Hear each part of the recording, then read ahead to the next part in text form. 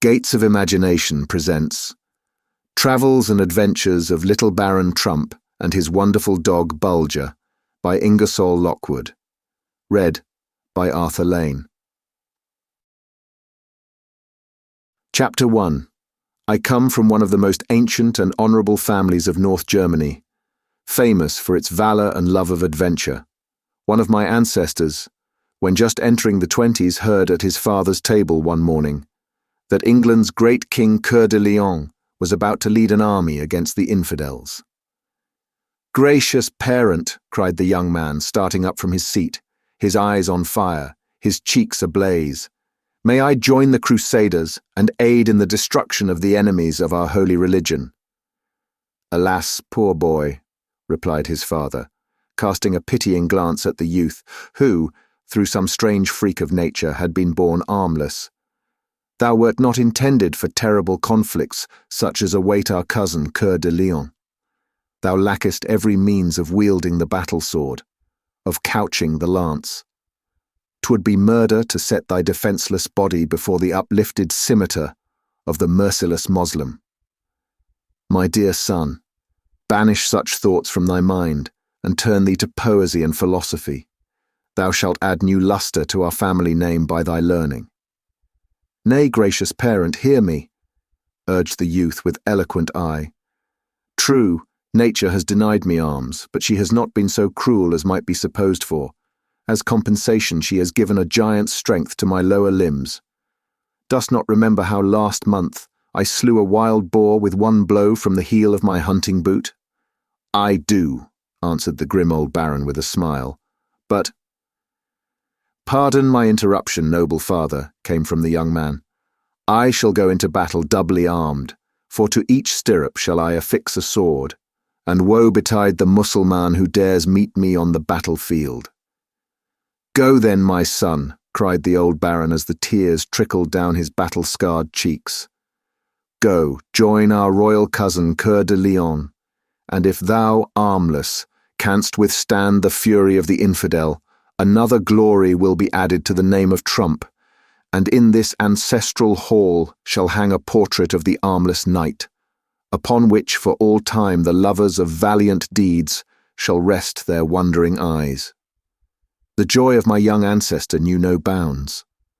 Scarcely staying to make needful preparations for his journey, with a handful of trusty retainers, he rode from the castle yard amid the plaudits of thousands of fair women who had gathered from the neighbouring city to wish Godspeed to the armless knight. 'Twas not until the famous battle under the walls of Joppa that my ancestor had an opportunity to give an exhibition of his bravery, his extraordinary strength, and the resistless fury of his onslaughts. Not one, not 5, not 10 common soldiers dared face the armless knight. Whole squadrons recoiled in terror before this mysterious avenger of the wrongs of Christendom, who without hands struck down the Moslem warriors as the grain falls before the blast. Again and again, Saladin sent the flower of his men against the armless knight, whose strength and valour had already made his name a terror to the superstitious soldiery. Little realizing the terrible fate awaiting him, the Moslem warrior would rush upon my ancestor with uplifted scimitar, when with one blow of his sword-armed stirrup, the armless knight would cleave the breast of his foeman's horse and then trample the infidel to death as he rolled upon the ground. It was now high noon. Upon an eminence, Saladin, watching the tide of battle, saw with anxious eye the appalling slaughter of the very flower of his army. Already the name, rank, and nationality of my young ancestor had been made known to the Moslem leader. "La ilaha Muhammadul Bekallah," he cried, stroking his beard. "Blessed is the man who can call that Christian warrior his son. How many of the Prophet's children has he slain this day?" 659, was the answer given. 659, echoed Saladin, "and it is but noonday." When nightfall came, the number had been increased to 1,007. Upon hearing of the terrible day's work of the armless knight, Saladin's great heart bled, and yet he could not withhold his admiration for such wondrous skill and bravery. "Go!" cried the magnanimous infidel chieftain. "Go, take from my household that beauteous slave Kohilat, her with orbs of lustrous black, the very blossom of grace and flower of queenly beauty. Lead her to the armless knight, with royal greeting from Saladin. His valour makes him my brother, Giaour though he be. Away, when the beautiful Kohilat was led into the presence of my young ancestor, and the announcement made to him that Saladin had sent her as a present to him, the armless knight, with royal greeting as a token of his respect for one so young, and yet so valiant, the first thought of the Christian youth was to wave her indignantly from his presence. At that moment, however, Kohilat raised her large and lustrous eyes, and fixed them full upon the young man's face. It was more than human heart could stand.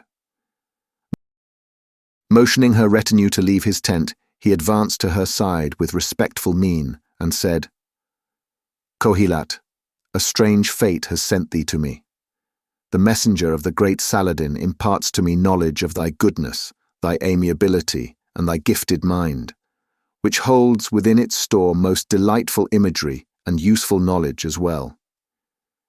He informs me that thou standest in the direct line of descent from that famed princess of your land, Scheherazade, who for 1,001 nights held the thoughts of the Sultan of the Indies so enthralled by the play of her brilliant fancy, as to turn him aside from his terrible project of vengeance. Dost think, Kohilat, that thou canst forget thy false god, and love only the true one?"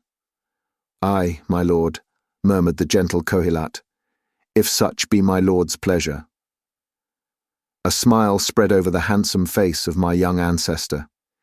He would fain have met with more resistance in converting the fair infidel to the true faith, but though he searched that beautiful face long and closely for any sign of subtlety, yet saw he none.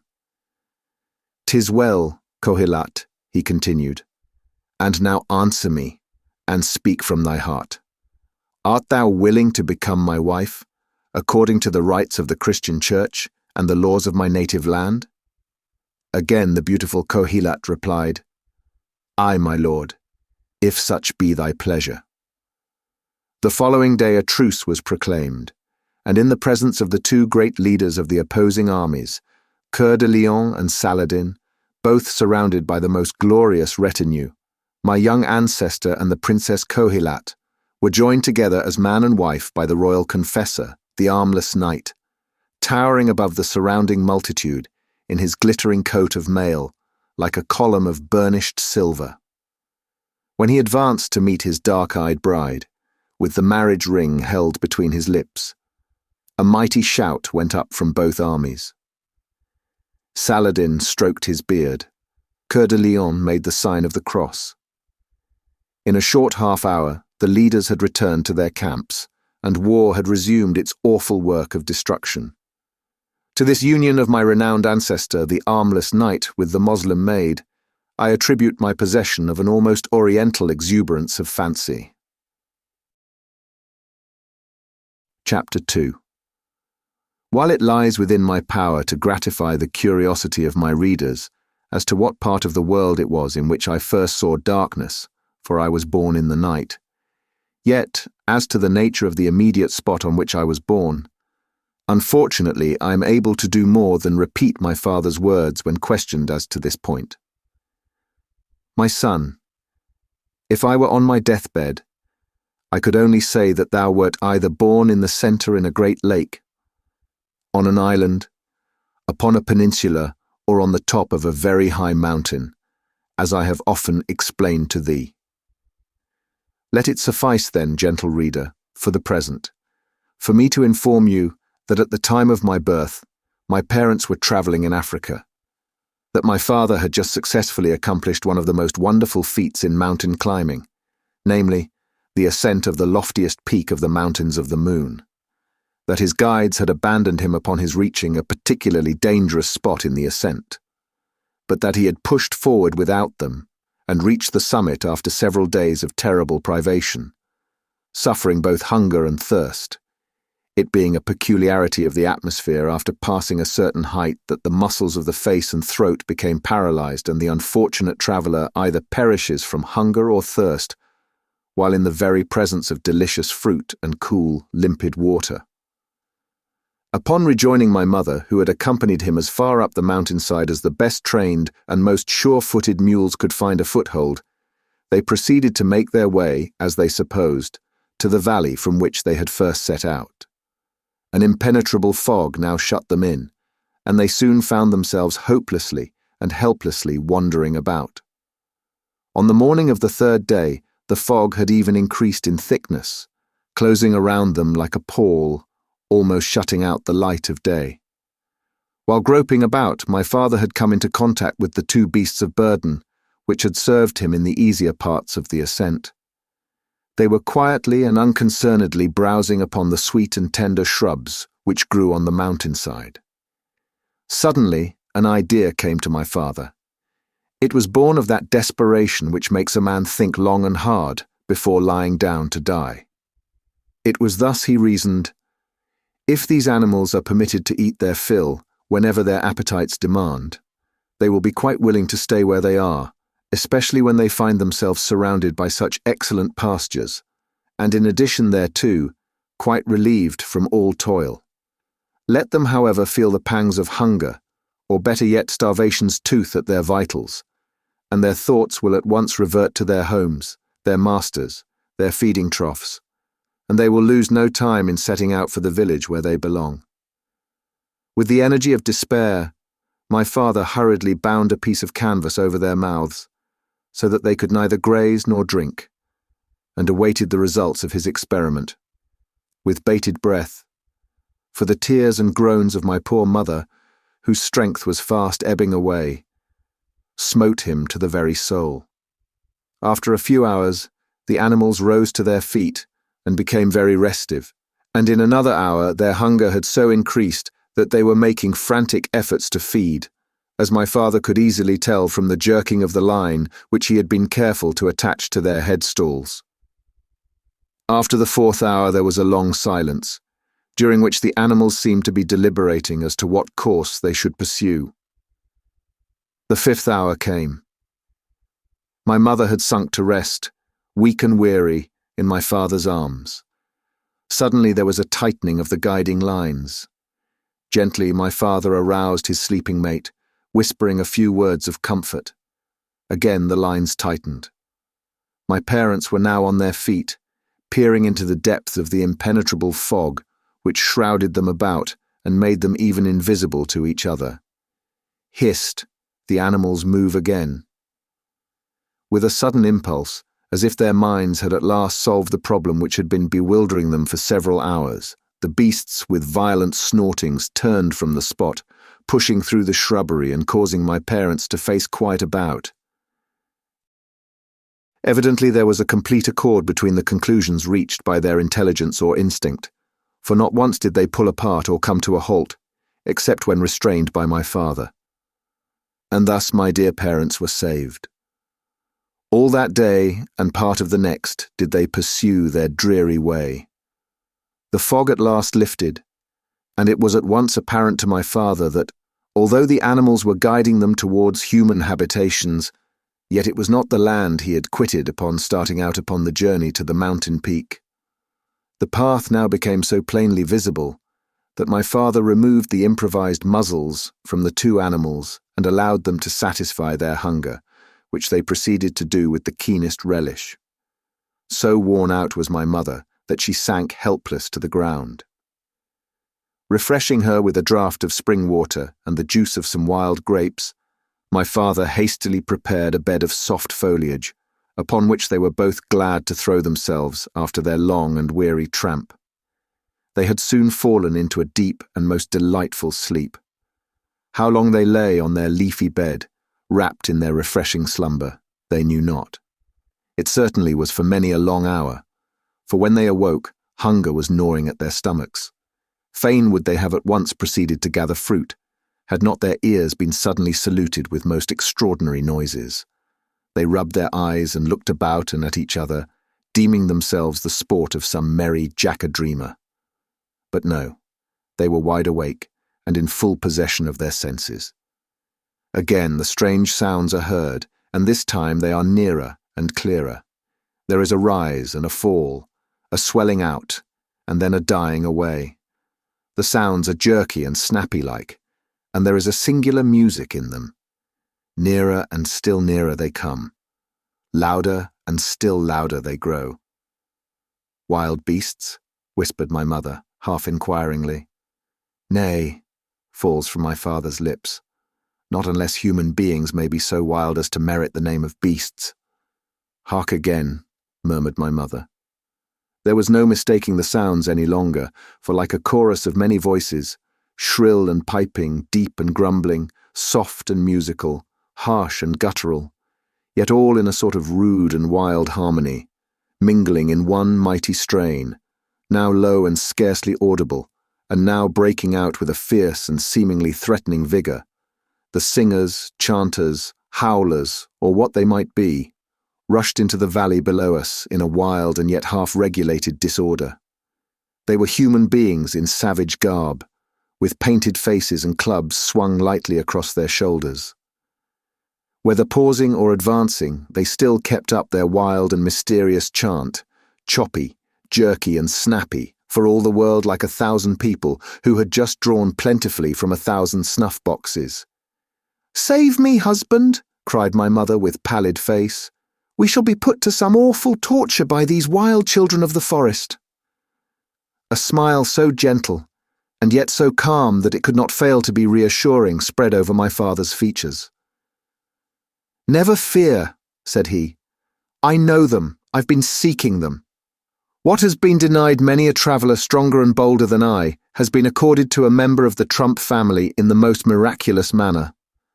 When we return to Europe, every monarch, every learned society, will hasten to bind a medal on my breast. For, dear wife, your husband is the first white man to enter the land of the echoed my mother, leaning forward and grasping her husband's arm. "Melodious Sneezers." "Melodious Sneezers," repeated my mother with wide-opened eye and amusement seated in every feature. "Mellow," but she could get no further. To my father's infinite amusement, she fell a-sneezing most violently. In such rapid succession did the sneezes flow, that it sounded exactly like a diminutive engine under full headway. At last the fit seemed to have passed. "Milo," but in vain. She could not reach the second syllable. And now, in his turn, my father started off, slow at first but going faster and faster. Strange to say, their sneezing soon began to catch the ways of the country and blended thoroughly, keeping time in spite of their efforts to check it. "Know then, dear wife," cried my father pantingly when his fit was over, "that those strange people stretched on the greensward below are the Melodious Sneezers, that they are not only perfectly harmless but gentle, kind and peaceable to an astonishing degree. Fear them not, their clubs are only for game." "But why?" asked my mother warily, lest another fit should take her. "I understand thee," was the reply. "Listen. Know that in this valley and in the greater ones below, the air is always filled with myriads upon myriads of insects of infinitesimal size. Only the strongest microscope can give proof to your sight of their actual existence.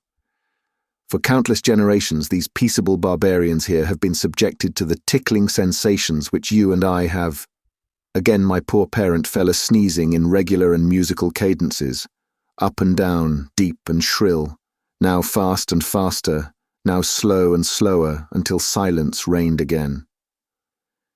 "Just experienced," resumed my father, "until it has rendered the effort of sneezing quite as easy as breathing, and taking advantage of results which they soon discerned could not be avoided, these children of nature were not slow to lay aside their usual speech and literally talk by sneezes.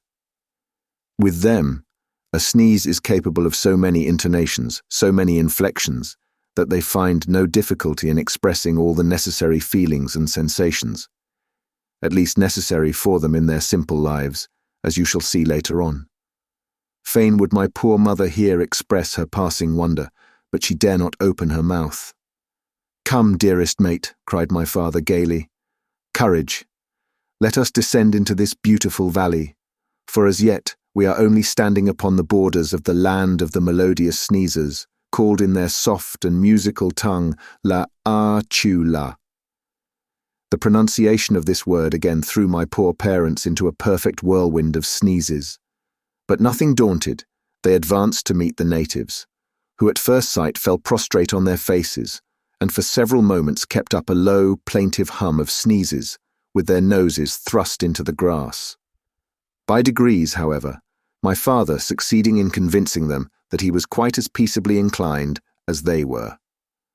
Whereupon the Melodious Sneezers performed a most singular and withal pleasing dance of joy, their feet keeping perfect time with their chorus of sneezing. As my father afterwards learned, the dance was to express their intense gratitude to the white spirits for not having eaten them alive. The march homeward was now entered upon, my father walking hand in hand with the King Chuchulo, and my mother escorted by a score or more of his wives, the favourite of the royal house being named Chula and each successive one according as she occupied a less lofty place in the king's affections, having a shorter name until at last Chula signified little better than a mere serving maid. My father found that the villages of the Melodious Sneezers, on account of the frequency and the violence of inundations, from the network of rivers which completely shut in their land, consisted of houses or habitations built in the trees or upon lofty piles. He and my mother were lodged in one of the most commodious of the royal dwellings, and so many slaves and attendants were assigned to care for their wants that there was little or no room to move about. To their great sorrow, my father proceeded to dismiss several hundred in order that he might get close enough to my mother to converse without hollowing, and then sent word to King Chuchulo that both he and my mother would need at least a week of perfect rest and quiet to regain their health and strength after their terrible sufferings on the slopes of the Mountains of the Moon. Chapter 3. At this point my hand trembles, and the ink flows unsteadily from my pen. I am about to record certain events which, I feel assured, the reader will agree with me in considering to be the most interesting of my strange and varied life. Possibly I should say interesting to me, for, gentle reader, one of these certain events above referred to is a no less important occurrence than my birth into this grand and beautiful world, a world which has proven to be full of wonderful things and of more wonderful beings, as you shall see as I go on with my story. I was born in midsummer. It was the night season. 10,000 stars twinkled over the cradle of that wretched, little, helpless lump of clay, but brighter than all, like a crimson torch flaming in the skies, Sirius, the dog star, shone down upon me. My father looked up at the heavens and, smiling, murmured, "Little stranger, thou shalt ever be a lover of dogs. Thy smile shall be joy to them, thy words music, and in some four-footed beast of their race shalt thou find thy best, thy faithfulest, thy truest friend."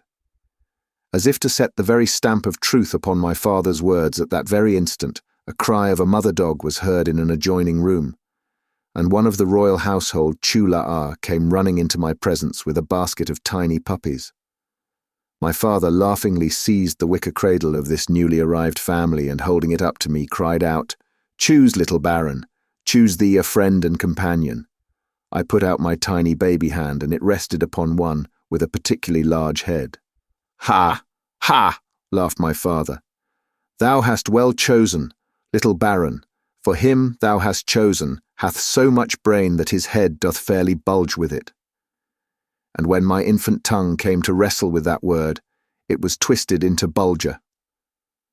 And thus it was that Bulger and I started out on life's journey at almost the same moment. Upon the following day, my father made discovery that the waters had begun to recede in the night, and as he looked down from our lofty dwelling, he saw that it now stood apparently in the centre of quite an extensive island. After breakfast, in accordance with the custom of the country, my father put on a pair of King Choo-Choo-Lo's wooden shoes, which were worn by all of the Melodious Sneezers when attempting to move about on the surface of the soft mud occasioned by the inundation. These wooden shoes are extremely light, although quite as long and as broad as snowshoes. The soles being polished, the wearer is enabled to glide over the mud, which, from the nature of the soil, is very oily, with the same rapidity as a runner upon snowshoes. After an excursion of several hours uphill and down dale, my father returned with this piece of strange intelligence, namely, that their habitation had undoubtedly, prior to the falling of the waters, been situated in a lake, but that by degrees, as the waters had receded, an island had been formed, which somewhat later had been transformed into a peninsula, which in its turn, by a still further sinking of the waters, had been changed into the crown of a mountain with gently sloping sides, so that, as he reported to my mother, to his dying day it would be impossible for him to say whether his son had been born in a lake, on an island, upon a peninsula, or on a mountain-top, a fact which pained him extremely, for, like all the members of his family, he took the greatest pride in recording important events with scrupulous exactitude, even to the smallest detail. Unlike most babes, who seem content to pass the first half-year or so of their lives eating, sleeping, and crying, I, from the very outset, displayed a most astonishing precocity. When only a few weeks old, although I could not talk, yet I had learned to whistle for Bulger, whose development in mind and body seemed to keep even pace with mine, and who passed most of his time looking up into my childish face, with an expression which meant only too plainly, "Oh, I shall be so glad when that little tongue is unloosed, so that you may call me Bulger, and bid me do your will." Nor had he long to wait. The one thing which, at this early period of my life, gave me most joy was the sunlight. Within doors, I was fretful, peevish, irritable, but once out in the open air, my whole nature changed. I drank in the soft, balmy atmosphere with a vigour and a satisfaction that delighted my father. My face brightened. My eyes travelled from valley to hill, from mountain-top to sky. Into such an ecstasy of pleasure did this sight of the great world throw me, that my mother became anxious lest it presaged some great evil that was to happen unto me. But the stately baron only smiled. "Fear nothing, wife. It only means that within that little head dwells a most wonderfully active mind for a child of its months." Whenever Bulger heard his little master crying out in joyful tones at sight of the beautiful world, he was sure to be seized with a fit of violent barking, during which he sprang around about me with the wildest and most extravagant manifestations of sympathy. Without a doubt, there was a wonderful bond of affection between us. To my mother's, I had almost said horror, I, one day, while she was walking with me in her arms, upon the broad veranda which encircled Choo-Choo-Lo's palaces, attempted to throw myself from her arms, crying out in German, "Los, los, let me go, let me go." I was but 2 months old, and the loud and vigorous tone in which I pronounced this first word which I had spoken in my mother's tongue fairly startled her. I had, up to that time, apparently been more interested in the soft and musical language of my royal nurse, Chula, in which I could make myself understood very easily. About this time an accident happened to me which, although it did not bring about, it greatly hastened the release from parently restraint, so ardently desired both by Bulger and by me. For from my very entrance into this world something told me that I should be a famous child, not a mere precocious youth, who is made use of by his parents at social gatherings to bore people already in poor spirits, by mounting upon chair or table and declaiming verses, parrot-like, with half a dozen woodeny, jerky gestures, but a genuine hero, a real traveller, not afraid to brave a tempest, face a wild beast, or bully a barbarous people into doing as he wanted them to do. It was my mother's custom in the cool of the day to sit with me on the broad veranda while she darned my father's stockings. For although of gentle birth, she had been so accustomed, when a girl, to exercise German thrift in all things that now, even though she had become the wife of a real baron, she could not forego the pleasure of doing things in those good old ways. And thus she saved my father many a pfennig which the good man bestowed upon the worthy poor, and went down to the grave loaded with their blessings. At such a time it was that a sudden fit of sneezing seized my mother, and to her unspeakable horror, she let me slip from her arms. Down, down I fell, striking in the soft mud and disappearing from sight. The poor woman dropped to the floor like lead. The stately baron rose to his feet, and the colour fled from his manly cheek. But Chuchulo, who fortunately was paying a visit to my father, only smiled. "Unfeeling barbarian," roared the great baron, "hast no respect for a father's tears, a mother's anguish? Out upon thee! Would to heaven I had never entered thy domain." Chuchulo spake not a word. Turning with imperious mien and right royal manner towards a crowd of retainers, he waved his hand. Quicker than thought the band of Melodious Sneezers sprang to their wooden shoes. Away, away they darted like black bats on the wing. The baron saw that in his terrible grief he had let his better judgment slip away, and with pallid face and bended head stood supporting the fainting form of his wife. He felt, he knew, that his presence among the Melodious Sneezers at this moment would only disconcert them, impede their progress, and possibly so confuse them that all their efforts might be in vain. They, from their childhood, were so accustomed to wear those huge wooden shoes, to move about on the surface of this treacherous mud, that if it were possible for human hands to restore his son to his arms, theirs would do it. And so he spoke a few words of encouragement in my mother's ear, and continued to stand like a statue, with his gaze riveted upon the long files of Melodious Sneezers, as they wound around the crest of the mountain to gain the spot where, as they judged, I had disappeared. Armed with their light, broad wooden shovels, their dusky arms rose and fell with wonderful precision and regularity, keeping time with the musical notes of their sneezing, now soft and low, now breaking out into a wild and galloping measure, down, down, down, and yet they delved in vain. No sign of me was there to gladden the hearts of my poor grief-stricken parents. But hark! What is that shrill cry? It is not human, no, for it is Bulger's bark, or rather it is Bulger's yelp. He had been watching the band of Melodious Sneezers, as their white shovels rose and fell all in vain, with his head thrust through the railings of the veranda. No one was there with mind and heart enough to catch the meaning of that poor yelp. Chuchulo saw that his men were standing, leaning on their shovels with looks of doubt and hesitation in their eyes. The king was silent. It was the great baron who spoke. "Oh, let them not give o'er. My life, my wealth, my all are thine, good, kind Chuchu." A fit of sneezing cut short his appeal. Again Bulger's cry was raised, and this time the king heeded it. An attendant saw the royal nod, and hastening to bind broad wooden cups upon the dog's feet, he was turned loose upon the surface of the mud. What is man, with his boasted intelligence? They were 10 paces or more distant from the point where I had disappeared. Yelping, barking, and whining by turns, my dear Bulger hurried to the spot where his unerring scent told him that his beloved little master had gone down. Again the band of Melodious Sneezers set to work with renewed vigour, their white shovels flashing with strange effect against the inky blackness of the mud. Bulger encouraged them with loud and joyful barkings. Suddenly, a clear, ringing, melodious chew rent the air. They had caught sight of me. With rare foresight for one of my months, I had closed my nostrils with one hand before reaching the mud, and had thus saved my lungs from filling up. But how useless would have been this precaution, had not my faithful Bulger come to my rescue.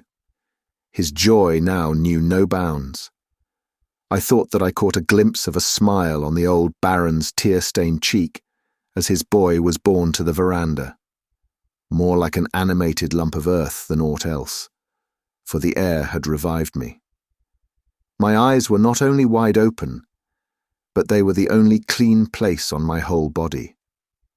Utterly regardless of my filthy condition, My fond mother clasped me convulsively to her breast, and I verily believe that she would have pressed her lips upon my mud-covered head and face had she not seen the Baron's broad palm held in suspicious proximity, while her mother's heart was emptying itself out in words. A few basins of warm water, and I was myself again. No, I was never myself again.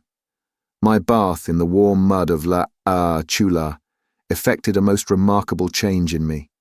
It checked the growth of my body and turned all my strength upwards into my head and brain. In one short month my head almost doubled in size. My baby face and expression were gone, and ere another moon had filled her horns, I had grown to be a living wonder. Not only was the size of my head something remarkable, but from my eyes beamed an astonishing intelligence. The poor women of La Chula land crouched in front of me, as if I were a being from another world, and then tapping their foreheads, they approached my mother and whispered, "Most gracious Chula, the Great Spirit has made a mistake, and put 2 souls in there instead of 1. And then they bent their graceful bodies till their foreheads touched my mother's feet and withdrew, going out backwards like the best regulated court ladies, each levelling her finger at me and opening wide her eyes as she disappeared through the door. The whole scene was so grotesque that I burst out into a shout of laughter, upon hearing which the poor creatures tumbled headlong over each other in their mad efforts to get outside of the house, shrieking at the top of their voices, "Save us! Save us! He will bewitch us!" "Little Baron," said my father in a tone of mock anger, "you should not have frightened the ladies of King Chuchulo's court." Chew pa! Idiots! Idiots!" I replied, looking up from my slate upon which I was working out an example in arithmetic, for I was very fond of figures.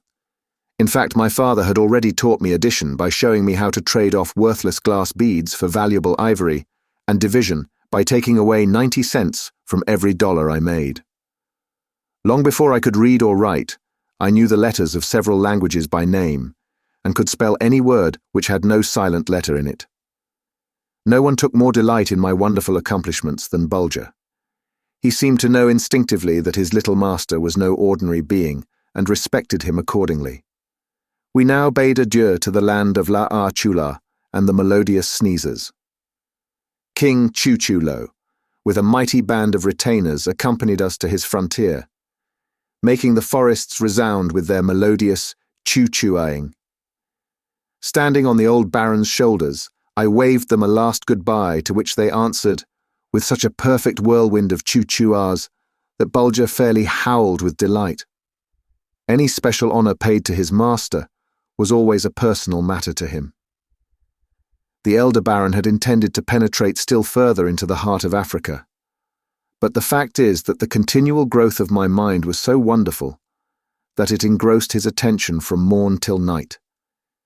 He endeavoured to hide this from me, but all to no purpose. Before I was 2 years old, my brain had grown so heavy that my mother was obliged to sew pieces of lead in the soles of my shoes to keep me right end upwards, and yet, in spite of this precaution, I was often found standing upon my head working out difficult mathematical problems by making use of my toes, as the Chinese do their counting machines. The first thing which my father did upon reaching home was to take me to a phrenologist in order to have a chart made of my head. The examination lasted a month. At length, upon the completion of the chart, it was found that I possessed 32 distinct bumps. Well-developed ones, too. It was, therefore, at once determined to engage 32 learned tutors, each tutor to have charge of a separate bump, and to do his utmost to enlarge it, even if it grew to be a horn. My father was resolved to leave nothing undone in order to develop my mental powers to the utmost limit. I said nothing either for or against the scheme. In one short year I had learned all that the 32 tutors could teach me, and what is more, I had taught each one of them 50 things which he had not known before, and which I had learned while travelling in foreign lands with my parents. One fine morning, to the great surprise of my 32 tutors, I discharged the whole of them. The elder baron, at my suggestion, now sent a bill to each tutor for services rendered him by me. Each tutor refused to pay. The elder baron, at my suggestion, now caused legal process to be served upon each one of them. The court, upon hearing my testimony, rendered an opinion which covered 5,000 pages of legal cap paper and required a whole week to read, in which they held that each thing which I had taught to each one of my 32 tutors was so remarkably strange and peculiar that in the eye of the law it was worth at least $100. That made the bill of each tutor amount to $5,000, or $160,000 in all. The court then adjourned for a year, all 3 judges being so worn out mentally and physically as to need a 12-month rest before taking up any other business. Chapter 4. The question which now occupied my father's mind, to the exclusion of all other thoughts, was how to invest this large sum of money, so that upon my attaining my 21st year, I would be provided with a sufficiently large income to live as a baron should, particularly when he belonged to so famous a family as ours. The fact of the matter is, my father permitted this question to prey upon his peace of mind to such an extent that he lost flesh perceptibly. My mother, too, seeing his lamentable condition, began to fret and worry to such a degree that she likewise became greatly emaciated. With their loss of flesh, naturally, their appetites dwindled, and little or no food was provided, or, anyway, no more than was just sufficient to satisfy Bulger's and my wants.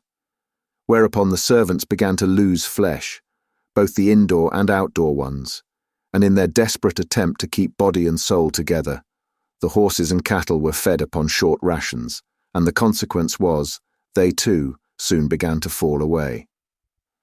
So it grew to be quite a serious sight to see my poor father and mother reduced to mere skin and bones, driven about the country by mere shadows for coachman and footman, and drawn by 4 horses whose bones fairly rattled under their skins when they were coaxed or beaten into a lazy trot. Bulger and I alone retained our plumpness and good spirits. At length I determined to interfere and put a speedy end to this deplorable state of affairs. I exacted from the elder baron a solemn promise that he would follow my directions to the letter and not raise any objections, no matter how wild or unreasonable they might appear to him, or to my mother. Then, bidding him to partake of some good, succulent food, retire early and get a nice long sleep, I saluted him respectfully and said, "Baron, until tomorrow morning." I'd scarcely finished my breakfast when my door opened and the elder baron walked into the room. He looked much refreshed. The colour had returned to his cheek, the gleam to his eye. He was already a different man. "Here, gracious sir," I began, handing him a parchment roll, "is a list of all the best-known almanac makers in our land. Have interviews with them at once, and purchase from them the right to furnish weather prognostications for the coming year." The elder baron began to expostulate. "Baron," I remarked sternly, raising my hand, "a true knight has but one word to give." He was silent and motioned me to continue. I did so as follows. "Respected parent, when you have secured this right from each of them, return to me." In a few days my father had accomplished his mission. He entered my room and put into my hands the needful concessions from every noted almanac maker in the land. Again I bade him refresh himself thoroughly, get a good night's rest, and see me in the morning. As Bulger and I were returning from breakfast, the elder baron presented himself at the door of my apartments. He looked strong and well. His face had filled out again, and his step had recovered its old-time elasticity. Again I placed a roll of parchment in his hands, and said to him, "Scatter the contents of that parchment evenly and plentifully throughout each almanac on the pages devoted to the months of November, December, January, and February." He looked at me inquiringly, and his lips began to move. "Noble sir," said I, ere a sound had issued from his mouth, "in our family, knights have always been without fear and without reproach." He bent his lofty form in silence and withdrew. Possibly the reader may have a little curiosity to know the contents of the parchment roll which I placed in the hands of the elder baron on this occasion. If brevity be the soul of wit, it was witty.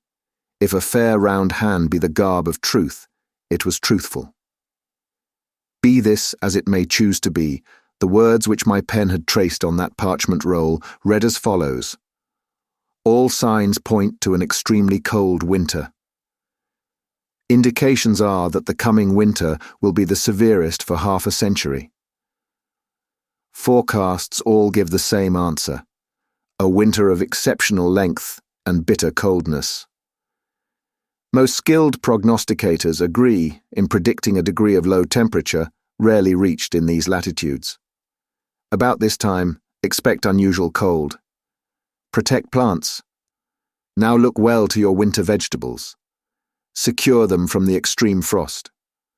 Double your supply of winter fuel. Now look for fierce snowstorms.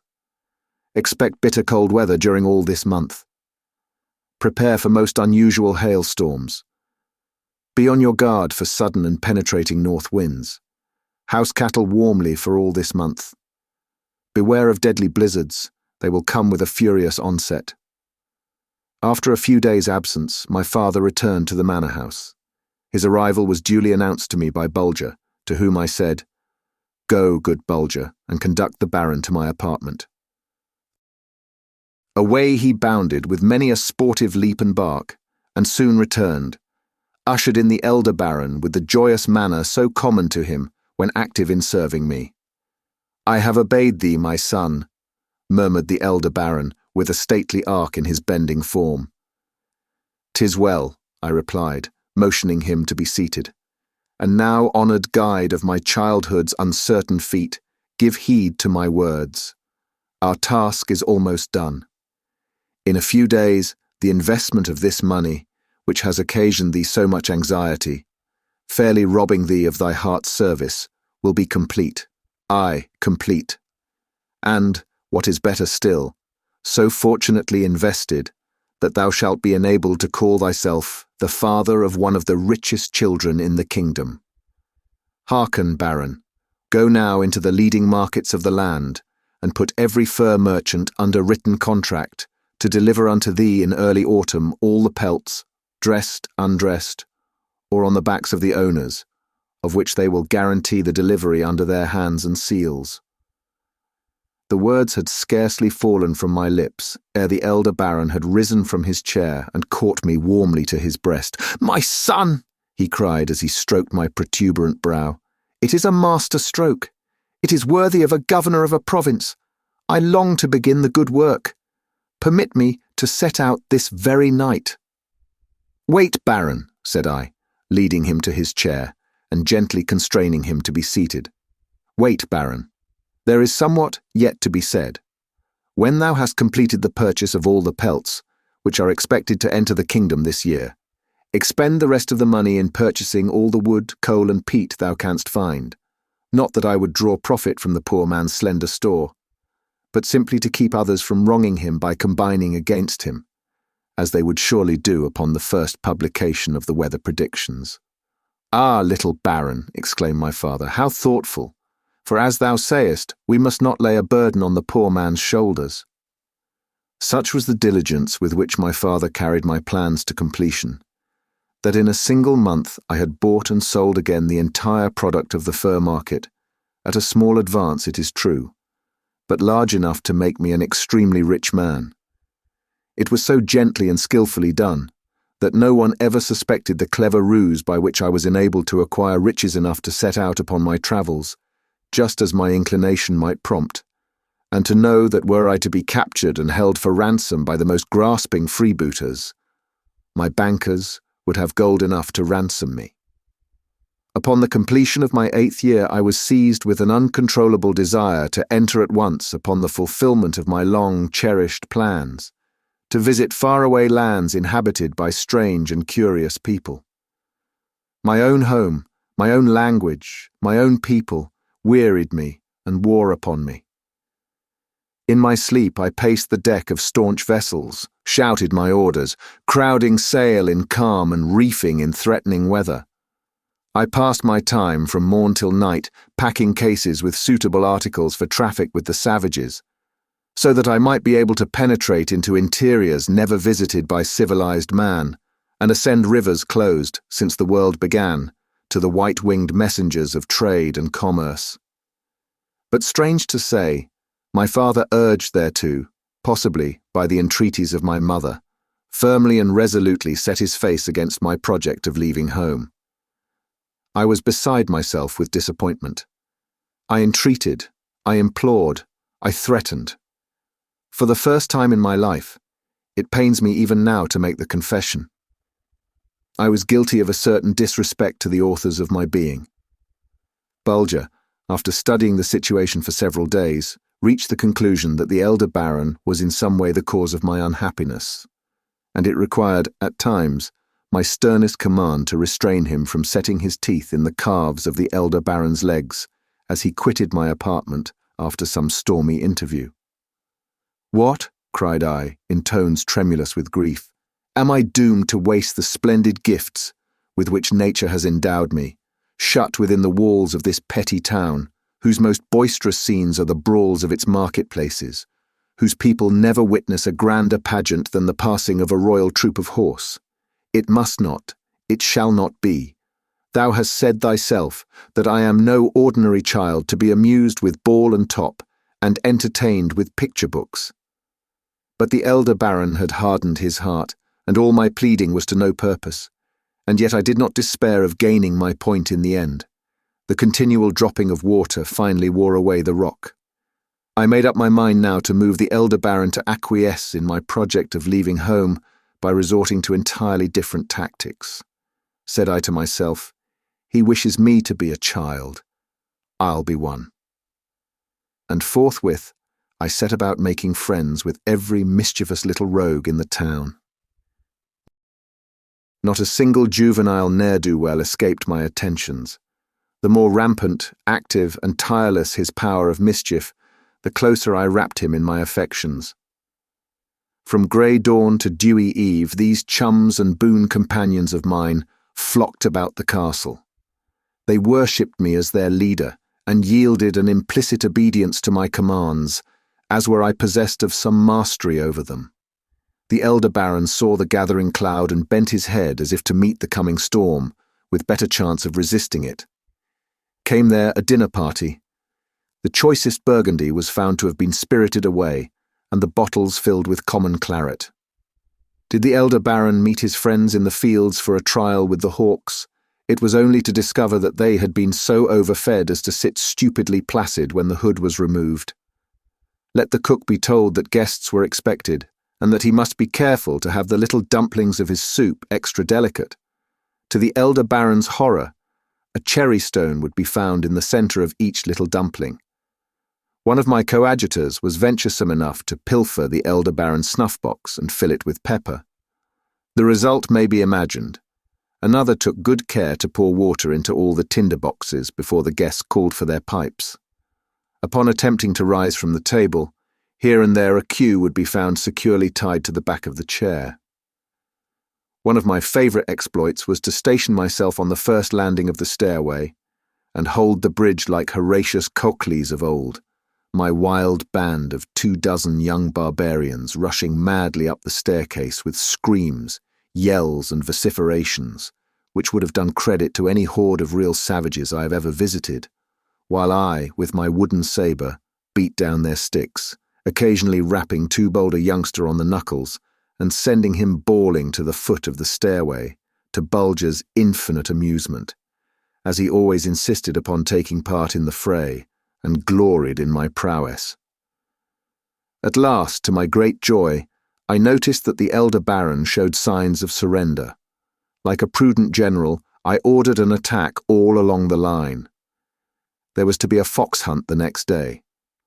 I directed one of my trusted lieutenants to feed the hounds all the raw meat they could swallow, about an hour before the start.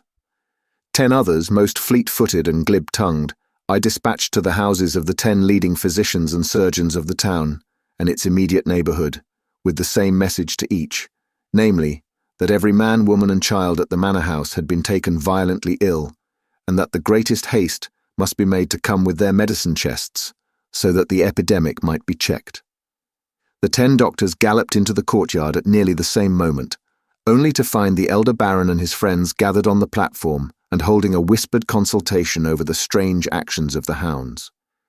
The angry disciples of Galen refused to prescribe for the poor animals, and galloped away again with their well-filled holsters thumping against their legs.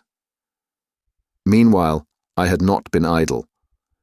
To the claws of a score or more of the elder baron's fowls, I tied a kind of fusee of my own invention, so inflammable that the slightest friction would cause it to burst into flame, and then I turned them loose in the fields and garden adjoining the family hall.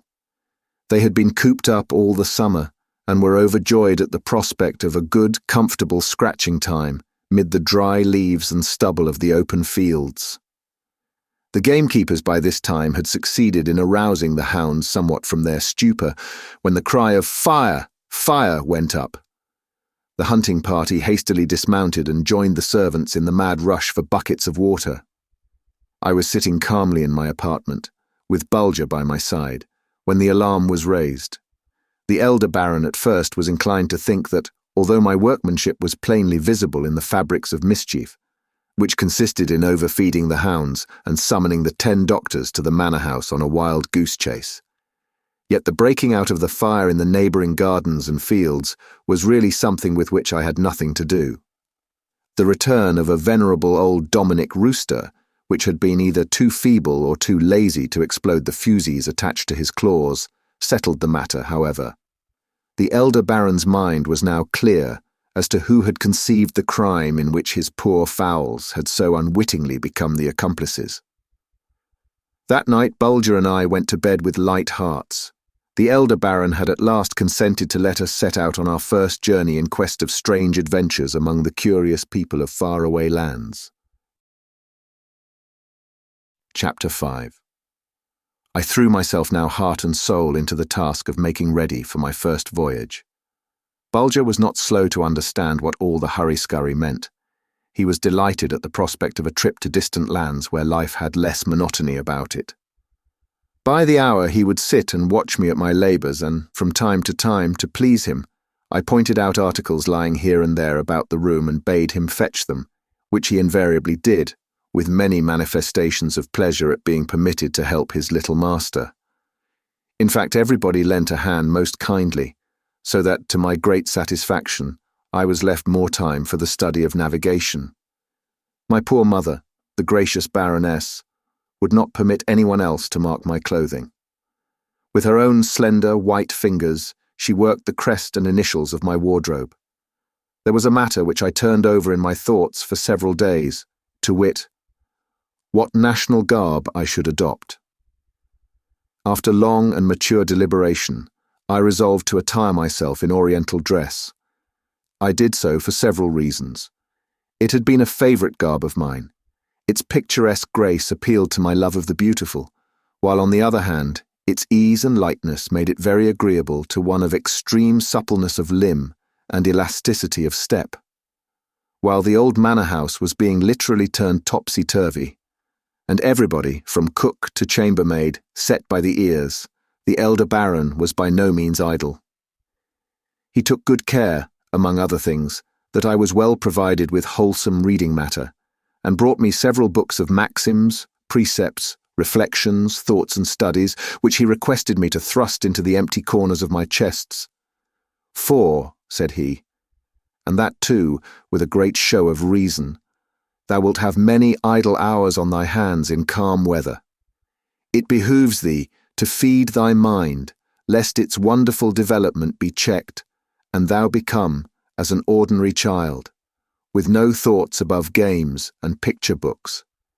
My poor mother, the gracious Baroness, added to this stock of good literature by presenting me with a small volume entitled The Straight Road to Good Health, or Everybody His Own Doctor.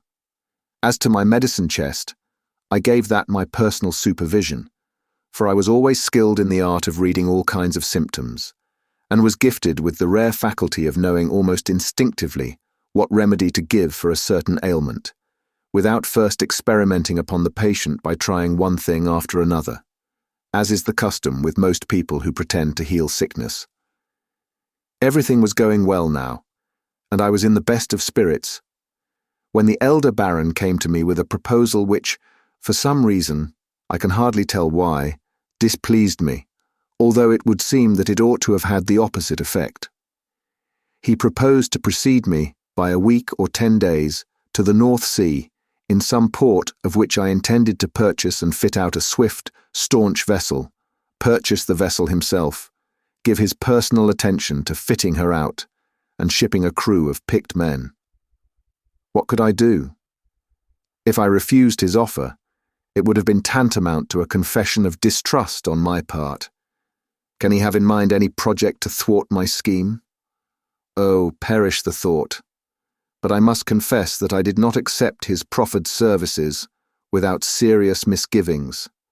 This sudden anxiety on the part of the elder Baron to hurry my departure, after having opposed it so long and so vigorously, made me a little uneasy in my mind. Before setting out for the North Sea to purchase a ship for me, the elder Baron entered my apartment and spoke as follows. "Pardon me, little Baron, for interrupting thy labours, for I perceive that thou art deep in the study of navigation." "Speak, Baron," said I, looking up with a mischievous smile. "That right belongs to thee." "I have a last request to make," he continued in his usual calm manner. "Nor is it a matter of very great importance. Rather is it a whim, more than aught else. Thou knowest from my lips and from the perusal of our family chronicles that we were in ancient time very large landowners on the coast of the North Sea. We controlled several ports, were extensively engaged in trade, sending out at least a score of ships in a 12-month.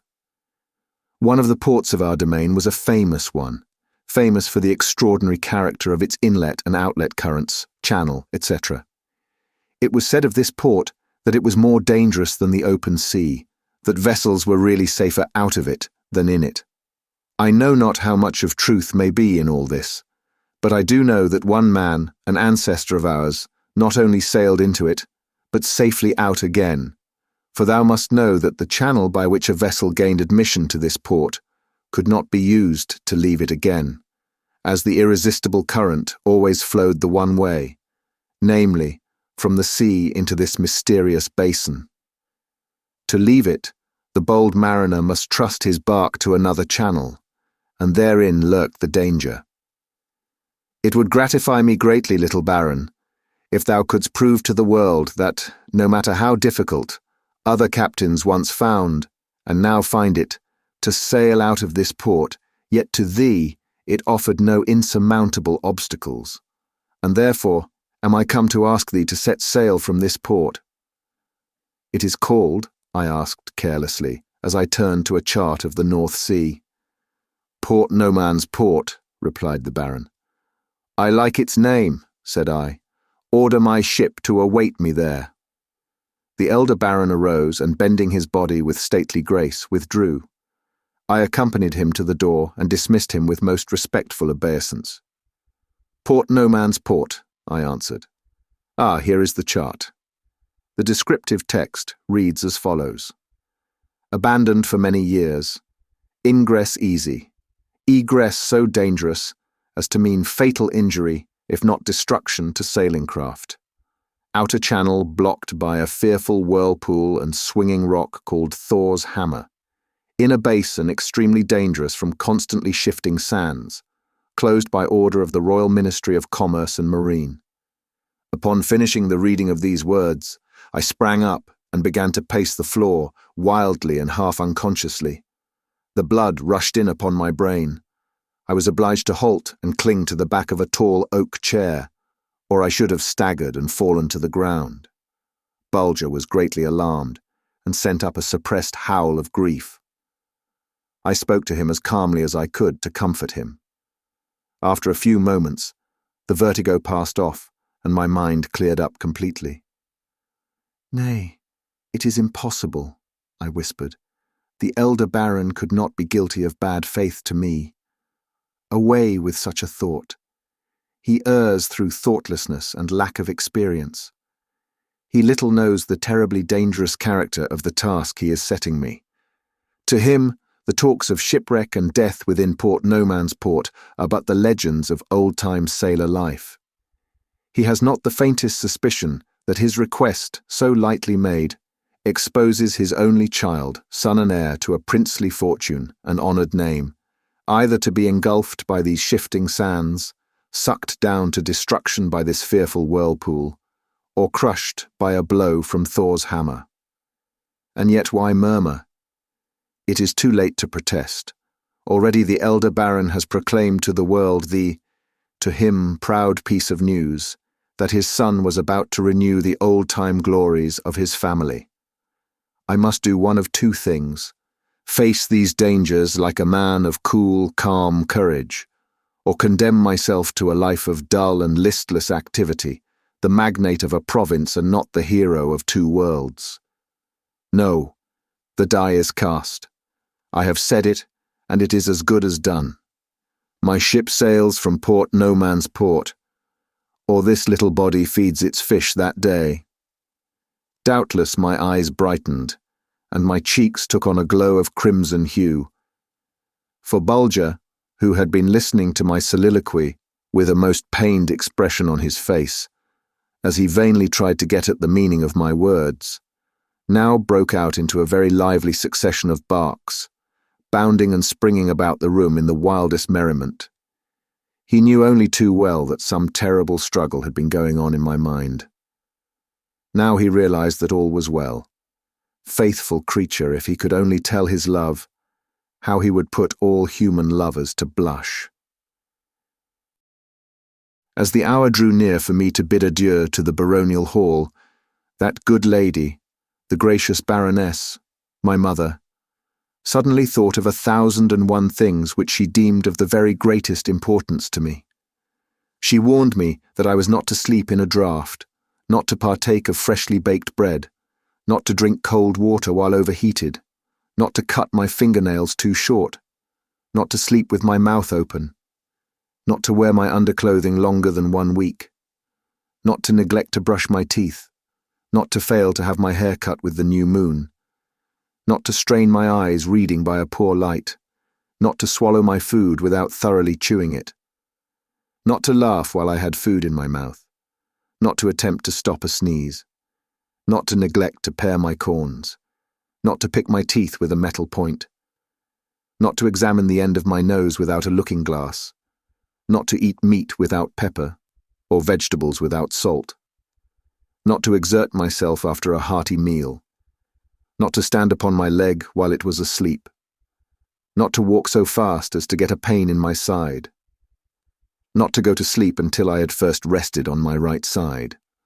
not to fail to take a pill if I saw flashes in the dark, not to neglect to tie a stocking around my neck in case my throat felt sore, etc., etc., etc. When the moment came to take leave of the gracious Baroness, my good mother, I was deeply moved. All the servants and retainers from indoors and out filed in front of me, kissed my hand and showered blessings on me. I may safely say that the only being present, not moved to tears, was Bulger. He was so anxious to get under way that he passed an hour or so racing from the manor house to the carriage and back again in a piteous endeavour to get the procession started. Start we did, at last.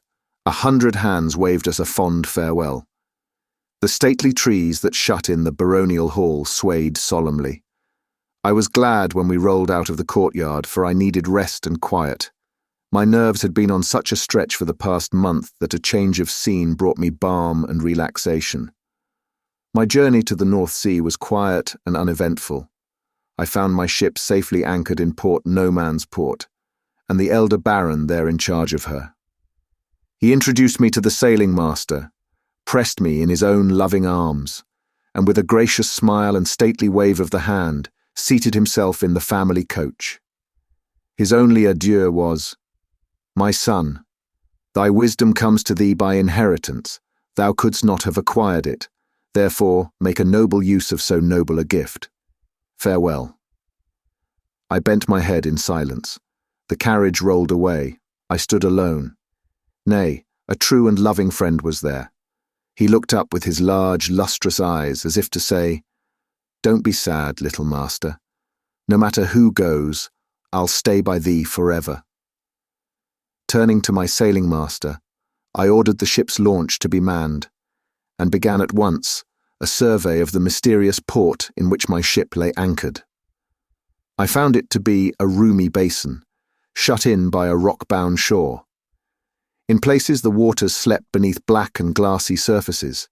In others, all was movement and commotion. Its waves came boiling and bubbling against the launch with swirling masses of white sand, shifting hither and thither, as if condemned to perpetual unrest. The fact that my men, while fishing in different parts of the bay, often caught deep-sea fish proved to me that Port No Man's Port was traversed by a channel from 4 to 6 fathoms in depth. The only difficulty would be to fix the boundaries of this constantly shifting path long enough to sail across the basin. I next turned my attention to the whirlpool. It marked the junction of the outer channel with the basin of Port No Man's Port. Having purchased a number of condemned hulks for the purpose of testing the strength and fury of the whirlpool, I caused a strong hawser to be rigged to a capstan on shore, and was in this way enabled to let the launch approach within a ship's length of the whirlpool with perfect safety. In truth it was, when roused to the full measure of its fury by the intrusion of any large floating body, a sight to strike terror to the stoutest heart. With a deep booming and rumble, its waters rose in tumultuous commotion, boiling, bubbling, seething, till snow-white foam covered the pool like a mantle of bleached linen. Then lifting the intruder, which in this case was one of the hulks that I had ordered to be launched upon them, these angered waters whirled it completely around. In an instant, as if exhausted by this tremendous effort, a mysterious calm sank upon the pool.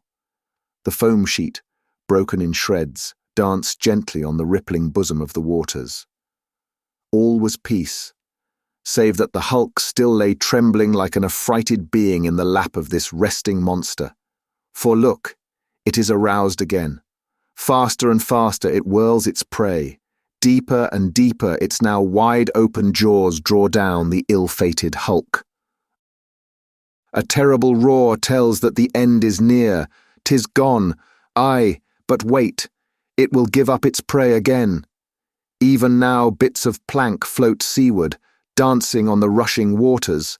Soon the crumpled, broken, crushed remnants of that strong hulk will follow. This watery monster doth not feed upon what he swallows. He destroys for the mere love of destruction. Night had come now. I returned to my ship. The shifting sands and the whirlpool had uncovered their horrors. But I feared them no more. Like the horse-tamer, when he has at last succeeded in thrusting the steel bit between the champing and gnashing teeth of the wild young steed, I now felt that they were conquered. "And now for Thor's hammer," was my cry, as I sat down beside Bulger for a brief moment's reflection. The first streak of grey light in the east found me on deck.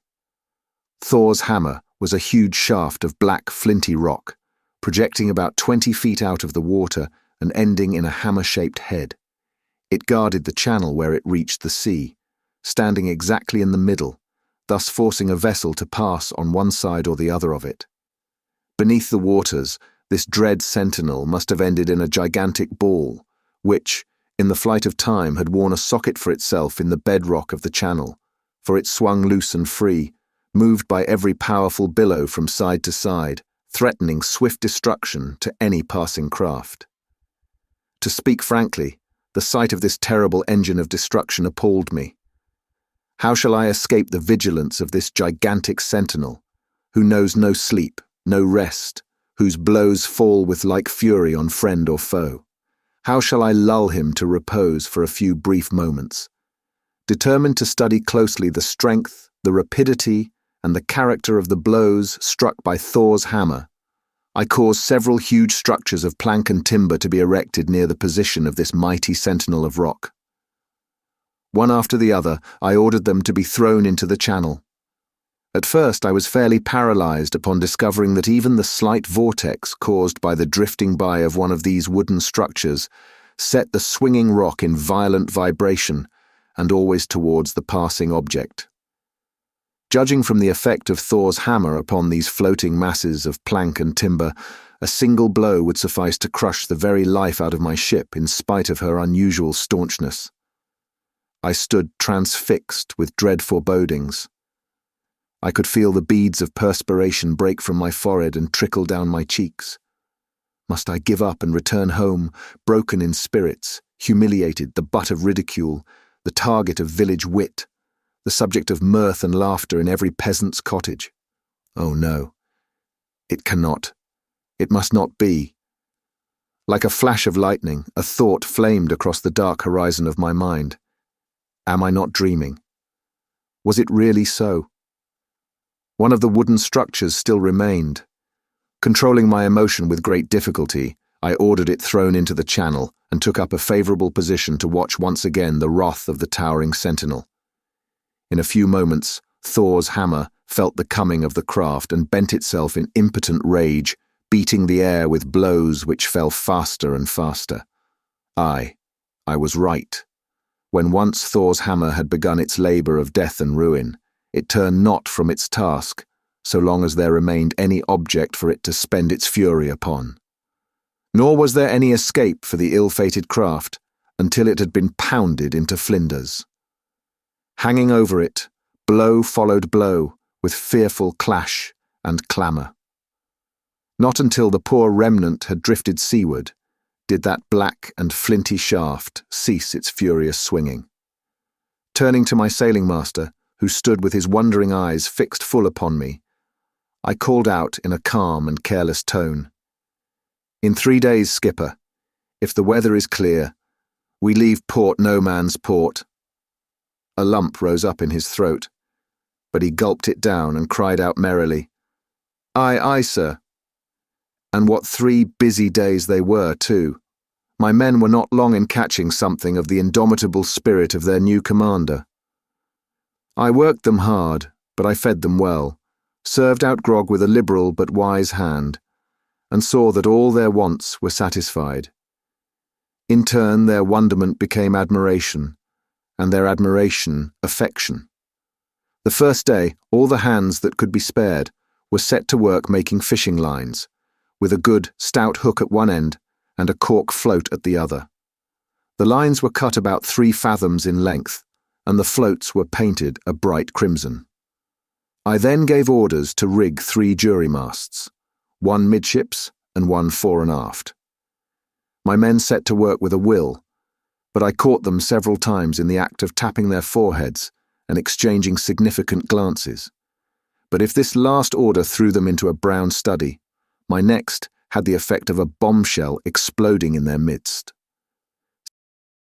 Sailing master and all, they stood staring at me as if they were only waiting for me to annihilate them. My order was to rig a steering gear under the figurehead. A coasting vessel, which I had sent for, now came sailing leisurely into Port No Man's Port. I directed the skipper to pay her crew 3 months' extra wages and discharged them. This done, my men were ordered to lash the coaster on our starboard side. I verily believe that my whole plan, so carefully studied out, was at this point only saved from utter failure by the wisdom of my faithful Bulger. The coaster had no sooner been lashed to our side than he sprang lightly over the railing and began to amuse himself by gambolling up and down the clear deck. Suddenly, he paused near one of the hatches and broke out into a most furious barking. I called to one of my officers to look sharp and see what the matter was. He reported in a few moments that one of the discharged seamen had been found concealed in the hold. When I threatened to put him in irons, he confessed that his design had been to cut the coaster loose as soon as our ship had drawn near to the whirlpool. It was a narrow escape. Dear faithful Bulger, how much we owe thee for that discovery. The 3rd day dawned bright and fair. The wind was most favourable, blowing strong offshore. At the first glimmer of light, My men were astir and on the lookout for my appearance. They greeted Bulger and me with 3 hearty cheers. They had made up their minds that what I didn't know, Bulger did. At last, all was ready. I nodded to the sailing master, and in a moment or so the capstan began to revolve, and the merry yo-heave-o of the men told me that the anchor had been started. Hundreds of the lines and floats, well baited, were now cast overboard. Standing on the taffrail, glass in hand, I watched them closely and anxiously. Imagine my joy at seeing several of these crimson floats disappear like a flash, rise again and again vanish for an instant. "The first point is gained," I cried out. "I have found the channel." Passing word quickly to the sailing master, who was in charge of the steering gear, my good vessel moved slowly out of Port No Man's Port, stern first. Again and again the baited lines with their crimson floats were thrown overboard.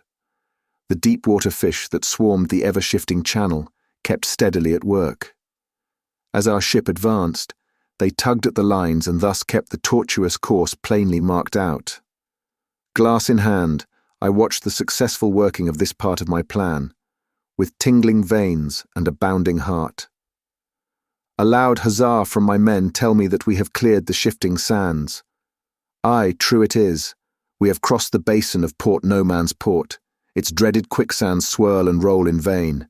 It was not fated that they should engulf the little baron's ship. But see, the channel narrows. The waters grow black and troubled. And hark! Didn't you hear that dull roar? I spring down from the taffrail. I pass among my men and drop here and there a word of encouragement. My perfect calmness impresses them. No merry, "Aye, aye, sir," goes up, but I see a response in their faces. It is, "We trust you, little captain, speak." The dull roar grows louder and louder. The rapids catch us up and bear us along like chips on the foaming tide of a mountain stream. Our staunch vessel rocks like a toy boat. The coaster lashed to one side creaks and groans in its wild efforts to break away. Calling Bulger to me, I pass the line around him and lash him firmly to the main mast, for I was fearful lest a sudden lurch might hurl him overboard. On, we speed through the frightened waters. The roar is deafening. I glance at my seamen. Their bronzed faces are blanched. They cling to the shrouds and stays. Their eyes are riveted upon me. Look. The fearful whirlpool is dead ahead of us. It opens its foam-flecked jaws like some terrible monster. We leap into its very mouth. Are we lost? How can it be otherwise?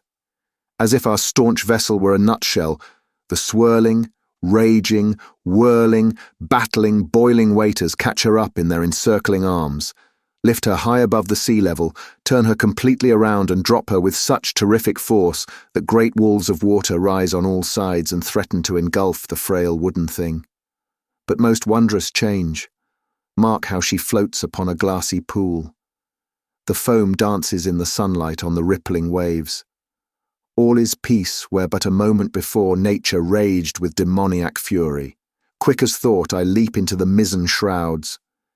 Cut away the jury masts. They fall overboard with a crash. My men work with a mad earnestness.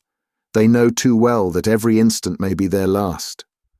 Our mainsail already hoisted is sheeted home without a word or a cry. We are too near death to sing. See, see! The wind fills the great sail. We move. The waters seem to scent our escape. They are awaking to new fury. A deep rumble from the very bowels of the earth calls upon them to arouse from their lethargy. They reach out for us. Too late, too late. We sweep out of their reach. We are saved. We are saved. A shout goes up from 20 throats, from which fear now takes her hand. Look back. As if robbed of its prey, the whirlpool awakes with redoubled fury. 100 arm-like streams of water gush forth and pour around our good ship in vain effort to draw her back into that terrible vortex. We are drenched with clouds of spray and mist, as we slowly but steadily keep on our course. Would that we were safe upon the swelling tide of the open sea, for there is still another danger to be met. Our channel suddenly narrows. I could toss a biscuit to the rocky wall, which shuts us in on both sides.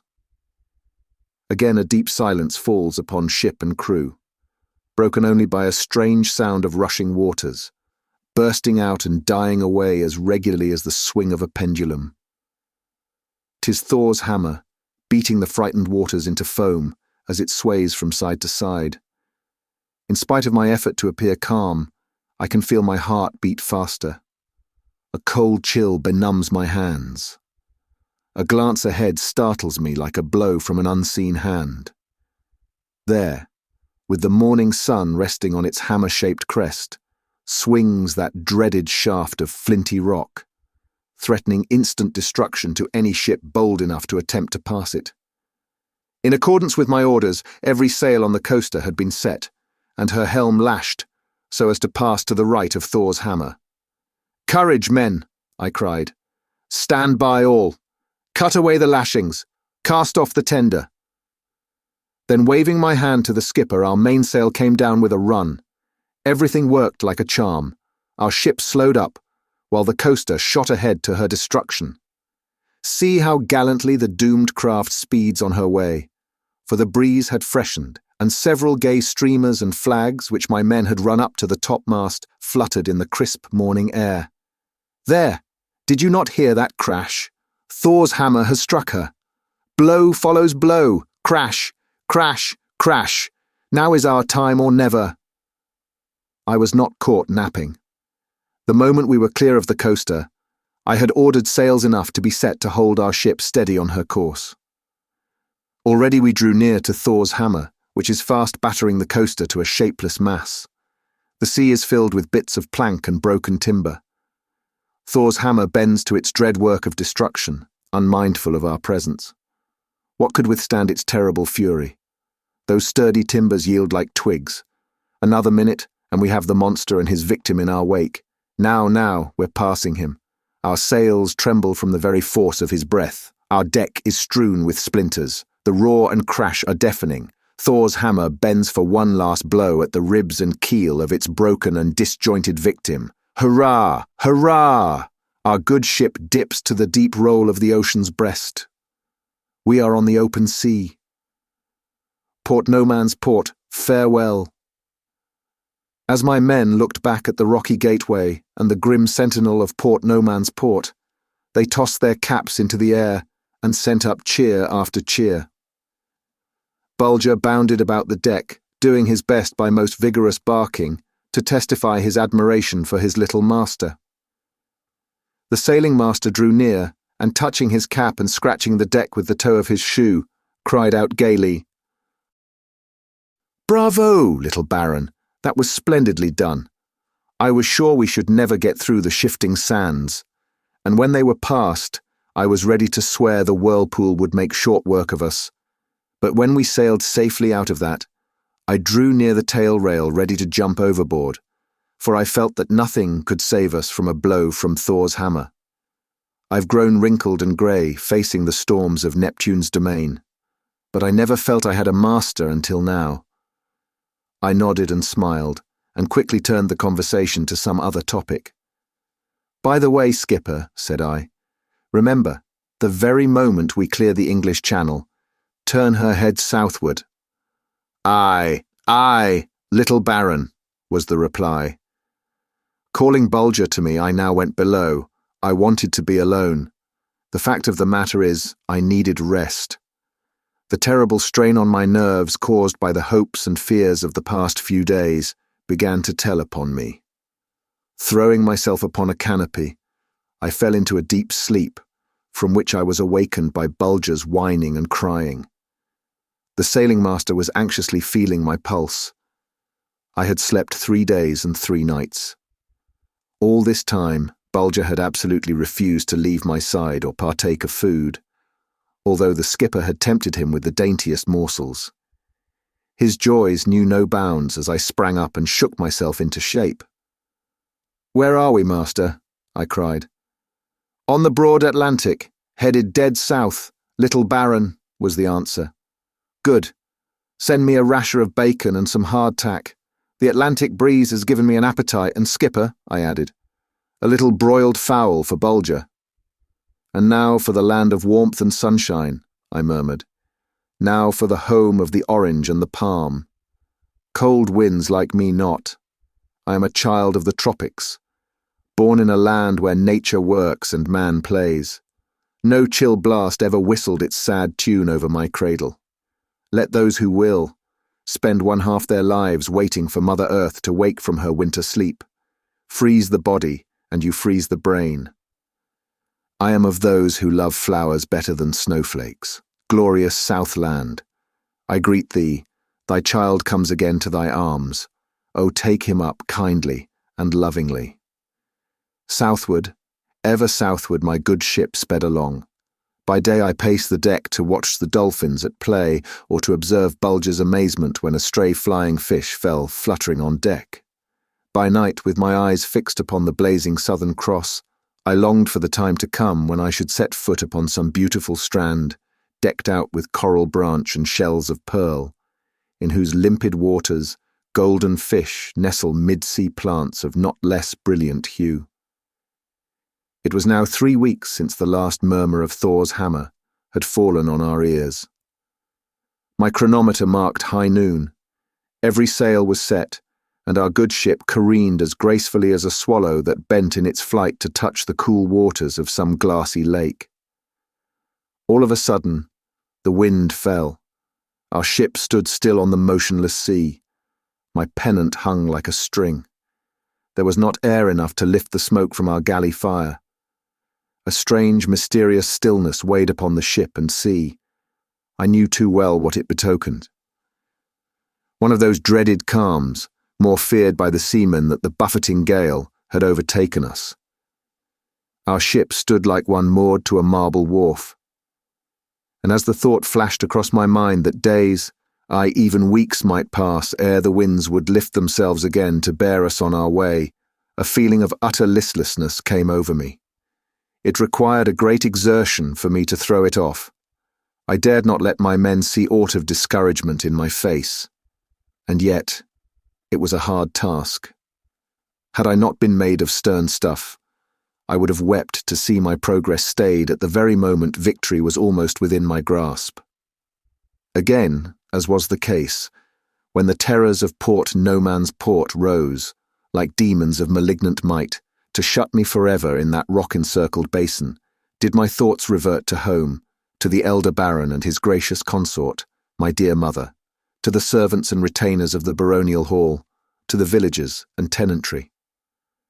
How, oh how should I be able to face them all, if I were forced to return home with the humiliating confession that my voyage had been a failure?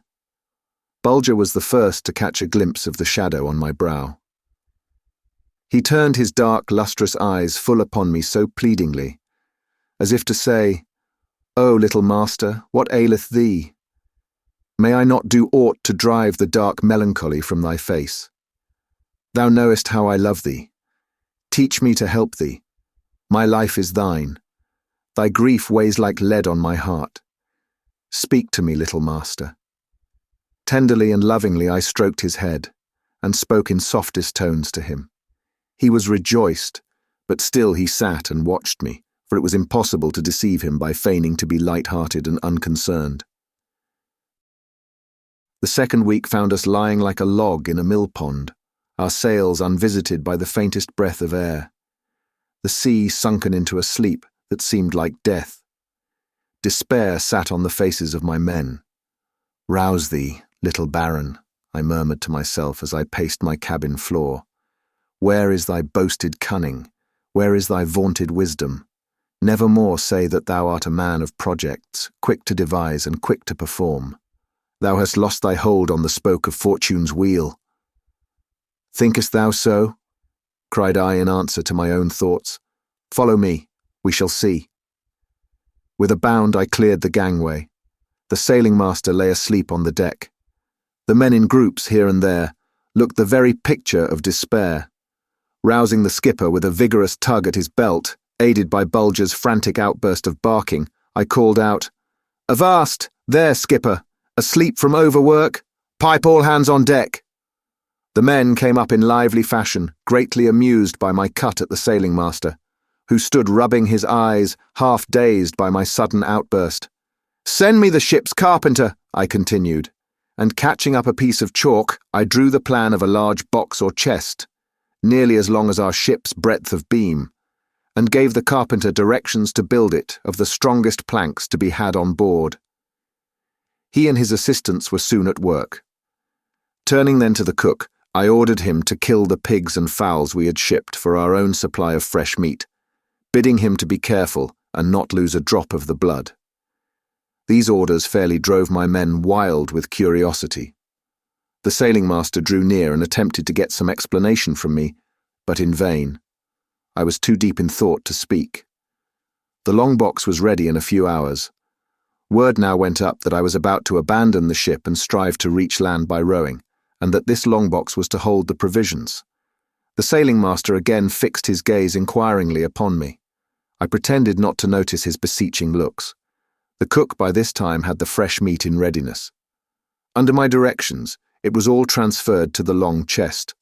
The blood poured over it, and the box securely closed with a heavy plate glass lid, made up of several pieces shipped for the purpose of restoring broken lights. By this time the men had grown so excited over this mysterious box, and its still more mysterious contents, that I was obliged to order them to fall back, so that the carpenter and his assistants might go on with their work without interruption. The next step was to weight the long chest with lead and to attach hoisting tackle to each end by strong iron rings. When all was ready, I called out to my men to stand by and lower it over the stern rail. Stationed so that I could watch the lowering of the long box, I was careful to sink it about 3 feet under water and then lash it firmly to the ship's stern. I had scarcely given the word to lower away on all the sails when the ship began to move. The effect on my men was indescribable. Some turned pale and stood as if transfixed with fear. Others laughed in a wild, maniac-like way. Others, who had their wits about them, rushed to the stern taffrail to fathom the mystery. A glance was enough. It was a simple thing, after all. Gradually the others recovered their reason and hastened to join their companions and gaze down into the waters, where I had lashed the long box, with its glass lid and strange contents. Meanwhile our good ship moved faster and faster through the sluggish, listless waters.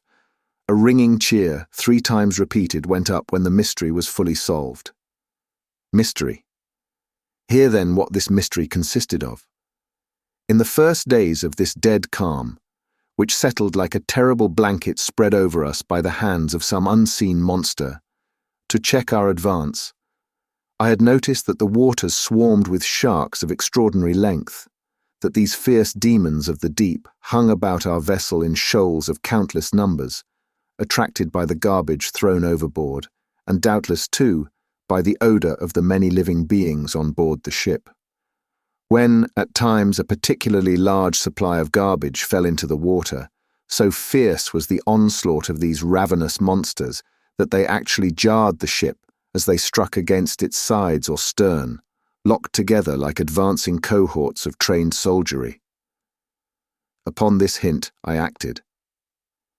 If, as I reasoned, I can only control this now wild force, why may I not make use of it to rescue my ship from a worse danger than raging storm?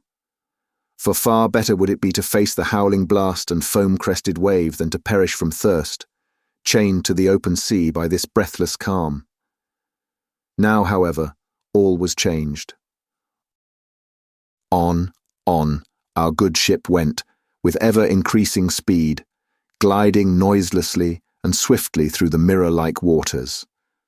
My device worked far better than I had dared to dream, for as the fresh blood began to trickle through the crevices of the long box, the ravenous sea monsters were almost maddened by its smell and taste. The largest and fiercest pressed forward in serried ranks, tossing their smaller companions high in the air as they took up their places with wild and eager search for prey which lured them on, ever so near them, and still ever beyond their reach. No sooner did the foremost ranks of this army of myrmidons of the deep show signs of fatigue than long lines of fresh and eager recruits darted forward, hurling their exhausted fellows right and left like bits of cork, and took up the task of following the ever-retreating prey, which, although giving out its lifeblood and plainly visible to them, yet seemed to know no tiring, and sped onward and ever onward before the wild, tumultuous attack of their pushing, plunging cohorts. The moon now shone like a plate of burnished silver on the blue walls of heaven, and the deep silence of the sleeping waters was broken by the splash of those mighty bodies, glistening in her light, as they toiled and struggled to urge our vessel on its way. I could not sleep. Wrapped in a woolen cloak to shield me from the insidious dews of the tropics, I threw myself on deck, with Bulger's head pillowed on my lap. Something whispered to me that if those hunger-stricken marauders of the deep would only keep to their task till the morning sun streaked the east, my cheek would feel the breath of coming winds. And so it turned out. With the first glimmer of daylight, I caught sight of a ripple on the lake-like bosom of the ocean. At that very moment, too, I noticed that our ship was slowing up. I sprang up on the taffrail. Lo, our allies had abandoned us. Not a single follower of that riotous camp was in sight. Ah, little did they dream how they had saved ship and crew. How limitless is man's selfishness. The beasts of the field, the monsters of the deep, must minister to his pleasure, obey his commands. I had pointed out the ripple in the water, and when the first sturdy breath of wind reached us, we were in readiness to receive it. Every sail was set. My heart leapt with joy as our ship drew up to the wind, obeying her helm like a thing of life, and that was the way I saved my ship and crew from a worse danger than storm-lashed billows. From this time on, all went well. Scarcely a week had gone by when I was startled by a cry which sounded sweeter to my ears than voice of monarch to courtier. "Land ho! Dead ahead!" Seizing my glass, I sprang up into the main shrouds and turned my gaze in the direction indicated. Aye, true it was. There it lay before us, rising from the ocean with gentle slope, its heights crowned with trees of many-coloured foliage, its shores ending in long stretches of snow-white beach. Above the unknown land hung a purple mist of a deep, rich tint, like the cheek of a ripe plum. As we drew near, a landlocked harbour seemed to welcome us. Not a sound or sign of life, however, came to break the deep repose which enveloped the bay and shore. Slowly and in stately bearing, our good ship sailed into the harbour and cast anchor. The radiant beauty of the land now burst upon me. 10,000 shells of pearly tints and hues glistened on the white sands, while in the limpid waters, sea flowers and foliage of deepest crimson swayed gently with the tide. Up the sloping banks, nature seemed to be holding high carnival. No shrub or bush or tree was content to wear simple green. Each waved some blossom of richest radiance in the soft and balmy air. Here and there, a brooklet came tumbling down the hillside, rippling, purling and splashing over the moss-grown rocks in its bed. The air was heavy with the fragrance of this vast garden, so beautiful, and yet so silent and deserted. The next day, leaving my sailing master in command, I set out on a tramp, accompanied solely by my faithful Bulger. My idea was to see if this island, for such I thought it to be, contained anything quaint and curious. The further I advanced into the interior of this fair land of bright flowers, purling brooks, clear skies and perfumed air, the more was I astonished to find that neither vine, shrub, brush nor tree bore any berry or fruit to feed upon. And though it was just such a land of brooks, flowers, and balmy air as some dweller of the faraway north might dream about, yet was it untrodden by the foot of man, for rare indeed is it that the people of the tropics are willing to prepare any other food for themselves than that which nature spreads before them. I now began to be thankful that I had supplied myself plentifully with dried fruits before leaving my ship to set out for a tour of the island, for such it seemed to me to be.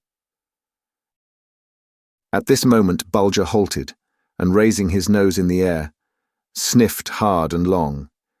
and then fixed his dark eyes on me, as much as to say, "Take care, little master. Some sort of living creatures are approaching." I had hardly time to draw one of my pistols and give a hasty glance at its priming, when with strange cries and stranger movements 12 or more beings of the human species sprang out of the thicket with noiseless steps and surrounded us.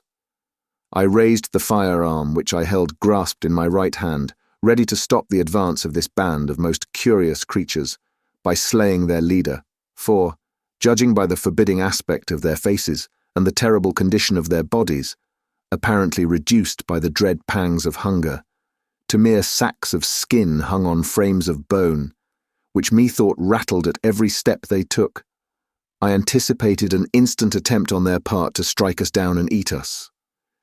But I was very quickly reassured, first by the fact that they bore no weapons of any kind, and second, by the softness of their voices and the walking beam-like motions of their bodies, which I interpreted to mean a sort of welcome mingled with a desire to make friends with a human being so different from themselves.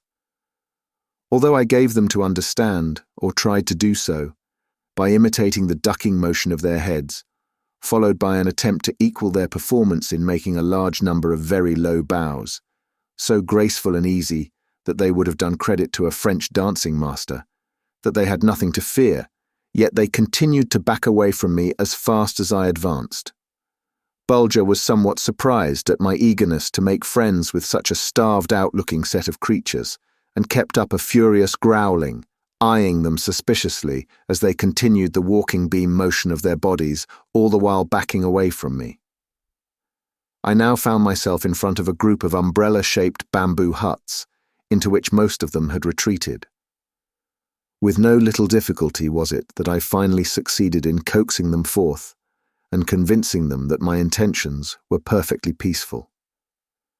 For a quarter of an hour or more, they circled about me in silent wonder, while I, on my part, gazed in speechless astonishment at these extraordinary-looking specimens of our race. What they thought of me, you will learn as my story goes on, but how shall I ever describe them to you so as to give you even a faint idea of their wonderful appearance? Imagine skeletons of rather small stature walking about, with collapsed meal bags hung upon them, skin hanging down in folds everywhere, flapping about at every step, and you'll have some faint conception of the utterly ridiculous and grotesque look of these beings. Almost every bone in their bodies was visible beneath this thin covering. Their cheeks hung like two empty pouches on each side of their faces, their noses stuck out like knife blades. Deep wrinkles and creases crossed and crisscrossed their faces, giving them a look of terrible melancholy and utter wretchedness. With their skeleton fingers ever and anon, they grasped a fold of skin and smoothed it out or pushed it elsewhere, as one might a loosely fitting garment. And yet, utterly wretched and melancholy, as these creatures seemed to be to the eye of the looker-on, their voices were light and gay, and soft as flute notes. They chatted and laughed among themselves, were full of mischief, and pointed their pencil fingers at different parts of Bulger's and my body, with evident enjoyment at the sight of things so new and strange to them. Several times while gazing upon these mournful and woebegone-looking faces, and at the same time listening to their happy and childlike chatter, I broke out into a peal of laughter which was not only very ill-bred, but which invariably had the effect of causing them to fall back in disorder. Gradually, however, they grew bolder, and by means of a kind of sign language, gave me to understand that they desired to touch me. By recourse to the same common language of mankind, I informed them that I should be only too happy to gratify their requests, and proceeded to lay bare my breast and roll up the sleeves of my coat. They half repented of their foolhardiness, and crowding together, interlocked their arms and legs in such a manner that, to save my life, I couldn't tell where one commenced and the other ended. But after a few moments' coaxing, I succeeded in persuading them to advance and lay their hands upon me. Loud outcries followed exclamations of wonder and astonishment. As I afterwards learned, the words they uttered meant lump, chunk, stone, hard, solid. At this moment, feeling a little bit hungry, I opened my sack of dried fruit and thrust several pieces into my mouth, and now came a still more furious outburst of wonder, mingled with cries of horror and disgust. Again they retreated and tied themselves into a knot. Can it be, I asked myself, that these creatures never touch solid food? Observing now that they were consulting among themselves as to what course to pursue in regard to me, and being afraid that they might take it into their heads to escape into the thicket, for they were as quick in their movements as sprites and phantoms, I lost no time in making them understand that I desired to be led into the presence of their king or ruler.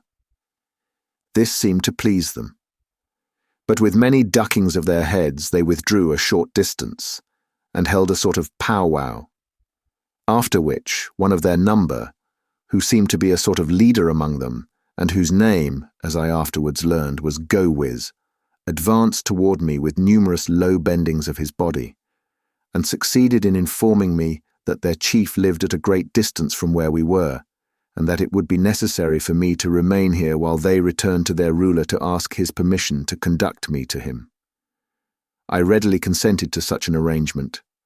Go-Wiz then led me to one of their dwellings, pointed out a bed of nice dry rushes, and invited me to make myself comfortable until he should come again to conduct me into the presence of their chief, Ztwish, as was the name he bore.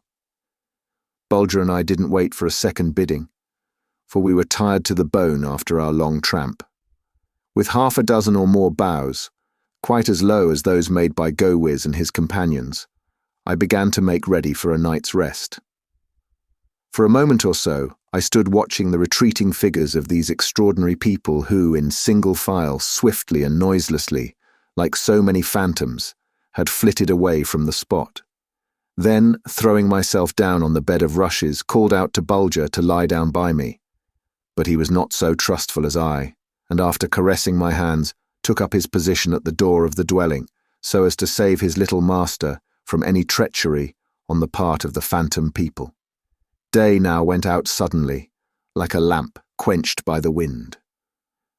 Bulger refused to sleep, but I, sheltered from the night dews by this thickly thatched roof, soon fell into a deep and refreshing sleep, out of which Bulger found it difficult to arouse me, for I have a faint recollection of having felt him scratching at my arm for several moments ere I could shake off the fetters of sleep which held me bound so tightly. Sitting up hastily, I discovered that Bulger was patrolling the floor in a state of great excitement, pausing ever and anon to sniff the morning air, which, it was plain to be seen, brought him a warning of some kind. Instantly it occurred to me that wild beasts were prowling about in the neighborhood. I examined the priming of my firearms. Bulger looked well pleased to see that I was thoroughly aroused as to the threatening danger. He now grew bolder, and springing out into the open air made a circuit of the dwelling, only to return with bristling hair and growling out his suspicion that all was not right. His ever-increasing anxiety now began to cause me genuine alarm. I was upon the very point of making a hasty retreat to my vessel, when the thought flashed through my mind. What? Escape these swift-footed phantoms?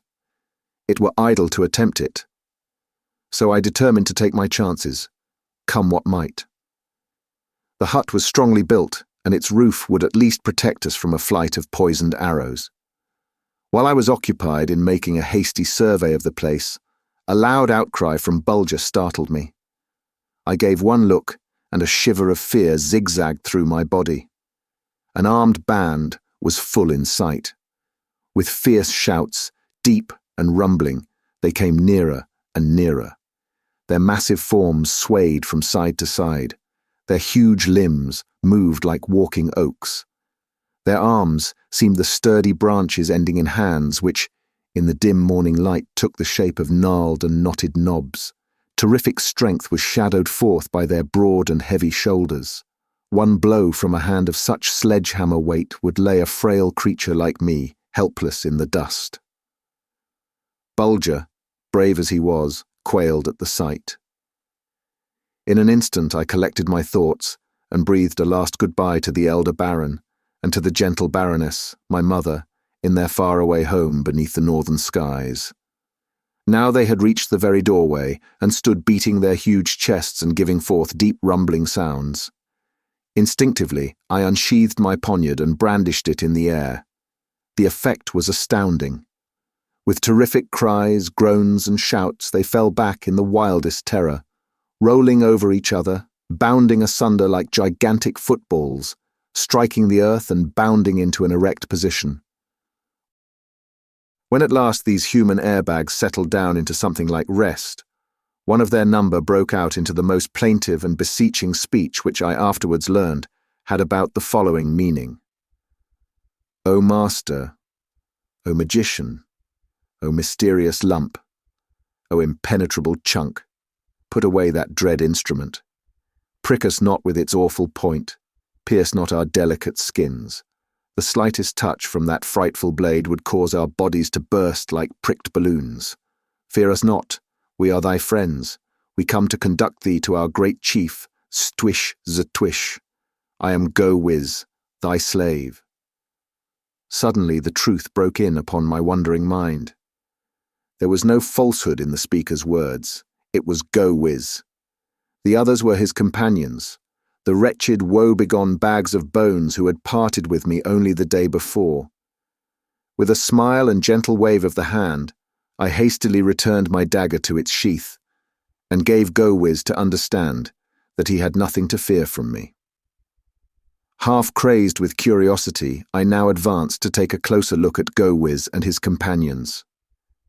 Sober fact is it, when I tell you that they were, man for man, the self-same beings I first fell in with on my starting out to explore the island.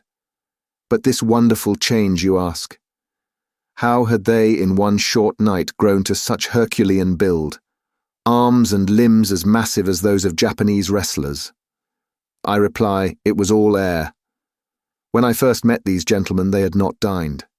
Now they had just come from a hearty meal, for you must know that I was now in the land of the wonderful wind-eaters. When the air is calm and the winds asleep, these curious people are obliged to fast, and their skins hang in wrinkled bags as I have described. But when the wind starts up for a mad frolic or even a gentle puff and blow, these strange creatures at once begin to increase in size, and not long is it before every wrinkle and crease disappear like magic. As Go-Wiz and his companions stood before me, I was struck by the ridiculous contrast between their voices and the expression of their faces. Yesterday, with their fierce and forbidding faces, their voices were soft and flute-like. Today, their voices were terrible, deep and rumbling, while their faces, now puffed out smooth and round, seemed wreathed in smiles and good humour. As I stood lost in wonder at the sight of these strangely transformed beings, Go-Wiz rumbled out something which I easily understood to be a request that I should permit him to conduct me to the residence of his great chief, Stwish Zatwish. I smiled assent and set about gathering up my traps. Bulger was completely nonplussed and fixed his lustrous eyes upon me as much as to say, "Dear little master, how canst thou trust thyself to these huge mountains of flesh, a single one of whom could crush thy frail body as easily as I would a mouse?" I gave him a few caresses and stroked his silken coat, to let him know I was sure that I was right. Go-Wiz and his band, clumsy as they seemed, were by no means slow of pace. They moved forward at a brisk rate, for the air was calm and they had little to carry. Now and then, upon bumping together, they bounded apart like rubber balls. It was a difficult thing for me to keep from laughing, especially when I saw Bulger's look of utter perplexity. He rolled his eyes up at me in the most comical manner. However, at last we entered the village of the Wind-Eaters, where the great chief, Stwish Zatwish, held his court. He too was puffed out pretty round, although, as I afterwards learned, the laws of the land did not allow him to eat as heartily as his subjects. Here and there a wrinkle was visible. His face and arms didn't have that look of puffy tightness common to his people after a hearty meal. He had already been fully informed of my arrival on his island, and of my extraordinary weight and hardness for my size. It took about 15 of the wind-eaters to balance me in the scales. Chief Ztwish received Bulger and me with the greatest kindness. I was at once presented to his ministers of state and to the members of his family. Queen Fu was a very stately dame, dignified and reserved in her manners. But the little Princess Poofa charmed me with her childlike curiosity. Their excellencies, the ministers of state, stood behind their master and seemed intent upon giving him far more advice than he was willing to listen to. Their names were Hiss-Sa, Wur-Wur, and Shboom. You may well imagine the excitement created in the home of Chief Stwish by my arrival. From the highest to the lowest, from chief to serving man, everyone begged and implored to be allowed to feel of me. Anxious to make a favourable impression upon the strange people so that I might have a good opportunity to study them at my ease, I submitted good-naturedly for an hour or more to being patted, pinched, prodded, rubbed, and stroked. It were vain for me to attempt to give you any idea of the 1,001 outcries of surprise, delight, wonder, fear, anxiety, and dread which went up from this multitude of strange beings, who were, although they didn't seem to think so, quite as great curiosities to me as I to them. My stock of dried fruit was now quite exhausted, and I began to feel the gnawings of hunger. I was always blessed with a splendid appetite, and the pure, bracing air of this island only added to it. Bulger, too, I could see, was casting inquiring glances about in search of some signs of kitchen arrangements. I made known to Chief Ztwish, as well as I could, the state of affairs, and he at once summoned Hiss-Sa, Wur-Wur, and Shboom to his side for a consultation. They held a most animated discussion, and one, too, which ran from quarter hour to quarter hour without any sign of coming to an end. All this time my poor stomach was wondering what had cut off the customary supplies. Like rulers the world over, Chief Ztwish was impatient and self-willed. Finally he lost his temper completely and moved about so vigorously that his 3 ministers were kept continually on the bounce, so to speak. If you can only wait long enough, everything comes to an end. I was finally bidden to approach the chief, who asked me whether I had, since my arrival on his island, seen anything which I could eat. I was obliged to confess that I had not. Whereupon there was another consultation, which ended in Ztwish seizing his corkwood club and sending each one of his ministers in a different direction, with 3 quick, smart blows. The sight was so ludicrous that I would willingly have let my dinner go for a chance at the bat myself. Suddenly an idea came to me. I could see that this settlement of the wind-eaters was not far from the seashore. So, as best I could, I made Chief Ztwish comprehend that I could eat the oysters and other shellfish, of which I had noticed vast quantities lying on the white sands of the ocean. When the thing was made thoroughly plain to them that I proposed to satisfy my hunger by devouring such horrid and disgusting creatures as lived between these shells, I was really alarmed at the consternation it caused. Queen Fu and Princess Poof were taken ill and withdrew to their apartments in great haste, while one and all, even including the fierce Go-Wiz, were seized with symptoms of nausea. By degrees, however, they recovered, and orders were issued to 6 serving men who, not being gorged, were in good marching condition to set out for the shore, and bring a supply of the shellfish to appease my hunger, which by this time had really set its teeth in my vitals. Meanwhile, Bulger and I were conducted to a neat bamboo dwelling with an umbrella-shaped roof, and left to ourselves until the supply of food should arrive. I was too hungry to sleep, and Bulger, too, was in the same condition. But he was patience itself, as he always is, when he knows that his little master is suffering. I threw myself down on a heap of dried rushes, and my loving companion came and pillowed his head on my arm. After a tedious wait of an hour or so, a great outcry told me that something unusual had happened in the village of the Wind-Eaters. It was the arrival of the serving men bringing the supply of oysters. I could hardly restrain myself until Chief Ztwish should summon me to break my long fast. When I reached the chief's quarters, I found a vast crowd of people assembled to see the lump man put solid things down his throat. Chief Ztwish and his court occupied front seats. As you know by this time, the voice of a wind-eater depends upon the condition he is in.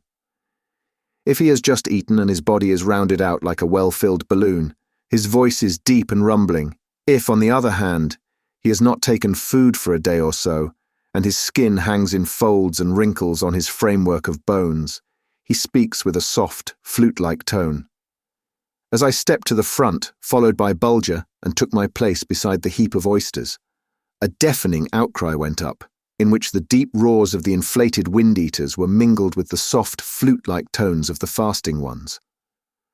Not noticing any instrument at hand with which to pry the shells open, I thoughtlessly drew my poniard from its sheath. In an instant, a terrible panic seized upon the assembled multitude. Queen Fuyu and Princess Poofa fell into a swoon. Chief Ztwish, being in a fasting condition, darted away to his apartments like a phantom. The ministers of state, Ilissa, Wur and Shboom, being puffed up to their fullest capacity, struck the ground with their feet and rolled out of the way like huge footballs. Quick as thought, I sheathed my dagger, the sight of whose glittering point had brought about all this consternation, and, profiting by the lessons given me at our first meeting by Go-Wiz and his companions, I began a series of head duckings and walking beam motions of my body, which soon restored confidence in my peaceful intentions and brought my scattered audience back to their seats. Go-Wiz, who had run the farthest, was now loudest in his boasts that he had not been the least frightened. Chief Ztwish resumed his seat with considerable nerve, but I noticed that he kept his eyes fastened on the place where I had hidden my dagger in my belt. Although the sight of the toothsome oysters only served to whet my appetite, yet was I now terribly perplexed to know how I should pry the shells open, for the laws of the land of the wind-eaters visited the death penalty upon anyone found with a sharp-pointed instrument in his possession. In earliest childhood, the fingernails are kept pared down to the flesh until they lose their power to grow hard, and their place is taken by a piece of tough skin. Teeth. The wind-eaters have none, or, more correctly speaking, their teeth do not grow above their gums. Nature seemed to have gradually ceased taking the trouble to supply these people with something for which they had absolutely no use. You must bear in mind that these curious people had not always been satisfied with such thin diet. In ancient times, so Chief Ztwish informed me, their ancestors had been fruit-eaters. The fruits, however, failing, they had been forced to have recourse to the gums which flowed from the trees, and as these gradually dried up, they made discovery that the various winds which blew across the island were filled with some invisible germs or particles which had the power of sustaining life. To resume, observing a flint hatchet lying on the ground, I laid hold of it and set to work opening one of the largest oysters. A deep silence settled upon the assemblage. With a skillful twist, I wrenched the upper shell off and, raising the lower one, upon which the fat and luscious creature lay unmindful of his impending fate, I opened my mouth and gracefully let the dainty morsel slip out of sight. 100 cries of half horror, half wonder, broke like a great chorus from the surrounding crowds of wind-eaters. Again and again this outburst died away, only to break forth once more with redoubled vigour. Many of the lookers-on were made so seriously ill by this, to them, most extraordinary spectacle, that they hastily left the place before I was able to take a second mouthful. You may fancy how they felt, about as you would were I to begin gulping down bits of stone and iron. Queen Fuyu clung timorously to her husband's arm, but the Princess Poofa stepped boldly nearer to me, so that she might have a better view of the little man solid all through. Again, I raised one of the largest shells and let its occupant slip noiselessly down my throat, not forgetting each time to loosen the white muscle which held the shells together for Bulger's share of the feast. Gradually the qualms of the wind-eaters, at sight of a human being swallowing food in lumps, gave place to a devouring curiosity on their part to draw nearer and get a better view of my manner of satisfying hunger. I could understand enough to know that many of the wind-eaters had serious doubts that I really swallowed the oysters. To them, I was little less than some sort of a sleight-of-hand man or doer of tricks. The little Princess Pouffa mounted upon one of the benches, and the instant the oyster disappeared down my throat, insisted upon my opening my mouth to its greatest width, in order that she might take a look for herself and see if the oyster were not hidden away under my tongue or in my cheek somewhere. A sudden scream of terror startled the lookers-on as much as it did me.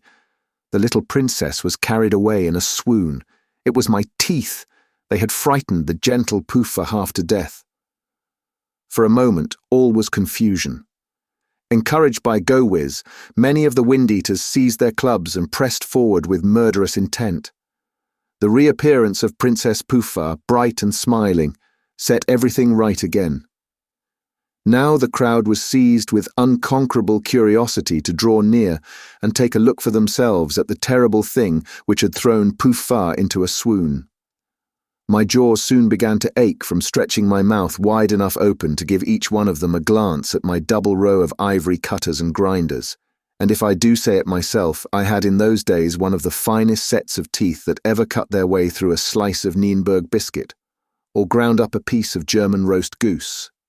From now on, these childlike and simple-minded people became pretty thoroughly convinced that the little man thick all through was a kind and peaceful creature, in every way perfectly harmless. The children flocked about me, and encouraged by my smiles and head duckings, soon made friends with me. I was glad of this, for I was anxious to make a close study of the wind-eaters, young and old. You may judge of my surprise when I saw a bevy of these children, animated puffballs that they were, engaged in the, to them, novel sport of rushing full tilt at me and bouncing off like rubber balls from a board fence. Well, I suppose you are bursting with curiosity to hear something more definite about these strange people.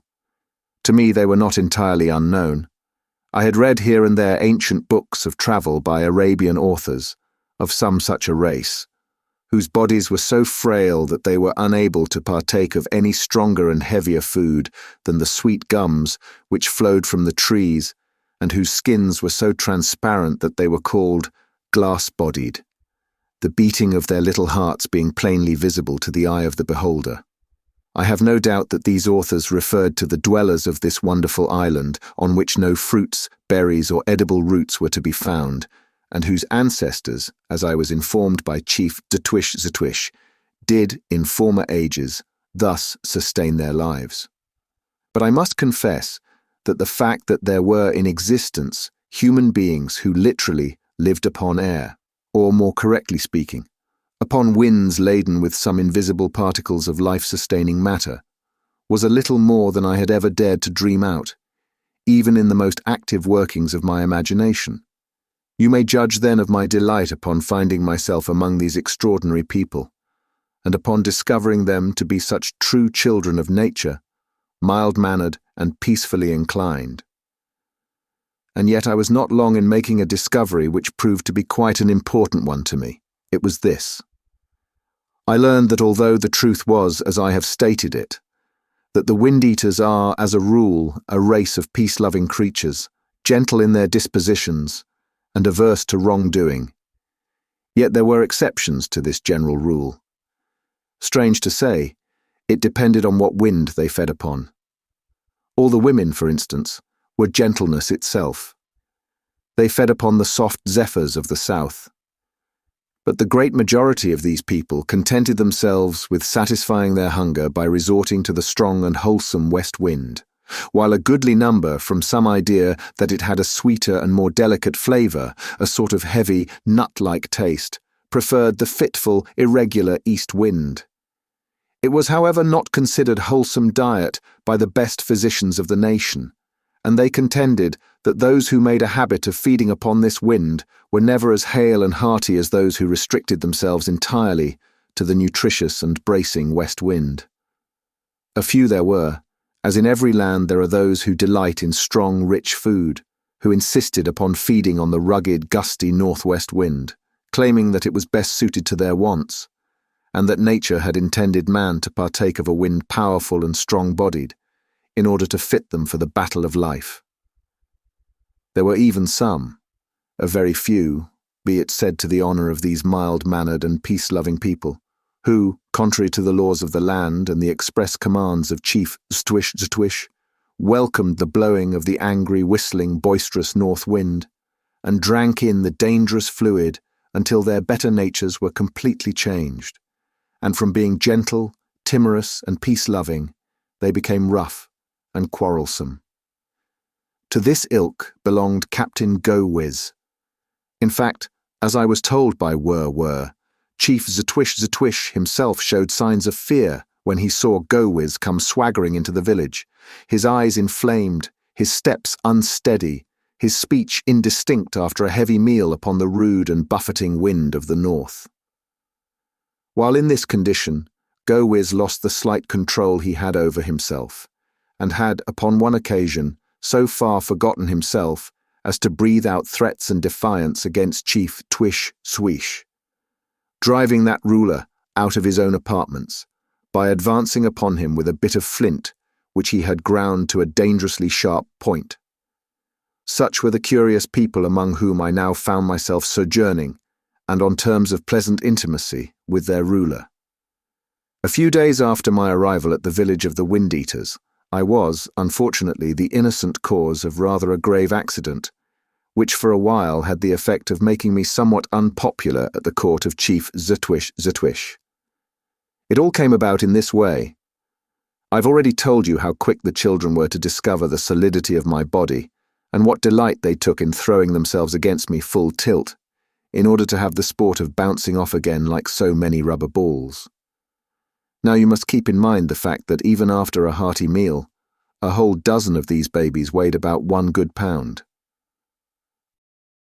I used to encourage them to play about me, in order the better to observe their curious tricks and ways, one of which was to lock arms and legs and thus form a chain of human links, one of which being fastened to a peak of the roof, and the other possibly to some high staff or pole, at times even extending across the street and ending on the roof of the opposite dwelling.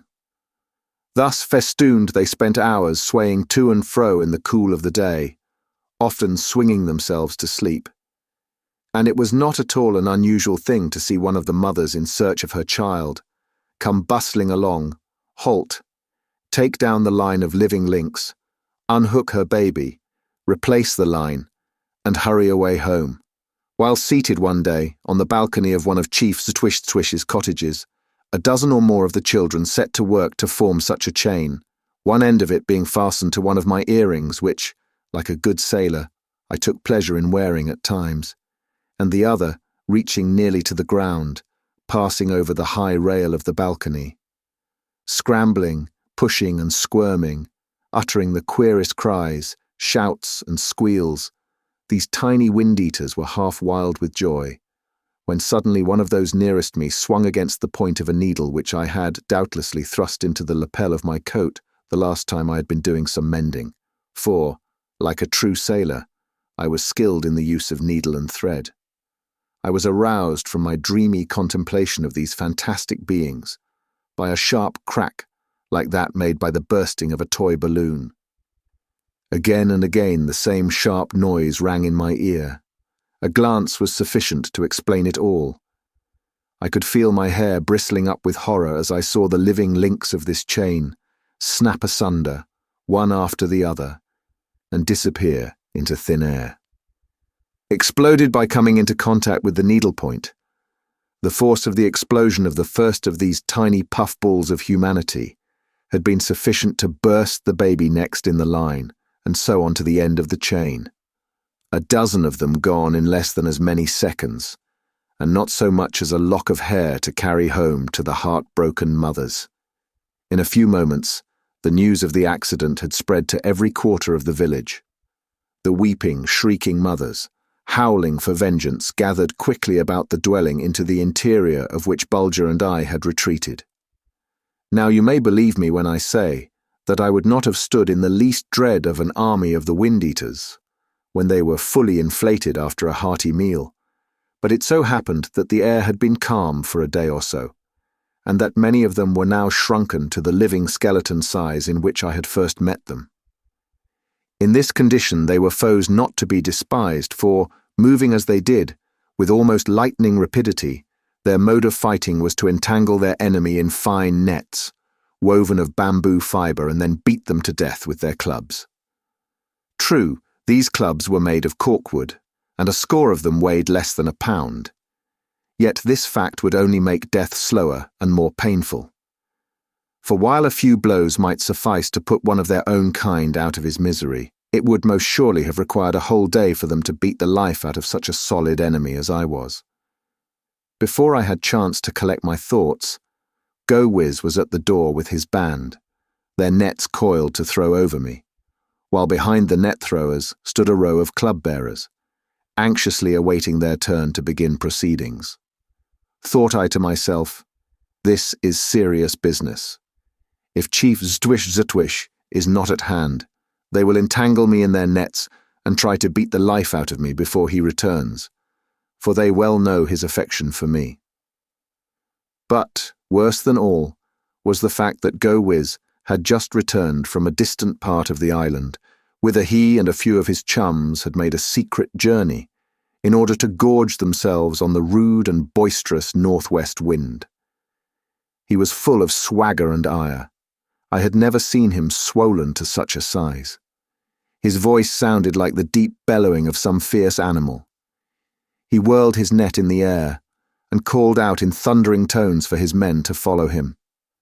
I felt now that the moment had arrived for me to make a desperate effort to save my life and Bulger's too, for, with his 4 feet twisted up in one of their nets, he would fall an easy prey to Go-Wiz and his band. I felt, too, that it would be worse than useless to appeal to Go-Wiz for mercy, influenced, as he was, by long and deep draughts of the fierce and raging northwest gale. There he stood, puffing, blowing, blustering, swaggering, as round and round his head he swung the fatal web, which the moment I should attempt to take my back from the wall, he intended to cast over me as a fowler would entrap a bird. Suddenly I bethought myself of the little instrument which had brought me to this dangerous strait. Before drawing it, however, from its hiding place, I determined to play the bully and swagger a little myself. Now the heaviest wind-eater weighs about 6 pounds, and, as you may imagine, my weight, nearly 100 pounds, was a source of great dread to them. They stood in constant fear that I might accidentally tread upon one of the toes of a wind-eater and explode him, before they would allow me to venture out upon one of their balconies or to inhabit an upper story of one of their dwellings. They proceeded to strengthen it with the stoutest bamboo poles they could find. So I now began to give the valiant Go-Wiz a few gentle reminders of my weight and solidity. Leaping high into the air, I landed upon the bamboo flooring with such a thump that everything creaked and trembled. At first, there was a general stampede of Go-Wiz's followers, and that blustering leader was the only one left to face Bulger and me. He stood his ground, pretty bravely, although I could see that he was half inclined to heed the cries of his men and make his way out of the dwelling before I succeeded in wrecking it. But after a few more of my jumps, seeing that the flooring withstood all my efforts to break it down, Go-Wiz succeeded in rallying his band. Again, and now more furious than ever, they surrounded us, shrieking and howling like mad, their uplifted right hands bearing the dangerous nets, with which they hoped to entangle Bulger and me, and then dispatch us. Now it was high time for me to fall back on my reserves. I did so. The effect was simply astounding. The needle proved to be one of the kind used for darning, very long and bright and exceedingly sharp-pointed. My dagger point was bad enough. It had thrown them into a wild and panicky fear. But this little instrument, as I brandished it in front of them, threw them into fits of rigid terror. They stood rooted to the ground, their bulging eyes riveted upon the needle point, as if they, one and all, expected it to prick them to death if they stirred an inch. At last, making a mighty effort, Go-Wiz broke away from the spot, uttering a deep and rumbling cry of horror, his men rolling after him in the wildest terror.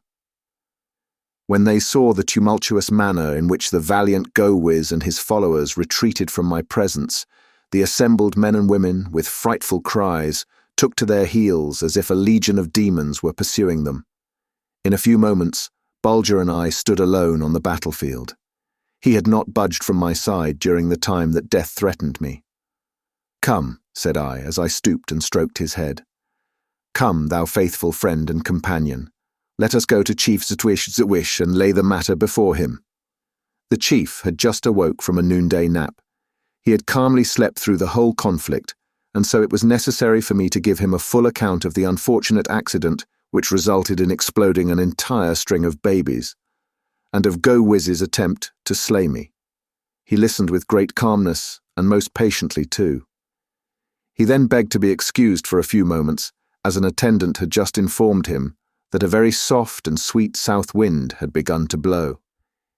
He stepped out on the balcony, and after he had taken about a dozen mouthfuls of the pure, refreshing breeze, returned looking a little plumper, and, like all men after enjoying a meal of favourite food, was still more amiable and kindly in his manner than before.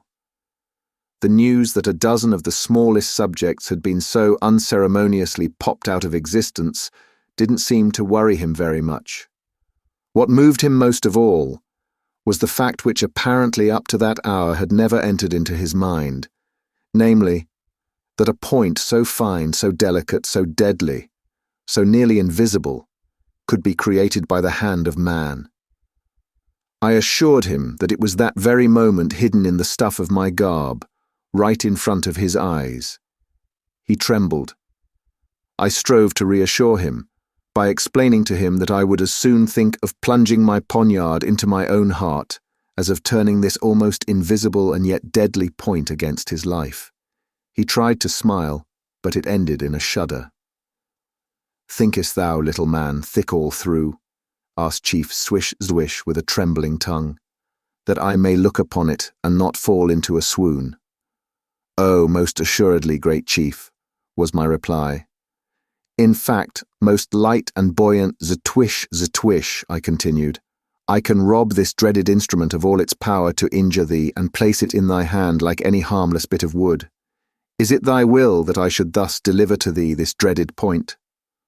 With a slight shiver, Chief Ztwish made answer, "Aye, great and learned little master, I think I can bear the sight of it now.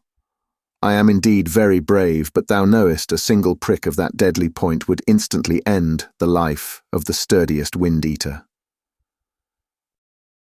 I again assured him that there was really nothing to dread so long as he followed my directions. So saying, I drew the darning needle from its hiding place. Chief Ztwish closed his eyes at first, but gradually grew bold enough to gaze upon the glittering point. Stooping down, I picked up one of the cork clubs, and breaking off a bit of the smaller end, thrust the needle point into it. Chief Ztwish watched my movements with a sort of painful curiosity. "There, great chief of the wind-eaters," I exclaimed. "Now thou mayest toy with it, hide it in the rushes of thy bed. It cannot injure thee. It is as harmless as a pebble rounded by the sportive, sparkling waters of one of thy mountain brooks. Take it. It may serve thee some day in case of a sudden attack upon thy illustrious person. At such a moment fear naught. Seize it firmly. Draw its dreaded point from its hiding place in this bit of cork. So small is it that it will be invisible in thy hand, and while thine enemy stands before thee in fancied safety, pierce him to death. For thou art ruler, and it is fitting that death should strike him who attempts to rob thy people of their chief." Chief Ztwish took the needle with trembling hand and hid the bit of cork which held it under the thatch of the roof. Then calling out, he summoned one of his serving men and bade him bring from a neighbouring apartment a certain small bamboo chest, from which he drew a string of rare jewels, somewhat of the nature of amber, only 1,000 times more brilliant. With this beautiful gift he dismissed me, issuing orders to his ministers that no harm should be allowed to come to me for the accident which exploded the string of little wind-eaters. Go-Wiz could with difficulty hide his anger at seeing me once more an honoured guest at the court of Chief Stwish. I did not relax my vigilance in the least, however. Every night I barred the windows with my own hands and placed Bulger's mat of rushes in front of the door, so that it would be impossible for the wrathful leader to surprise me. Now that the explosion of the babies was quite forgotten, my sojourn among the wind-eaters would have continued to be extremely pleasant, had not a new difficulty arisen to cause me anxiety. The rather thin diet upon which I had been existing, since my arrival among these curious people, while it appeased my hunger, robbed me of that plump and well-fed look which I had always had. I found myself losing flesh at an alarming rate. Chief Ztwish and Queen Fuyu were delighted, for as they expressed it, the little man thick all through was rapidly becoming, in appearance at least, a genuine wind-eater. Bulger, too, fell away dreadfully. Now and then I surprised him with his dark, lustrous eyes fixed upon me with as much as to say, "Oh, little master, what is the matter with us? We eat, and yet we grow thin. Are we really turning to wind-eaters?" And another bad phase of the matter was that while my ever-increasing leanness was causing me so much anxiety, it was carrying joy to the heart of Queen Fuyu, who, it seems, had formed the plan of keeping me for the rest of my life in the service of her lord and master by bestowing upon me the hand of the fair princess Puffa. Queen Fuyu's explanation of my ever-increasing thinness was that it was the effect of the wonderful atmosphere of their island, that it mattered very little how thick and solid a man might be. If he lived long enough among them, he would gradually lose it and become, if not a genuine wind-eater, at least almost as light and airy a being as they were. As I learned of these views from others before hearing them from the Queen's own lips, it was not at all a surprise for me one day to receive a message from the stately Fuyu summoning me to present myself before her. She accorded me a very gracious reception, and Princess Puffa, too, showed great delight at seeing me under her mother's roof. She bounced hither and thither like a toy balloon, now shaking perfume from dried flowers, now holding up strings of the curious gems, which I have already mentioned, and making them glisten in front of my face. I amused her by holding her out on the palm of my hand and tossing her up and catching her, as I would a rubber ball. Queen Fuyu looked on in mute satisfaction. When Princess Puffa had grown weary of play, the Queen spoke as follows. "O little man, thick all through, I have to say to thee that which will gladden thy heart. The great chief, my husband and I, have noticed with joy that day by day thou art growing thinner and thinner. Know, then, that this is the magical effect of the air thou breathest. When our forefathers landed on this island, they, like thee, were solid all through. Therefore, be not alarmed when a few months hence thou findest thyself completely changed. Thou wilt ere long lose this heavy load of useless flesh, which thou hast been for so long a time condemned to carry about with thee, and become light and buoyant, like us. And, O beloved lump, that thou mayest hasten the change from thy present solid form, and become a graceful and hollow being like one of us, I do, with the Chief Stwish's counsel and consent, accord thee permission to eat with us each day.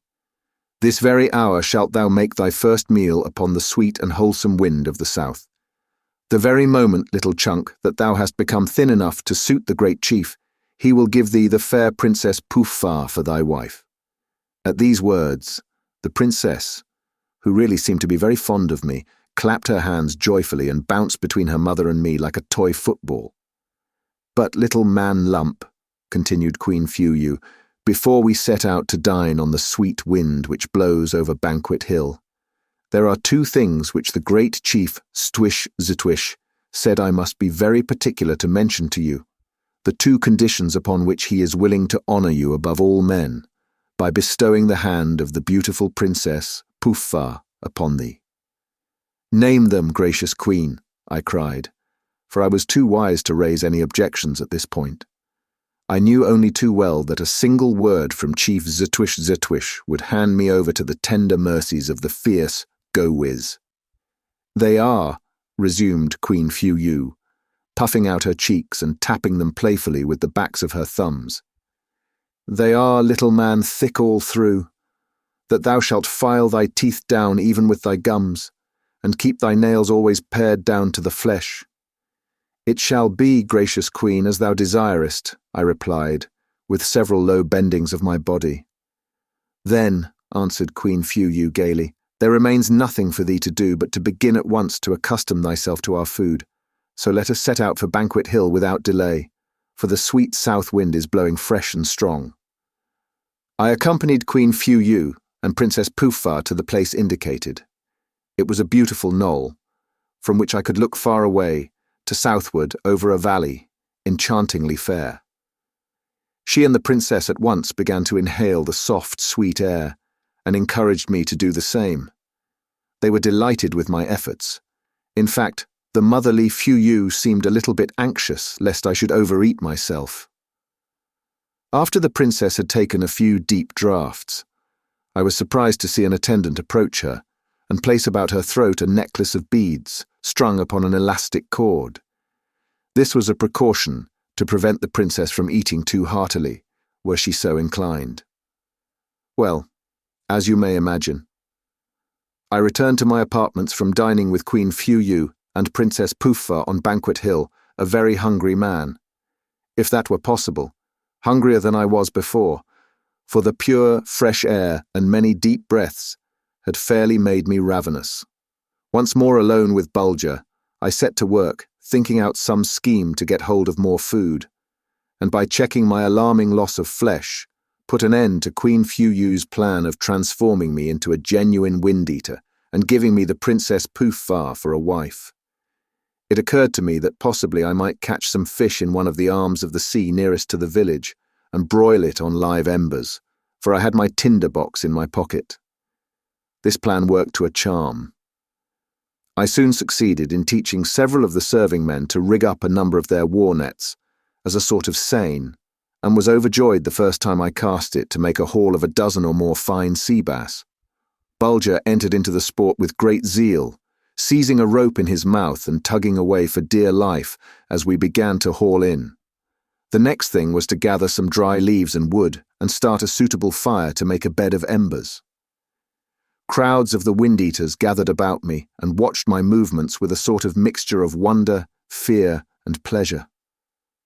When at last the smoke began to curl up and the flame showed itself, cries of consternation broke forth and a wild stampede ensued.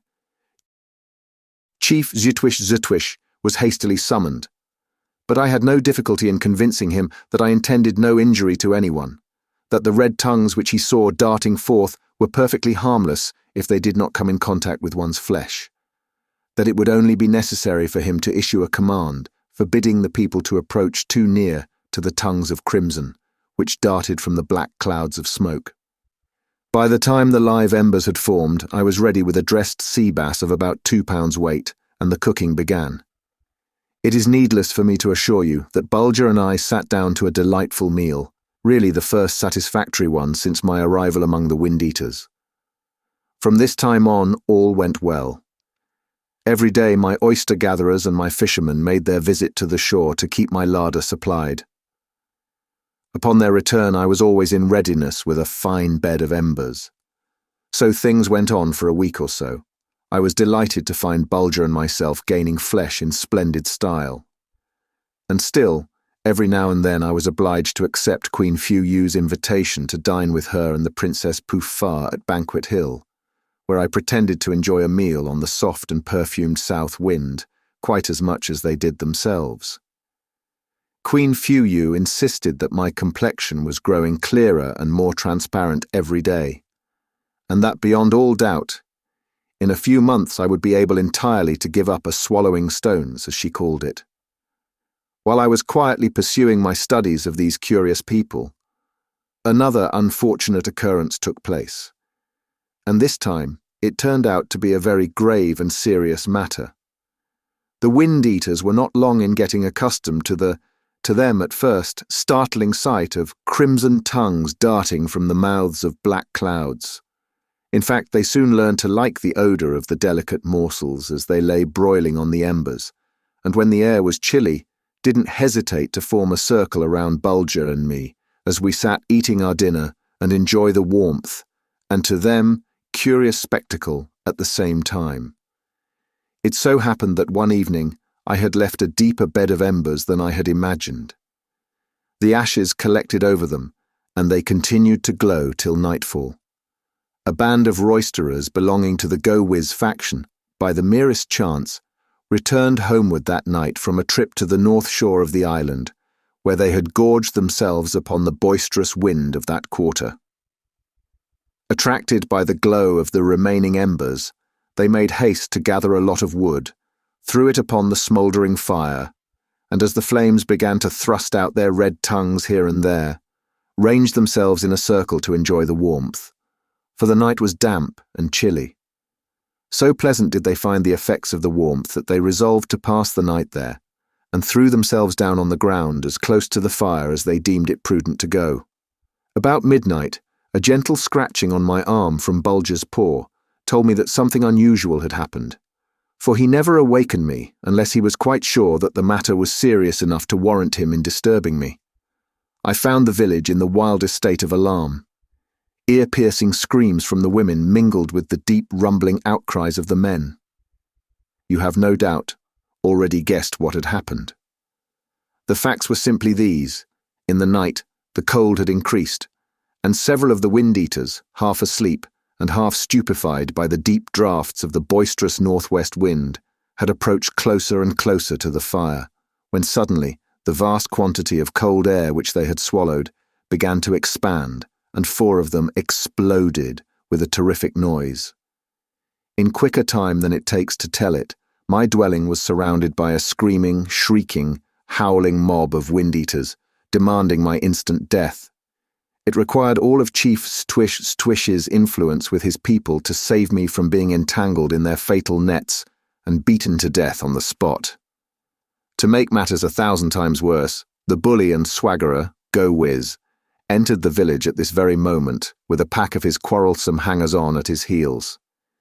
He had been away on a secret trip to the farthest northern point of the island, where the north wind howls and roars its maddest. I had never seen him puffed up so to the very bursting point with his favourite food. When he heard of the fate which had overtaken his 4 comrades, his fury knew no bounds. He and his followers pounded their chests until the air quivered with deep and rumbling sounds, while ever and anon they broke out into the wildest lamentations for their dead companions. He openly and boldly charged Chief Swish with having betrayed his people and given over their once happy island to certain ruin at the hands of the little monster Thick-all-through, who, by his dread magic and foul mysteries, would soon bring their people to feed upon stones like himself. Day now began to break, and with the coming light, the confusion in the village seemed to take on new strength. So sure was I that death was about to strike me, that I wrote out several messages to the elder baron and to the gentle baroness, my mother, on the leaves of my notebook, and left directions with one of the chief's serving men that, in case of my death, it was my wish that he should send them to my people, whom he would find on my ship in the beautiful bay on the distant shore of the island. I said nothing about Bulger, for I knew only too well that he would die by my side. I prepared for the worst. I examined the primings of my pocket pistols and concealed my dagger under my coat at the back of my neck, where I would be better able to reach it if it came to close quarters. This done, I proceeded to cut my fingernails to as sharp points as I could, for I was determined to sell my life as dearly as possible. While I felt confident of Chief Swish's affection for me, yet I couldn't tell at what moment he might lose courage and turn me over to the mob, in order to save himself. Bulger watched all my preparations with wide-opened and intelligent eyes, occasionally giving utterance to a low, nervous whine, as the howling, shrieking, roaring mob surged back and forth in front of Chief Stwish's dwelling. By the law of the land, the common people were prohibited from entering the inner enclosure of the chief's abode, but Go Wiz, being one of the nobles or minor chiefs, was entitled to advance into the chief's presence and state his wrongs or make his requests. So now, the raging Go Wiz, parting from his followers, who never ceased crying out for vengeance upon the little demon lump, who, on 2 different occasions, had spread death and destruction among their people, strode into the presence of Chief Stwish. The chief was calm. He had not partaken of food for 24 hours, and stood up, wrinkled, creased and seamed, as the wind-eaters always look when fasting. Near him sat Queen Fu Yu and Princess Poof Fa, while directly behind him were ranged his 3 counselors, Hiss Sa, Whir, and Shboom. They were well rounded out by recent drafts of the strong and wholesome west wind, and hence looked as contented and smiling as Stwish looked sad and solemn. I stood in an adjoining apartment, concealed behind a bamboo screen, with my faithful Bulger by my side. I was so placed that I could see all, without being seen myself. Chief Stwish knew of my presence there. As Bulger caught a glimpse of the raging and bellowing Go Wiz, he grew so nervous that I was obliged to stoop and stroke his head to let him know I feared nothing. But the fact of the matter is, great dangers always exert a subduing influence upon me. I face them coolly, but sadly, for my thoughts in such moments go back to the elder Baron, and to the gentle Baroness, my mother, in the faraway home 'neath the skies of the beloved fatherland. Like a huge football impelled by the kick of some gigantic foot, Go Wiz landed in the audience chamber of Chief Stwish. He shook his arms violently and bounded up and down with inward fury, for he was still too much beside himself with rage to utter any other sound than a deep rumbling growl or mutter.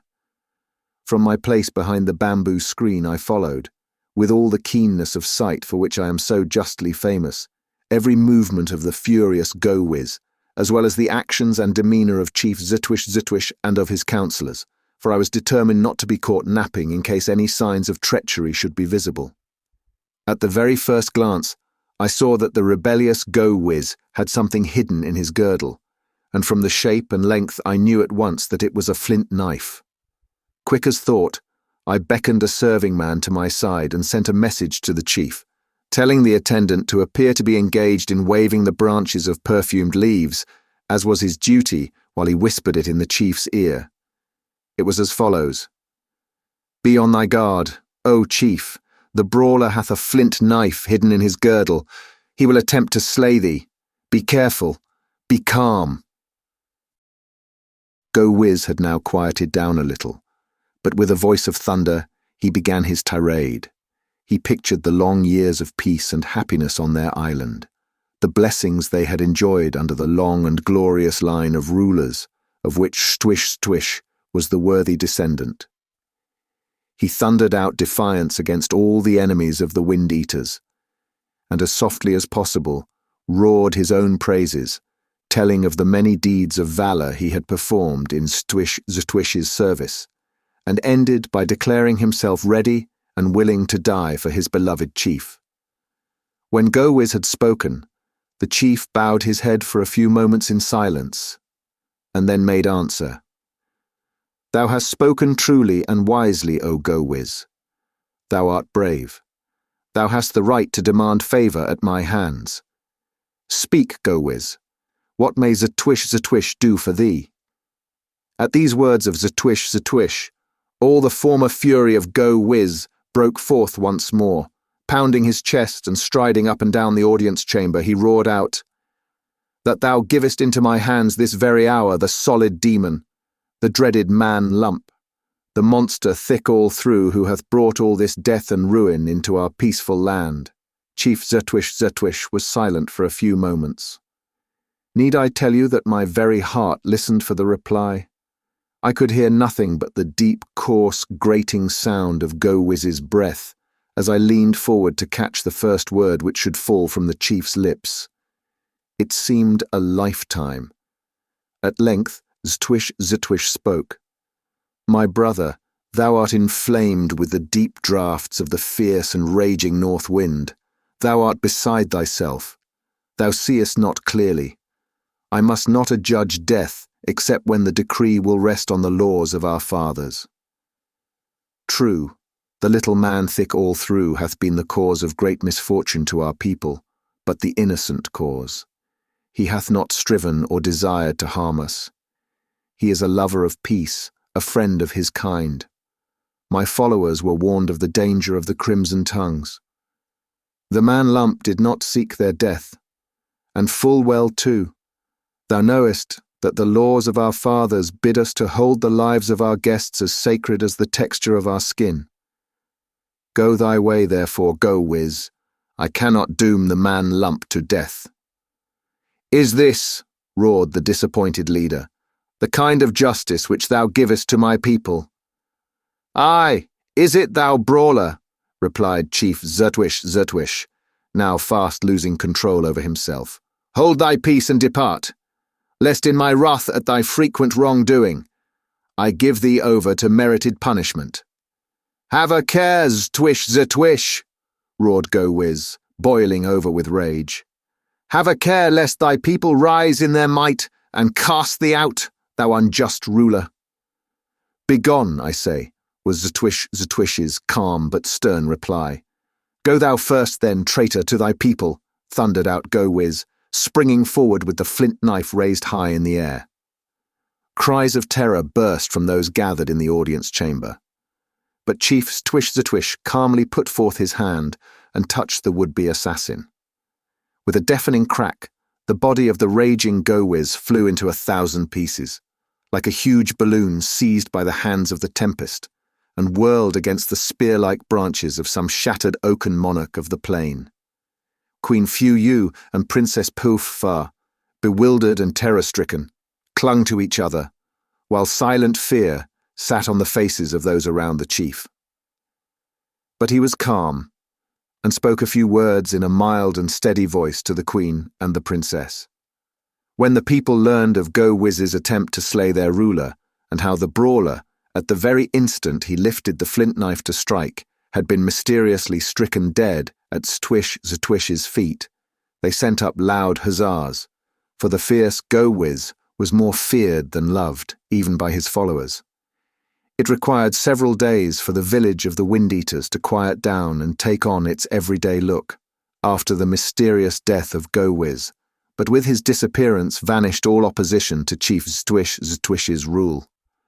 The people firmly believed that it was the avenging spirits of the air who had touched the brawler with their sword points when he raised his hand against their ruler. I need hardly tell you that the chief's gratitude to me knew no bounds. No gifts were too beautiful or too costly to be offered me, and the fact that I declined them all only seemed to strengthen his affection for me. But how could I, how dared I reject the gift of the hand of the fair Princess Poof-Fa? To do this would be to undo all that I have done, to make Ztwish my enemy, to transform his love into hate, his confidence into suspicion, possibly to write my own death warrant. There was but one course left for me to pursue, and that was escape. And escape, too, it must be at once, before I had lost the chief's confidence. One of Ztwish's first acts after his rescue from the flint knife of the murderous Go Wiz was to restore to me the tiny instrument with the invisible point. This done, a terrible load seemed to be lifted from his mind. He became himself again, and with his returning happiness and content came a still stronger desire to hasten my marriage with the Princess Poof-Fa. With the greatest caution, I made this and that excuse, in order to gain time to collect my thoughts and settle upon some sure plan of escape. For recapture, I knew, meant death, or worse than death. Imprisonment until I should consent to give up all desire to leave the island of the Wind-Eaters, and pledge myself to become, so far as nature would permit, one of their people. Cautious as I was, my excuses awakened suspicion. The first proof of this was to find that orders had been given to cut off my supply of fish. Queen Fu was afraid that so long as I was permitted to have all the solid food I wanted, I would not grow thin enough to be content with air diet, and therefore not satisfied to make my home among them for the rest of my life. The next thing to happen to me was to find my supply of oysters and mussels reduced 1/2 by orders of Fu. This meant yield or starve. It struck me like a bolt out of a clear sky. But it has always been just such blows as this which have throughout my life aroused me to calm, quick, intelligent action. I hesitated no longer. My plan reached perfection in a single moment. When nightfall came, I hastily scrawled a few lines addressed to my sailing master, telling him of the fate which threatened to overtake me, and bidding him arm a few trusty men and hasten to my rescue. This I tied to the collar of my loved and faithful Bulger. He covered my hand with caresses, and I held him clasped in my arms for an instant while the tears fell hot and fast. Then I softly opened the door of my bamboo lodge. The night was bright and glorious. "Away, my beloved Bulger," I whispered, stooping and pressing my lips for the last time on his silken ears and shapely head. "To the ship. Away." He paused, looked into my face, gave a low whine as if to say, "Aye, aye, little master, I understand," and away he sprang like the wind. For an instant I could follow him as with a long and sturdy bound he sped along, and then he was gone. The next morning, to my utter astonishment, I was informed that all the preparations for the marriage of the Princess Pufar and the little man Thick all through were completed, and that the feasting and merrymaking would begin the day following. This piece of news, startling as it was, I received with perfect calmness. I completely disarmed all suspicion by my apparent satisfaction with the bright prospect of becoming the son-in-law of the great chief Ztwish. I searched my pockets for trinkets to bestow upon the light and airy Pufar. Queen Fu was not visible. So great had been the joy of her mother's heart that in a moment of weakness she had partaken too greedily of the rich but unwholesome east wind, and was now suffering from a fearful attack of dyspepsia.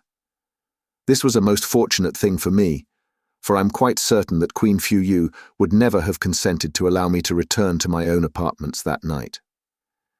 There was now but one thing left for me to do, and that was to make for the distant sea coast, where I had left my ship and crew, and start too, that very night.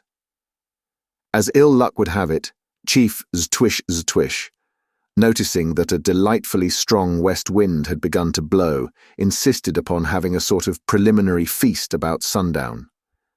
I was invited to join the party. Not daring to refuse, I set out with the merrymakers, and not only tired myself out by making frantic efforts to fill myself with their invisible food, but it was nearly midnight before the village grew perfectly quiet, and everybody seemed to have closed the doors and windows of his dwelling. But after all, the rioting of the wind-eaters was a fortunate thing for me. They went to bed so gorged with many and deep draughts of the hearty and filling west wind that they slept like logs, if you will allow me to compare puffballs to solid wood. I waited until the rumbling of the voices had died away as the last group of roisterers broke up, and the solitary wind-eaters, scattered along the streets, disappeared one by one into their bamboo dwellings.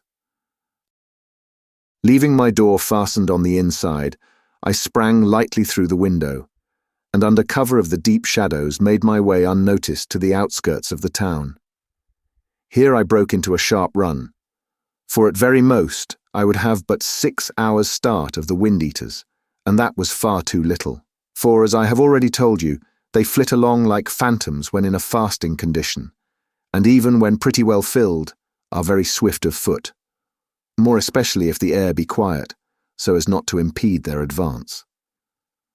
On, I sped with a desperate resolve to make such a good use of my start as to make it impossible for them to overtake me. To my horror, after about an hour's run, I noticed that my legs were beginning to tire. This was a terrible blow to me, For a few moments I staggered along, half unconscious of where I was, whither I was hastening, and of the awful danger threatening me. All at once, the truth of the matter broke upon me. I was but the wreck of my former self.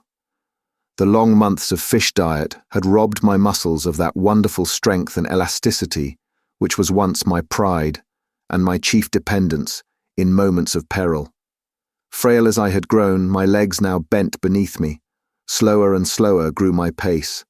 My heart seemed to swell and shut out the very breath of life. On, ever onward, I toiled with a desperate effort to escape my pursuers, whose rumbling voices, it half seemed to me, were faintly booming in the distance. But nature would do no more. I reeled, I staggered, I stopped, I fell. How long I lay there I know not. But when I came to myself, I could plainly feel that change in the air which tells of the coming day. The rippling of a brook fell on my ear. I dragged my aching body in the direction the sound came from. A deep pull at the cool, clear water of the brook refreshed me somewhat.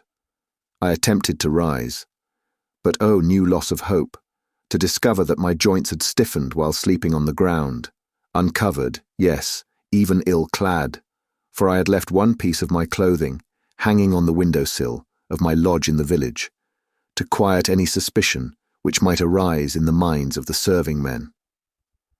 Thoughts of home, however, of the elder baron, of the gentle baroness, my mother, of my loved Bulger, flitted through my fevered brain, and prompted me to make one more effort to regain my feet and escape death at the hands of Chief Stwish's enraged people, who would soon be bounding along, uphill and down dale, like spirits of the wind as they were. A groan escaped my lips as I rose to my feet, so like knife points in my joints were the pains which shot through my frame. But I must try to be up and away, even though the effort cost me 1,000 agonizing twinges. I owe it to the loved ones at home to push on till I fall utterly broken, till, like a stricken beast, robbed of the power to stand, I should topple and fall at the feet and at the mercy of my pursuers. Such were the thoughts which oppressed my poor reeling brain. A terrible mystery, a torturing dream weighed me down. I still had my mind. I could see, I could feel, I could hear. And why should I not rise and move onward, and away from the certain death which hovered over me? Crazed by such thoughts, I struggled to my feet and staggered along, sending forth a groan with every step. But I had steeled myself to the task, and dragged myself along, still oppressed by some strange and mysterious power, which gave to every pebble the rock's size, and widened every gully to a yawning chasm, on the brink of which I paused in sickening fear of plunging into some black abyss.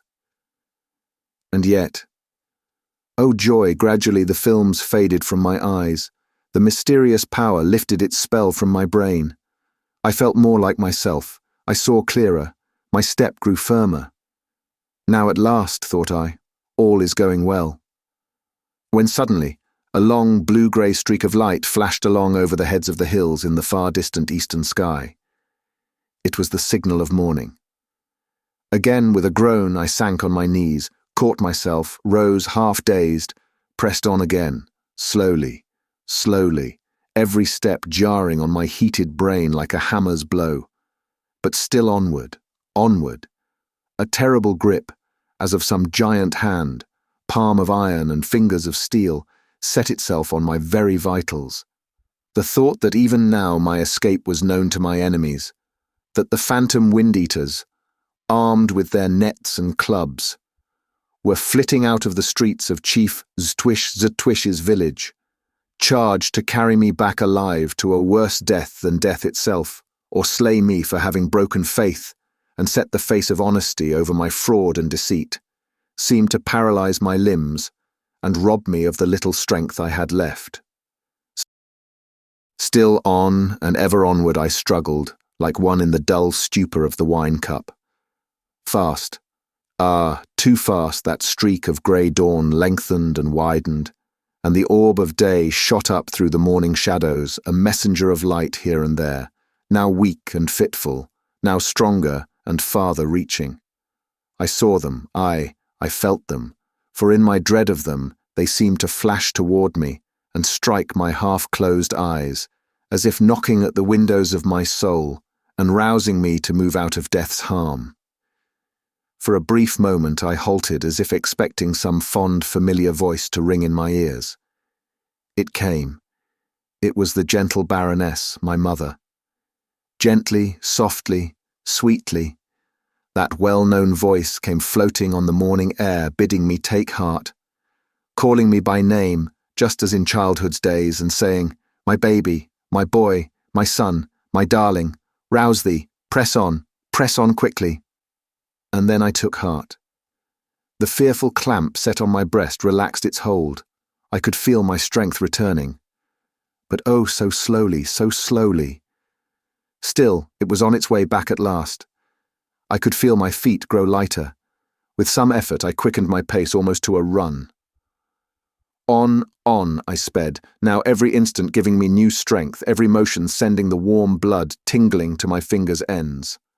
The spell had been lifted. I was myself again. Swifter and swifter my pace quickened until I flew along as in days of old, when with ease I left all comers far behind me. Methought I could almost hear the plash of the waves on the snow-white sands of that beautiful harbour where my good ship lay. On and ever onward, I sped with a new and mysterious strength. I was astounded at my own deeds. I was almost afraid. So fast I was bounding along, lest again some demon of the air should touch my limbs and stay my course. But hark, didn't you hear that deep rumble? The sky is clear. It cannot have been the voice of the storm fiend. Ha! Again, deeper and clearer than before, that hoarse, low, muttering rumble, half roar, half growl, comes borne along on the wings of the awakened breeze. Lost, lost, lost! It is the cry of the pursuers. It is the voice of the enemy. Those children of the air are on my track. They follow me with leap and jump. What madness to think to outrun them. Let me halt and die like a man. Look how they bound along over the plain. Swift and noiseless are their steps, phantoms that they are. I halt. I turn. I grasp my firearm. Too late. A score of entangling nets envelop me. I struggle only to entwine myself the more. Arms, hands, legs, feet are twisted in wretched confusion. I sway, fall, roll over, wrapped round and round in that dreadful tangle.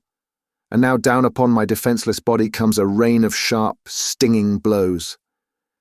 Deep rumbling cries fill the air and keep time in a wild way with the showers of blows rained on my face and head and hands. As they continue, they seem to increase in strength. The pain, bearable at first, now becomes excruciating.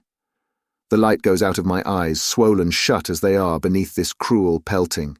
1,000 ringing sounds assail my ears. My brain reels. I am going, dying. When, hark again, you cannot hear it. Your ears would not know it. But mine do. 'Tis Bulger's bark, and I am saved. Faster and faster the wind-eaters ply their clubs. I do not heed them. I do not feel them now, for nearer and nearer comes that joyous music. 'Tis here. I'm strong again. I rise half up. My lips move. I speak. I cry out, "Quick, good Bulger, or all is lost." A single glance at the terrible plight of his little master tells him all. With a howl of rage, his dark eyes shooting flame, he throws himself upon the heels of the wind-eaters. His sharp teeth pierce like needles. Crack! Again and again he sends his fangs through the skin of a wind-eater. Crack! Crack! Their clubs cease swinging. A cry of horror goes up, as for the 4th time good Bulger's teeth pierces the heel of a wind-eater and sends his body with a loud report to vanish into thin air. They turn. They break away in wild dismay. They fly for their lives, casting away their clubs and abandoning their victim. I could see no more. It grew black. A vertigo seized me. I tried to free my hands to touch my loved Bulger, for death, I thought, had come. When life came back, Bulger was licking my hands and face and whining piteously. He had gnawed the netting free from the limbs of his little master. With a cry of joy and a burst of tears, I caught that faithful, loving creature to my breast. At that instant, Distant shouts came floating over the hills. They came from my sailing master and his relief party. I could not answer, but Bulger raised his head and sent forth a few sharp barks to tell them where we were. In a short half-hour, they were at my side. After my bruised face and hands had been bathed in cool water, and I had swallowed a few mouthfuls of wine, I felt strong enough to get on my feet and move slowly forward. Bulger walked proudly by my side, pausing ever and anon to look me in the face, meaning to ask, "How goes it with thee, little master?" Once on shipboard, strengthened by good food and cheered by the comforts of my cabin, I was not long in getting my health back again. After a week's rest, I gave orders to weigh anchor and turn our good ship's head northward, for I was anxious, very anxious to see the elder Baron and the gentle Baroness, my mother, and tell them all about the wonderful things I had seen. Chapter 6. Upon my return from my first journey to faraway lands, the elder Baron and his faithful spouse, my beloved mother, followed by all the retainers of the household, met Bulger and me at the outer gate and welcomed us home with that wild and boisterous joy which only German hearts are capable of. The elder Baron threw his arms around my neck and, forgetful of the fact that I was only half his size, lifted me completely off the ground in the unreasoning joy of a father's heart, nearly throttling me. I kicked vigorously, but the soft felt soles of my oriental shoes prevented me from giving him to understand that he was fast choking me to death. At last my thoughtful mother noticed that I was growing black in the face, and laying hold of my legs, pulled me downward out of the dangerous embrace in which the elder Baron had wrapped me.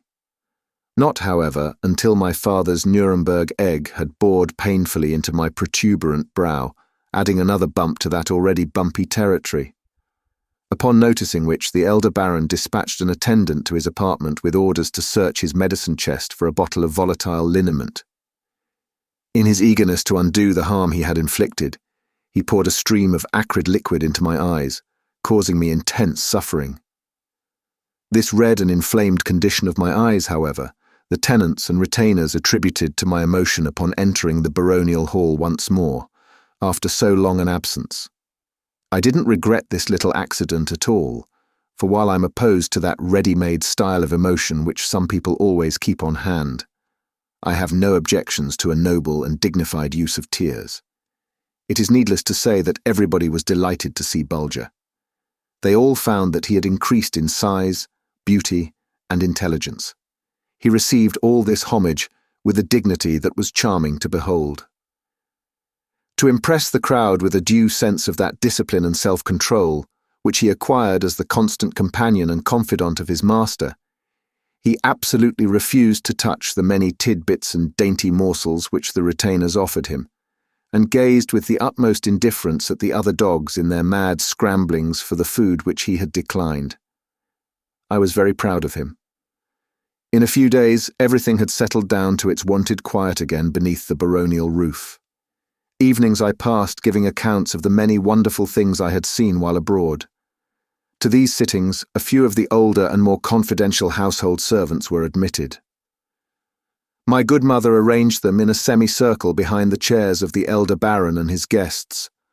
I, with Bulger by my side, occupied a dais, either seated by the side of a table holding my curiosities, or standing in front of my auditors in an easy position, while I held them spellbound by my narration. There was one thing that worried me, and it was this. How will the elder Baron receive the announcement of my intention to leave home again ere many moons? To my great surprise and delight, he didn't even wait for me to make known my intentions. While seated in my library one day, poring over a very rare book of travels which I had just purchased, a gentle tap at the door caused Bulger to raise his head and give a low growl. "Come in," said I. It was the elder Baron. "I disturb you," he began. "You have that right, Baron," I replied, with a gracious smile. "Be seated, pray." And saying this, I arranged the pelt of a very beautiful and rare animal which I had killed while abroad, so as to make a comfortable seat for the elder baron on the canopy. "My son," said the baron, "I come to bring thee this little token from our gracious master the emperor." I looked up. He held in his hand the insignia of the Grand Cross of the Crimson Cincture. I laid the bauble on the table. "Little baron," continued my father, "I am well pleased with thee." I made a low obeisance. "Thy marvellous adventures fill all mouths. Thou hast set a new lustre on the family name, and I come to rouse thee from thy apparent sloth. Thou must be up and doing. Thou must shake off this indolence which will gain an increased power over thee each passing hour. New triumphs await thee. Go forth once more. Turn aside out of the beaten paths. Seek the wonderful and marvellous. But ere thou settest forth, ponder the contents of this parchment roll. Many years ago, when the down of manhood first came upon my cheek, and before life's burdens had come to lie heavily on my soul, I found it in the damp and noisome vaults of an ancient Roman convent, which the pestilential air of an encroaching marsh had emptied of its inmates. It may turn thy footsteps towards something strange and interesting. Concealing with difficulty the joy occasioned by my father's words and my earnestness to know the contents of the parchment roll, I returned the elder baron's salutation with marked respect, and he withdrew. I need not assure the reader of the almost breathless anxiety with which I unrolled the volume. It was in the Latin tongue, and was the work of a scribe.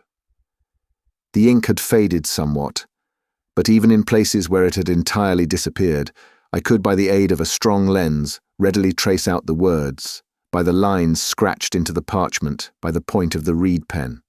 It was a copy of an ancient Roman newspaper, or acta diurna, and bore a date corresponding to our 45th year before the present era. Caesar was at the height of his power. Peace reigned, the arts flourished.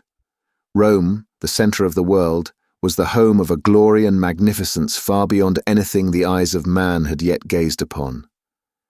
The contents of this copy of the Acta Diurna were largely made up of detailed accounts of a famous trial just completed at Rome, in which 7 noted sculptors had been found guilty of poisoning a beautiful maid named Paula, after they had each completed a statue of her, in order that no other sculptors should ever be able to make use of her for the same purpose. The judges had pronounced the sentence of death upon them, but in consideration of their splendid services in beautifying the imperial city, Caesar had changed their punishment from death to lifelong exile. The 7 sculptors had been transported in an imperial galley to a faraway island in the southern seas. As stated in this copy of the Acta Diurna, it was the most remote piece of land belonging to the Roman Empire, lying to the southward.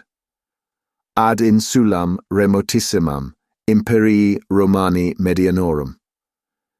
As an additional act of the imperial clemency, the wives and children of the condemned sculptors had been graciously accorded permission to follow their husbands and fathers into their terrible exile.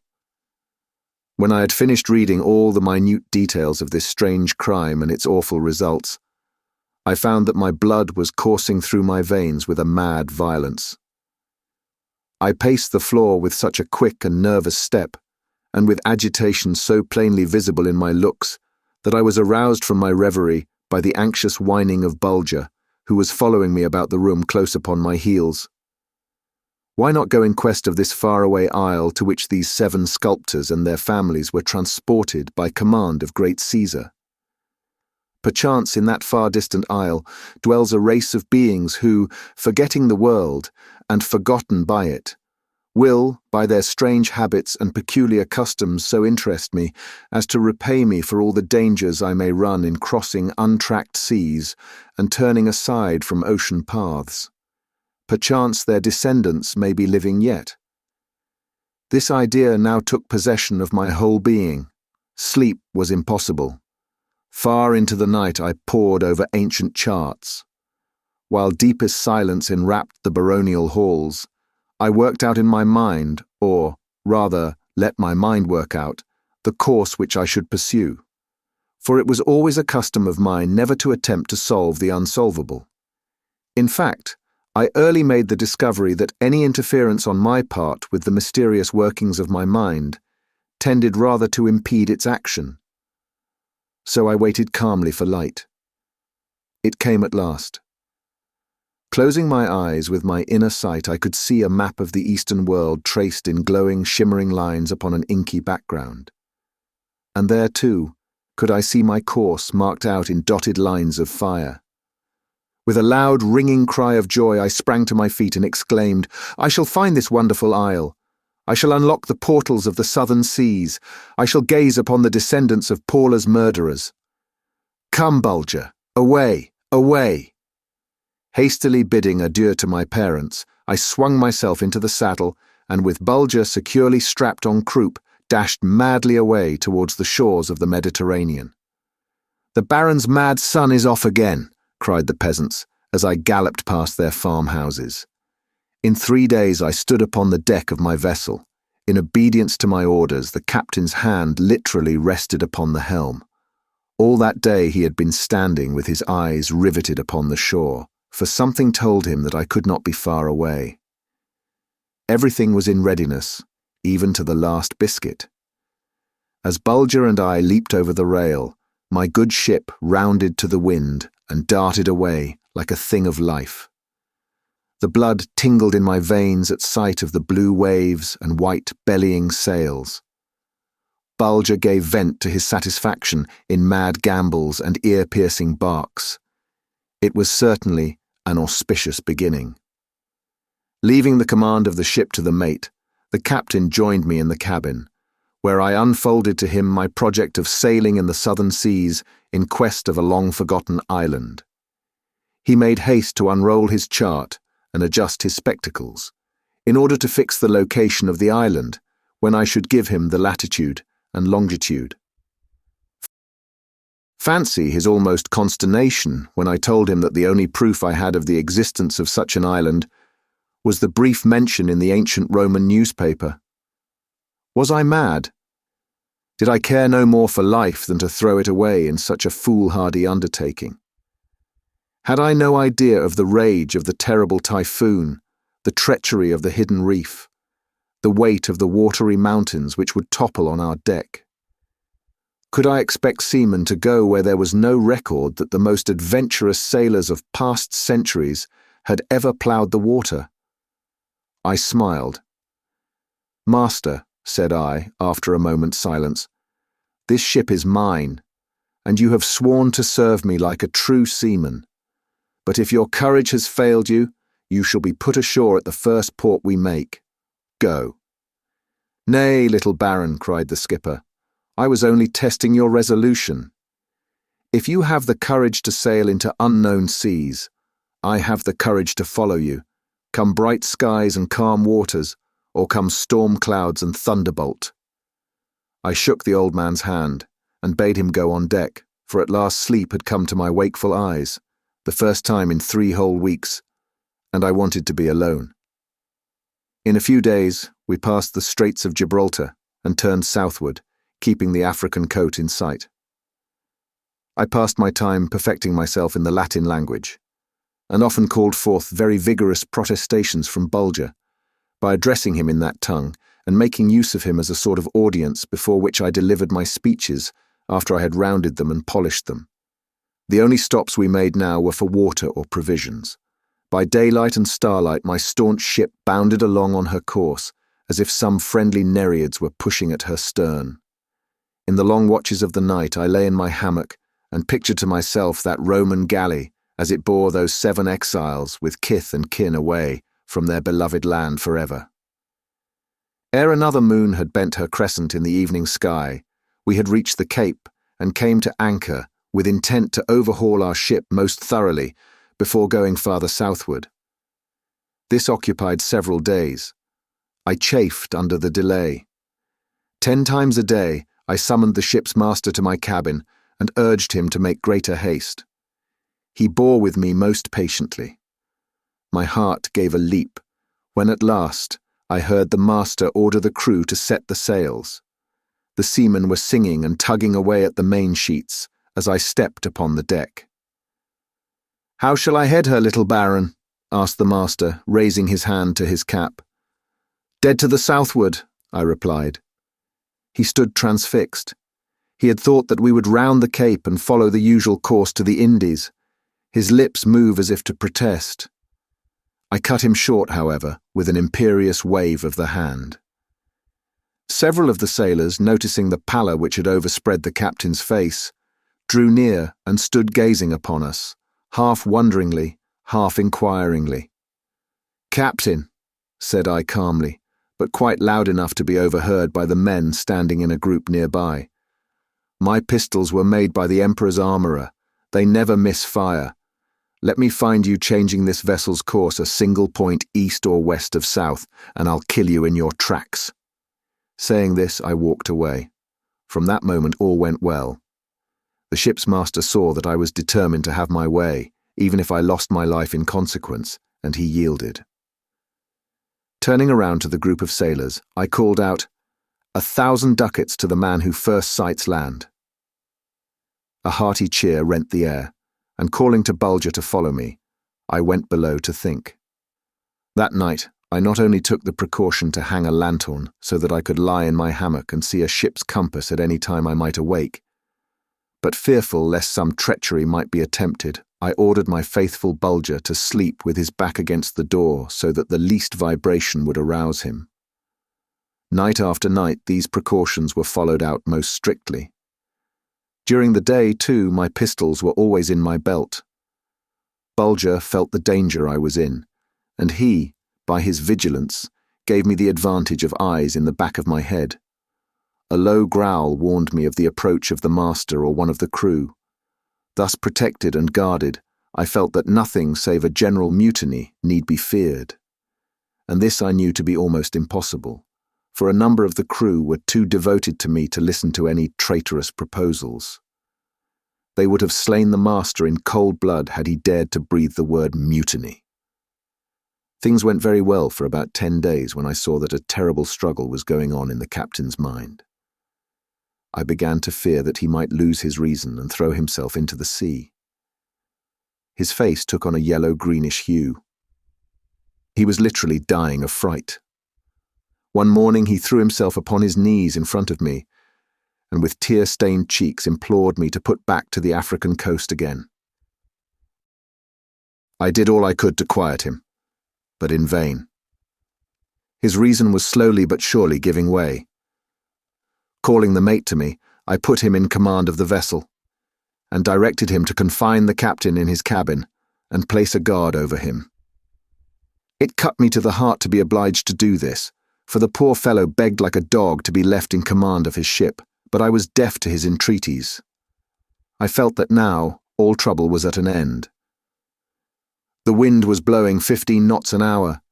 Every stitch of sail had been crowded on. We fairly leapt out of the water like a thing of life, half flying, half swimming. Ever and anon I glanced at the compass. She was headed dead south. My cheeks tingled, and I could feel the flow of warm blood through every vein in my body. The moon went up like a shield of burnished gold. The sea glittered like liquid fire. Anon, a porpoise leaped into the air and sent 1,000 ripples circling away as he plunged into the water again. Our good ship cleft the glassy bosom of the sea like some huge black monster of the deep and left a trail of fire in her wake as far as the eye could reach. Towards midnight I went to rest, but neither rest nor sleep was possible. Half undressing, I threw myself into my hammock, and Bulger took his accustomed place at the door. The lanthorn was not strong enough to overcome the light of the full moon. It streamed through the bull's eyes in weird, fantastic rays and crowded my cabin with strange and mysterious forms. They were 7. Their faces and figures were godlike, so white, so beautiful were they. There was an indescribable sadness in their full dark eyes. They spake not a word. Suddenly the panelling of the cabin ceiling parted and disclosed a staircase wrapped in dim, uncertain light. Adown these steps came a most gracious being, so white and fair and lovely that I gazed with bated breath. Down, down it came, nearer and nearer. She needed but wings to be an angel. but oh, her fair face was so filled with sorrow. Her lips were parted. Her long black hair fell in confused tresses on her shoulders. She stepped into the cabin. And then, with a quick, dread look, her gaze fell upon the 7 bowed figures. "Paula!" they cried, and drew their white robes over their heads. "Land ho! Land ho!" What? Could I believe my ears? Land ho! Land ho! With a bound I sprang from my hammock and rushed upon deck. Aye, it was true. There, half a mile ahead of us, was a sight that stunned me like the blow of a bludgeon. Land it was, but not such a land as in my wildest dreams I had hoped to find. 10,000 lights glimmered on that mysterious shore and illumined the front of a Roman temple whiter than milk. A marble staircase of the same hue led down to the very water's edge. A sacrifice was in progress. From the highest terrace, a column of black smoke curled slowly upward. No sound reached my ear. I stood almost bereft of my senses. At last, my power of speech returned. I ordered anchor to be cast, and clinging to the shrouds of my good ship, gazed long and joyfully upon the entrancing scene. The land rose in natural terraces from the seashore, and no matter in what direction you looked, your eye caught glimpses of a graceful statue or group of statuary gleaming in the white moonlight, amid the dark foliage, like white-robed figures astray in a wood. "It must be," I murmured to myself. "I have found it. This Roman temple, this marble stairway, these groups of statuary all point to the glorious success of my voyage of discovery. This is the sculptor's isle." How long I stood there gazing upon this beautiful shore I know not. Someone pulling gently at my sleeve roused me from my reverie. It was Bulger. I stooped and stroked his head for a few moments. Suddenly I awoke to a sense of great weariness, and casting another glance toward that mysterious shore, I turned and descended to the cabin. I soon fell into a deep sleep. The terrible strain upon my nerves since leaving the Cape, caused by the half-mutiny of the crew, the insanity of the ship's master, and the long watches through which I had lain and listened for the cry of land, had at last told upon me. The sun was several hours high when I sprang out of my hammock and rushed upon deck. Could it all have been a dream? Should I find the noble temple, staircase of marble, and all the towering statues melted away into thin air? Ah, no. That beautiful shore was still there, unrolled before my wondering eyes, like some fair picture, full of light and grace and delicious colouring. "Man the launch!" I called out, and in quicker time than it takes to tell it, I was on my way to the shore of the sculptor's isle. Faithful Bulger sat beside me, his eyes bright and expressive as he gazed into my face. Landing at the foot of the marble stairway, I sprang lightly out of the launch, followed by Bulger, and bounded up the marble steps. There were 3 landings before I reached the level of the temple, from each of which the outlook grew more and more delightful. In truth, it was a glorious approach to produce which art and nature had fairly outdone themselves. At length I cleared the last flight of steps, and with a throbbing heart crossed the tessellated court and paused in front of the entrance to the temple.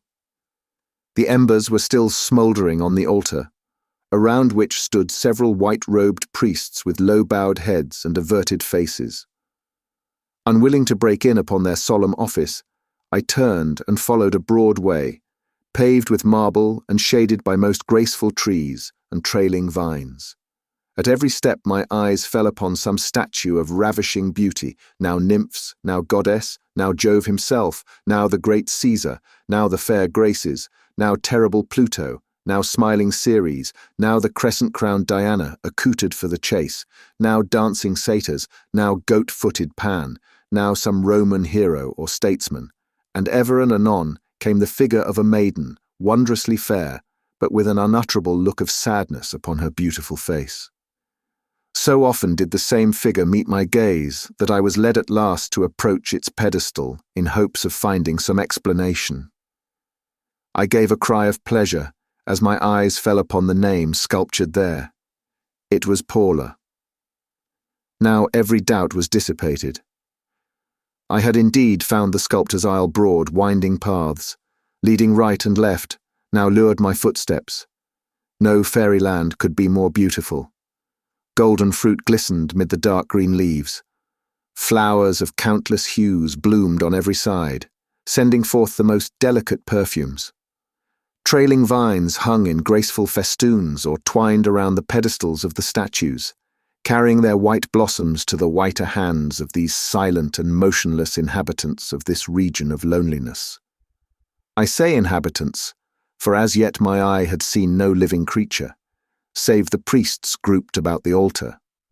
Have I landed upon the shores of an island, upon which nature, with a lavish hand, has bestowed stately forests, placid lakes, purling brooks, trees laden with delicious fruits, plants waving their flowery tassels and plumes in the perfumed air, vines trailing their richly variegated foliage from tree to tree, a radiant sky above, a soil clad with velvety verdure beneath, only to find it abandoned, deserted of man, a thing of beauty and yet loneliness, a mere polished and painted shell, out of which all life has gone forever?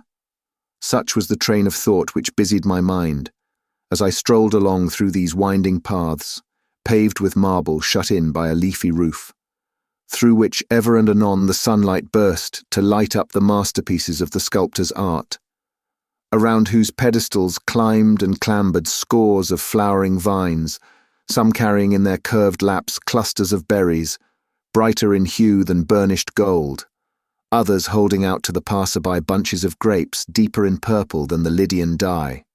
As I pursued my way through this enchanted garden, in which the swaying lily stalks bent their perfumed-filled cups down to my cheeks, and the trees dropped their gold and purple fruit at my feet, while deep in the bosky thicket of red-leaved shrubs and silken-tufted pine, the melancholy nightingale warbled his liquid melody in slow and plaintive measure.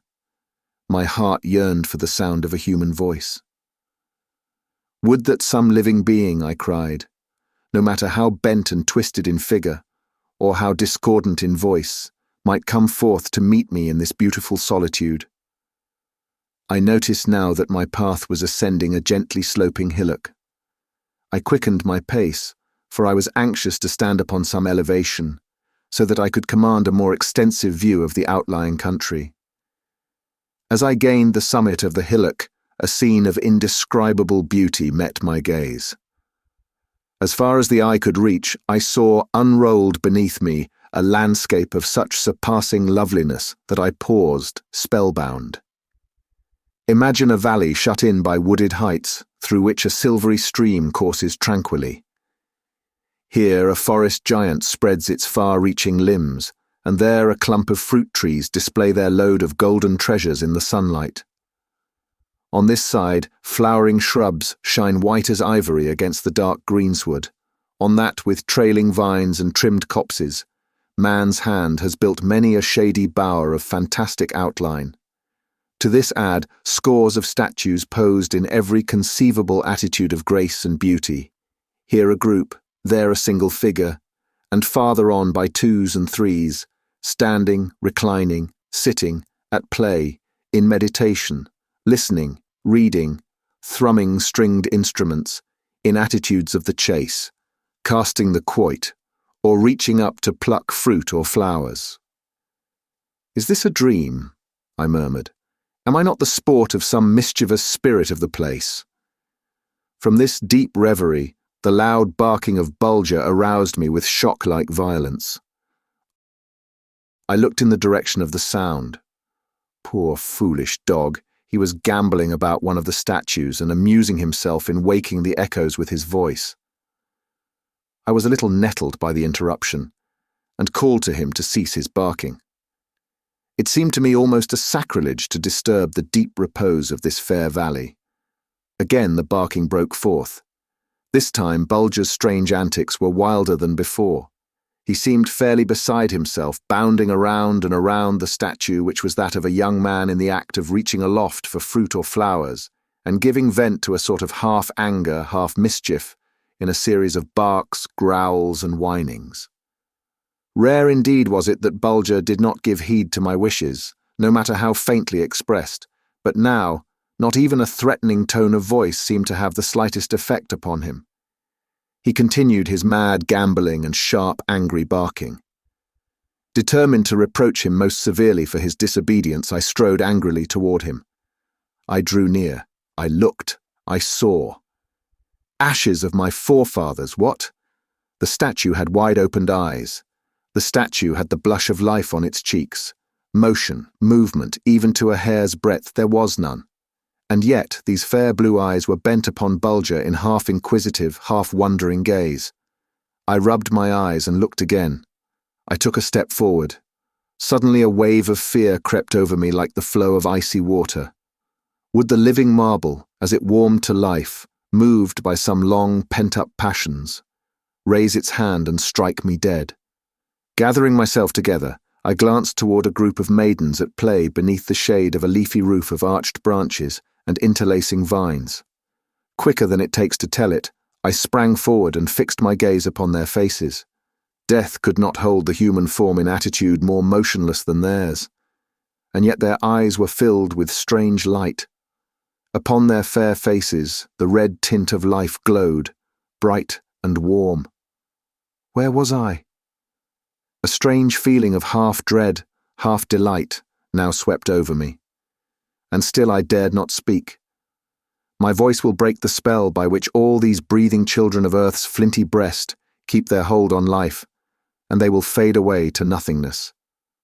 And now the eyes of her nearest me, of deeper black than polished coal, appeared bent full upon me. I could see, I thought, the glisten of those ebon orbs, as if a tear had broken over them. Her hand was outstretched. What if I touch it, thought I, to see if it have the warmth of life within it, or whether it be not in truth a thing of stone, and I the sport of some mischievous spirit of the island. I'll do it, if I'm slain like a poor worm, which, warmed by an approaching flame, crawls to meet it. I touched its fingertips. Oh, wondrous thing! They were not of stone, but of softest, warmest flesh. I staggered back, expecting to see the group vanish in thin air. But no, it moved not. It stood as motionless as before. And now I felt my limbs grow strong beneath me. I determined to speak, come evil or come good. Fixing my gaze upon their fair young faces, I uncovered and addressed them thus. Oh, strange and mysterious beings, resent not this bold intrusion of a puny mortal upon your sacred repose. Speak to me. If ye so will, let me take my feet off the soil of your fair island. But ere I go, speak to me.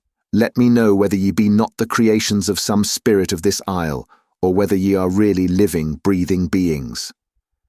No sound issued from those rosy lips, parted as if in the very act of speaking.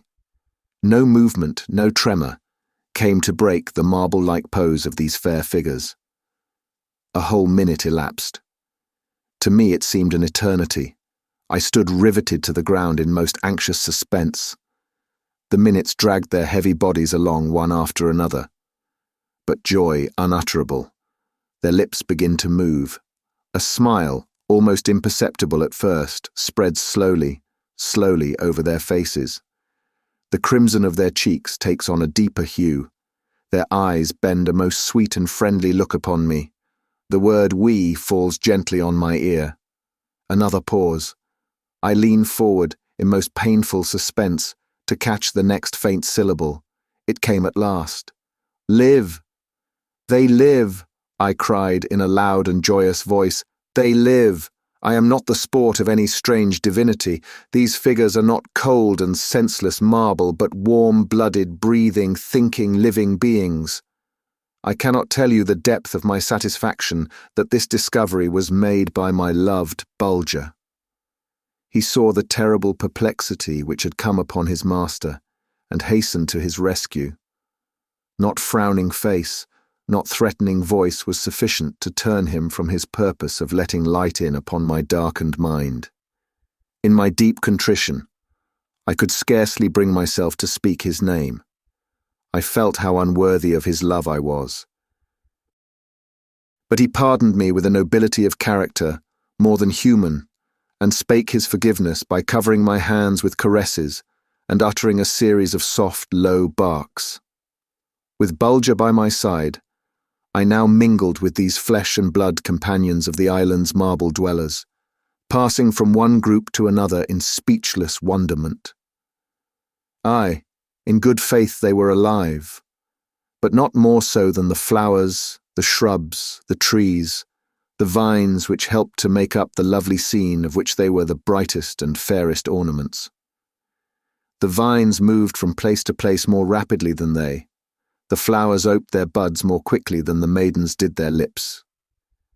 Like beautiful figures of wax, moved by the slow uncoiling of some hidden spring, these living statues passed hours, nay days, in rising to their feet or sinking down upon the velvety greensward. For several hours, I stood watching the white hand of a maiden as it reached forward, with imperceptible motion, to pluck a red-cheeked peach which hung beside her. A full hour went by ere those delicate fingers were clasped around the peach, another ere it had been carried to her lips. There, all day long, she held it pressed, but as the sun went down behind the wooded hills, it fell from her loosened grasp and rolled towards my feet. I slowly stooped, for I was not long in discovering that my quick movements pained these animated statues, and picked it up. I could feel that some of the pulp had been drawn from the luscious fruit, but the skin was hardly broken, so gently had she fed upon it. At this moment, seeing a smile upon the face of one of the maidens, I turned to find upon whom she bent her gaze. It was a handsome youth, who stood perhaps 50 feet distant, with his eyes fixed beamingly upon the maidens. Surely, thought I, affection will, as in other lands, quicken their movements. They will advance toward each other somewhat rapidly now. But no. The long twilight yielded little by little to the deeper shadows. Night came. The moon set her glowing disk in the heavens, and yet that youth was not near enough to clasp the hand of the maiden he loved. From the first coming of the twilight, smiles had been slowly gathering upon the faces of the other youths and maidens whose eyes were turned upon the lovers. At this moment a gentle "Ha!" fell upon my ear, and after the lapse of half an hour, another and louder "Ha!" followed it, to be, after a still longer pause, followed by still another "Ha!" This last "Ha!" was lengthened out into a clear and ringing note which lasted several seconds. Then it grew fainter and fainter, and died away like a spent echo. Their mirth was over. As I was threading my way among these living statues, one morning, I came upon a group of children at play. At first I could not see that they had noticed my coming at all, but after the lapse of a quarter of an hour, I discovered that their large, beautifully clear eyes were slowly turning toward me, so I determined to sit down nearby and observe them. Fancy my delight upon finding that a delicate thread-like flowering vine had twined around and around the body of a little golden-haired maid of about 7, encircled her neck with its many coloured leaves and coral berries, and coiled itself like a crown of gold and crimson upon her soft ringlets, dropping its blossoms and tendrils gently down around her head and shoulders. Seeing my astonishment and hearing my words of delight, a mild-faced woman seated near me slowly raised her hands and extended her fingers to make me understand that these little cherubs had been 10 days at play there upon the ground.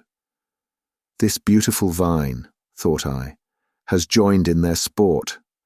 As much alive as they, it is in truth one of their playmates, and has wound itself lovingly around the child seated nearest to it. I looked again. Lo! A tree loaded with delicious nuts was swinging in the breeze and shaking them into the laps of these children at play, while on the other side, a tall, graceful plant bearing cup-shaped flowers of sunny whiteness, each of which I noticed was filled with limpid water, drops of which sparkled in the sunlight like polished gems, gently brushed against the cheek of a smiling boy, as if to say, "Drink, dear little brother." "Wonderful," cried I. "These happy creatures, these trees and flowers, these fruits and vines are all children of the same family. No storms ever come to darken these fair skies. Eternal spring reigns here. By daylight, starlight and moonlight their lives flow gently along like some broad, silvery stream, whose motion is too slow for human eye to note it. Mysterious people, how shall I fathom the wonderful secret of your existence? How shall I read the history of a people whose only books are speechless brooks and silent groves, whose tongues have so lost their power to interpret thought that months might go by, and yet the mystery remain unsolved?" After a sojourn of a few days among the slow movers, as I shall call them, I made a discovery which alarmed me greatly. I found that this mysterious silence, this strange fate which cast me among living creatures with whom converse was next to impossible, this utter inability to distinguish the living statues from the marble ones, was beginning to prey upon my mind. Bulger noticed my ever-increasing melancholy, and exerted himself to amuse and comfort me. I responded but poorly to his 1,001 cunning tricks and laughable antics. In fact, I felt that my mind was gradually yielding to some dread influence which pervaded the very air, and which, even hour by hour, so gained in strength that I realized the necessity of making a superhuman effort to break away from the power it had already acquired over me, or else become myself a living statue and brother to the forms of flesh and marble which inhabited this wonderland. I will not weary my readers with minute details of the plan which I had conceived to end the danger which threatened me, to snatch myself from the living death which I could already feel creeping over me. In my despair I determined to apply to the oldest of the slow movers, and throw myself upon his mercy, so to speak, to tell him of my longing to escape from the terrible fate threatening me, to return home to my beloved parents, who would go down in sorrow to their graves if I, their sole child, their pride and their hope, should never come again to gladden their old age. But more than this, I determined, if possible, to learn the history of the island and its mysterious folk, and to that end I resolved to beseech him to indicate to me where I might find some record of their past, some book or parchment, so that I might not go through life burdened with the brain-racking thought that I had been powerless to solve this mystery, a thought which, if it did not shorten my days, would most surely embitter them. As I have already explained, in attempting to converse with the slow movers, I was confronted with a twofold difficulty. In the first place, though I might burst with impatience, yet must I preserve a perfectly calm and placid exterior, and in the second place, when, after the long and wearying delay, it came my turn to make reply, that reply must not exceed the snail's pace of the slow mover's speech, else their bright eyes clouded up, and they seemed absolutely paralyzed by the rapidity of my utterance. Their eyelids sank slowly down, and they seemed to fall into a deep slumber, out of which it took hours to arouse them. At the first streak of dawn, I sought out the aged slow mover, whom I had often noted in his leafy temple, seated on a marble pediment, his eyes fixed on the silent stream which bathed the very roots of the trees, whose wide-spreading branches helped to roof over his habitation. All that day and the starry night which followed it, I sat at his feet. Picture to yourself my utter despair at learning that not a word or a line, not a leaf or a parchment, was in existence, which might end my fearful anxiety.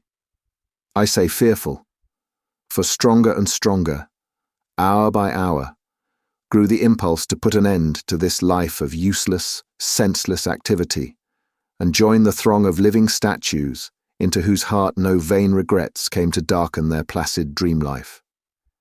On the morning of the second day, a thought burst upon my mind. It was this: perchance there may dwell, somewhere on this isle, some one living creature, who, unlike his brothers, may possess the power of rapid speech, whose tongue, for some reason or other, may have stayed loosened.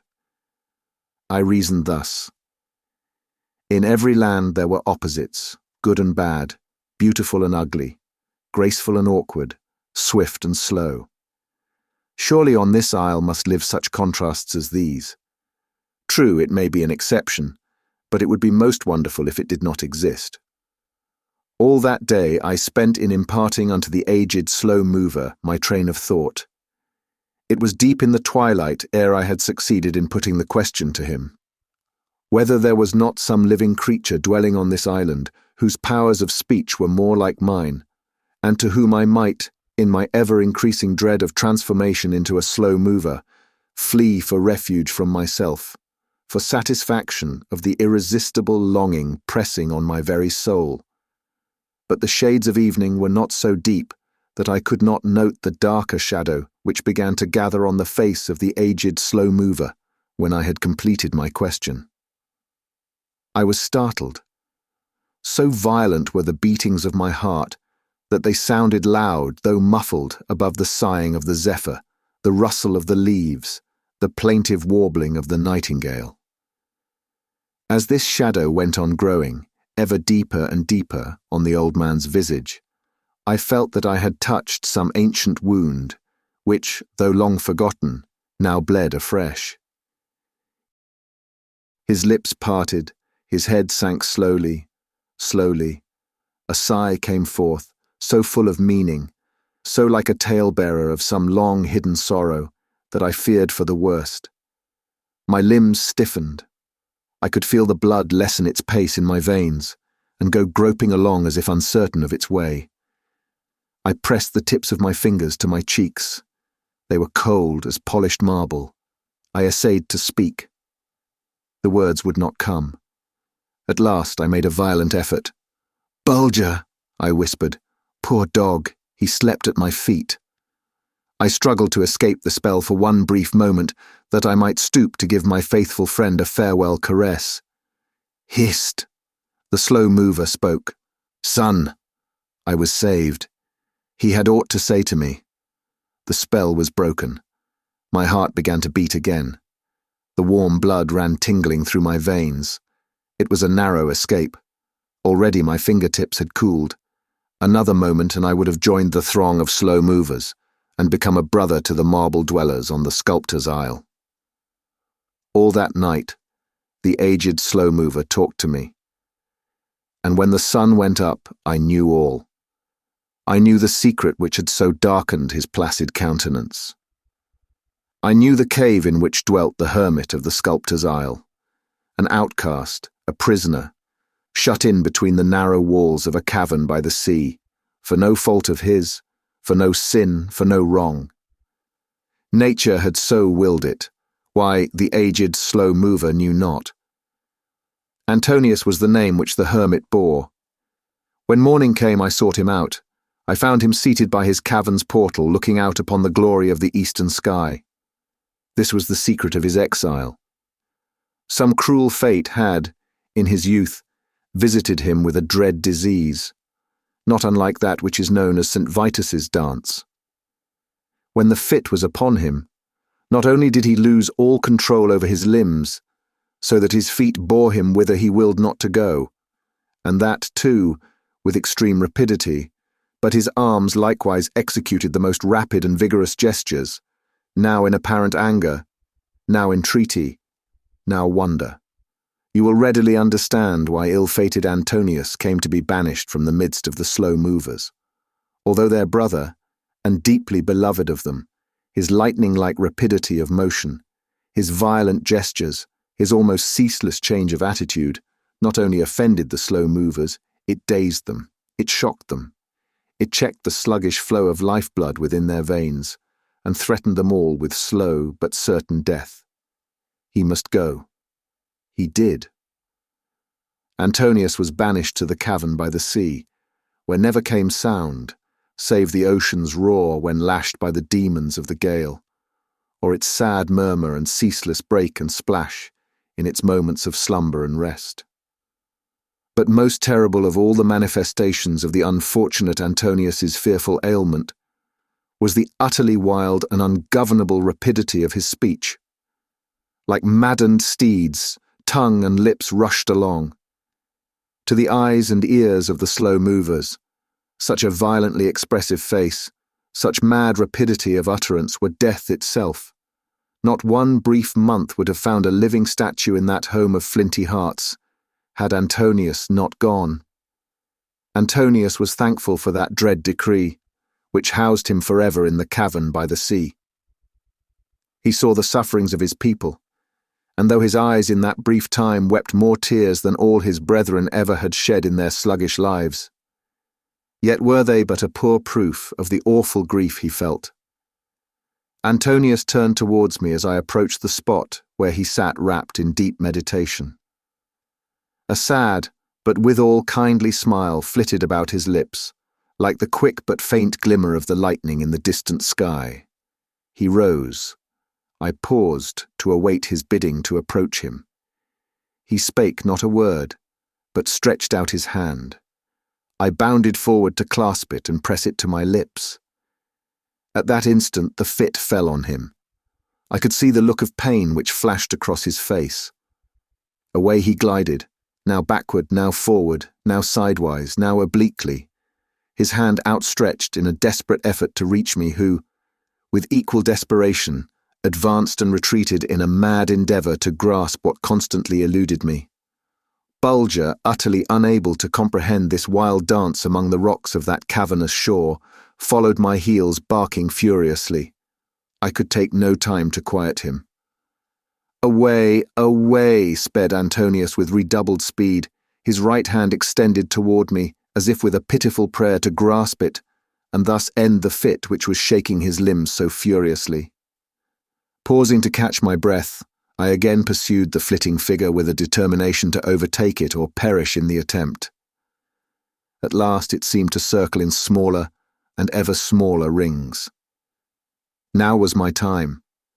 I sprang upon that whirling form with a sort of mad desperation to seize and hold its outstretched hand. At length I held it, but no.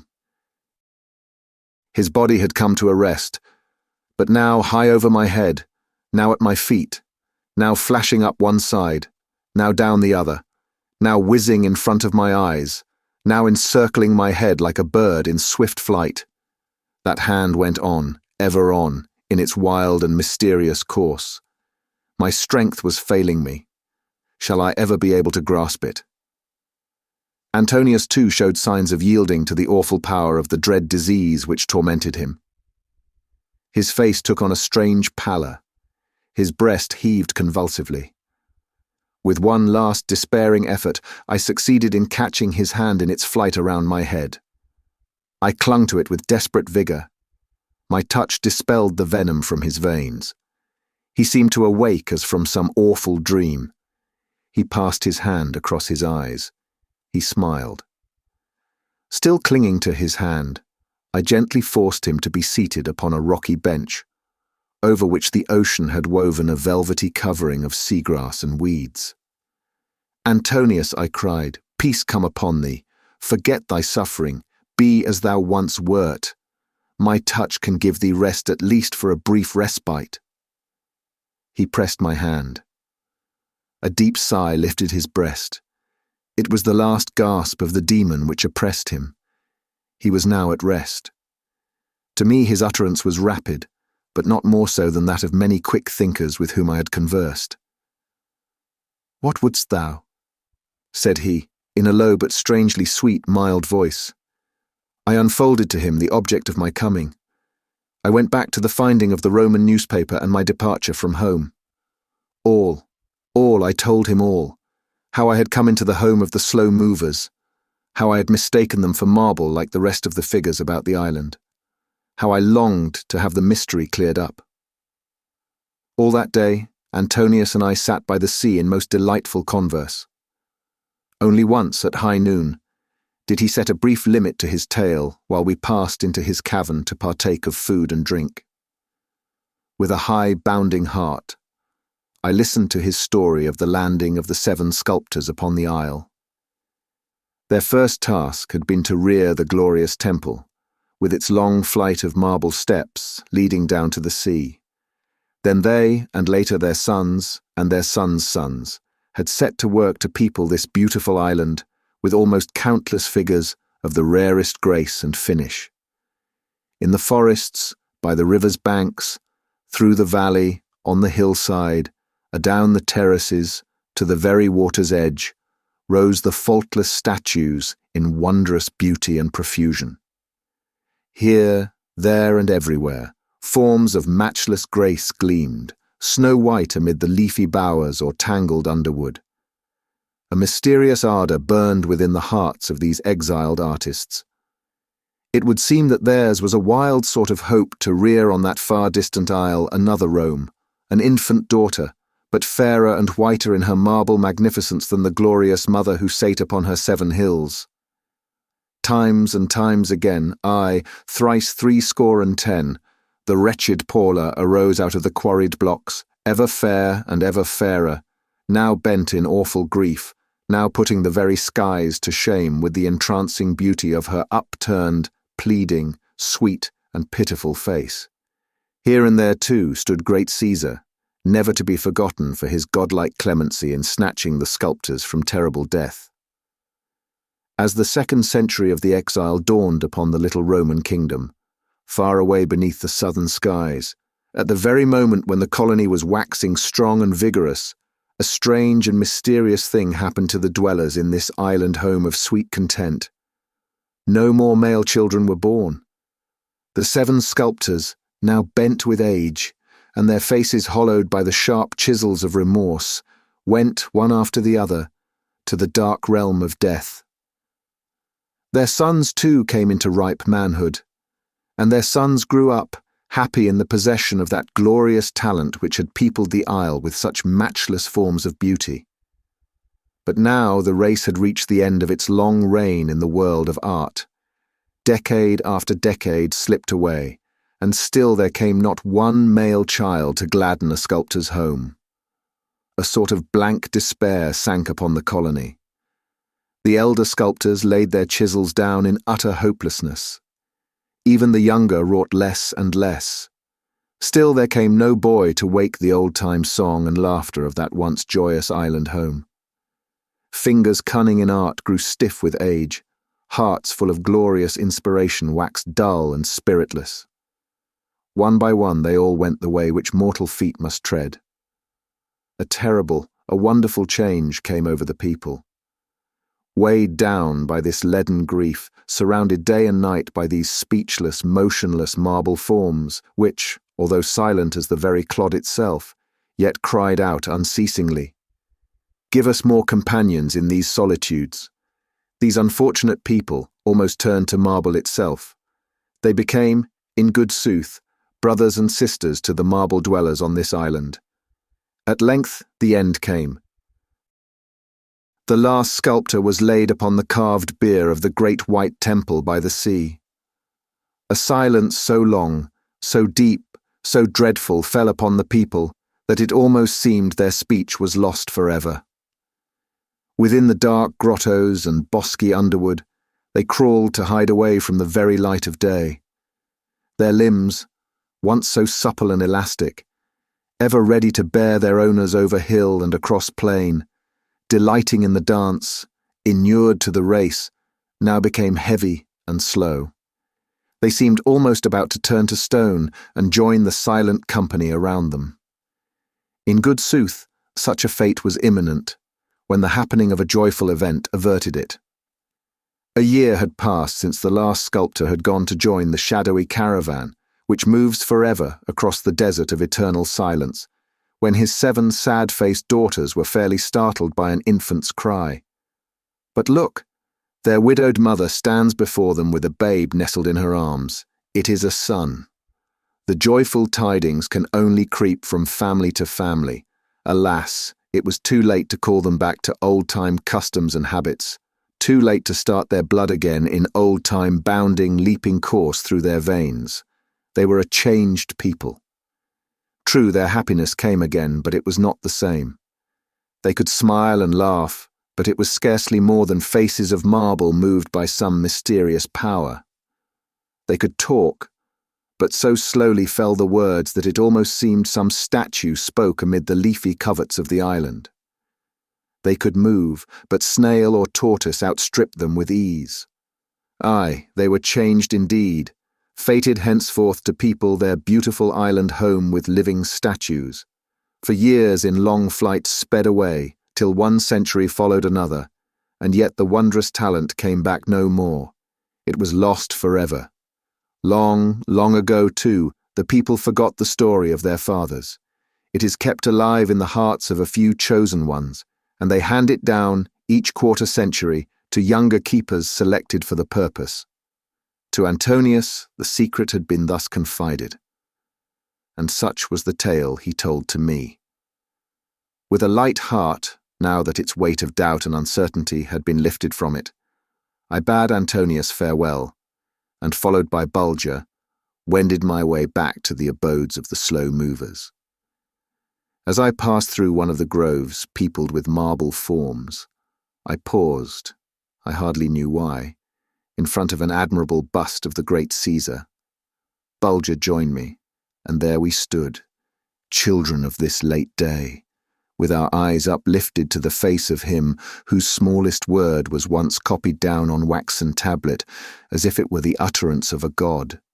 I had always liked Caesar. We resembled each other in many ways. We were both men of action.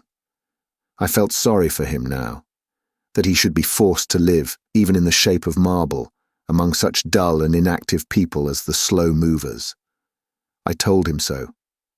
And yet, Julius, said I, called of men the great Caesar, what a fortunate thing it is that thou art not living now, for thou wouldst be overcome with shame at finding everybody reading my adventures, while the book which thou wrotest concerning Gaul lies mouldy and dust-covered on the shelves of the libraries.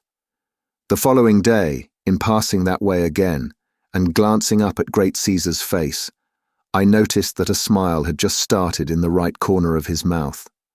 So stolid had he become through his long residence among the slow movers that he had just begun to be amused by the remark I had made on the previous day. Thoughts of home now arose in my mind.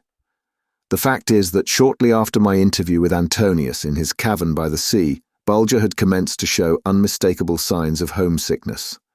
So I dispatched him with a note to the officer of my vessel to begin preparations at once for the return voyage. Bulger made haste to execute the commission. He proceeded to the foot of the marble staircase, and then by loud barking attracted the attention of the officer whom I had left in command. He sent a boat ashore, and Bulger met it with my letter in his mouth. To tell the truth, I would have fain lingered for a week or so longer among the slow movers, but it was plain to be seen that they were growing restive at my presence. On the cheeks of many of them, all signs of ruddy peach bloom had disappeared. Day by day they grew more and more like their marble brethren. My quick movements so wearied their eyes that after a few hours' stay in their midst, I found myself surrounded by a company of deep sleepers. Nor dared I speak. For no matter how I softened my voice, or how slowly I uttered my words, they jarred upon the delicate ears of the slow movers, and signs of suffering gradually passed over their faces. My resolution was therefore quickly formed. With a snail's pace I passed from group to group, from bower to bower, from grove to grove, saying in a soft and measured tone, "Fare, well, fare, well." Then I directed my steps towards the white temple by the sea, for I knew my boat's crew were waiting for me at the foot of the marble staircase. As I passed in front of great Caesar's statue, I turned to wave a last adieu. What saw I, think you? Why, that same smile which had begun in the right corner of his mouth several days ago had crossed over to the other side of his face and was just at the left corner of his mouth. On the right side, whence it had come, all was as stern and calm as when he sat enthroned at Rome and ruled the world. Several hours later, as we were busy setting the sails of my good ship, there fell upon my ear in a soft, echo-like tone the word, "Fare." The slow movers had begun to speak their adieu. The winds were favourable, the sails filled, As the sun went down, pouring a flood of golden light upon the beautiful marble staircase, the great white temple and the many snowy statues which gleamed so bright and fair amid the dark foliage of the trees and vines upon the terraces of that mysterious island, I threw myself upon the deck with intent to keep my eyes fixed upon the lovely scene as long as possible. My good ship sailed away in deepest silence, for I had given orders that no one should speak above a whisper. Now the sculptor's isle had faded to a mere speck in the horizon, and now, in the gathering shades of night, it was swallowed up and lost forever. My heart grew heavy. Bulger nestled his head in my lap with his loving eyes fixed full upon me. Sleep overcame us both. The sky was star-studded when we awoke. The cool night wind had refreshed me. I sprang up with the intention of going below. At that instant there came floating along on the evening breeze, like a mountain echo nearly spent, a soft, mysterious sound. My ear caught it. It was "Wee-lee." The slow movers had finished speaking their adieu. Chapter 7. I call lovers of a roving life. I was not long in growing tired of the quiet ways and simple pursuits of the inmates of the old baronial hall. At times, I felt like an intruder, when I caught myself sitting with eyes riveted upon the pages of some musty old volume of strange adventure in faraway lands.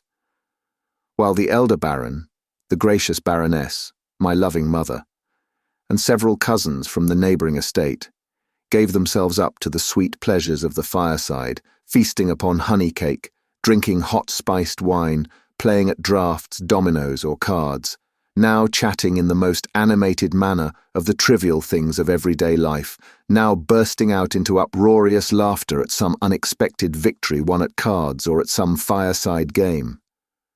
Silently closing my book, and still more silently stealing away, I sought the quiet of my apartments, where with no other companions save faithful Bulger, I gave myself up to unrestrained indulgence in waking dreams of life in a storm-rocked ship, landings on strange shores, parleyings with curious beings, battling with the wild-visaged typhoon, or hurrying with sails close reefed and hatches battened down to gain a safe port ere the Storm King's ebon chargers could rattle their hooves over our heads.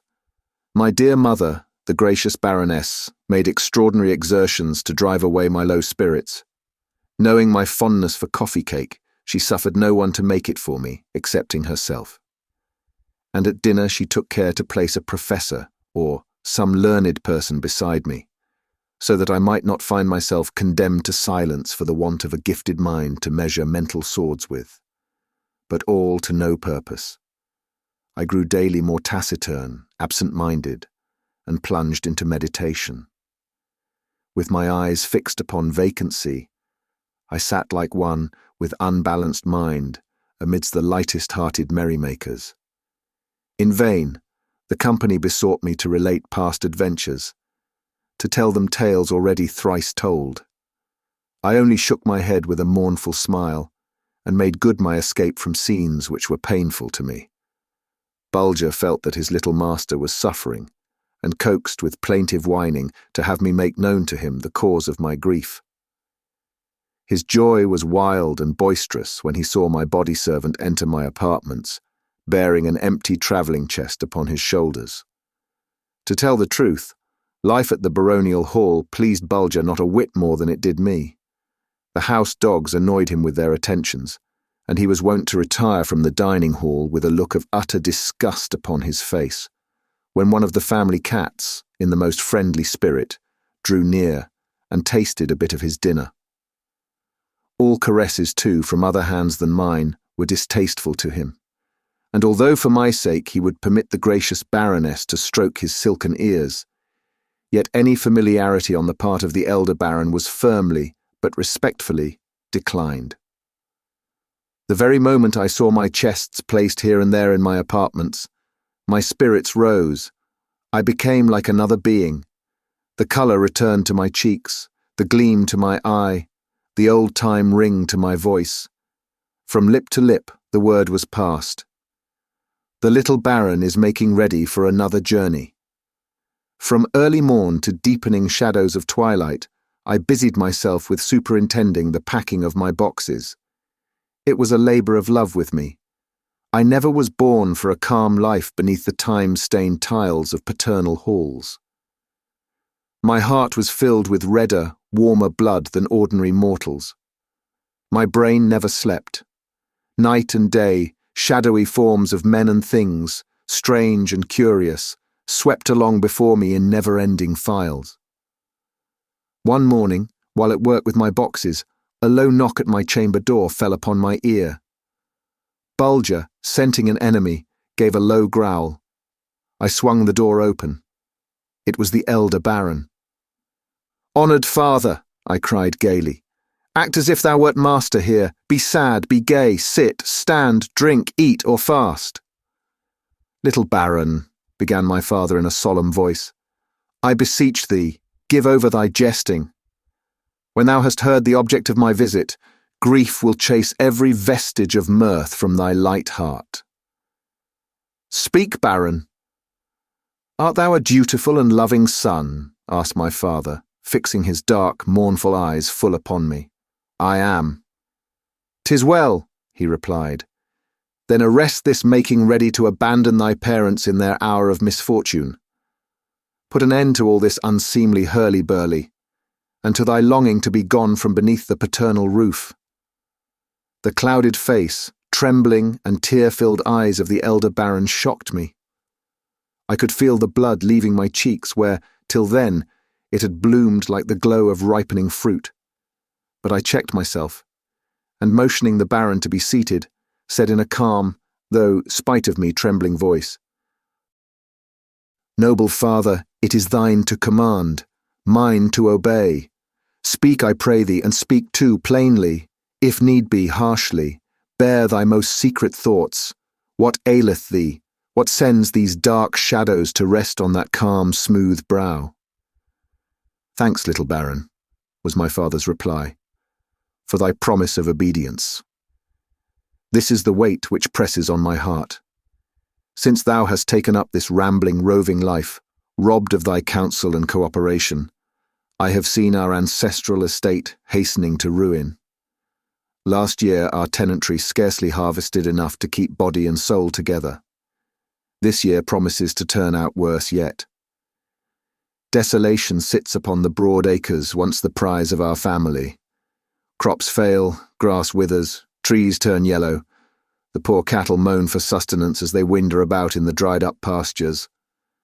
I look upon all this wreck and ruin, but am helpless as a babe to stay it. Speak, my son.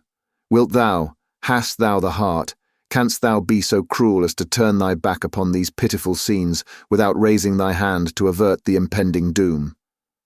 "Baron," I interposed mildly but firmly, "facts first, eloquence thereafter. Impart unto me, in plain king's speech, the cause of all this ruin. What hath wrought it? What hath desolated our fair fields? What hath carried this rapine among our flocks and herds? Speak." "I will, little baron. Give attentive ear," rejoined my father with stately bend of the body. "As ancient Egypt was visited with scourge and plague, so have been our ancestral acres. In pasture and grain fields, myriads of moles feed upon the tender rootlets. In grasslands, swarms of meadow mice fatten on the herbage. In orchards and nurseries, countless numbers of ground squirrels spread destruction far and near. Such are the terrible scourges now laying waste our once fair estates, your pride and mine, and the envy of all beholders. Little baron, I know that thou canst help me, that somewhere in the vast storehouse of thy mind rest plans and devices potent enough to restore these broad lands to all their former beauty and productiveness." "Baron," was my reply, "when was there a time that thou foundst me wanting in my duty to thee or lacking in power to assist thee?" "Never," ejaculated the elder baron with great emphasis. "Then betake thee to my gentle mother, the baroness, thy consort, comfort her. Bid her take heart. Say I will not go abroad until these pests are driven from our ancestral domain." The elder baron rose. I accompanied him to the door. Then we saluted each other with dignity, and he withdrew to bear the glad message of my promised assistance to my sorrowing mother. Alone in my apartments, a terrible feeling of disappointment came over me. I felt that it would be useless to continue in my preparations to leave home in the face of these dire misfortunes now threatening my family. For as I reasoned, and I think with great clearness, the name of our family would dwindle to a shadow, were we robbed of these broad acres of pasture and meadowland, forest and orchard. To me, a landless nobleman had something very ludicrous about him, and I fully made up my mind that I would either save my ancestral estate from ruin, or lay aside forever my title of baron, as a gem which had lost its radiance, even as a pearl, which the stolid rustic ruins for the sake of a meal of victuals. That night I partook of no food, so that I might lie down with unclouded mind. Bulger, noticing this, concluded that his little master was ailing, and likewise refused to touch food, although I ordered his favourite dish, roasted coxcombs, to be prepared. Till midnight, I lay awake in deepest thought over the arduous task which confronted me. At the stroke of 12, from the old clock on the stair, I determined to let my mind work out the problem itself, and turned over and went to sleep. The Baron and Baroness entered the breakfast room with unclouded brows the next morning. I greeted them very cordially. The conversation was enlivened by one or two of the elder Baron's ancient anecdotes, which he furbished up for the occasion with several new characters and an entirely new ending. I laughed heartily, as I was in duty bound to do. Breakfast over, Bulger and I sallied forth to begin work. I resolved to attack the moles first. To get rid of pest number 1 was not at all a difficult matter for me, when once I set about thinking it over. In fact, I may say right here that this task, set me by the elder baron, would have been an impossible one had it not been for my intimate acquaintance with the natures, habits, and peculiarities of animal life. Always a close student of natural history, there was little about the 4-footed tenants of the fields which had escaped my observation. Accompanied by Bulger, armed with a pair of short wooden tongs, and carrying a basket, I set out for the grain fields. Bulger was in high glee, for he had already made up his mind that there was sport ahead for him. In less than an hour, with him to point out their hiding places and to unearth them, I had captured 100 moles. Returning to the overseer's lodge, with his help, I cut off the nails of each mole's 4 feet close to the flesh, and then gave orders to have the lot carried back to the grain fields and released. Turning my attention now to the meadow mice, I realized at once that to get rid of pest number 2 would be the most difficult task of all. The unthinking reader has doubtless already cried out in thought, "Why not turn a troop of cats into the meadows, and let them make short work of the destructive little creatures?" Ah, how easy it is to plan, how difficult to execute. Know then, my clever friend, that the meadows were wet, and that though often tried, the cats absolutely refused to enter them. The merest tyro in natural history is aware of a cat's aversion to wetting its fur, and above all, of stepping into water. Even moisture is disagreeable to a cat's feet, and she will willingly walk a mile rather than cross a plot of dew-moistened green sward. However, I determined to begin my operations at once. Knowing the wonderful changes which the pangs of hunger will work in an animal's nature, forcing the meat-eaters to turn to the herbage of the field for sustenance, I hoped for favourable results. Selecting 6 vigorous young cats from the cottages of our tenantry, and providing myself with a lot of India rubber caps used for drawing down over the necks of bottles, in order to make them airtight, I proceeded to encase the legs of each cat in these coverings, cutting a hole in each one, however, so as to allow the paws to pass through. I wished to accustom them to these leggings before covering the feet entirely. My next step was to subject the cats to 24 hours fast. after which I caused some of their favorite food, broiled fish, to be placed at the other end of a long room, covering the intervening space with long napped rugs, which I had first dipped into water. In spite of their hunger, they absolutely refused to cross the dripping rugs. Advancing to the edge, they tested the condition of the obstacles which blocked their advance upon the savoury food, feeling here and there for a dry spot, and then retreating with piteous mewing as they shook the wet from their feet. Drawing the rubber caps completely over the feet of one of the cats, I now placed her on the wet rug, encouraging her to remain there by feeding her a few dainty bits of the fish.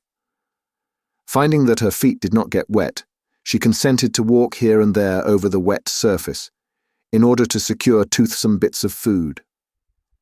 I made the same experiment with the other cats, and everything went as well as I could wish. The next day, I continued my instruction, and to my great joy, succeeded in schooling the whole lot. Not only to make no objection to having their feet encased in the rubber boots, but even to wade through an inch or more of water in order to secure a particularly dainty bit of food. I was now ready to make a practical test of my trained hunters.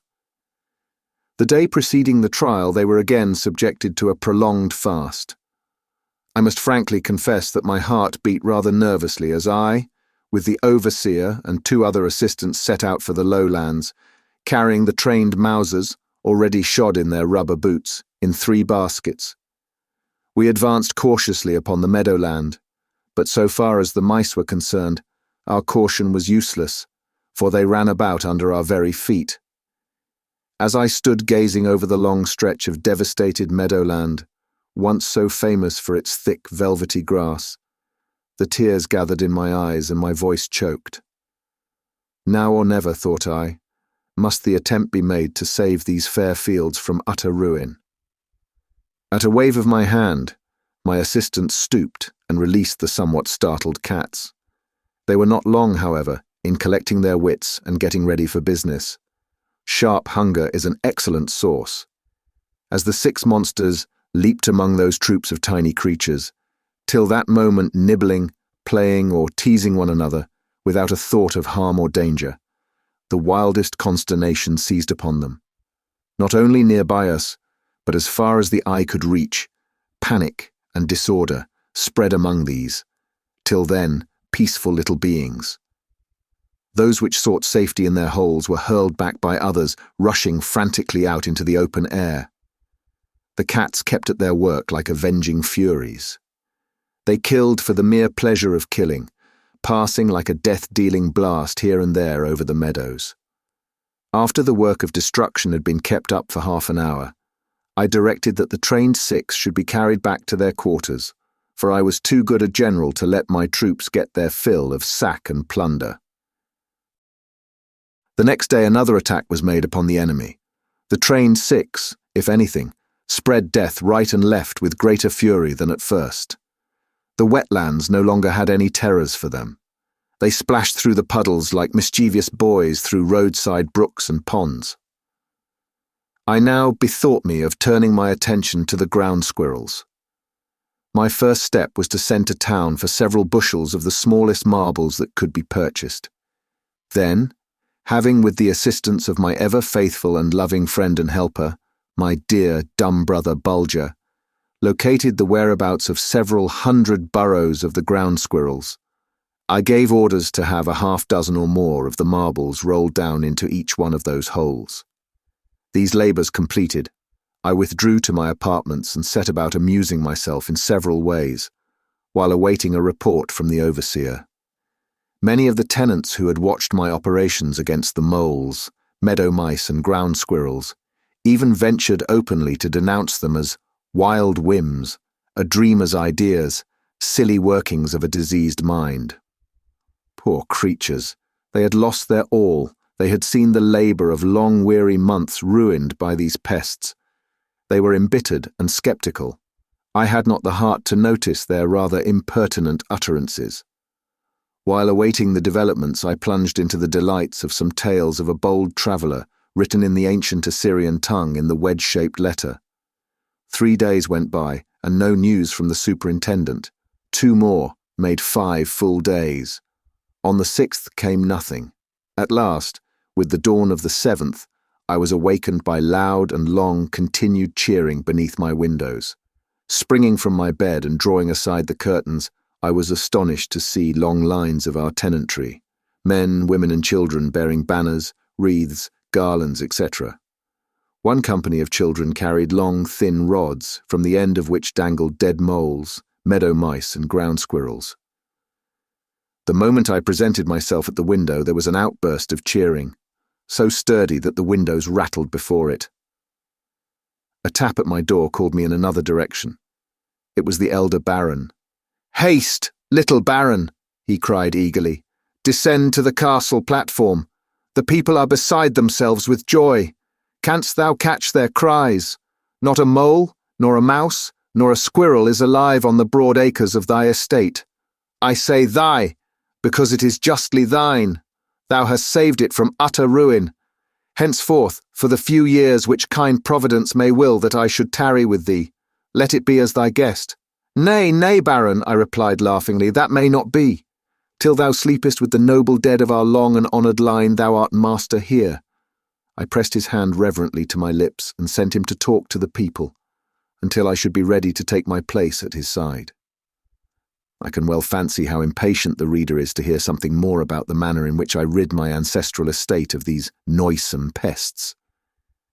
With regard to the meadow mice, that needs no explanation, but the disappearance of the moles and ground squirrels seems somewhat mysterious. Well and good. I'll make it clear. Gentle reader, if you had been as close a student of the natures and habits of these animals as I, you could have done the same thing yourself. You must know, then, that the mole's body bears about the same relation to his forefeet as a boiler does to a steam engine, which is admirably adjusted in all its parts, working smoothly and noiselessly, like a thing of life, polished and beautiful in all its bearings and put together so skillfully that no human thought could better it. That is to say, the only wonderful thing about a mole is his hand. That is a delight to a student of natural history. I have sat for hours and studied the marvellous shape of this hand. And strange though it may seem to you, no one knows better than the mole himself that therein lies his hold on life. You'll bear in mind that I caused the nails to be clipped off the forefeet of the 100 moles, close to the flesh, and then turned them loose. In other words, without absolutely destroying their marvellous hands, I completely destroyed their usefulness. Now another thing you must be taught, that in the busy communities of these little animals, there are no sluggards. Everyone must work. Only one thing stops him from using his hands. That is death. When a mole sees his fellow stop work, he knows what has happened. Upon the return of the 100 captives to their burrows, there was joy mingled with terror. Whose turn might come next? But when the moment arrived to fall into line and set to work, there was consternation. What, alive and not able to dig? Immediately the wildest panic seizes upon the community. They abandon their homes. With frantic haste, they pierce new burrows in every direction, leaving their ill-fated companions behind them to die a lingering death, literally buried alive. Weeks, months will elapse ere they recover from this wild fear. Then they will be miles away. And the ground squirrels, you ask? The ground squirrel is as conceited, inquisitive, persistent, and hard-headed as he is hard-toothed. If he knew that the world was round, he would claim that it was simply a huge nut and wish that he were big enough to get at its kernel. When the marbles first came rolling down his burrow, he was pleased. They were so smooth, so round. He rolled them hither and thither, as content as a child with a new toy. Then he stored them away for another day's amusement. Pretty soon he began to tire of them. They were dreadfully in his way. They annoyed him greatly, and yet he couldn't bear to think of parting with them. Finally the question arose in his mind, what are they anyway? Surely they must have a kernel. And so he set to work gnawing upon them. They were terribly hard, but he was determined to get at the pit. Day after day he kept at the thankless task, gnawing, until one fine morning he awoke to make the awful discovery that his teeth were gone. Now, a ground squirrel may be said to consist of 4 teeth and nothing else. These gone, there is no way to keep the other part alive. True, he may, after infinite labor, struggle through a nutshell, but it is too slow work to keep up his strength. Every nut becomes a harder task. And so it was with the vast colony in our orchards. The first few days quite a number made their appearance as usual. Then, fewer and fewer came out of their holes, and they looked thin and feeble, and showed no inclination to gambol and chatter. At the end of the week, the work was done. They had wrought their own destruction. The entire colony had perished from starvation. Thus it was, I restored the fair lands of our family to their old-time productiveness, and removed all the obstacles which stood between me and my immediate departure from home. In a few days, all was ready. The elder baron and the gracious baroness, my mother, parted from me with a gentle rain of tears and a refreshing shower of blessings. Accompanied by my dumb brother, the ever-faithful Bulger, and one trusty servant, I set out by extra post for Vienna. Thence, at breakneck speed, I journeyed to Budapest and reached the Black Sea via Bucharest. Traversing that body of water in a swift vessel commanded by an old sailing master of mine, I skirted the foothills of the Caucasus Mountains and made my way to Tehran. Here I tarried several days, long enough to purchase a few camels and horses and join a caravan, soon to leave that city on a trading expedition. The proprietor of the trading company renewed his welcome in heartier terms when he was informed that I had brought a goodly collection of European trinkets with me. To clinch his goodwill, so to speak, I gave him a pair of fine German pistols. We were now sworn friends. I remained with the expedition until it reached Kabul. The proprietor was astounded to learn that I did not contemplate returning westward with him. After a whole day spent in eloquent pleadings, he gave in, fell upon my neck, wept, and wished me good speed. I was glad to be rid of him, for I was in no humour to form friendships with men whose souls never rose above a sharp bargain. Attended only by my faithful Bulger and a single guide, I set out from Kabul, crossed northern Hindustan, and entered Tibet to the north of the Himalayas. This was the land of which I had long dreamed, a land absolutely unknown to the outside world. I never had any inclination to pass over beaten tracks. By nature and education, a lover of the strange and marvellous, my soul expanded beneath the skies of this faraway and curious land, like a flower beneath the sunlight of a warm May morning. Scarcely had I penetrated more than a dozen leagues into this wild, untrodden territory than I made the astonishing discovery that the sun's light was obscured the entire day, while the sky by night was flooded with a soft, mysterious light, quite bright enough to enable me to read the finest print with perfect ease. In other words, the natural order of things was exactly reversed. So I, always quick to accommodate myself to existing circumstances, made use of the dark days for rest and sleep, and pursued my journey by night. One morning, however, the mystery was explained. The impenetrable clouds, which had been veiling the heavens like a pall, suddenly sank earthward, and to my almost unspeakable astonishment, I discovered that this blanket of inky blackness was made up of living creatures, gigantic fireflies, quite as large as our ordinary bat, and far blacker in both body and wing. When night came, this living tissue was changed into a robe of sparkling, shimmering glow, mantling the heavens like a garment of burnished gold spangles, upon which a burst of soft light, as if from 10 times 10,000 waxen tapers, fell in dazzling effulgence. It was something to see and die for. Bulger's poor, startled mind made him look up, half in dread, half in wonder at this mysterious fire, which enveloped everything in its flame, and yet consumed nothing. I had but one thought.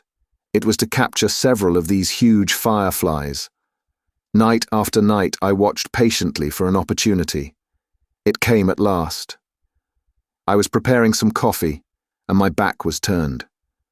Suddenly, I was startled by a piteous outburst, half whine, half bark, from poor Bulger. A cluster of these living stars had fallen at his very feet. Quicker than thought, I sprang forward and threw my blanket over them. Then, with the greatest care, I transferred them to one of my wicker hampers.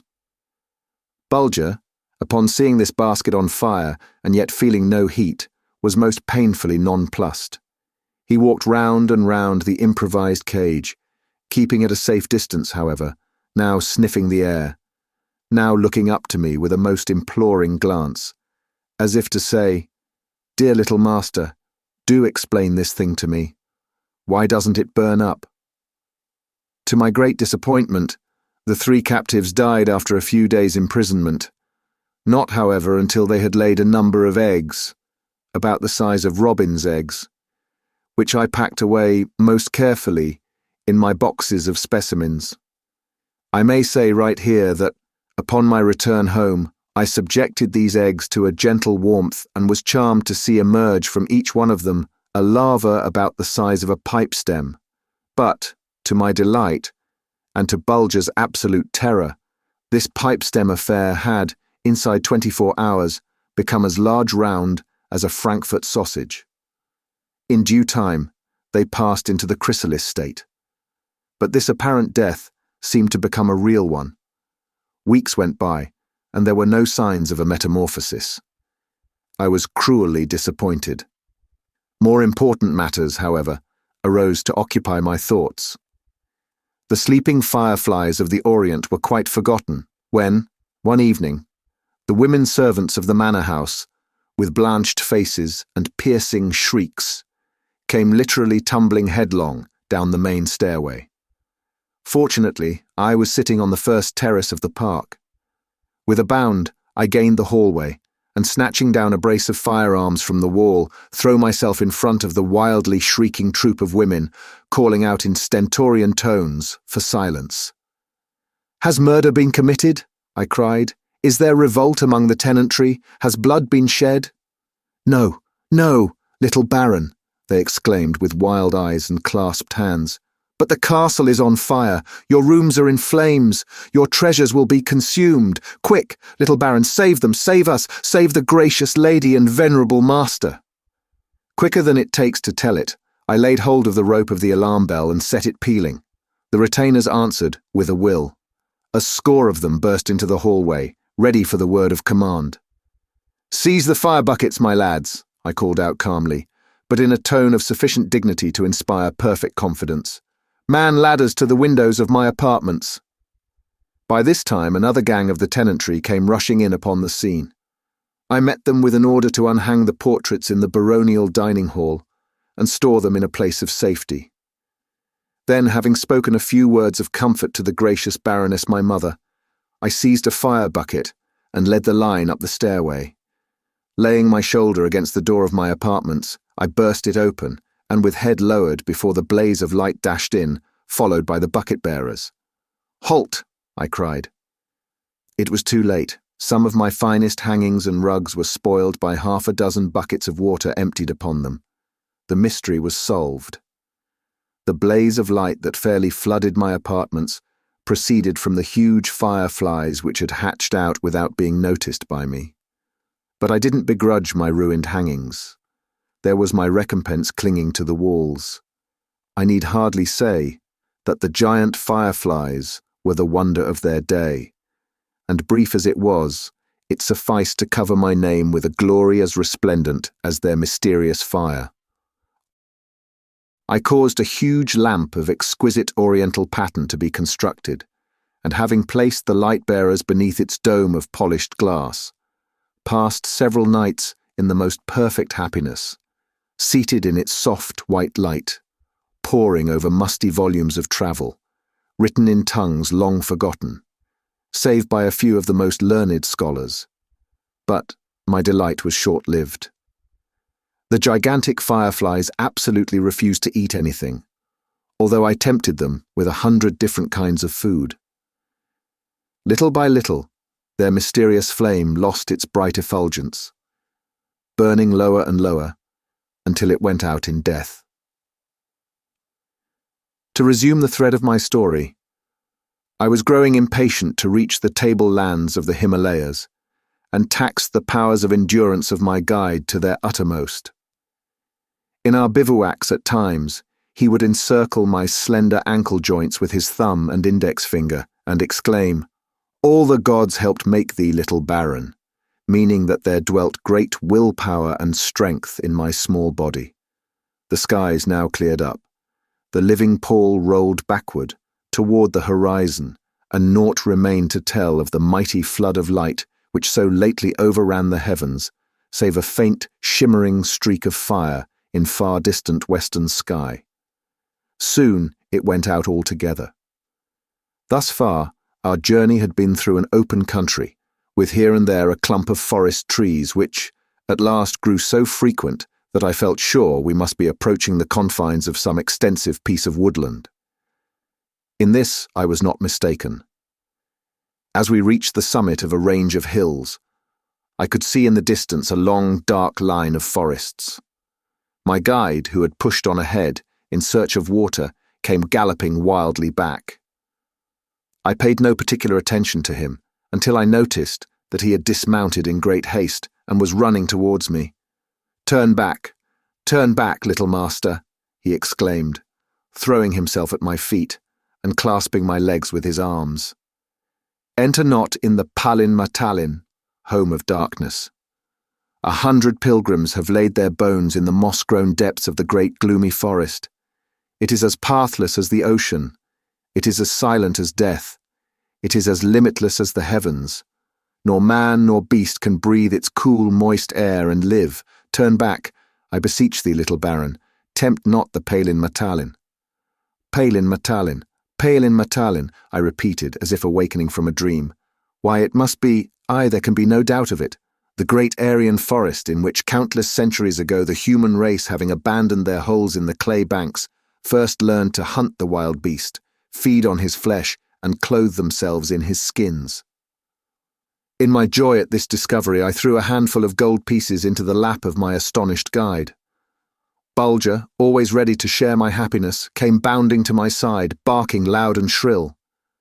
To my infinite surprise, the answering bark of a dog came floating on the morning breeze.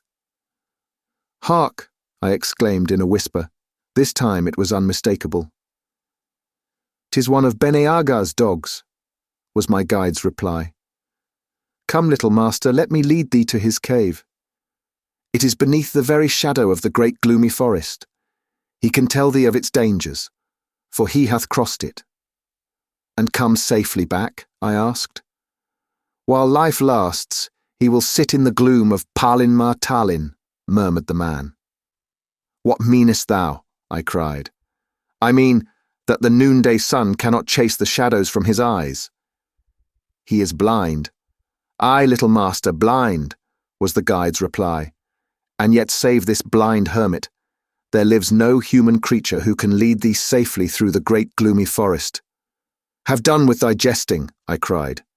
"Nay, little master," was the man's answer. "I speak in all truth and reverence, for Bene Aga is a holy man, and in him dwells such a radiant spirit that his path is illumined and his footsteps are sure when other men would walk to their destruction." "Oh, lead me to him," I exclaimed with ill-concealed joy. 1,000 pieces of gold are thine if the blind hermit consents to be my guide." 1,000 pieces of gold," repeated the guide with a gleam in his dark eyes. "Ah, little baron, no one can earn that princely reward excepting thee thyself. Who am I, poor, miserable, ignorant slave that I am, that I should attempt to move this saintly and learned man in thy behalf? He would heed the cry of one of his dogs far more quickly than he would my chatter. Is he so unlike his kind," I asked as we rode slowly along, "as not to love gold?"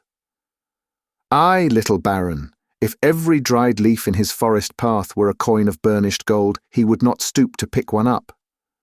Are his ears closed to flattery? As closed as his eyes are to the sun's rays.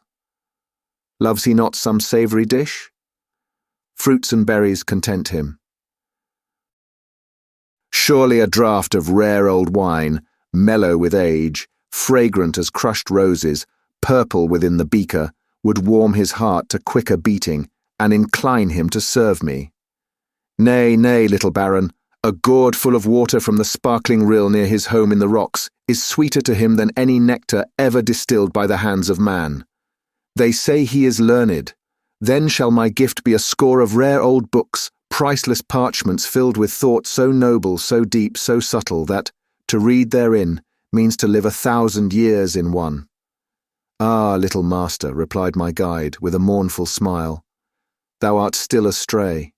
This dweller mid the rocks, this lover of solitude, the measure of whose life, they say, is full 300 years, knows no other books than the pages of his own soul.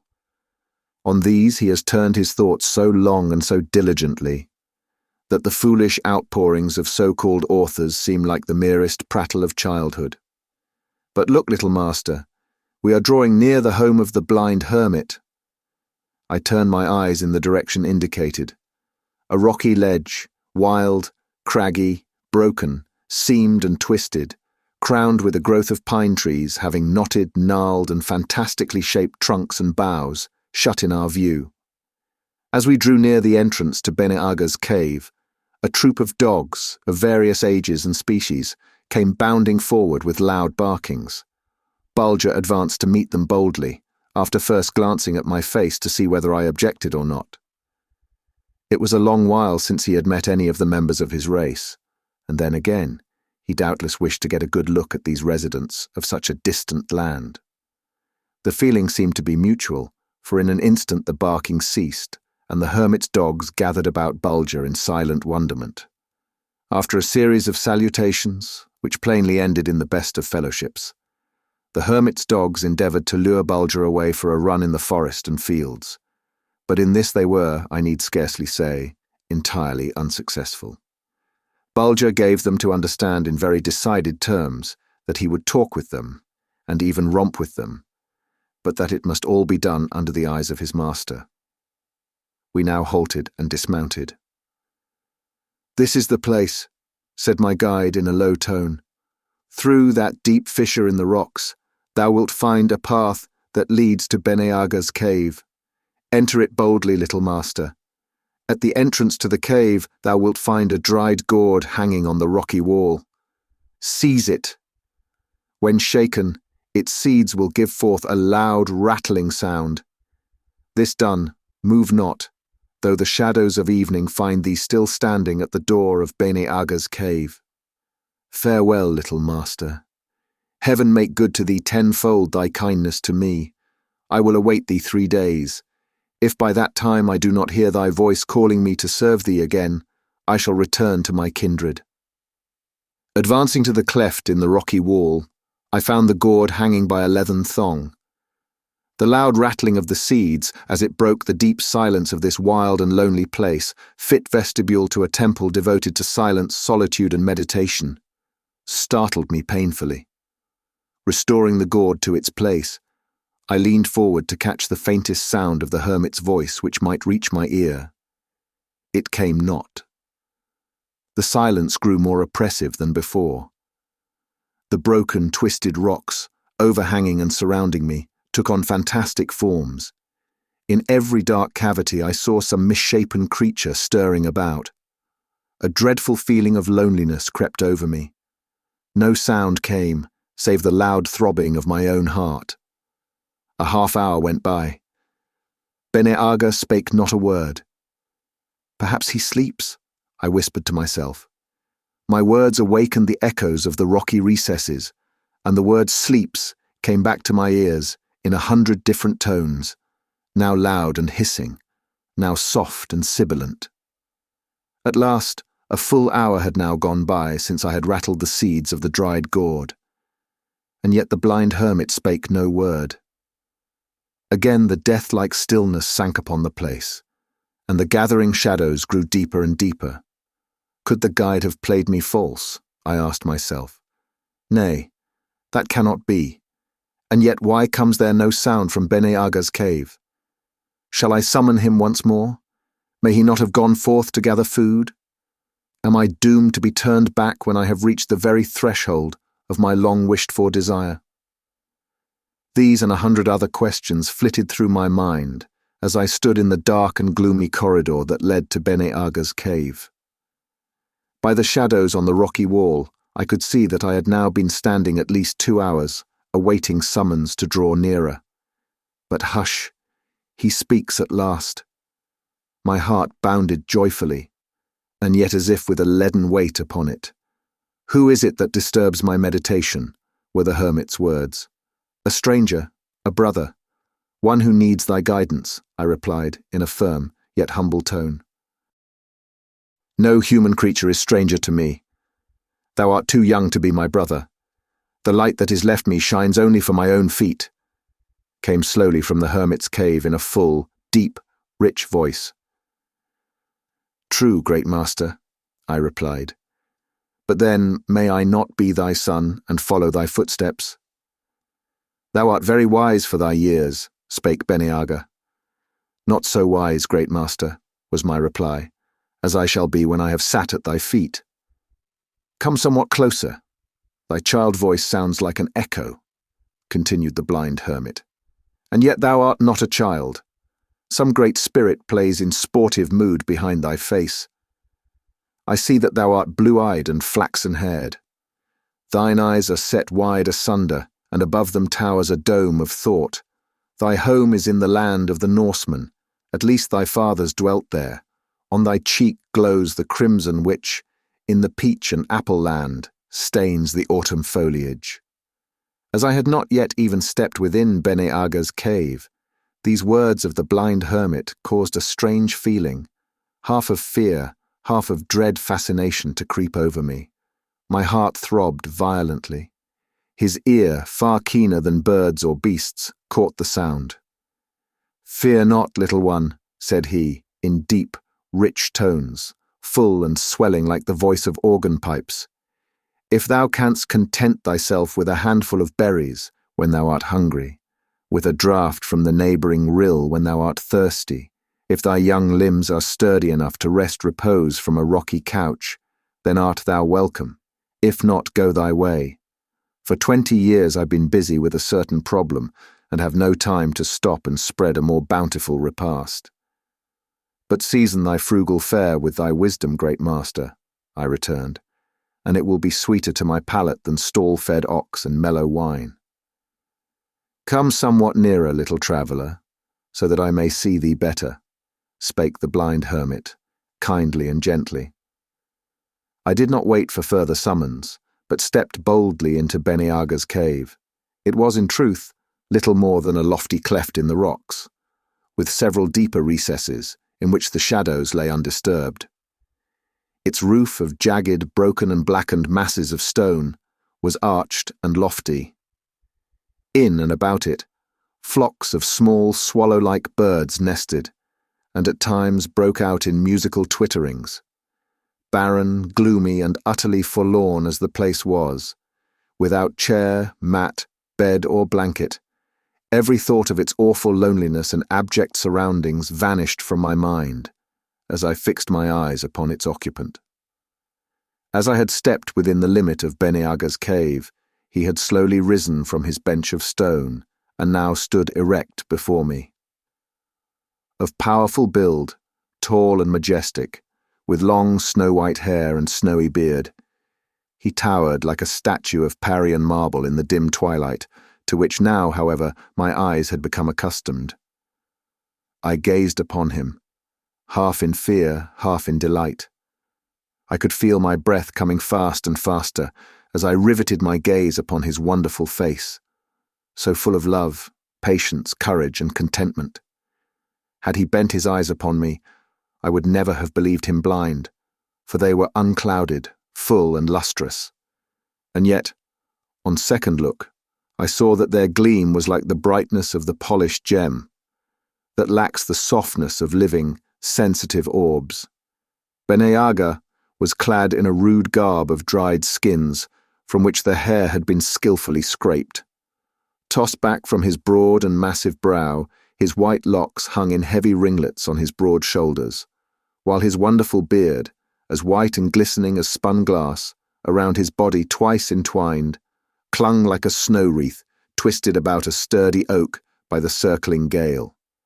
So, like a mighty son of earth he towered, rude yet noble, untaught yet learned, human yet godlike, that I stood transfixed.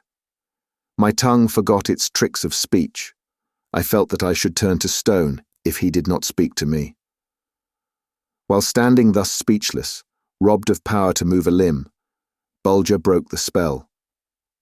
At Beneaga's feet lay a sick dog, infirm through age and not ailment, blind like his master, his head pillowed on some soft, dry leaves, the only semblance of bed within the hermit's cave. Bulger's gaze fell upon this pitiful spectacle. With cautious step, outstretched neck and wide-opened eyes, he approached his sick brother, sniffed him over, licked his face and ears, whined piteously, and then fixed a pleading look upon me as if to ask, "Dear little master, canst thou do nothing to help my poor sick brother? Canst thou not make him well again, so that I may coax him out into the warm sunshine to play with him?" Beneaga spake. "I see that thou art not alone, little wanderer. Thou bringest a companion with thee. He is welcome. His tenderness and sympathy will carry joy and gladness to the heart of my suffering friend, whose head I've pillowed upon some soft grass. I too love dogs. Thou seest they are my sole companions. Their love is less exacting than human love. They require no pledge or promise. They understand my silence, read my thoughts, and are content. But come, little traveller, time presses. Speak. What brings thee to Beneaga's cave? If it be idle curiosity, depart. But if thou seekest counsel, if thou comest with honest intent to ask my advice in some arduous matter, I am ready to serve thee." "I thank thee, great master," I replied humbly. "Know then that I would traverse the great gloomy forest, and that report hath reached mine ear, that thou alone, of all human beings, canst guide me through its never-lifting shadows, shield me from its poisonous vapours, and let me not follow my own footprints in ever-widening circles, until reason itself feels the dreaded spell of that vast, trackless, pathless wilderness." "'Tis true," gave answer Beneaga, in deep, sad tones. "I can perform the service thou askest. But, O my son, thou must know that a most sacred vow holds me in its mysterious power, securely locked, that I should lead no fellow creature through that pathless wood, save on certain conditions." "Name them, great master," I cried. "That he who asks this service," continued Beneaga, "shall tarry 30 days and nights with me in my rocky home, to inure him to the burden of awful gloom and silence. That he, in all that time, taste of no food save the berries, on which I feed, slake his thirst with no draught other than that which I bring him from the neighbouring rill, and sleep on the bare rock even as I do. Reflect. The apprenticeship is severe. Deem it not dishonourable nor weak to shrink from so hard a task. Pause, reflect, ere thou answerest. I'll resume my meditations for an hour and then question thee again." "Be it so, great master," I made answer. And Beneaga's sightless eyes seemed to turn to the shrunken form of the dying dog. Silence filled the cave, and feeble twilight struggled against the gathering gloom. My thoughts turned homewards. I could hear the gentle voice of the Baroness, my mother. The castle windows were lighted, and the tall lindens shook a rich perfume from their blossoming boughs. All seemed so sweet and peaceful. My mother's voice reached me. I caught its every word. "Set forth my son's repast," said she in soft, mild tones. "See that his favourite dishes are kept warm. Choose none but the choicest wine for him, and take good care that his bed be soft and even, and his pillows smooth." My breath came only with painful effort as these words rang in my ears. I started up with a bound. In spite of myself, I took a step towards the portal of Beneaga's cave, where the last rays of the setting sun tipped the angry, jagged, broken rocks with gold. "Well, my son," spake the blind hermit, "art thou still resolute?" "Aye, great master," I cried, turning back and drawing near to him. "Fear naught. Though puny in body, yet was I born with the strength of steel in my limbs, and the will-power of a score of common men." "Lead thou on, I will follow thee."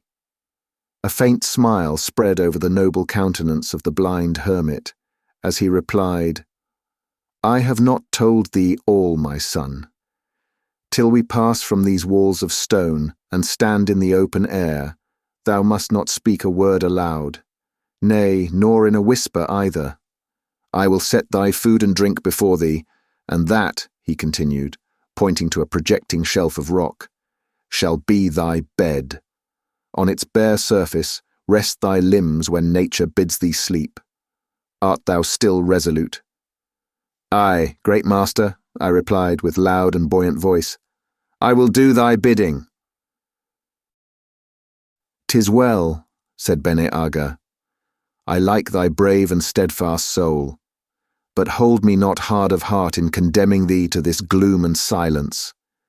Temper the bitterness of thy fate by giving thyself over to deep and earnest meditation during the few brief hours that it shall last. Forget the so-called world, a bubble that bursts when thou thinkest to grasp it, a shadow which thou pursuest with eager pace, and yet canst never overtake. A mirage rising before the weary traveller's gaze, with visions of delicious gardens, watered by limpid rills and cooled by sparkling fountains, only to melt away and leave him more weak and fainting than before. Look within thyself. Thou art the temple of an immortal soul. Enter its portals. Fix thine eyes on the mysterious writings there unrolled. Grow not weary and discouraged if thou canst not decipher their meaning as easily as thou wouldst the books of man. And O my son, should the gloom and silence of Bene Aga's cave weigh too heavily on thy young soul, raise thine eyes to some one of the many lines which I have carved upon these rocky walls in my hours of recreation. They will guide thee back to sweet contentment, give thee strength to persevere unto the end. And now, my son, farewell. Though with thee, near thee, even by thy side, yet remember, I am far from thee. I, farther than earthly staff can measure. Be hopeful, be strong, and thou wilt conquer. Again, farewell." "Farewell, great master, farewell," I exclaimed, and as my words echoed through the vast, rocky chamber, the last ray of light fled before the thickening gloom, and all was inky blackness. I had noticed, ere the darkness came, that I was standing near the projecting shelf of rock, which was to serve me as a bed, when nature called me to rest. Turning now softly, I groped my way toward it, and stretched myself at full length on its bare surface. For a few moments all went well. Such a conflict of thought was raging in the chambers of my mind, that I took no note of the chill which this couch of stone sent creeping through my limbs. I closed my eyes, thinking to coax sleep to them, and thus forget the ever-increasing pang. In vain. It seemed as if death itself had seized my feet between his icy palms. Sharp pains leapt from one joint to another, and wherever my body came into contact with that couch of stone, it seemed as if 1,000 needles pricked my flesh. Half crazed by the ever-increasing agony, I tossed from side to side, like one in delirium. At times I sat up to escape from stupefying dizziness, which caught me in its swift, encircling whirl. My heated pulse beat at the thin walls of my temple, until it seemed as if I should go mad. A rushing, soughing, gurgling sound of many waters roared in my ears, while strange, fantastic forms, in lines of fire on inky background, flitted to and fro before my eyes, until I began to fear I should soon be doomed to sit in eternal gloom like Bene Aga himself. And now heat and cold held alternate sway within my tired and broken frame. Vainly I strove to wet my parched lips with my tongue. The fever had dried it to a chip. For a few brief moments the torture ceased. I breathed more freely. My limbs, thought I, are getting used to their couch of stone. I shall fall asleep and forget my sufferings. But no. With redoubled fury they came back to their work. I dared not cry out so soon to Bene Aga for mercy, for release from the cruel conditions he had imposed upon me. Rather death than yield so quickly, shrink so like a coward who stands motionless and trembling on the battlefield as a spent ball strikes his breast. I slept at last. But oh, what a broken, fevered sleep it was. A sleep with unclosed eyes, full of dark and dismal sights. I could stand no more. I yielded and longed for death. In thought I kissed my parents' hands and felt their soft caresses on my brow and face. And then, it seemed the gracious Baroness, my mother, caught my hand in hers and pressed it fervently on her lips. The kiss was so warm, so tender, so lifelike, that I started up like one awakening from a long delirium. "It cannot be a dream," I murmured. "I am awake." Tossing my racked form over on its side, so that I could touch my right hand, the one on which I had felt the kiss. With my left, the mystery was explained. 'Twas Bulger. He was beside my couch of stone. It was he who had licked my cold, numb hand and turned my thoughts homeward. I caressed his head and ears, and sought to make him lie down lest the rustle might disturb the blind hermit. He refused to obey, although I thrice let him know my wishes. It was his first act of disobedience, and for an instant drove all thoughts of pain from my mind. To all my suffering now came this new grief. Aroused from my stupor at last, by his persistent refusal to obey, I collected my thoughts sufficiently to realize that he was bent upon leaping on my couch. His forefeet were already resting upon its edge. I dared not resist, lest he should break the solemn stillness of Bene Aga's cave, by giving vent to some sound of entreaty. No sooner had he sprung upon the rocky shelf than I felt him crouching on its edge and reaching down as if in the act of seizing something in his teeth, something so heavy, too, that it called for violent exertion. Whatever it was, I was not slow in discovering that he was endeavoring to drag it upon my rocky couch. Half rising, I stretched out my hand to solve the mystery. O beloved Bulger. In an outburst of affection, I pressed my lips repeatedly upon his body. He took no note of my caresses, but only tugged the harder at the thing he held within his teeth. It was my blanket.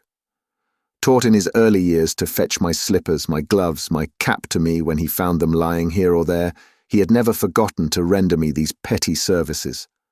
And thus, noticing that my blanket had apparently been forgotten, he seized it, heavy as it was, and dragged it to his little master's bed. Regardless of Bene Aga's ire, unmindful of the fact that to accept Bulger's gift was plainly an open breach of the compact between the blind hermit and me, I wrapped my bruised and aching body in the thick, warm covering, and fell into a long, refreshing sleep. Such was my first night in Bene Aga's cave. The next day was bright and clear, and the rocky chamber seemed less dismal to me. My eyes were becoming accustomed to the gloom. From morn till night, I shunned that bed of torture, passing my time studying out the hidden meaning of the words which Bene Aga has carved on the rocky walls, watching the birds as they flitted in with food for their nestlings, or standing near the blind hermit with my gaze riveted upon his noble features, thick, clustering hair, and far-flowing beard. From this time forth all went well. I soon forgot the long hours of that terrible night of silence and despair. Indeed, I was astounded to find how swiftly the time sped along when one gives himself up to deep and all-absorbing meditation. Days and nights flitted by like alternate hours of light and darkness. I was startled from a deep sleep by hearing the full, round voice of Bene Aga saying, "Up, up, little traveller, up, my son, the morn is breaking. The appointed hour has come. Today we must enter Palin Matalin, or all thy apprenticeship shall have been in vain." I sprang up, and approaching Bene Aga, related in tones of unfeigned grief how I had disregarded the sacred compact between us, and that, although it cut me to the heart, to be obliged to turn back when I stood upon the very confines of the great gloomy forest, yet I was not worthy to follow him, and was firmly resolved not to plead for mercy. I told him all, how my frame had been so racked by pain that I was upon the very point of crying out for release from the terrible compact, when my beloved Bulger came to my relief and saved me from that degradation. He heard me in silence, his noble countenance giving no sign or hint of what was going on within that lofty soul. At last a sad and almost imperceptible smile spread over his face, and he spake as follows: "Take heart, my son. All is forgiven. Thou art but a child, and I should have lightened the burden of this apprenticeship. Nor can I hold thee worthy of blame for yielding to such a touching proof of thy dog's love for thee. Hadst thou repulsed him, he would have lain in wakeful sorrow by thy bedside all that night. Dear, faithful soul, would he belong to me?" So saying, Bene Aga bent his towering form and caressed Bulger's head and ears. Nor was Bulger slow in returning the hermit's caresses. They had become the best of friends. Bulger felt the fascination of Bene Aga's mysterious power from the very first. When the hour arrived for us to leave the rocky chamber of gloom and silence and step out into the sunlight once more, my heart broke out into its old-time beat. Had I not been in the presence of the venerable Bene Aga, I should have leapt and danced for joy as we emerged from that dreary abode, and I felt the warm air fan my cheek once more.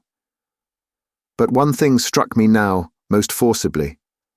It was the wonderful change which I noted in the blind hermit himself when he stood in the sunlight and the morning breezes tossed the curls of his white silken hair, like April winds making merry with a flock of snowflakes. First, his appearance was quite different from that to which I had become accustomed. A leathern cap crowned his massive head and held his thick, rebellious hair somewhat in control. His wide, flowing beard had entirely disappeared beneath his rude garb, save where it clothed his face and neck. I saw at once that he was clad for work, for toilsome progress through Palin Matalin's thick growth. In his right hand, he carried a curious rod or wand, long, slender, polished, and extremely flexible. I soon learned to wonder at his extraordinary skill in using this staff to guide his steps or discover the nature of any object not within the reach of his hands. A rude pouch or leather bag was swung across his shoulder. The change in Bene Aga's manner was still more noticeable. To me, this change was as pleasing as it was unexpected. In a brief half-hour he became another man.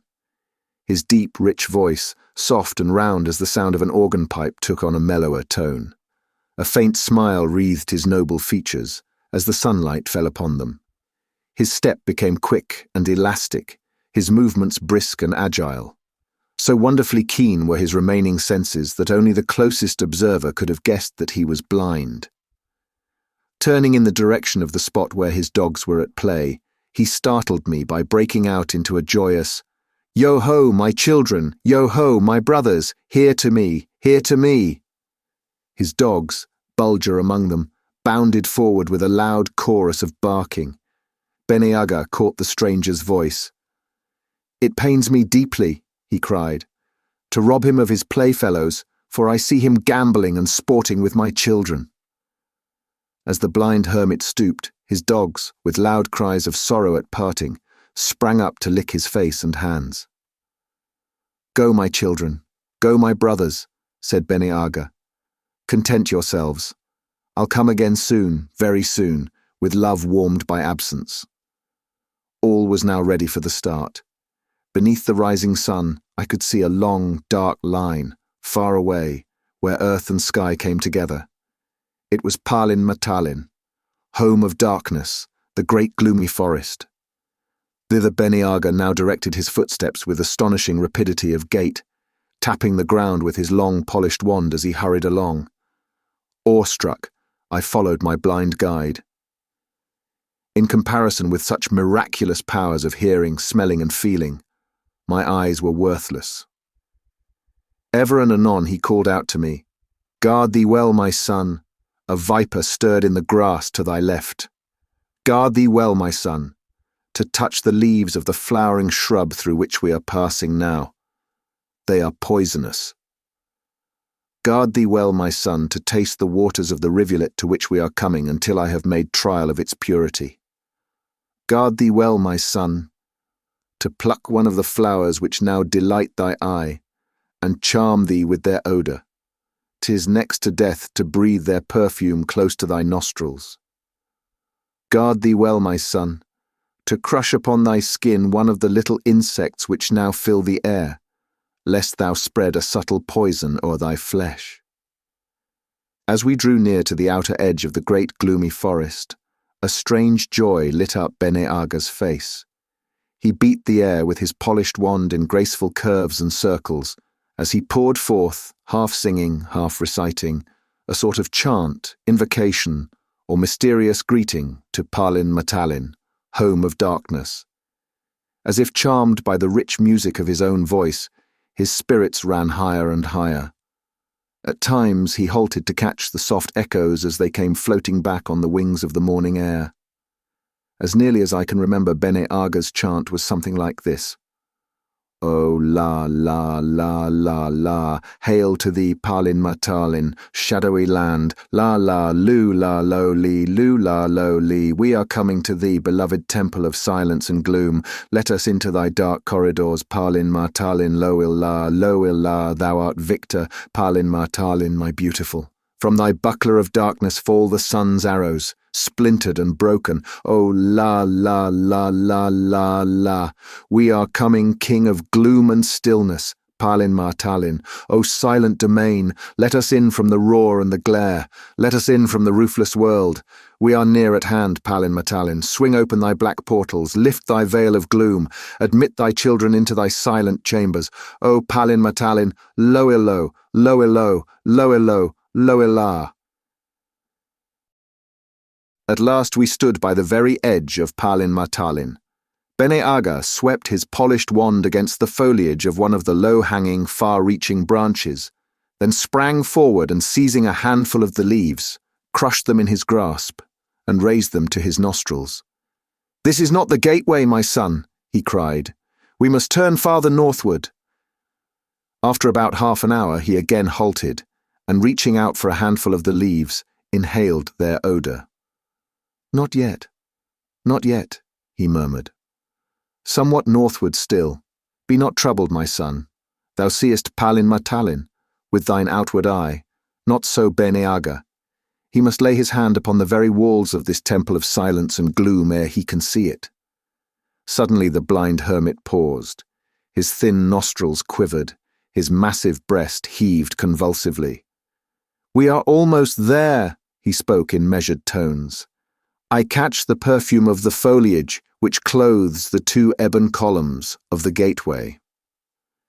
I looked and saw before me two towering trees, whose wide-reaching branches swept the very ground. Side by side they stood, alike in size and grandeur. Bene Aga passed his hand caressingly over the first branch which brushed his cheek and pressed its leaves to his lips, then broke out into his wild chant once more. I stood looking at the blind hermit and listening to his song of greeting, hardly knowing what to expect next when suddenly he threw himself upon his knees and crept under the far-reaching branches of one of these gigantic sentinels of the great gloomy forest. Bulger and I followed him. Thus it was we entered the domain of Palin Matalin, home of darkness. I shall not try to describe to you the solemn stillness, the mysterious twilight of the great gloomy forest, nor to paint for you the wonderful beauty of the deep green mosses which covered rocks and trees, trailed from the swaying branches, carpeted the floorway, or hung like heavy canopies, from tree to tree, above our heads, and increased the gloom caused by the thick, interlacing foliage. I had followed Bene Aga's noiseless footsteps about half a mile into the stilly depths of Palin Matalin, when I began to feel a strange chill creep over me, beginning at my very fingertips and pursuing its insidious way toward my very vitals. So rapidly did it run its benumbing course that I was upon the point of calling out to the Bene Aga, when he halted, and having broken a twig from a tree with foliage of dark green and polished leaves, bade me eat them, saying, "Palin Martalin does no harm to those that know him." I found the leaves pungent and agreeable to the taste. Their effect was magical. My limbs at once forgot their numbness, and my step lost its heaviness. We had now been several hours in the great gloomy forest, and thus far Bene Aga had advanced into its ever-increasing gloom, for night was falling without a halt. Had Bene Aga had as many eyes as Argus and each of Lynx's power, he could not have pursued his way through Palin Martalin's gloomy corridors more easily and more securely. His polished wand flashed like a thing of life in his miraculously trained hand, touching everything, vibrating, swinging, advancing, retreating, with a rapidity that my eyes could not follow. "Oh, great master," I called out to him, "let me not be presumptuous enough to speak to thee of things which should be left unstirred in the chambers of thy mind. But if it be permitted to me to know, tell me how thy rayless eyes can pierce this gloom and find a path through this trackless forest, wrapped in the gloom and silence of 10,000 years." "It shall be as thou wishest, son," replied the blind hermit. "The little there is to know thou shalt hear. But surely thy young limbs must be weary.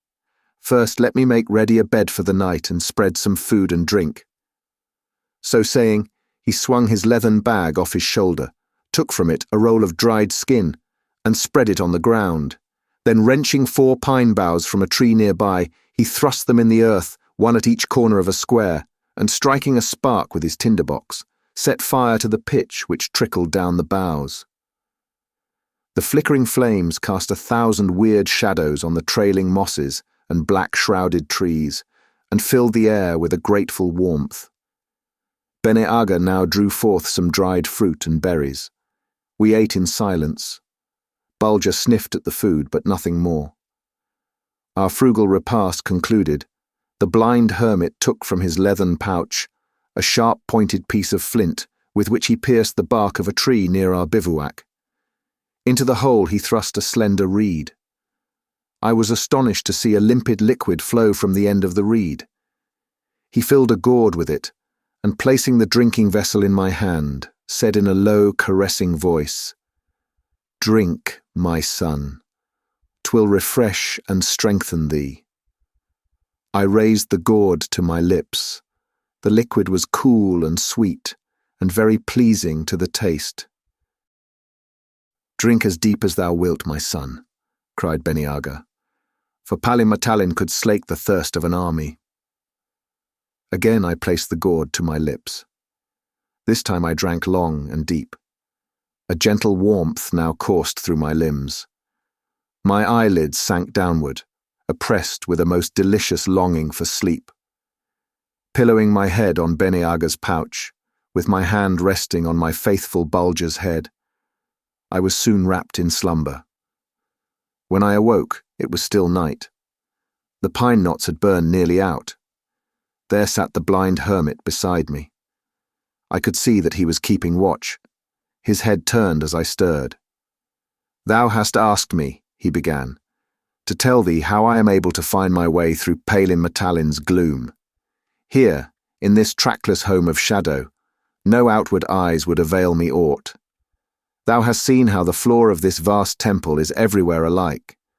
For it, nature has woven a carpet of thick, velvet moss, which, in the flight of centuries, takes on no change of hue. 'Tis ever the same. Tear a pathway in it, in a few short days, the rent will be made whole. Blaze the trees, the encircling mosses will, in a brief period, hide the marks, and all thy labour will be in vain. Even supposing that thou couldst succeed in leaving a lasting trail behind thee, the deadly poison which lurks in this damp air would chill thy lifeblood ere thou couldst cross from outer wall to outer wall of this vast temple, with its roof of interwoven moss and foliage, impenetrable to the noonday sun. Thou hast felt the first touch of that deadly chill, which curdles the warmest blood, and sends a sleep of death upon the rash intruder. But to me, O my son, Palin Matalin is all light and glow. I cannot see that gloom which strikes such terror to thy soul. And thou must know, my son, that Palin Matalin has no shadows deep enough to hide the North Star from my sight. I always know which way it was the sun went down, and which way it will be that he will rise. For all the winds are known to me, and whence they blow. To thy cheek the air appears to sleep at times. To mine, never. 'Tis no more a task for me to catch the breath-like zephyr, unfelt by thee, than it is for thy faithful dog to take up the trail of his master's footsteps and follow it through the crowded mart. Then again, thou must bear in mind that for 100 years and more, I've been a shadowless figure in this, home of shadows. That the trees of Palin Matalin have taken me to their hearts, and I them to mine. That not only do I know how and where they grow, but it hath been revealed to me that these towering children of Palin Matalin are not scattered helter-skelter, here and there, in orderless manner, but that in a certain measure they are ranged in lines from the rising toward the setting sun, each species forming a belt to itself, not like a grove by man's hand planted, but in a wild yet orderly confusion. To thee this would be a useless guide, for thou hast seen how the trunks are swathed up in garbs of moss, and how the gloom gives all the foliage the same deep dark hue of green. To thine eye here all these trees seem alike, the countless offspring of a single sire. And yet it is not so.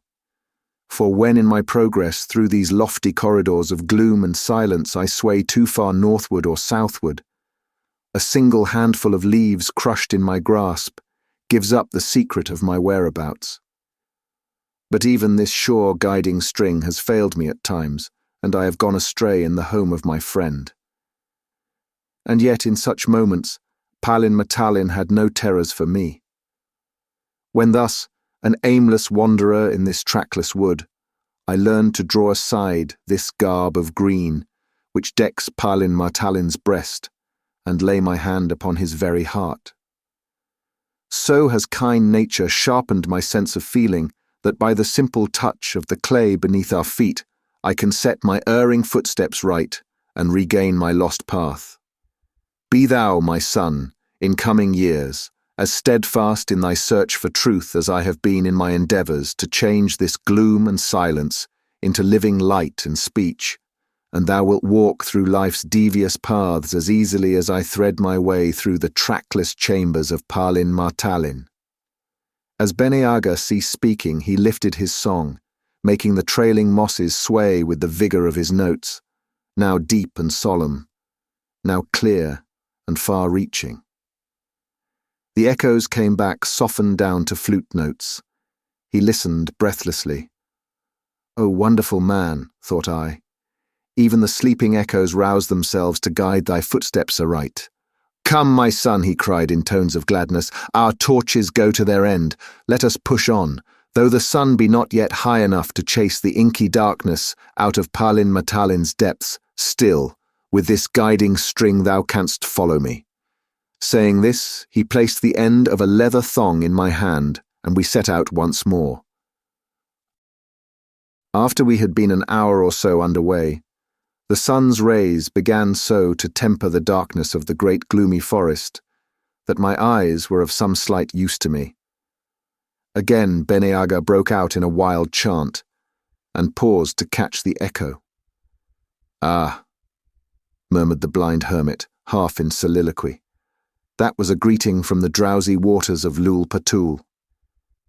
Imagine the feeling of utter helplessness which came over me an hour or so later, when suddenly I found myself standing upon the banks of a broad streamlet, of hue blacker than the wings of night, apparently stagnant, or at least so sluggish as to seem well deserving of the title, Drowsy Waters.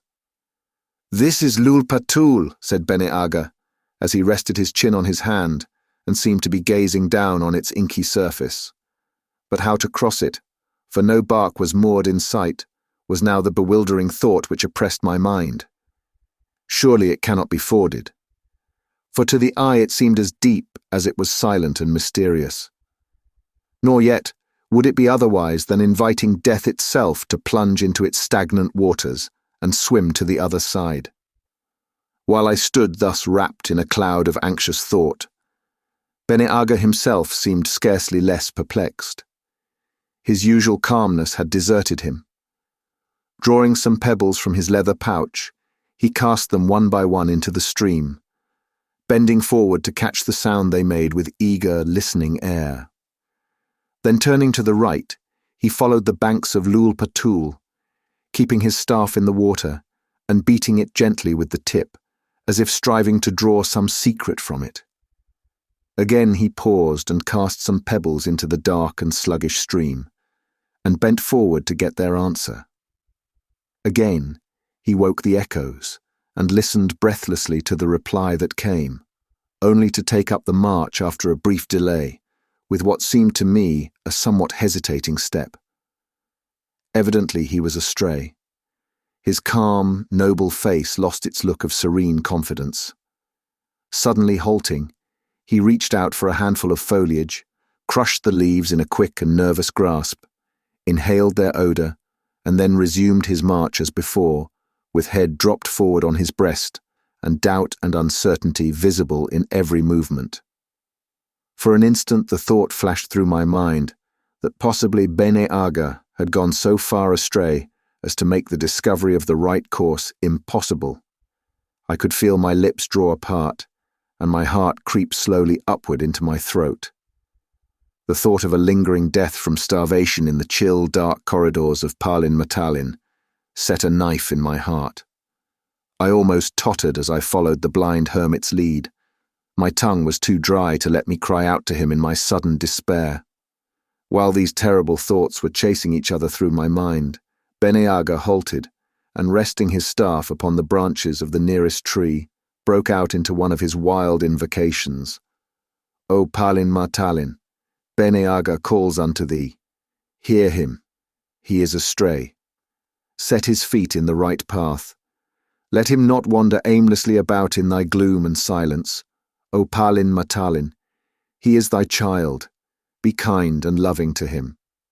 With these words, Bene Aga threw himself upon his knees, tore away the thick covering of moss until he had laid bare the forest floor.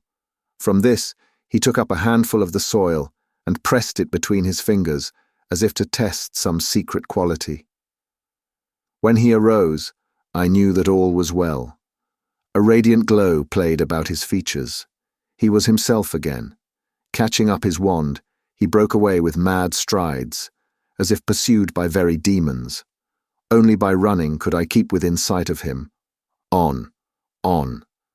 We sped along the banks of Lul Patul stream of the drowsy watery, mile by mile, Bene Aga carolling his wild chants of glad thanks, I panting as if bent upon escaping fleshless death himself. Another 100 paces, and I would have fallen headlong to the ground. My feet seemed shod with lead. Bulger set up a most piteous whining as he saw the look of despair settling on my face. Suddenly the blind hermit halted, and turning towards me cried out in a joyous tone, "This is the place, my son. It is all over now. Fear nothing. Mount on my shoulders. Thou wilt not add a feather's weight to the burdens which I carry there. Be not troubled about thy dog. Lul Patul has no terrors for him." Such was my confidence in the blind hermit's power to bear me safety across the mysterious stream that I did not wait for a second bidding to mount upon his shoulders. Although as far as I could see, the waters of Lul Patul looked just as black and deep as ever. Advancing to the edge of the stream, Bene Aga now began, with quick and nervous movement of his staff, to search for hidden stepping stones. In vain I strained my eyes to catch some sign of resting place for his feet. And yet they were there, for with giant strides, steady, sure and rapid, Bene Aga passed over the drowsy waters of Lul Patul and set me safely down on the other bank. I made effort to speak my thanks, but wonderment had robbed my tongue of power of utterance. I could only gaze in silence upon that noble face, now clad in all its former serenity, then turn and follow its owner's footsteps. After a few miles further advance, Bene Aga halted, and bending his gaze upon me, as if his eyes were as full of light as his look was of radiance, spoke as follows. My son, my task is done. Look, dost thou not see that gleam of light yonder? 'Tis the outer wall of Palin Matalin. Pass it, and thou wilt enter the world of noise and glare once more. Thou hast no further need of me. Go straight on, and in a brief half-hour, the sun's rays will greet thee again. Once outside of this pathless wood, thou wilt find thyself upon a lofty parapet, a sheer height of 200 feet above the plains below. Look about thee, and thou wilt see a stairway of solid rock, leading downward to the plain, not such as built by hands of man, with steps of even height, hewn regular and smooth, but a rude, fantastic flight of stairs, left standing there by nature when she cleared away the mass each side. Upon these narrow steps, smoothed by the beating storms of 10,000 years, the waters daily pour a treacherous slime, so that those who have rashly tried to pass to the fair land below now lie among the jagged rocks. No foot is sure enough to tread on the slippery steps of Bogadrapa. To fall means certain death. I cannot counsel thee, my son. Be wary, be wise. Farewell. As this last word fell from Bene Aga's lips, he flashed out of my sight like a spirit form. The Palin Matalin covered him with her darkness. He was gone. The tears gathered in my eyes. Fain would I have pressed its hand to my lips. I knew it was useless for me to try and call him back or to follow him. So with a heavy heart, I turned and pressed forward in the direction he had indicated. I was soon at the outer edge of Palin Matalin, and to tell the truth, I felt my heavy heart grow light again. Bulger, too, showed his delight at being once more in the warm sunshine. Breaking out into the wildest barking, he raced hither and thither with the joyous air of a boy set free from long and irksome task. As Bene Aga had described to me, I now found myself standing upon a lofty parapet, overlooking a delightful valley, through which I longed to wander, after my long stay in Bene Aga's cave and the gloomy trail through Palin Matalin's depths. Walking along the edge of the cliff, I was not long in coming upon the stair of the evil spirit, or Bogadrapa as it was called. It was jagged, irregular, and tilted here and there, and yet quite even and stair-like when one considered that it was of nature's building. As the blind hermit had warned me, the treacherous slime covered Bogadrapa's entire length, forever renewed by the impure waters which trickled down its steps. To attempt to descend would have been worse than madness. No human foot was sure enough to tread those slippery stones and reach the bottom. Although I was impelled by the strongest desire to hasten forward, I saw that a single rash act might end my life. Ordinary obstacles have no terror for me. But when nature sets a threatening barrier in my way, I halt, but do not surrender, and therefore I sat calmly down to ponder over the problem that faced me. For 3 days I tarried on this parapet, and each day I visited Bogadrapa and gazed long and fixedly upon its far-reaching flight of rocky steps. On the 3rd day, I had solved the problem. Hastily gathering up every fragment of limestone lying near, I piled it in a cone-shaped heap, and around it and over it I laid a mass of dry leaves and billets, and over all such logs as I could lift. Then, striking fire with my flint and tinder, I set the pile in flames. In the morning I was rejoiced to find a heap of the purest quicklime beneath the ashes. By means of an empty skull of some animal of the deer family, which I found lying near, I at once began to feed the waters trickling over Bogadrapa's steps with the lime. All that day, and up to the noon hour of the next, I kept the water which flowed down the stairway, milk-white with the lime. Now, however, came the greatest difficulty. From the size of the stream, I realized that it would be impossible for me to stay its course by means of any dam that I could build, for a longer time than one brief half-hour. But I dared not wait too long for the coating of lime, which by this time I knew must have been deposited on the rocky steps, to harden in the sun. The dam might break and undo all my work. At high noon, when the sun was beating down the hottest, I put the last touch to my dam. I was startled to see with what rapidity the waters gathered in the basin I had built. With anxious eyes and throbbing heart, I stood at the head of Bogadrapa's stair of rock and gazed up and down. I could see no signs of drying on the black and glistening steps. One moment after another glided by. At last a faint trace of whiteness began to show itself here and there. I turned an anxious glance at the gathering waters. The frail dam seemed about to yield to the ever-increasing pressure.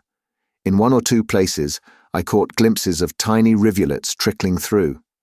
Once more, with a terrible feeling of faintness, I glanced down the long, dark flight of steps. Half blinded by the noonday sun, I nevertheless caught sight of a snow-white crust on the stairway. Now was my time, or never. Calling out to Bulger to precede me, I sprang boldly down the stair, which till that moment had been black with treacherous slime. The waters broke away and came rushing on my very heels. Down, down I went in headlong haste, bounding like a deer from step to step. My heart sank within me, as I felt the torrent, now mad and raging, spatter its spray on my neck. Another instant and I'm saved. My feet strike firm. I see the fair country come nearer and nearer. Another leap, and with my faithful Bulger, I've cleared the dreaded stairway of Bogadrapa. Staggering forward, I reach the greensward of the valley and fall fainting, after my terrible race for life. Bulger's mingled wailing and caresses roused me after a few moments of clouded brain, and then all was well. And yet a shudder stole over me as I raised my eyes to take a last look at the rocky stairway of Bogadrapa, now clad once more in its black, glistening, treacherous slime. Refreshed by a hearty meal upon the luscious fruit which grew in wonderful profusion on every side, followed by a deep draught of cool, clear spring water, and calling joyfully to my faithful Bulger to follow me, I set out for the distant summit of the ridge, which shut in this peaceful little corner of the earth's surface, so well fitted for the home of human beings, and yet so utterly abandoned and tenantless, even by four-footed creatures. While I am a great admirer of nature in all her aspects, from wildest grandeur to picture-like delicacy, yet no spot which is not inhabited by man or beast can long hold me content. I must have life, not the dull, spiritless life of tree, shrub, or plant, ever chained to one spot, but the restive, bounding, throbbing life of man or animal to study, contemplate, and reflect upon. Therefore it was that I determined to pass at once out of this beautiful little valley. I pushed on with eager step, for I was desirous of gaining the high land before nightfall. In this I was successful, but the twilight had so deepened when I reached the crest of the ridge that any survey of the country lying beyond was impossible. Shortly after I had lighted a bivouac fire, Bulger came in with a bird, of the quail kind, and I proceeded to broil it on the live embers. The faithful animal was delighted to be once more in a country in which he could serve me, and while our supper was cooking, took occasion to go through a number of his old tricks, in order to see his little master's face brighten up. Side by side, we lay down for the night in that faraway land, and were soon fast asleep. The morning broke with rare splendor. I hastened to examine the country beneath me. It was dotted here and there by groves and bits of woodland, and seemed unusually green and fruitful. What attracted my attention more than anything else was the fact that, as far as my eye could reach, the region was watered by a perfect network of little rivers, which glistened in the morning sun like bands of burnished silver. I had never seen the like. It occurred to me at once that should these streams prove too deep and rapid to ford, it would force me to change my course entirely, and pass either to the north or south until I reached a clear country. It was pretty well towards sundown when I stood upon the confines of this strange land which I named Polypotamo, or many rivers. The streams, which varied from 10 to 20 feet in width, were deep, clear, and swift. As you may readily imagine, such a country was very productive, Fruit and flower-bearing shrubs and trees, all of a most beautiful green, grew in the wildest abundance. The air, cooled and purified as it was by the numerous streams of limpid water, was like a magic inhalation, carrying a strange feeling of dreamy delight to every part of the body. Said I to myself, if this fair land be not inhabited, then it is a monstrous pity, for here kind nature has spread her riches with a more than usually lavish hand. Bulger and I stretched ourselves upon the bank of the first stream that we reached, and were preparing for a nap after our long day's tramp, when suddenly the strangest noises reached our ears. He started up with a look of mingled alarm and curiosity which, could I have seen my own face, I would undoubtedly have found pictured there in equally strong lines. Louder and louder grew these curious sounds. I listened with pricked-up ears as I strained my eyes in the direction whence they came, eager to catch the first glimpse of the beings who uttered them. I had not long to wait. About 1/8 of a mile away, my eyes fell upon a sight, which, in spite of the possible dangers threatening my life, in case these creatures had proven to be vicious or savage, caused me to burst out into a fit of uncontrollable laughter. There, in full view, was a troop of human creatures, dwarfish in stature, not being much over 4 feet in height, who seemed incapable of using their legs as we do, but moved about from one place to another by hopping, as some birds do, or as rabbits would do if they moved about standing upright on their hind legs. In an instant, they caught the sound of my voice, and with the swiftness of the wind and with an ease that astounded me, leaped over the 2 intervening streams, each of which was at least 15 feet in width, and came bounding toward us with the same gigantic leaps. The whole thing was done so quickly, and the mode of locomotion was so novel and altogether wonderful, that I was surrounded before I knew what happened to me. It is needless to say that I couldn't understand their language, although I soon mastered it, consisting as it did of pure Aryan roots, no word being of more than 3 letters. The man-hoppers, such was my translation of their name, umilobas, ranged themselves in a circle around Bulger and me, threw themselves on their faces, so to speak, for their arms were ridiculously out of all proportion to their bodies, and threatened with shrill outcries and menacing movements to kick Bulger and me to death instantly, unless we surrendered unconditionally. It was a novel sight. Bulger was inclined to advise resistance, but when I had given a hurried glance at their feet, which were very large and attached to astonishingly vigorous legs, I deemed it only prudent to run up the white flag. In fact, I gave them to understand that we threw ourselves on their mercy. But first, a word about these strange people. They were, as I have said, small of stature, and let me add that, upon their narrow, sloping shoulders were set delicate, doll-like heads, animated by large, lustrous black eyes of extreme softness in expression. Their arms looked like the arms of a boy on the body of a man. But although so small, for they reached only to their waists and ended in tiny, shapely hands, yet they showed themselves possessed of extraordinary strength and dexterity.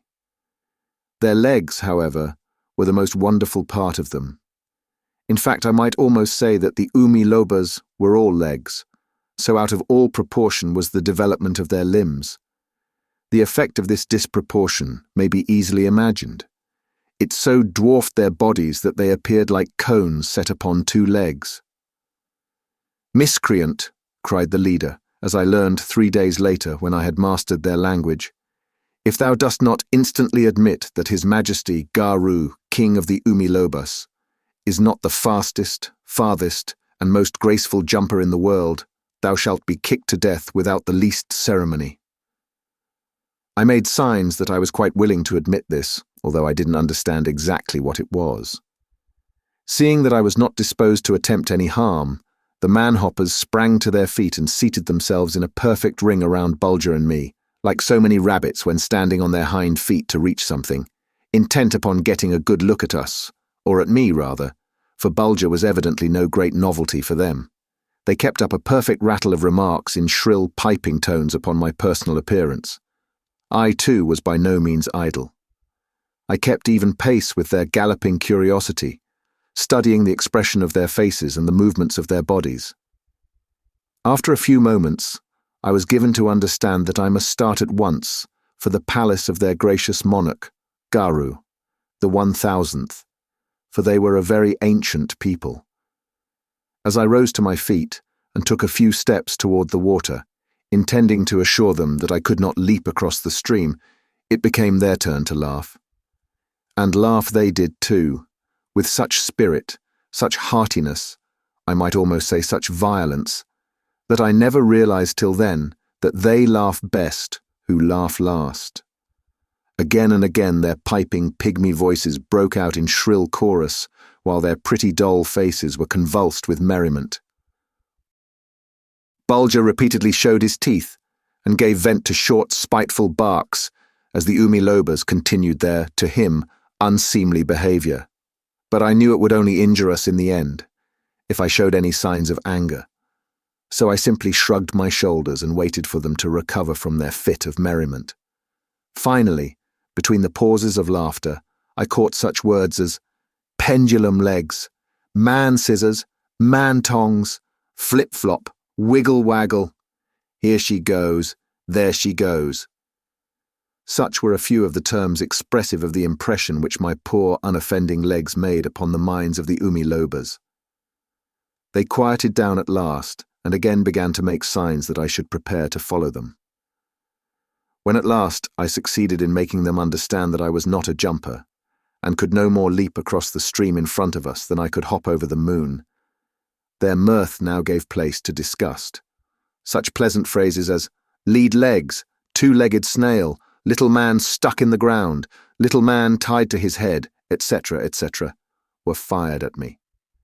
After a consultation, it was determined to dispatch 2 of their number for a sort of port-chaise in use among the umilobas, in which to transport Bulger and me to the king's palace. Away went the messengers like the wind, in leaps of 20 feet, seeming scarcely to touch the ground, bounding along in the distance like pith-balls. After a short delay they reappeared bearing, slung on a sort of yoke, resting upon their shoulders, a stout wicker basket. Bulger and I were invited to step into it. The cover was closed and securely fastened by a stout leathern thong. Then, with a bumpety-bump sort of motion away, we went across land and water. Bulger whined piteously and fixed his lustrous eyes upon me as if to say, "Little master, if they are transporting us to torture or death, I'm glad I am with thee." I soon gave him to understand that there was no danger. He returned my caresses and we both awaited further developments. It seems that the 2 man-hoppers who had been sent for the port-chaise had spread the news of their strange capture, so the whole town was on the watch for our arrival. At last we came to a full stop. The basket was set down on the ground, and the leathern thong loosened. To tell the truth, I was as anxious to see as they were. A terrible hubbub was in progress, those in authority having seemingly lost all control over the pushing, pulling, scrambling mass of umilobas. With such violent outcries and still more violent gestures did they gather about us, that I began to fear that they would overturn our carriage and do Bulger and me some real injury in their mad curiosity. Suddenly, a voice, louder and shriller than all the rest, called out, "Silence! His Majesty, Garu, the 1000th, King of the umilobas, is approaching. Down! Down! Silence! Fall back!" One of the attendants now raised the lid of our basket and courteously invited me to step out. Without stopping to give the thing a thought, I seized the leathern thong, sprang lightly up and threw one of my legs over the side of the basket. Instantly there was an outburst of shrill, ear-piercing exclamations of wonder, fear, surprise, horror, delight, and I don't know how many other emotions. For a moment I was startled, and half inclined to make my way back into my basket again. Suddenly, however, it occurred to me what it all meant.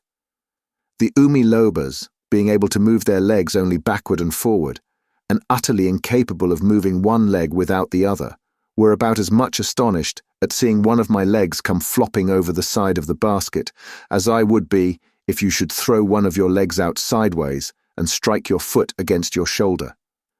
As I sprang lightly to the ground and took a few steps towards Kingaru, who stood surrounded by his court officials, a very lean umiloba on one side of him and a very fat one on the other, a perfect whirlwind of such cries as pendulum legs, walking scissors, measuring man, little man all head, etc., etc., burst forth. Kingaru received me very pleasantly, requesting me to walk, run, hop on one foot, cross my legs, he standing with wide-opened eyes as I went through my paces to please him. He then asked me my name, my rank at home, my profession, my age, what I liked to eat and drink, how much heavier my head was than my body, etc., etc. I made such a good impression on the king of the Umilobas that he turned and invited me to spend some time at his palace. I was delighted, for I was very desirous of studying the manners and customs of these strange people, and of conversing with their learned men. Suddenly there was a great change manifest in the king's manner toward me. He listened with knitted brows and compressed lips, first to his fat counsellor and then to his lean one. His lean minister, so lean that he appeared to me to be an animated steel spring snapping apart, was named Megazalto, or Great Jumper, than the king himself, no one being able to leap across a broader stream. His fat minister, so fat that he was able to advance only by little hops of a few inches at a time, was named Migrozalto, or Small Jumper, and as he had for many years been unable to race about the country like the other Umilobas, and had consequently had much time on his hands, which he had used to improve his mind reading and studying, until he had acquired great wisdom. Hence King Garu's choice of him as royal minister and court adviser. I was again ordered to stand in front of His Majesty, the ruler of all the Umilobas. "Sir Pendulum Legs," said he, "upon reflection, I am persuaded that thy visit to my dominions bodes no good. Thou must know that I have 2 privy councillors, to whose advice I always listen, and then do as I see fit. His Excellency Megazalto," continued King Garu, pointing to his lean minister, "counsels me to command that thou be stamped and kicked to death at once, saying that thou wilt work great injury among my people. Thou being a foreigner from a faraway land, they will endeavour to imitate thy manner of walking. Our good old-fashioned ways of walking will be sneered at, and my people's legs will soon lose their wonderful strength and activity. My other counsellor, who is a very learned man and loves to discuss questions of race, manners, and customs with strangers, advises me to let thee live for several weeks at least, until he has had an opportunity to get some valuable information from thee. Now I am a quiet and peace-loving king, for nature, by surrounding my dominions with such a network of rivers, and giving us the power to leap over them, makes it next to impossible for an enemy to follow us. Therefore, little man all head, it is my royal will that for the present no harm come to thee. Thanks, most powerful and graceful jumper in this or any other world, said I with a very low bow. I accept my life at thy hands, in order to use it to make known thy goodness and greatness in every land I shall pass through. My delicate flattery touched King Garu very perceptibly. He smiled and nodded his little doll head in the friendliest manner, but Megazalto's fierce little face was screwed up in 1,000 wrinkles.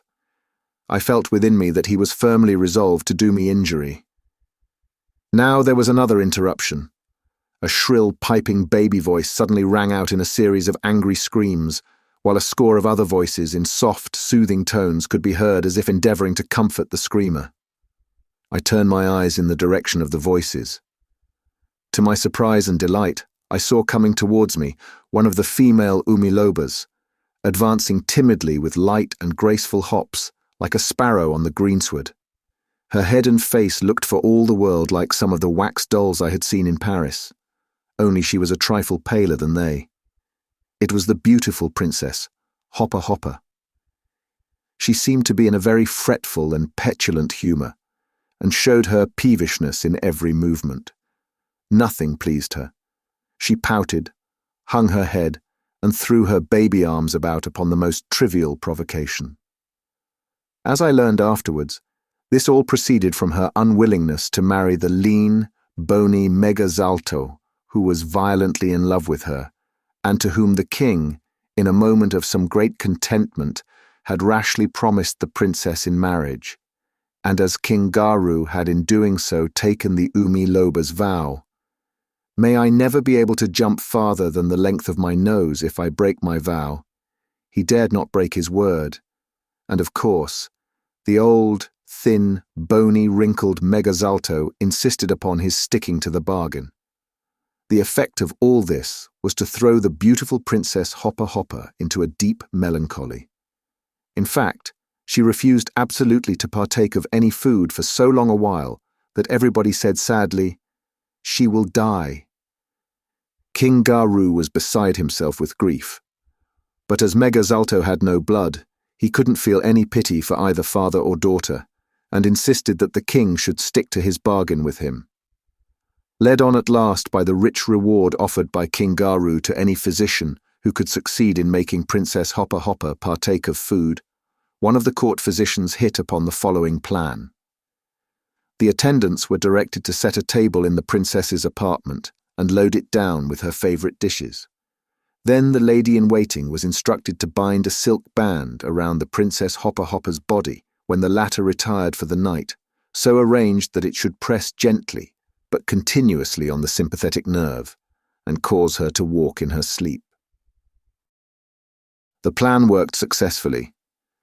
Every night about midnight, Princess Hopper Hopper would rise from her bed, while in the deepest sleep, sit down at the table and partake of a hearty meal, after which she returned to bed, when one of the ladies of the bedchamber immediately loosened the silken band, lest she might arise the second time and overeat herself.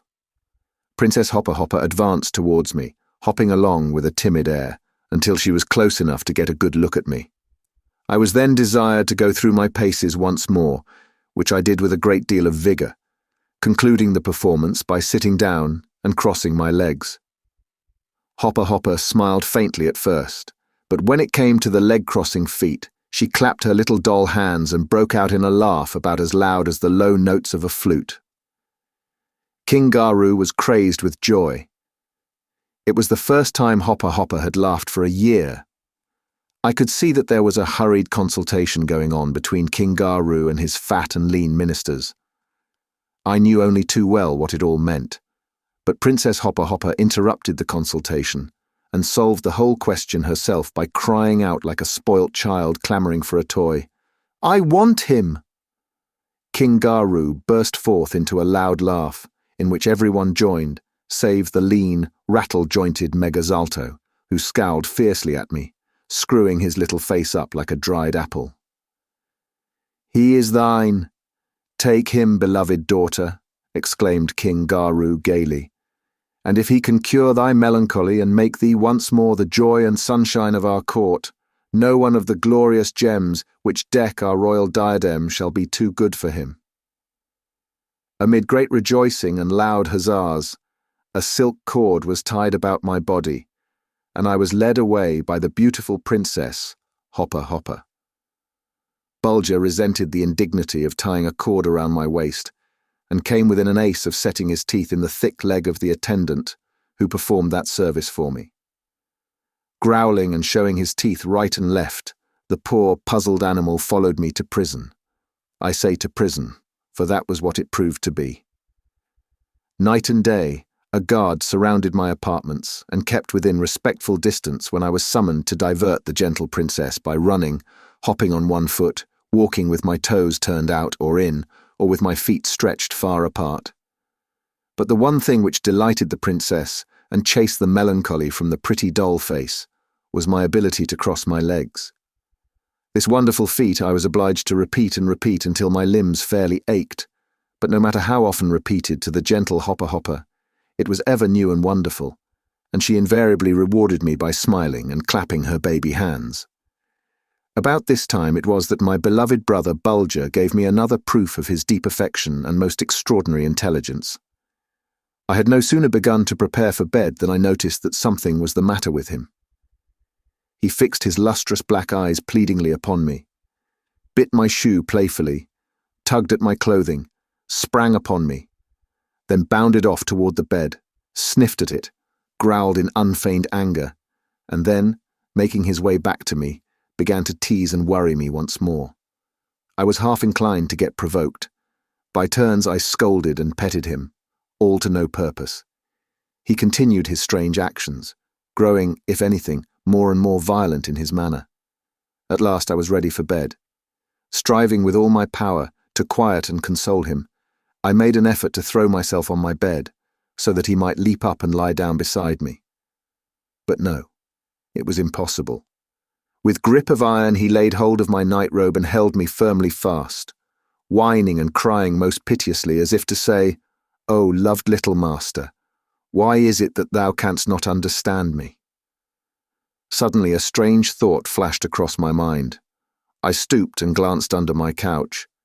Nothing seemed amiss. Then, as if urged on by some unseen hand, I seized the bedclothing and hurled it on the floor. Lo, the mystery was solved. There, hidden beneath the drapery, shone the tips of a dozen or more tiny blades, each sharper than a needle's point, and as I found upon examination, stained with a poison so subtle that the slightest prick would have robbed me of life. Need that I tell you how the tears burst forth, how I flung myself upon my knees and caught that beloved animal in my arms, covering him with kisses. He was satisfied. Again, had he added to that long list of debts due him from me, debts only to be discharged in coin fresh and bright from the heart's mint. As you have doubtless guessed, this cowardly and cruel attempt on my life was the work of that living coil of steel springs, Megazalto, who had determined to put out of the way the hated foreigner, whose monstrous deformities were so pleasing to the being he loved. King Garu was greatly incensed when, upon Bulger's recognition of the would-be murderer in the presence of the whole court, the miserable wretch made a clean breast of it, and related how he had arranged the knives with his own hands. "Out of my sight, thou unworthy servant! If I do not command that thy vile heart and viler head be parted by the executioner's axe, it is because thy father rendered mine priceless services. Go, come not again until I summon thee." King Garu now took me into special favour.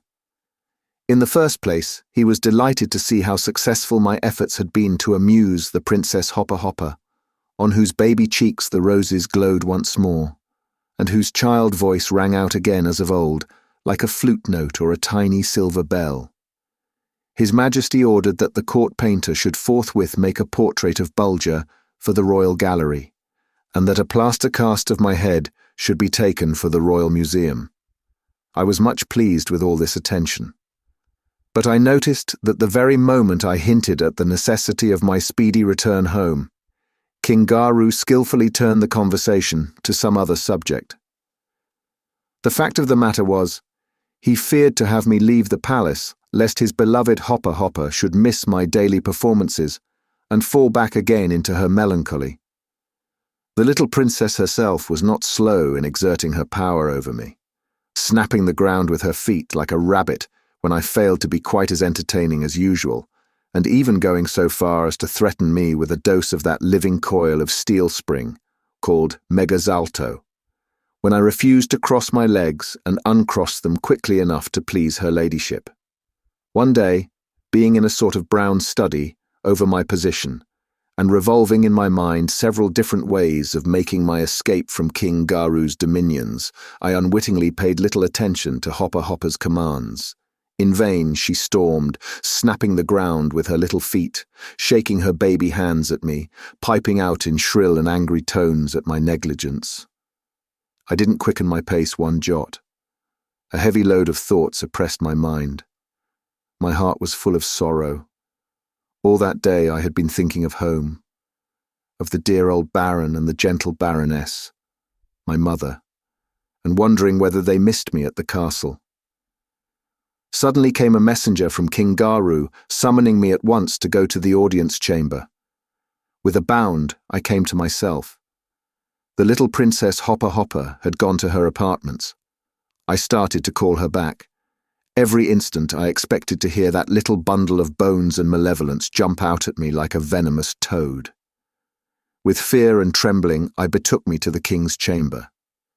To my unspeakable delight, His Majesty, the ruler of the Umilobas, was in the rosiest of humours. He met me with outstretched hands, poured out a beaker of wine for me, and bade me sit down at the very foot of the throne. I strove in vain to stammer out my thanks. He would not hear a word of them, said that the stream should flow the other way, meaning that I was the one to be thanked. "Now, little man, all head," began the king, after I had finished my wine, "I have sent for thee to try and make thee happy, in the same measure as thou hast contributed to my happiness.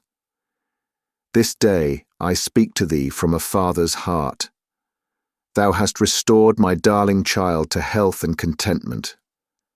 And remembering from my conversations with thee that thou art a great lover of rare and useful books, I have had copies made of every book on the shelves of the royal library, and I now beg thee to accept them as a very slight token of my gratitude." I was speechless. The blood rushed fast and hot to my cheeks.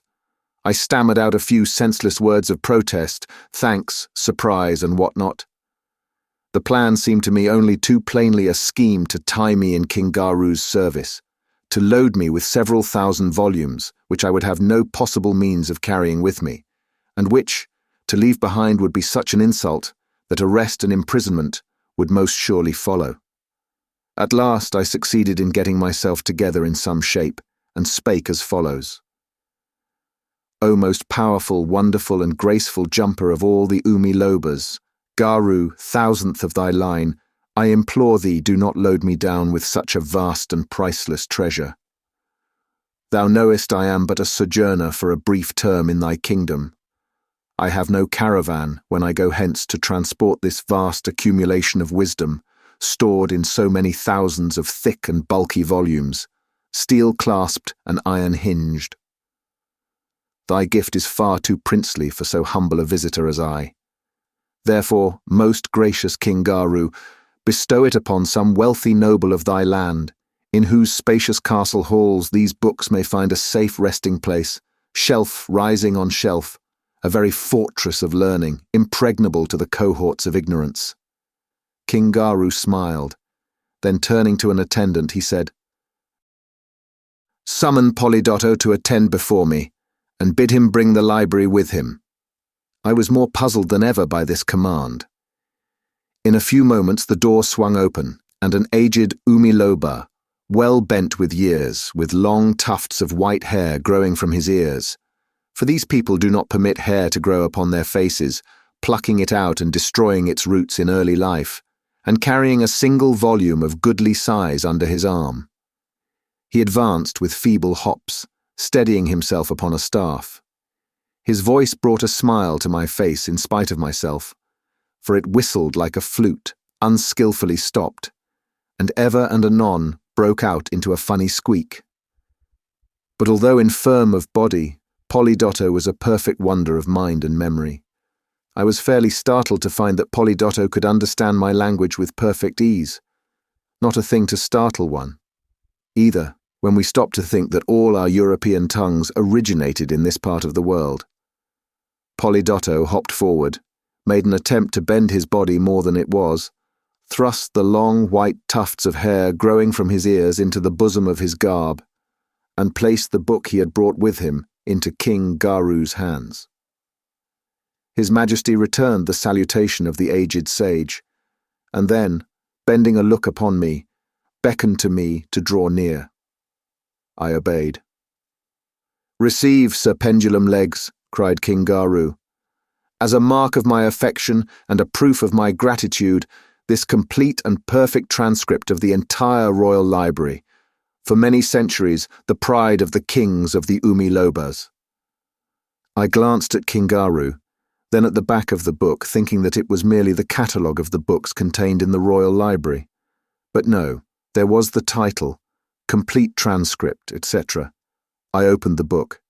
Its pages were thinner than the finest tissue I had ever seen. I turned to the last page. 20,000 pages. My astonishment was redoubled. With some difficulty, on account of my unskilled fingers, I turned over some pages here and there. They were all closely filled with minute dots and strokes.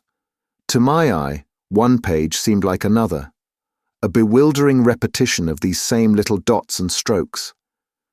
I looked up at King Garu and Polydotto. They were both much amused over my confusion. Like a flash, the truth burst upon me. It seemed to me like waking from a dream. Yes, there was no doubt of it. I was that moment in the land of the original shorthand writers. Here had arisen that mysterious system of recording language by means of dots and strokes, of which so many men, in so many different countries, in different centuries, had claimed to be the inventors.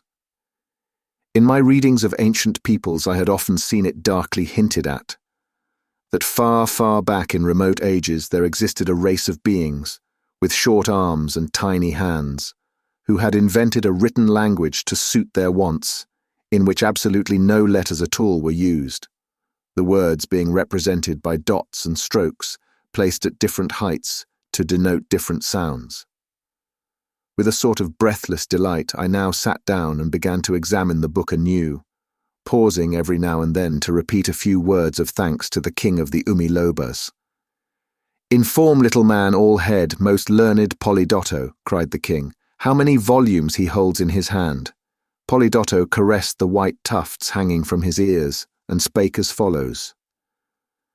"The royal library which thou holdest in thy hand contains 8,000 volumes, all rare and valuable, and only to be found in the library of our royal master. These volumes treat of astrology, alchemy, divination, chirosophy, medicine, mathematics, law, politics, philosophy, pastimes, warfare, 50 volumes of poetry, 50 of history, 50 of wonder stories, besides several hundred treatises on theosophy, altruism, positivism, hypnotism, mind-reading, transmigration of souls, art of flying, embalming, etc., etc. Oh, wonderful, most wonderful, was my ejaculation. But I beseech thee, O learned Polydotto, I continued, impart to me the secret of all this. Unfold to me the origin of this most wonderful system of writing, whereby the wisdom of ages may be recorded in one small volume. Polydotto glanced at the king, who bowed his head in sign of his royal consent that the aged sage might speak. "Where we now stand," began Polydotto, tossing back the long tufts of white hair, which reached from his ears to his shoulders, "was once a rugged and mountainous country. In those days, now some 30,000 years ago, our people were more like thine than at present. To climb the rocky sides of these mountains required long, sinewy arms and strong hands of great grasping power, and flexible legs, moving quite independently of each other, like mountaineers in all lands. But all of a sudden, these rock-crested heights began to sink and the valleys to rise. True, very slowly and gradually, but yet uninterruptedly, so that in a few years, what had been a rough, broken country, ridged and wrinkled, began to take on the aspect of a perfectly level land. With these changes, our people began to change. Having no longer any use for hands of iron grip and arms of tireless muscles, they were not long in finding out that this strength was leaving them, that their great breadth of shoulder and depth of chest were slowly but surely disappearing in their sons and grandsons. By a strange fatality about this time, a terrible flood passed over our luckless land. Our panic-stricken people had just time enough to escape. For several months, the regions once inhabited by a contented little nation were covered by water many fathoms deep. When at last the waters had subsided, and our ancestors were permitted to set foot again on their native soil, what a change met their eyes. This vast domain of our gracious master, King Garu, the 1000th, had become, as you now see it, a perfectly level plain, networked by the countless narrow but deep and swift-rolling streams. but the soil brought in the arms, so to speak, of these raging waters, and cast upon our houses, burying them far beneath, was of most extraordinary fertility, just as you see it now. Every manner of plant, fruit, flower, vegetable and grain grows here without cultivation when once planted. Our people were not slow to take advantage of nature's kindness and build up once more the happy homes destroyed by the flood. But now we were brought face to face with a most wonderful state of things. Here we were shut in, surrounded by a vast network of streams, and yet taught by our terrible experience so to dread water, that not even to escape from death itself could our people be induced to swim across one of these little rivers, or pass over it in any sort of boat. Time went on.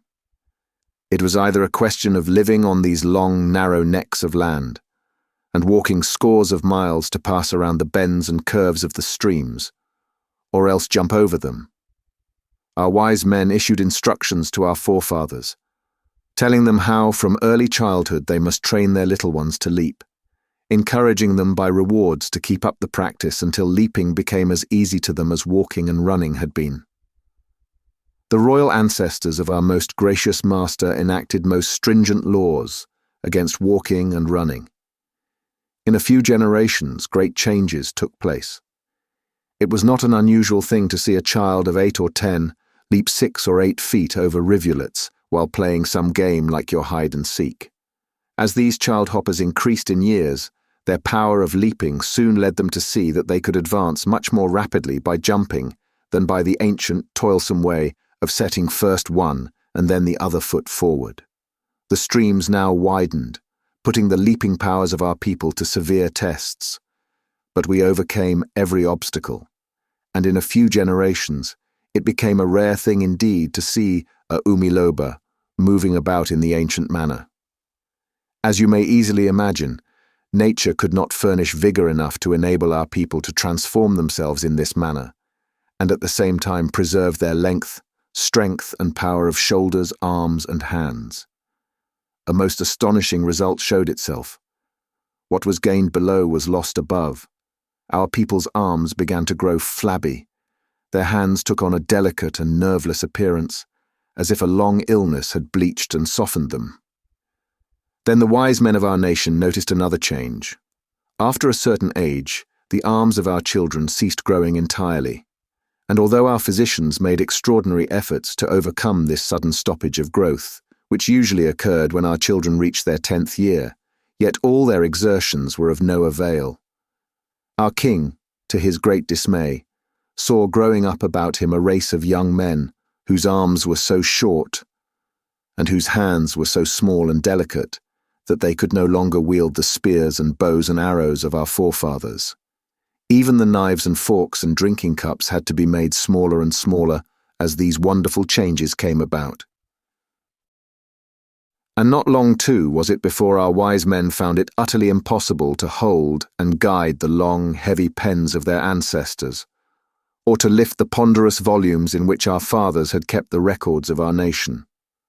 With smaller pens came smaller books and finer writing, until at last one of my ancestors, in a moment of happy inspiration, conceived the idea of giving up the ancient way of writing by means of 20 or more of letters, so large that only a few of them could be written upon one line, and of which 2 or 3 were necessary in order to record one simple sound, and of using little dots and strokes as fine as hairs to represent the sound of our words.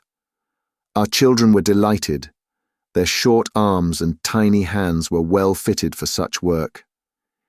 In a few years the new system of writing was taught in all our schools, and by royal edict became the only lawful method of writing throughout the kingdom. Later, another of my ancestors greatly improved the system, so simplifying it that whole sentences could be recorded by a single tiny dot or hair stroke. By means of this wonderful system is it that we are enabled to compress a whole library into one single book, as you have seen, and to make it possible for our royal master to carry about with him, on his journeys, the assorted wisdom of ages, in so compact a form that it may be placed under the royal pillow, and yet not wrinkle it. Thou knowest full well, continued Polydotto with a smile, as he raised one of his baby hands and pointed a tiny finger at the book I held in my hands, and upon whose pages my eyes were fixed in wide-opened astonishment, that in thy country a story writer could not possibly squeeze a single one of his tales between those covers. Kingaru laughed heartily at this speech. After a few moments more of pleasant chat, I was dismissed by His Majesty with promises of continued favour. As I was backing out of the audience chamber, Kingaru cried out gaily as he shook a tiny finger at me. "Look well after Princess Hopper Hopper, little man all head."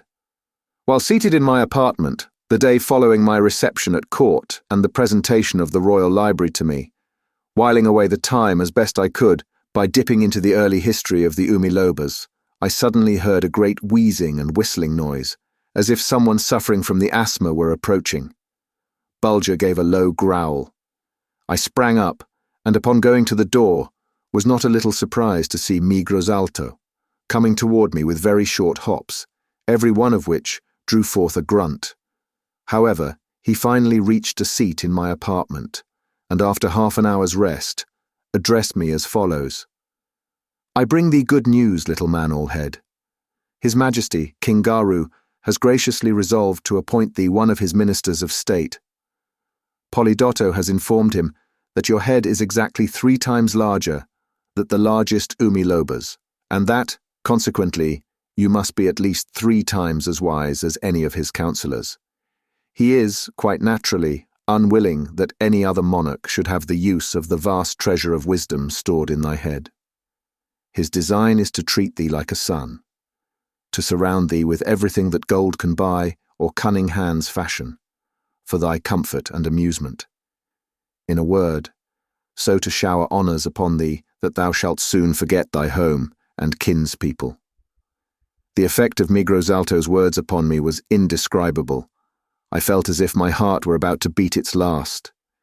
It was only by the greatest effort that I could pull myself together, stammer out my thanks to His Majesty Kingaru, and save myself from betraying my utterly disconsolate condition. Behold me now, a prisoner for life. For in spite of all these honeyed words, Kingaru now proceeded to double the number of guards set to watch my movements, and thus head off any attempt at escape. I, of course, pretended not to notice this extra precaution. In fact, I put a smiling face over my sad heart, and pretended to be perfectly contented, to have given up all thoughts of ever returning home. I took good care to let Migrosalto know that I now intended to begin studying the ancient history of his people. With the Princess Hopper Hopper, too, I was all kindness and sympathy. But while I was thus engaged in throwing my keepers off their guard, I was diving deep into the folklore of the umilobas. The books of the Royal Library, so graciously bestowed upon me by Kingaru, stood me in good service. I determined to get at all the weaknesses of the umilobas, in order to see if I could not discover some way to elude their vigilance. It was all dark to me for the first few days, but at length I caught a glimmer of hope. It came about this way. The umilobas dread water. My own observation, as well as Polydotto's words, had directed my attention to this strange fact.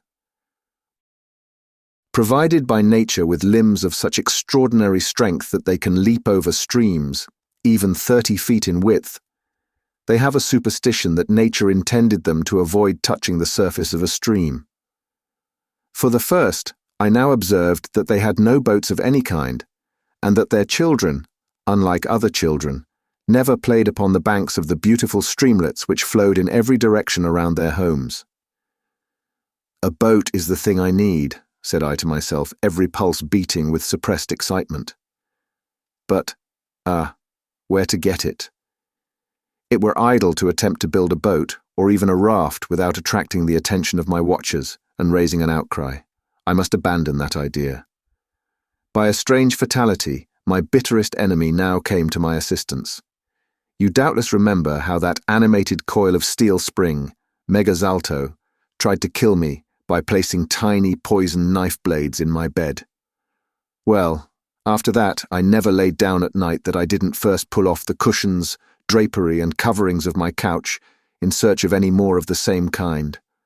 I never found any, for Megazalto was still in disgrace, and forbidden, under penalty of instant death, to approach the royal palace. But I did find something else. It was this. I discovered that my bedstead, emptied of its cushions and clothes, was exactly the shape of a yawl boat. In fact, of so fine a model as to give infinite pleasure to my sailor's eye. And most astonishing discovery of all, that it was already fitted with a staunch and shapely mast, the staff which supported the hangings. All I needed was a couple of thin, straight sticks for booms, and I would be able to take one of my sheets and rig a square sail in a few moments. Here again, I found myself face to face with an appalling difficulty.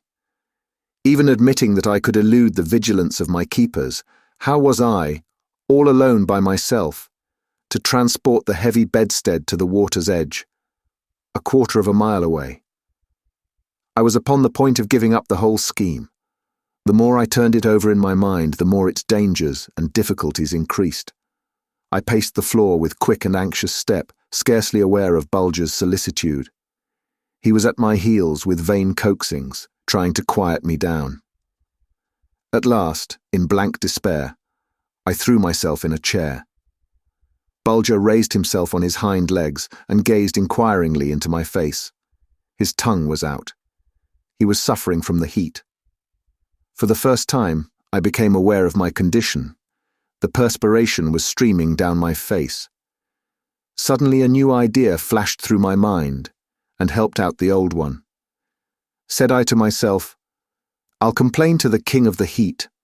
I'll tell him how accustomed I am to outdoor life and sleeping in the open air with no covering, save the blue sky and twinkling stars. That I shall most surely pine away with inward wasting unless I be permitted to move my bed during the midsummer heat down by the riverside, where the air is coolest and purest. Kingaru listened to my request, without the slightest suspicion that any idea of escaping from his domain was flitting through my mind. In fact, he would have as soon expected to see one of his royal beds spread its drapery for wings and fly away to the mountains, as to see it go flashing down the river with one of the sheets set for a sail. So my request was granted at once. My bed was moved down to the river's edge, where one tent was raised to house me in case of a rainstorm, and another to shelter the troop of guards which always kept at a respectable distance from me, and yet near enough to hop down upon me in about 3 seconds. So far all had gone well. At first, my plan was to launch my boat and make my escape in the night, but I was obliged to give this up, for I discovered that the guard was always doubled at nightfall. Escape, if I escape at all, then must be in the broad daylight. 6 of the Umiloba's soldiers stood sentry about my quarters from sunrise to sunset. That they were armed, it is needless to say. But their tiny swords and pikes had no terror for me. With a stout club I could have beaten them down in a few moments. Their terrible legs and feet, however, were quite another thing. One blow from the feet of a vigorous Umiloba would have laid me dead on the ground. I have often seen these guards amuse themselves by striking deep holes in the ground, or by breaking stone slabs an inch thick with a single blow of their heels. I must choose a different mode of eluding such dangerous pursuers. They must be drugged. But how to accomplish it? To offer them all food at the same moment would most surely arouse their suspicions. Then again, they did not all eat together. So too it would be worse than folly to attempt to drug their drink. What was to be done? Again my heart grew sick and faint within me. I sat down to collect my scattered thoughts. At that moment the attendant began to serve my midday repast. I glanced at the tempting dishes and sparkling wines. It was a feast fit for a king. "Sir Pendulum Legs," said the serving man with a low bow. "This is the season for Olulu eggs. The first find was made today. The nest held 6. His Majesty sends thee 2 and wishes thee a pleasant dream." Now let me tell you what this strange speech all meant. The Olulu bird is about the size of a quail and lays from 6 to a dozen eggs of a jet-black hue. But as the bird, whose plumage is as black as a bat's wing, makes its nest in the wilderness, among the rank growth of a heather-like plant, of so dark green a foliage as to seem almost black. The eggs are invisible to the hunter's eye, and the nests can only be found by posting sentinels to mark the spots where the birds alight. As you may imagine, Olulu eggs are worth their weight in gold. Nay more, the people are forbidden to eat one. Such is the king's command. They all belong to him, and the finder must straightway bear his prize to the royal palace, where a rich reward awaits him. But the most mysterious thing about them is yet to be told. Not only are these eggs of most delicious flavor, but 2 of them are sufficient to throw the eater into a deep sleep, during which the most delightful dreams steal over him. Visions of exquisite loveliness flit before his eyes, and life seems so sweet and satisfactory that waking is really the keenest pain. The cause of this strange effect was for many centuries a mystery, and the ancestors of the Umi Lobas were wont to worship the Olulu bird as a sort of sacred creature. But the mystery was solved at last.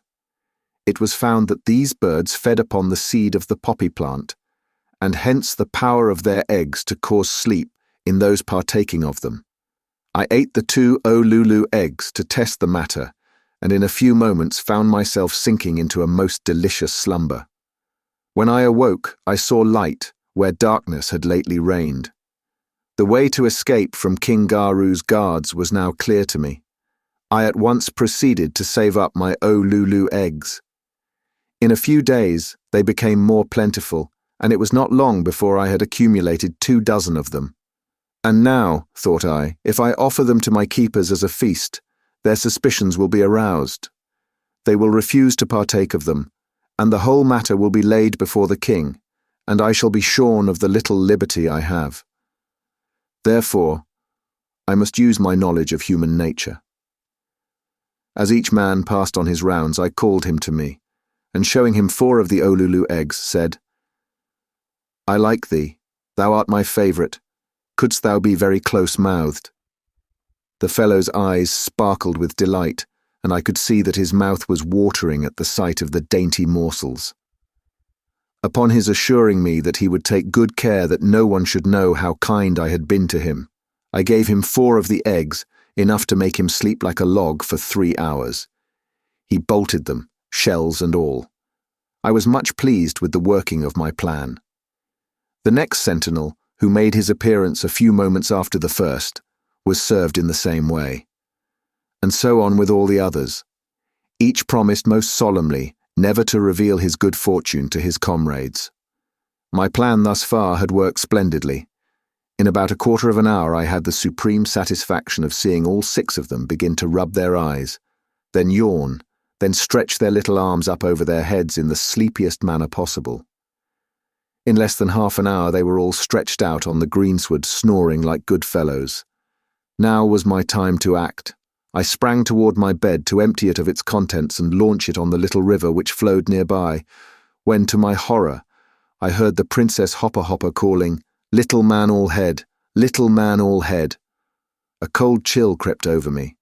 There she came, hopping toward me like the wind, calling out for me to come and make her laugh. What was I to do? Strike her down? Smother her? Oh no, I could not have harmed that innocent little doll-faced being, had it been to save myself from lifelong imprisonment. Suddenly, like a flash of lightning, a bright thought flitted through my brain. I have run, hopped, and stood on 1 foot, kicked 1 foot high in the air, crossed my legs, etc., to amuse the little princess, but I have never danced for her. If she can find it amusing enough to laugh heartily at such plain old-fashioned antics, she will surely go into convulsions when she sees me dancing a quick-time jig with heels flying in the air. So calling out to her in my gayest manner, I said, "Come, little princess. Come, little Umiloba. Hop this way. Be quick. I've something very funny to show you." She didn't wait for a second bidding. With 2 bounds she was beside me. Bidding her be seated, I began to dance and she began to laugh. In half a moment I quickened my step, and she broke out into the wildest merriment. "Oh, do stop, little man all head," she gasped. "Oh, do stop, or I shall die." I didn't want her to die, but I did want her to fall down into a swoon. So now I let myself out. My legs flashed like sunbeams dancing on the water. Bulger looked on in dignified astonishment. He failed utterly to make out what his little master meant by these furious antics. Indeed, they were furious. Faster and faster my nimble feet beat the ground. Wilder and more uncontrollable became the laughter of the little princess Hopper Hopper. The tears coursed down her pretty face. She rocked from side to side. She bent forward and back. Adding still more speed to my movements, I kept my eyes fixed upon her. Victory! The end came at last. She rolled over on the greensward in a swoon. "Now or never," I murmured to myself. In quicker time than it takes to tell it, aided by my faithful Bulger, I emptied the bed of its contents, set my shoulder to one end of it, while Bulger fastened his teeth in some fringe that hung from the other, and then, he pulling with might and main, and I pushing with all the desperation of a battle for freedom, the wooden structure was slowly brought to the bank of the river. It was a hard task for us, but we did it. Now down the slippery bank it glided with a rush, striking the water and floating like a duck. In an instant, Bulger and I sprang on board of the little craft. To rig up one of the sheets as a square sail and set it on the pole which had held the curtains was only the work of a few seconds. A stout, long-handled fan served me for a rudder. Away. Away. I was off at last. The wind was fresh and strong, and my square sail worked to a charm. At that moment a shrill, piping voice reached my ear. "Little man, all head! Little man, all head! Where art thou? Come to me!" The shrill, far-reaching tones of her voice attracted 100 attendants. They seemed fairly to spring up out of the ground. Pell-mell, with a wild rush, the stronger ones leaping over the heads of the less vigorous ones, they made for the river banks. Alarm bells now sounded on every side. Gongs and strangely sounding horns and rattles called the people to the spot where the little princess had been found, lying half unconscious on the greensward. The sight of the half-dozen sentinels stretched out here and there in the deepest sleep, the scattered drapery of my couch, the bed itself missing, all told too plainly the story of my escape. All this time, my snug little craft was making good headway down the river, which grew wider at every 100 feet. With one wild outburst of shrill, angry voices, the umilobas turned to pursue the fugitive. Bulger whined piteously as he saw them swarming on the banks. In another moment, they began leaping from one bank to another, passing over our heads in perfect clouds. I knew full well that they would not dare to leap into my boat, but I feared that they might overwhelm us with showers of their little spears. However, I determined to try the effect of one of my pistols on them if their spears annoyed me. King Garu, beside himself with spiteful anger, now arrived upon the scene, and took command of his assembled troops and serving men. First he tried entreaty upon me, offering me princely sums and royal honours if I would only turn back, but I was deaf to his honeyed words, whereupon he fell into a towering passion. He ordered his soldiers to recapture me dead or alive. A shower of spears now whistled through the air. Most of them fell far short of their mark, for the river had now widened, so that I was at least 30 feet from the shore, whereon they were standing, but a few of these spearlets fell dangerously near me. Fearing that their points might be poisoned, I determined to try the effect of a pistol shot in the air. The loud report of the firearm and the puff of smoke which followed it filled the umilobas with the most abject fear. They threw themselves on their faces and cried out that I was an evil spirit. I could now see that King Garu had given orders to let me sail away in peace. They made no further attempts to molest me, and yet it was very plain that they were loath to part with the little man all head, for whom their king and the Princess Hopper Hopper had conceived so warm an affection. I too felt a wrinkle in my heart as my little boat bore Bulger and me away on the rippling waters of the beautiful river now grown so wide that I was at least 100 feet from the bank, and the palace of King Garu began to fade away in the distance. For several miles they followed the banks of the stream, keeping opposite me, and ever and anon sending me a goodbye in a soft and plaintive voice. Straining my eyes, I could see little Princess Hopper Hopper borne aloft on the shoulders of a group of serving men, and waving me a last adieu. Then, once more, I caught the sound of that shrill baby voice. "Goodbye, goodbye, little man all head. Hopper Hopper says goodbye forever." And so I sailed away from the land of the Umilobas, the land of the man-hoppers. In a few days the river began to broaden out, and the land of the Umilobas was left far behind. The moment I caught sight of any signs of human beings on the riverbanks, I steered my staunch little boat into a broad cove, whose sloping shores led to lofty tablelands. Here, with tear-moistened eyes, I moored the little craft which had snatched me from a life of keen though silent sorrow, and followed by faithful Bulger, struck out boldly for the interior. After a few weeks' journeying, I entered a country which was now and then traversed by traders. They were astonished to find me travelling all alone by myself, but readily accepted my statement that I had become separated from a troop of traders, and that my horse had died. I now made haste to recross India and gain the shores of the Mediterranean, whence I took passage for home, with a joyous heart and a memory well stored with quaint facts and curious recollections. Chapter 8. While sauntering through the streets of Constantinople, one day, loitering in front of the bazaars or listening to the tales of some storyteller on the street corner, I fell in with an Armenian merchant. He was a man of varied attainments, had read much, travelled much, seen much.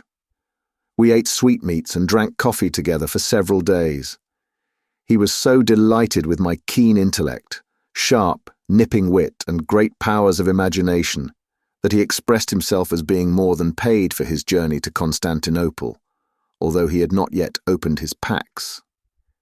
When the time came for us to part, he proceeded to loosen the leather thongs which held down the lid of a strange-looking chest, whose top and sides were covered over with curious figures in inlays of several colours.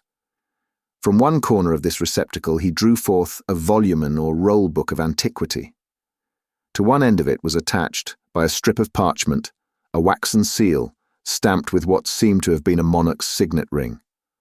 This ancient and venerable book exhaled a very musty smell.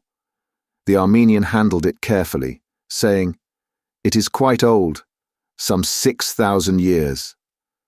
Seeing astonishment depicted on my countenance, he smiled and continued, "Yes, 6,000 years. It has only been unrolled far enough for me to decipher the nature of its contents. It treats of the human soul and pretends to have solved its mystery completely, a problem which has baffled the philosophers of all ages. It even goes so far as to claim that the essence which we call soul may be taken out of a body and put into a bottle, that one soul may be thrust into a man's body to keep his own company, and that in this manner the whole world may be reformed, made over, evil being entirely destroyed, and good only remaining. You smile, little Baron, but it seems to me quite feasible. For instance, this rare old book quite rightly assumes that if we could thrust a good soul into a body already inhabited by a bad one, that man or woman would henceforth cease to do evil, or at least the good soul would continually betray its bad companion, and although the man might plan a murder, he would not fail to inform someone of his dread purpose, and thus defeat his own ends. Or, continued the merchant, take the case of a miser. By thrusting the soul of a spendthrift into his body, his inclination to hoard money and starve his family would be forever and always opposed by an ardent desire to waste his earnings, and the result would be that these two vices would neutralize each other, and so with a drunkard or a thief, by placing the soul of a water drinker in the one and of a moral man in the other, a perfect reformation could be brought about. This is a valuable book, little Baron, but I give it to you, merely exacting a promise from you that in case I am right in my understanding of it, you will impart the secret to the fathers of the Church. I gave the merchant my promise, and not wishing to accept so valuable a present without making some return therefor, I drew from my finger a ring containing the petrified eye of a basilisk, which, in the dark, emitted light enough to read the hour on a watch dial. He was almost tiresome in his expression of thanks. We separated. I laid the ancient volume away in my chest, and gave no thought to it until some time after my return home, when, one fine day, Bulger, attracted by its very musty odour, seized it by the vellum strip holding the seal and drew it forth from its hiding place, then looked up at my face as much as to say, "What is it, anyway, little master?" I determined to unroll the book at once. The merchant had warned me to be most careful in so doing, lest the whole thing fly into 1,000 pieces. I therefore proceeded to prepare a wooden tablet or panel, which I smeared with a strong glue, so that, as the parchment unwound, it should be caught by this sticky surface and held firmly fast. The plan succeeded admirably.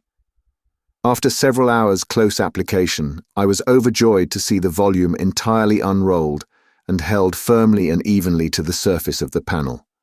Fancy my delight, after the glue had dried sufficiently to make an examination of the writing, to find that this ancient volume was a palimpsest.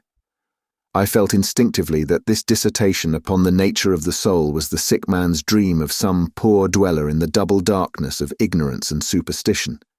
So I made haste to wash away his fervid outpourings by a plentiful use of something still hotter, namely, hot water and soap. For my studies had told me that the ink used by the people of his time and generation contained no mordant, and was in fact only lamp black and grease. I now got at the real contents of this venerable book. The writing was dim and shadowy. I did not let that trouble me, for skilled as I am in the chemist's art, I lost no time in applying an acid which restored the writing to its old-time blackness. I had some difficulty in deciphering the language in which it was written, the ancient Phoenician, but with the aid of several scores of dictionaries, I finally rendered it into a modern tongue, passing it through the Aramaic, thence into the Greek, and finally into my own tongue. When at last I had gotten over all difficulties and could read the descriptions with that ease necessary to bring out their full sense, I was nearly beside myself with joy. It was the story of a voyage made by a venturesome navigator 6,000 years ago, when the earth was still in its infancy, still hot in some places. In fact, only the highest mountains and tablelands had cooled off enough to be habitable. Pushing off from the shores of Arabia, this bold captain had pointed his ship towards the rising sun, and wonder of wonders, after many awful perils and terrible privations, he had entered waters which, to his almost unutterable amazement, grew warmer and warmer as he sailed over them. At first his men refused to proceed any farther, but by dint of threats, persuasion, and goodly presents, the bold sailor went his way, wondering and rejoicing. After many days, he entered a body of water, which from his descriptions I at once recognized as the China Sea. But now all further advance was impossible. In vain his oarsmen lent their aid to drive the little vessel forward. Huge waves of heated water, always from the same direction, drove his craft backward. At last the truth of the matter dawned upon him. He was on the outer edge of some vast boiling sea, which, rolling its hot waves ever outward, drove back his cockleshell of a bark. Making for a lofty promontory, he clambered to its highest point, wearing thick felt shoes and gloves to protect his feet and hands from the heated rocks. A fearful and yet a sublimely beautiful sight met his gaze. For hundreds and hundreds of miles, the waters were in a state of most violent boiling, springing and leaping into the air as if a legion of giant demons were beneath, forcing their hot breath upward from vast, cavernous lurking places. Upon reading of this boiling sea, I was seized with an uncontrollable desire to go in search of it.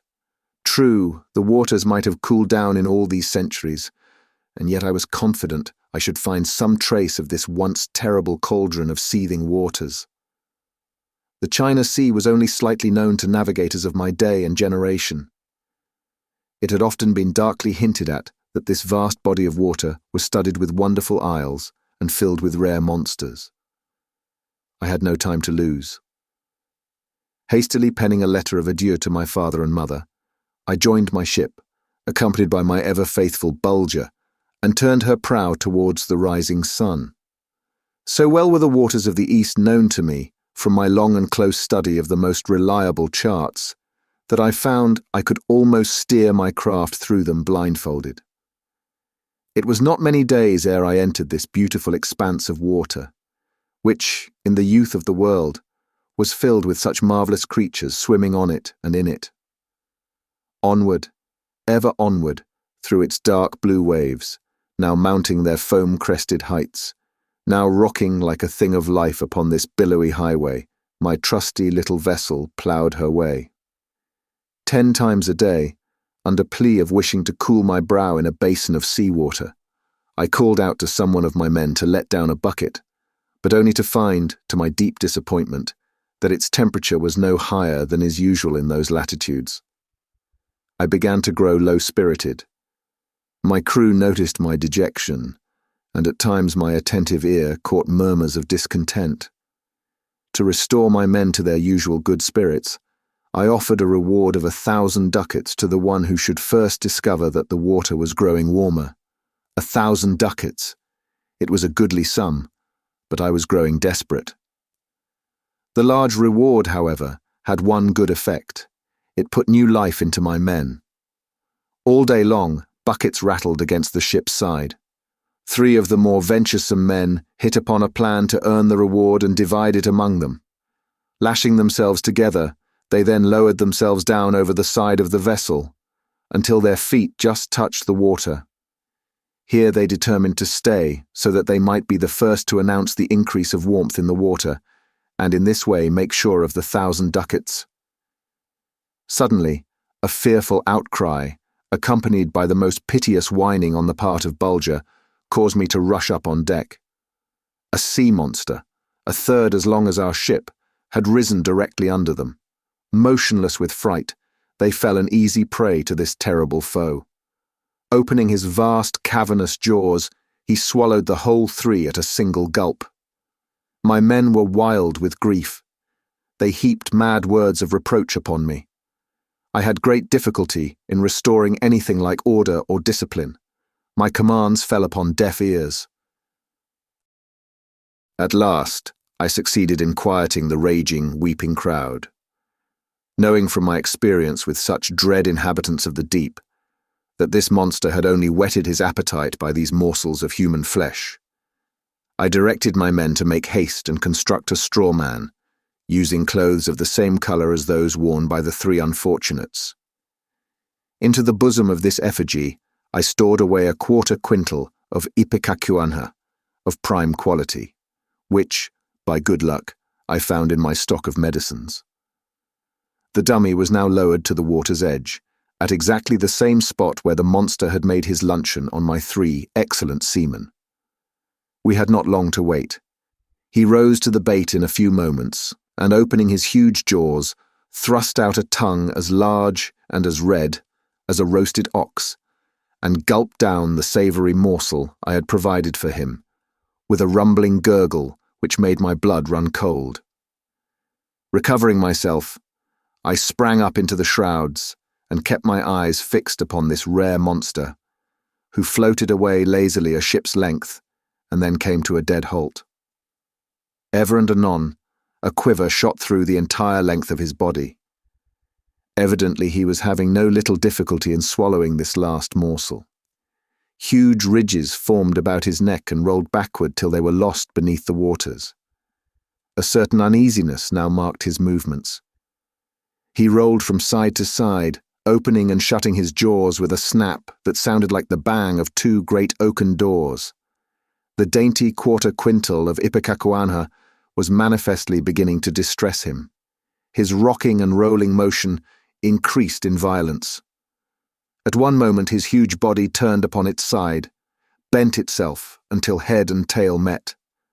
At another, it arched itself in the air until its black back spanned the waters like a bow.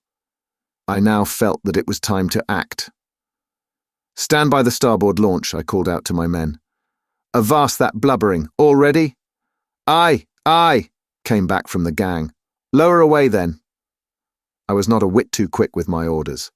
The launch had no sooner struck the water than the sea monster, after a series of terrible contortions, during which it almost seemed as if his huge body would be snapped in twain, began to disgorge the varied contents of his stomach. First, shower after shower of many-coloured fishes, of all sizes, from a hand's length to 3 cubits, filled the air. As they fell into the water, they calmly swam away, no doubt well pleased to find themselves in more agreeable surroundings. Thousands of shellfish, all kinds, sizes and colours, then came flying forth, rattling their claws together as they fell into the water, as if in defiance at their huge foe that had been so unceremoniously called upon to give up the results of many a long hour's hunt. The living was followed by the dead, for now came forth several wooden buckets, 3 old blankets, numerous bits of plank, rope ends, shreds of sail, paint pots, bundles of oakum, and wads of cotton, all of which he had picked up while following in the wake of our vessel. At last, the man of straw was cast out high into the air with a deep grunt of satisfaction. After him came number 1 of the lost seamen. Numbers 2 and 3 were not slow in arriving. The launch made haste to pick them up, leaving the sick monster to recover his health and spirits as well he might. Bulger received the rescued men with the wildest manifestations of delight, and clapping on all sail, away we bounded before a rattling breeze. To my infinite joy, the water now began to increase in warmth. Hour by hour the rise in temperature, although slow, was steady. "At length, my men," cried I to my crew, "we are on the right track. Be patient. I promise you that before the sun has quenched his fire in the western seas, we shall cast anchor in Neptune's Caldron." My predictions came true to the very letter. Just as the last rays of sunlight were gilding the foam-crested waves of this mysterious sea, a long low line of shore was sighted dead ahead, ending in a precipitous headland. Bearing away, we rounded this and found ourselves at the entrance of a large land-blocked bay or gulf, from different points in which huge columns of snow-white steam floated lazily skyward, twisting themselves in most fantastic shapes ere they vanished in the purple twilight. My men sent up a loud, long, lusty cheer as we sailed into Neptune's Cauldron. As we drew near shore, to my great bewilderment, for I had not dared to think that living creatures could exist in these heated waters, I caught sight of moving things in the cauldron. Nay, there could be no doubt, for these heated waters were as limpid as a mountain spring, and the bottom plainly visible 10 fathoms below. Fish of all colours and sizes floated hither and thither, while myriads of crabs, lobsters, and other queerly shaped crustaceans crawled about on the snow-white sands, following their leaders in long lines, like a procession of cardinals, over the white marble pavement of some great city in the Western world. I say crimson lines, for the heat of the water had clothed them all in suits of richest red. As I sat in the ship's launch on my way to the shore, gazing dreamily down into the waters, half dazed by these marvellous sights, a shoal of fish rose near the boat and turned their beautiful tinted sides for an instant to the cool air. To my amazement, I saw that their eyes were sightless, that the extreme heat of the waters had clouded their limpid orbs milk white and shut out the light forever. A cold chill crept over me, for to me, the spectacle was as uncanny as if the carp had sprung from the elder baron's table and begun to swim about in their native element once more. But the list of strange things was not yet exhausted, for as I drew nearer to the beach, you may imagine my mingled wonder and amusement at seeing scores of fish with their backs planted against the sand furrows, calmly fanning themselves with their broad, flat tails. Upon setting foot upon the shore, I was astonished to find the land, for far as the eye could reach, covered deep with millions and millions of eggs of different sizes, varying from that of a pigeon to that of an albatross or wild goose. In places, these eggs lay in heaps far higher than my head. In others, they were ranged in long lines, like white furrows turned by some gigantic plough. Suddenly, the truth dawned upon me. To these shores, vast flocks of seabirds came to lay their eggs year after year, attracted by the warmth of the atmosphere. There they build their rude nests and fill them with eggs and enter upon the task of hatching out their young. When suddenly the heated waters, hurled by some gale or resistless current, rises upon their resting places and spreads death where life was just beginning, by cooking the countless thousands of eggs which fill their nests, and so on from year to year, until now I behold the work of 1,000 floods, which have in turn added their contribution to this vast stock. While standing on the shores of this wonderland, one morning, gazing out across the steaming surface of Neptune's Caldron, several of my crew came running toward me with startled mien and great outcry, all pointing skyward. I turned and looked in the direction indicated. A vast cloud, black and threatening, hung in the heavens. As I stood watching it, it broadened and widened until it fairly darkened the light of day. My men were now on their knees, uttering the most piteous lamentations, for they imagined the end of the world was at hand. I commanded them sternly to leave off their wailing and groaning, for I saw that the great black cloud was simply an enormous flock of birds. Of what species I could not then tell. Nearer and nearer they came, with the sound like the rushing of wild winds. They covered the whole sky like an inky pall. It was evident to me that they intended alighting upon the shore of the Caldron, and fearing lest their immense numbers in settling down might smother us, I called out to my men to stand by the ship's launch. There was no time to lose, for as we pushed out from the shore, tens of thousands of these birds, a species of crow but twice the size of those at home, began to settle down in long rows as far as the eye could reach. For the first, now I noticed that every crow held something in its claws. I looked again, and saw that each of these birds carried an immense mollusk, fully as large as a watchman's club, and something the same shape. Imagine my mingled surprise and amusement upon observing that those in the first row were now making for the water's edge. Approaching cautiously, each crow thrust his mollusk into the shoal waters of the Caldron, and stood by with eyes sparkling with joyful anticipation to watch for results. He had not long to wait. Unaccustomed to the great heat of the water, the mollusk soon began to open its shell, first cautiously, but as the hot water poured in upon it, with great precipitation, fairly with a snap. Waiting for a moment or so until the hot water had curled the animal quite free from its shell, the fastidious birds then partook of the savoury contents, gave a few caws of grateful acknowledgement, and withdrew to make room for the next row. This changing places, cooking of provisions and feasting lasted for half a day. By that time the entire flock had exhausted its raw material. Then, with deafening cries and loud flapping of pinions, these feathered epicures rose into the air and disappeared as they had come. Fain would I have prolonged my stay upon the shores of Neptune's Caldron, but I observed that the steam from the waters was disagreeable to Bulger. With speaking eyes, he implored me to hoist sail and seek some, to him, pleasanter land. I could not withstand that appeal, so I made a farewell survey of the egg mounds, gazed my last at the red-shelled crustaceans and chalky-eyed fish of the Caldron, and went aboard of my staunch vessel. Heading now westward, I crowded sail, intending to hug the China coast pretty closely on my homeward voyage. All went well for the first few days after leaving Neptune's Caldron. Bulger ranged the deck, playing the maddest capers. Thoughts of home now began to occupy my mind. The elder Baron was growing old. I felt that I ought not to prolong my voyage. He might be in need of my counsels. Suddenly one day, at high noon, the skies darkened, the winds sprang up.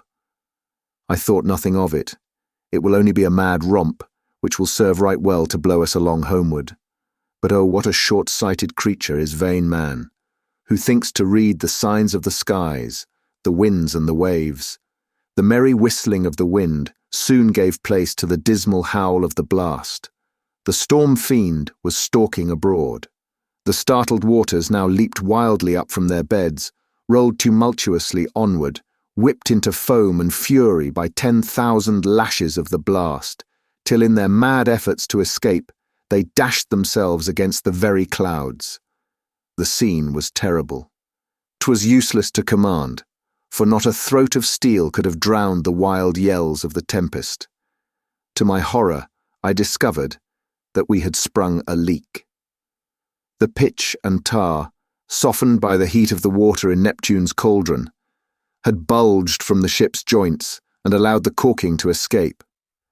Like a sheet of cardboard, our rudder was now torn from its place and whirled away on the crest of a giant billow. Behold us now at the very mercy of the storm, the plaything of wind and wave, a cockleshell fallen on the battleground of nature's waning elements. Bulger, lashed to the rigging by my side, uttered no plaint, no cry of fear, no sound of distrust. I could see that his speaking eyes were following me about as much as to say, "I am not afraid, little master, so long as you are by me." I could feel my heart thump out aloud, "Thank thee, dear, faithful little friend." From time to time I passed my hand caressingly over his head and neck. His tail moved sadly, but I knew its meaning. It meant, "Little master, I am ready to die. I, most willing to die, if I can die with you by my side." It really seemed as if his love was about to be put to a final test, for the dreadful cry of "Breakers ahead, Cantowers" was passed from man to man till it reached my ears. It was only too true. Their roar now broke upon my ears, faint, low but deep, terrible, half like distant thunder or the growl of some gigantic beast of prey. In a few brief moments we were on the reef. With a terrible crash, our staunch little vessel leaped upon the rocks and wedged herself in, tight and fast, between two jagged ledges. The relentless sea now broke over and over us. "Oh, if the day would only break," I murmured. "Possibly we might find some means to reach the main land."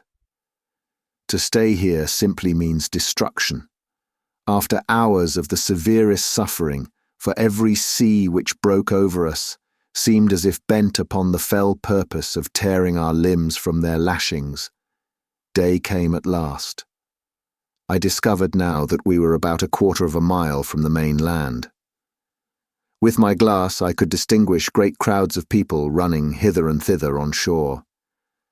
But they made no effort to send us succor or to encourage us to cling to the wreck until the storm should abate. What was to be done? With a fearful crash, our masts now went by the board. Our ship was showing signs of breaking up. Neither threat nor reward could move any one of my men to attempt to swim ashore with a line. The sun now burst forth in a blaze of golden light. I could feel the tears gather in my eyes as I looked about and saw the sad ravages of wind and wave. Although the storm had abated somewhat of its fury, there was no time to be lost. Dread creakings of the ship's timbers warned me to leave the wreck ere I should be crushed against the rocks. Only disorder and confusion seemed to characterize the movements of the crowds gathered on shore. While apparently aware of the terrible import of our signals of distress, they showed no inclination to risk their lives in trying to save ours. Turning to Bulger, I cried out, "Oh, dearest Bulger, thou tried and true friend, companion of my sorrows and sharer of my every joy. Thou alone canst save us. Thou alone canst rescue thy loving master and these poor wretched creatures from impending death. I know thy courage. I know thy affection. In thy radiant eyes I read thy willingness to do or die." From his earliest youth, I had trained Bulger to be a bold and skillful swimmer. No eddy, current, undertow, or whirlpool was angry or wild enough to strike any fear to his stout heart.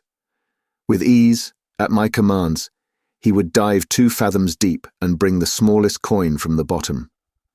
Our vessel might go to pieces at any moment, for she had wrenched herself loose from the rocky ledge and was pounding on the jagged, flinty edges of the reef with a wild and ungovernable fury. Every fleeting moment became more precious than its predecessor. Making a superhuman effort, I caught the end of a reel of twine and, having fastened it to Bulger's collar, bade him leap into the bubbling, boiling, seething, swirling, madly rolling waters, storm-lashed, whipped into foam, till billow broke on billow, and all seemed but one mingled mass of fury, rage, and fright. With a rapid succession of anxious, whining cries followed by a series of quick, loud, sharp barks, Bulger gave me one last look, and placing his paws on the taffrail, sprang lightly over and disappeared. My heart stood still for a moment, but look, he rises, he strikes out for the shore, now tossed like a bit of cork on the arched backs of a storm-affrighted billow, now sunken out of sight into the foam-flecked trough of the sea. Look again. Hark! I can catch the faint sound of that sharp, joyous bark sent back to cheer his little master's heart. And now he is gone. I see him not, but as the twine runs through my hands, I can almost feel every throb of that dear, stout heart. Steadily he keeps at his work, for steadily and rapidly the reel spins round. Crack! There goes our keel in twain. Quick, good Bulger, the end is near. But look, what means that commotion on shore?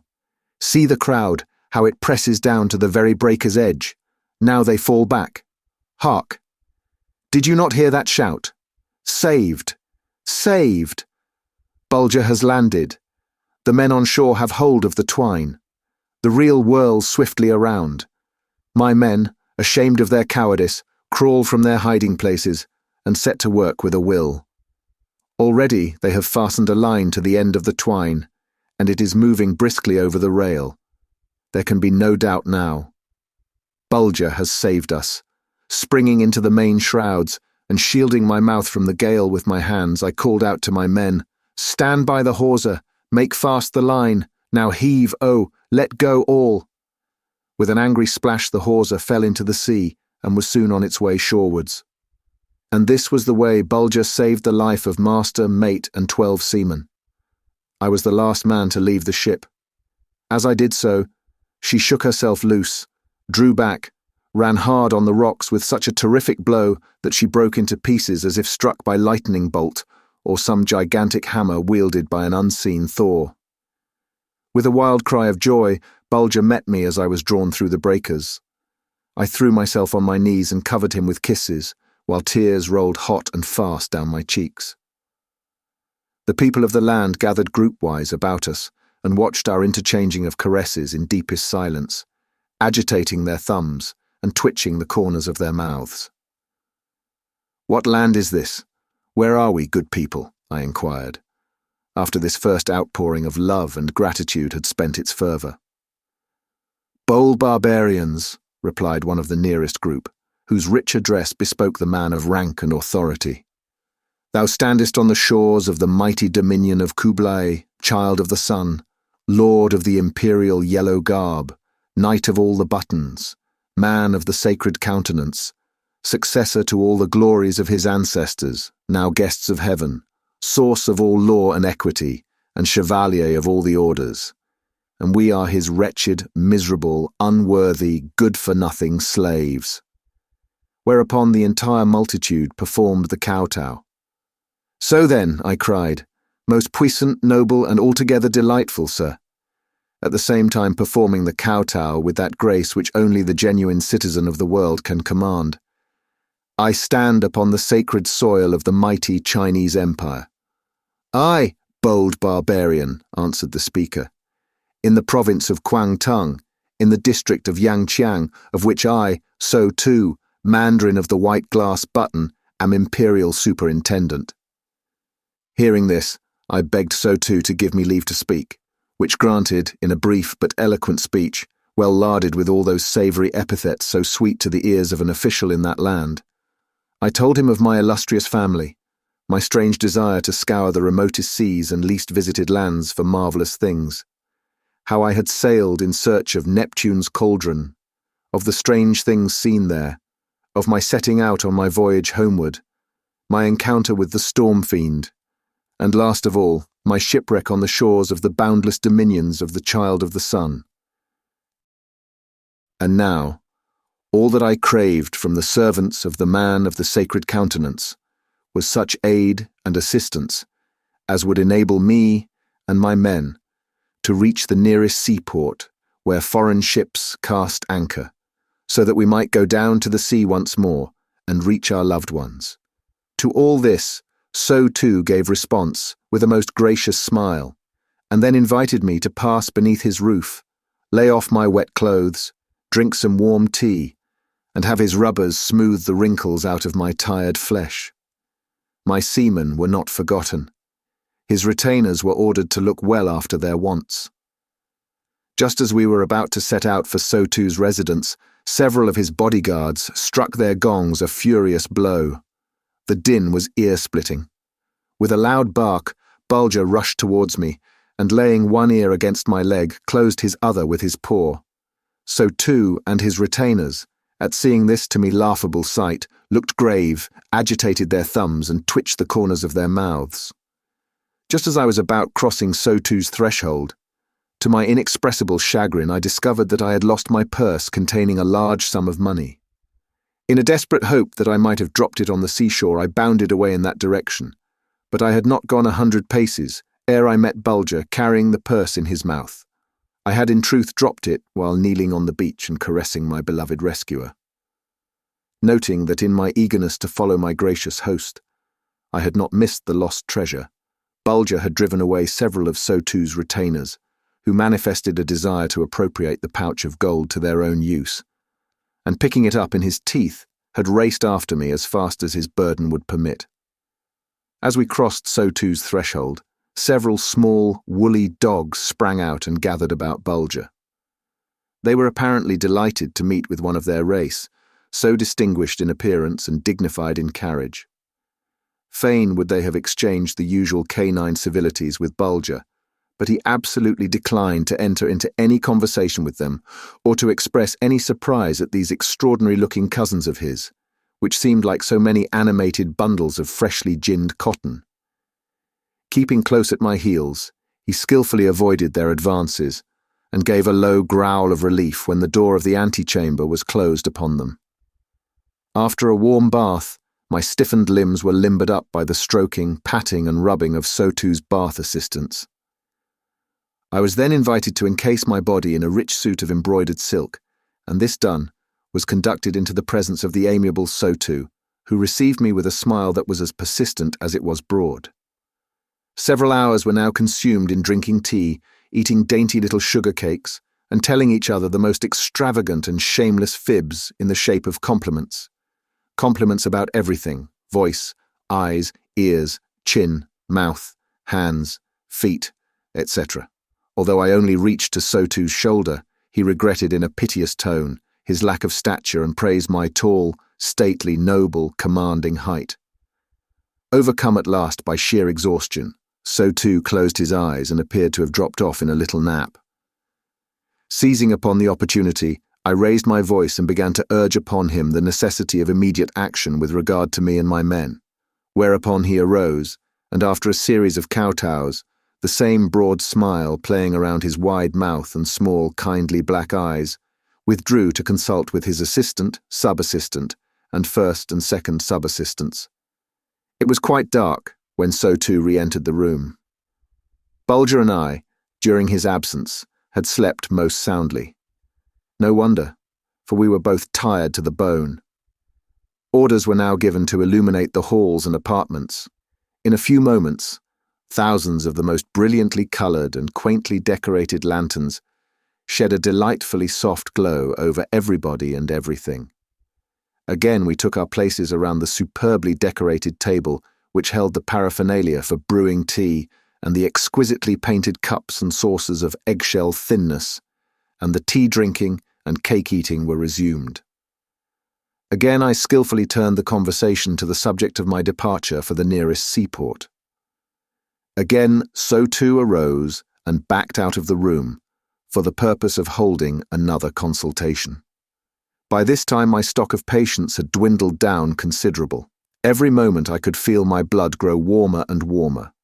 After a delay of half an hour or so, a retainer entered to inform me that So too had fallen asleep in the council room, and that no one save a mandarin with an opaque blue, transparent blue, flowered red or plain red button could presume to awaken him, and that there was no mandarin of so exalted a dignity within 50 miles of that spot. At these words my blood fairly boiled over. I sprang to my feet and began to pace the floor like a caged animal. Coming to a halt in front of a tall lacquer cabinet loaded down with costly porcelain cups and vases, I raised my foot and, kicking out vigorously, toppled the thing over on the floor. The crash was terrible. I was really startled, for I was afraid I had knocked half the house down. But I had the satisfaction of seeing the mandarin come rushing into the room, followed by assistants, sub-assistants, gong-beaters, sword-bearers, head-shavers, ear-ticklers, tongue-scrapers, nail-polishers and skin-rubbers, besides many others of his retainers, whose offices and callings were unknown to me. "You have deliberated, now decide," I exclaimed in a tone of voice that for depth and volume would have done credit to the hero of a blood-curdling drama. And at the same moment I placed the sole of my foot against another cabinet, quite as lofty as the one I had just toppled over, and quite as richly laden with curios, vases, and ivories. So too was now wide awake, and not at all anxious to see this second cabinet share the fate of the first. "Thy foot to its place," he called out, waving me to a seat, and placing himself between me and the threatened cabinet. "Thy foot to its place, my gracious benefactor."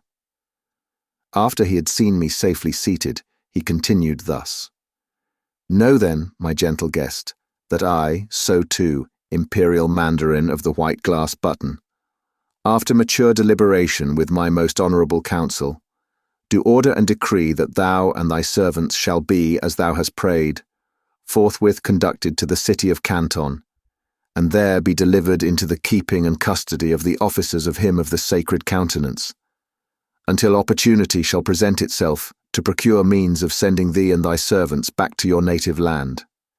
Here I bent my body in token of my profound gratitude. The mandarin likewise made a low obeisance, and then continued, I do further decree that the evil spirit which attends thee in the shape of a dog shall be at once bound with chains and cast into prison there to await his trial for witchcraft. Had So too plunged a two-edged knife into my vitals, I could not have felt a more agonizing hurt. Bulger, my beloved, arrested, witchcraft, chains, prison, I stammered out. I have so decreed, calmly replied So too. Oh no, no, no, I cried, it cannot, it must not be. He is no evil spirit, no evil dwells in him. He is but a simple, loving, intelligent dog. I crave suspension of this terrible decree. What hath he done? O beloved Bulger, is this thy reward for saving 14 human lives? Is this the way in which thou art to be repaid for all thy courage, thy love, thy devotion? Oh no, no, kill me if you will, cruel stranger, thrust me into a prison cell, but spare Bulger, spare him. I could say no more. It grew black before me. A fit of vertigo came upon me. I staggered, reeled, fell lifeless to the floor. When I came to my senses, So too's servants were busy rubbing and chafing my hands and feet and burning pungent wax beneath my nostrils. Bulger, uttering the most piteous and anxious cries, was hastening from one side to the other, pausing now and then for an instant to lick my hand or face. I sat upright to collect my senses. Then, clasping Bulger in my arms, I patted, smoothed, kissed and caressed him, amid 100 sighs and groans, heart-rending enough to melt a breast of stone. Then, throwing myself on my knees in front of So too, I implored him to be merciful, to spare a faithful, loving being, whose heart was as free from guile as the flinty rock from tenderness, whose life had but one thought, to serve, guard, defend, save his master. Rise, unfortunate stranger, was So too's reply, in a tone of deep commiseration, taking me by the hand and gently compelling me to be seated by his side. List, If thou shouldst slice my body into 10,000 pieces, I could not revoke this decree. Know that in this land of the child of the sun, a magistrate may not unsay his words. Mercy belongs to him who dwells in higher places. This creature which thou lovest so hath been adjudged to be an evil spirit.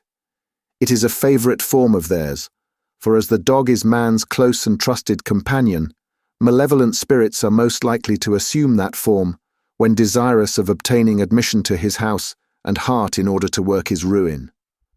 This wild and unreasoning affection for thy dog proves only too clearly that the evil spirit which dwells within him has already drawn the black lines of his mysterious art thrice around thy soul. Thrice 3 times will complete his dread purpose. Thou wilt then be lost forever. 'Tis well that some good spirit of the air or water hath delivered thee into the keeping of the child of the sun. For now, upon the trial in the imperial chamber of perfect justice, thine eyes will be opened. Thou wilt be fully persuaded that an evil spirit of tremendous size and fearful power is squeezed into that small creature. Never, I exclaimed with flashing eye and glowing cheek. So too smiled faintly, and laying his hand upon my arm continued, Soft, illustrious guest, thou forgettest that perfect justice dwells in the bosom of our gracious monarch. His ministers and judges have tongues, but they are not their own. They only utter the thought of the imperial mind. Therefore, what they decree must be right. And if the court, I inquired with bated breath, should decree that some evil spirit hath taken up its abode, as thou claimest, in the body of my faithful Bulger, what would be the penalty? Death, whispered So too.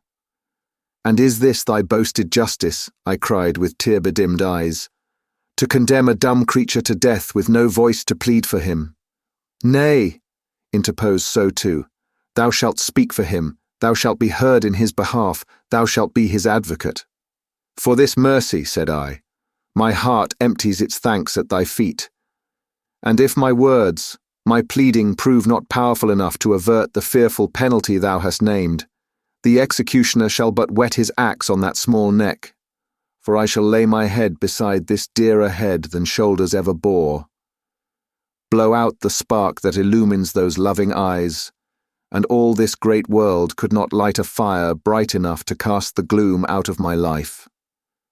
So too shook his head mournfully, but made no reply. Calling my men to me, I spoke as follows. Go, honest souls, I cannot be one of you. Return to your homes and firesides. An imperial escort will conduct you to the port of Canton. There, beneath some friendly flag, you will find means to reach your native land. Peace and good fortune go with you.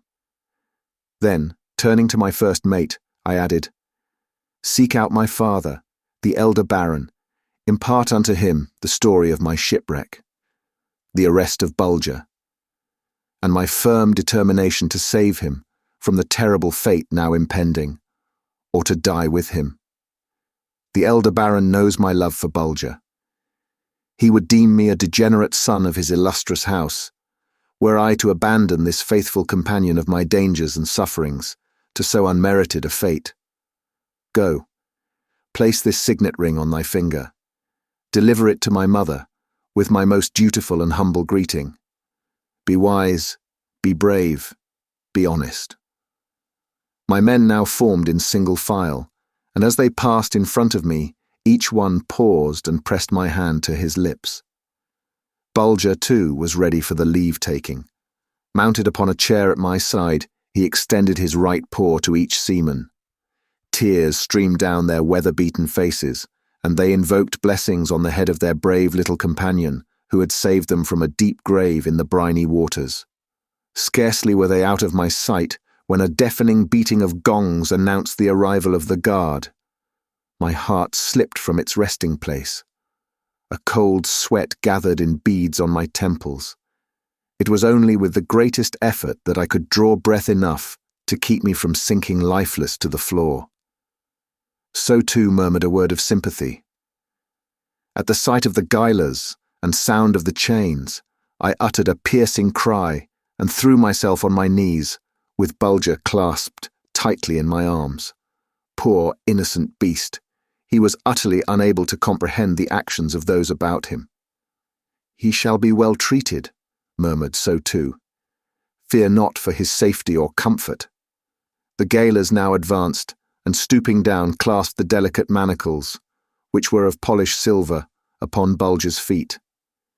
He looked up at me with eyes so speaking, so full of love, and so trusting that I could not bear their gaze.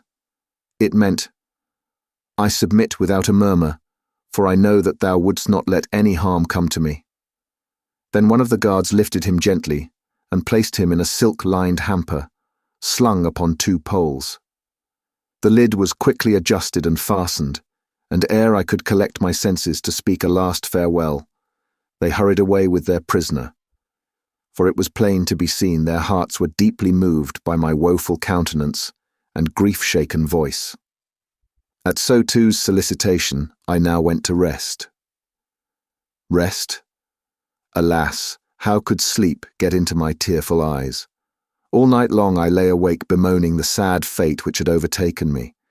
Had accusation and arrest fallen upon me, I could have borne it like a man, but that Bulger's loving heart should have been singled out to bear a blow so undeserved was almost death to me. As the hours dragged wearily along, I thought of reversing my order, sending my men away, and of attempting a rescue. I thought of schemes to bribe the Guy Law. I thought of demands for the interference of my government. I thought of an appeal for mercy direct to the Emperor himself. When day dawned, I was utterly exhausted and sank back upon my pillow with a groan. Anticipating my inability to get any rest for my throbbing brow and fever-heated limbs, So too was early at my chamber door with his attendants. Under his directions, they bathed me in cooling lotions, patted, rubbed, and chafed my limbs, fanned me, stroked my wrists and temples, gave me draughts of quieting powders and gently pressed my eyelids down, until gradually I sank into a deep sleep, which lasted quite until high noon. I awoke with a strong heart. Now I was myself again. My sorrow had not grown less, but for the time being I was master of it. So too met me with a broad smile. I kowtowed profoundly. He expressed the hope that his tall, graceful, broad-shouldered, handsome-visaged guest of knightly bearing had slept well. As for me, he added, my miserable, little, crooked frame was full of pangs and tortures all night long. To look at him, it was hard to see any effects of all these pangs and tortures. He seemed the very picture of good health and spirits. His broad face was as smooth as a baby's, and his little eyes sparkled with suppressed humour and mischief. We grew quite merry over our morning meal. I was playing a part. I determined to let him think that by degrees I was becoming cured of my extravagant affection for Bulger. With every cup of tea he drank, his cold exterior kept melting off. I felt that if I left him quite to himself, he would give me a clearer view of his inside nature than if I attempted to draw him out by leading questions. I called into use all my wit and imagination. I buried him beneath compliments and fine speeches. I told him some of my most diverting stories. At last I was successful. The servants were directed to withdraw. So too now assured me in the name of all his ancestors that I was the most delightful guest that had ever sipped tea beneath his roof. He entreated me to honour him by rising and placing my tall, graceful, knightly form alongside of his miserable, puny little rack of bones. I made haste to accept the invitation, protesting, however, that I was quite overcome by the honours showered upon me.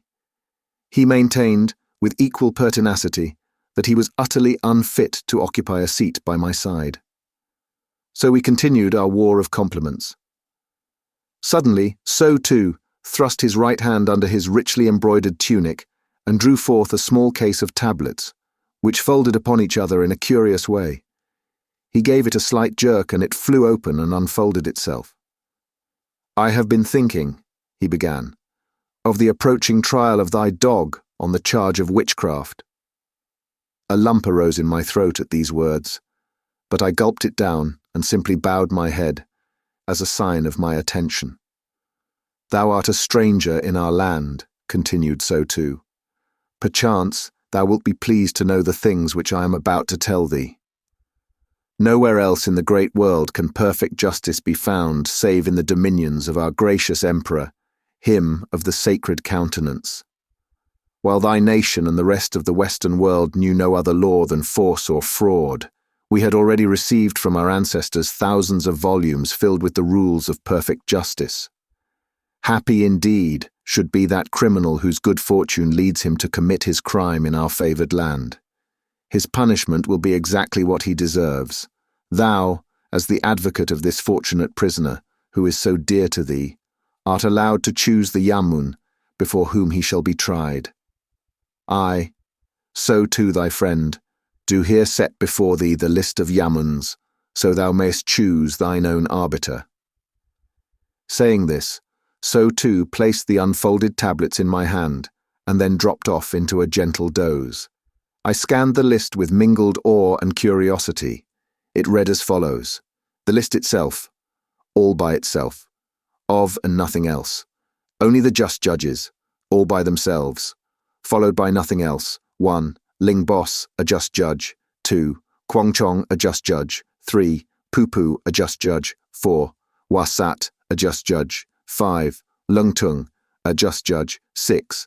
Keen Chop, a just judge. The list of just judges, and nothing else. Thinking that So too was sleeping soundly, I half unconsciously murmured to myself as I glanced at the first name on the list, Ling Bos, a just judge, when to my great surprise, which however I was careful not to show, So too, without opening his eyes, spoke as follows. "I, a just judge, a very just judge, but a dangerous one, neck too short, too much blood, hence brain too hot, never willing to hear both sides. A good judge for him who speaks first before the blood begins to press upon his brain. A bad judge for a long cause." "Kwong Chong?" I repeated inquiringly. "A just judge," replied So too. "An extremely just judge, but too tall and thin, not blood enough for his long body, brain too far away from heart, cold and merciless, does not eat enough, only a little fish. A good judge for a very bad man." "Poo-poo," I suggested in a low tone. "A just judge, a thoroughly just judge," continued So too, "but not to be trusted. Laughs too easily, too much given to making puns, always ready to deal out death to a solemn-visaged man. Only too happy to sentence a man to death if he can make a pun with his name and the axe or block or something belonging to the executioner." "Wasat?" I asked timorously. "A just judge, an entirely just judge," said So too, apparently half overcome with sleep. "But a judge to be avoided. Too much given to asking questions, never weary of turning round and round like an auger until he strikes bottom. A good judge for a hard and knotty cause. Slow but sure, eating away falsehood bit by bit. Not a good judge for a plain case." "Lung Tongue?" I questioned, half in despair, glancing at number 5. "A just judge, an undoubtedly just judge," So too gave answer in the same sleepy tone, "but a dangerous judge, too fond of hearing himself talk, too liable to use up the criminal's time, and then condemn him to death for not having defended himself within the hour allotted to him." Here my heart sank within me, but I drew myself together. There was still one name left. I glanced at it despairingly. "Keen Chop?" I murmured. "A just judge, a perfectly just judge," remarked So too, with a slight increase of animation. "A flower, a pearl of a judge, eats well, drinks well, digests well, fond of the good things of life, a great lover of beautiful vases and statues and screens and embroideries, always willing to hear both sides and—" Here So too came to a halt and fell into such a sound slumber that he snored loudly. I waited patiently for him to finish his nap. He resumed exactly at the point where he had left off. very anxious to build a larger and finer house and to fill it with rich and rare ornaments. Again, so too dropped off. Not to be outdone by him in apparent indifference at the matters under discussion, I likewise gave way to a feeling of drowsiness and was soon fast asleep. How long we slept I know not, but when we awoke my mind was perfectly clear on one point. I turned to So too and said, "I am resolved. Keen Chop is a just judge. Let him decide Bulger's fate." 3 days, long and anxious ones for me, went by before I was accorded a hearing in the Hall of Justice. So too made great efforts to amuse me and turn my thoughts away from the poor innocent captive. But all in vain. Those dark, lustrous eyes were always fixed upon me. Day and night they kept repeating the same question. "Dear little master, what does it all mean? I know you will not desert me, but why must I be so long separated from you?" At last the long-wished-for hour arrived. I was escorted to the Hall of Justice by a band of So too's retainers. A seat was assigned me in front of the platform, which the judge and his suite were to occupy. The vast chamber was crowded with clerks, officers, gong-beaters, accused and accusers, but a deep silence rested upon them all. As I walked to my seat, a subdued murmur ran over the multitude, for Bulger's case was in everyone's mouth, and I could see that my youthful appearance excited great surprise. Suddenly a beating of gongs announced the arrival of the judge. Keen Chop entered the Hall of Justice with a majestic tread and solemn air, partly the effect of a pair of huge spectacles which were held astride his nose by heavy silken cords and tassels passed over his ears. He was followed by a vast array of clerks, servants and attendants. There were ink-bearers and pen-bearers, there were fan-bearers and book-bearers, there were foot-rubbers to chafe his feet in case they got asleep from long sitting. There were nose-ticklers armed with long feathers, whose office it was to arouse Keen Chop should he drop off into too long a nap. There were eraser-bearers whose duty it was to blot out from the tablets all the judge had said when he resolved to change his mind. "Let the vile, miserable, wretched accused be brought into the august presence of Keen Chop, the just judge," cried one of the court officers, in a loud voice. After a few moments' delay, the wicker hamper which contained my faithful Bulger was carried into the chamber through a side entrance, set down in front of the judge, and Bulger lifted gently therefrom and placed on a table at my side. The silver manacles were still attached to his feet. My heart stood motionless as I heard the rattling of the chains which ran from leg to leg. I had steeled myself to appear calm, but in spite of my efforts, the tears trickled down my cheeks. Bulger gave a start as his dark, lustrous eyes fell upon me, and he uttered a long, low whine, as if to ask, "What does all this mean, dear little master?" And then he raised his right paw as high as the chain would permit, and held it out for me to shake, as was his custom when craving forgiveness for some mischievous act which had displeased me. I pressed the outstretched paw long and tenderly. "Doth the prisoner confess his guilt and humbly beg for mercy at our hands?" inquired Keen Chop, turning his huge eyeglasses full upon Bulger. Whether it was the disagreeably shrill and creaking tone of the judge's voice, or the glitter of the large glass discs set in front of his eyes, which displeased Bulger, I know not. Certain it is, he made answer for himself with a single loud and angry bark. Keen Chop was so startled that he dropped his smelling salts and motioned to his fan-bearers to cool his heated face. "Silence!" roared one of the gong-beaters, giving a deafening thump upon his gong to inspire respect, and at the same time fiercely agitating his bristling eyebrows and mustachios. "My lord judge," said I, performing the kowtow, "I crave consent to speak for the prisoner. He is not guilty of witchcraft, nor doth any manner or kind of evil spirit dwell within his body. He is a true and faithful servant and companion of mine, perchance with somewhat more than the usual intelligence of his kind. As his defender, I call for the proofs of this most unmerited accusation." Keen Chop now fell asleep, but after a few moments, his nose-tickler succeeded in arousing him. "Let the proofs be read," spake Keen Chop in slow and measured tones. One of the clerks arose, and unfolding a huge sheet of paper, with wooden rollers fastened at the top and bottom like a window shade, began to read in a drawling, sing-song voice as follows. Proof first, that the prisoner did, without any command, upon reaching the shore from the wreck, proceed to bite the twine attached to his collar in twain, and taking up the end in his mouth, pass by a group of imperial officers, and a group of merchants, and a group of artisans, and a group of idlers, and make for a group of sailors, at whose feet he laid down the end of the twine. Proof second, that the prisoner did, at the sound of the official gong, unlike the animals of his race dwelling among us, manifest great displeasure and ill humour, rush towards his master, lay one ear against his master's body, and close the other with his paw. Proof, third, that the prisoner did, on the same day, in the presence of imperial officers, without any command, pick up a purse of gold dropped by his master, and restore it to him.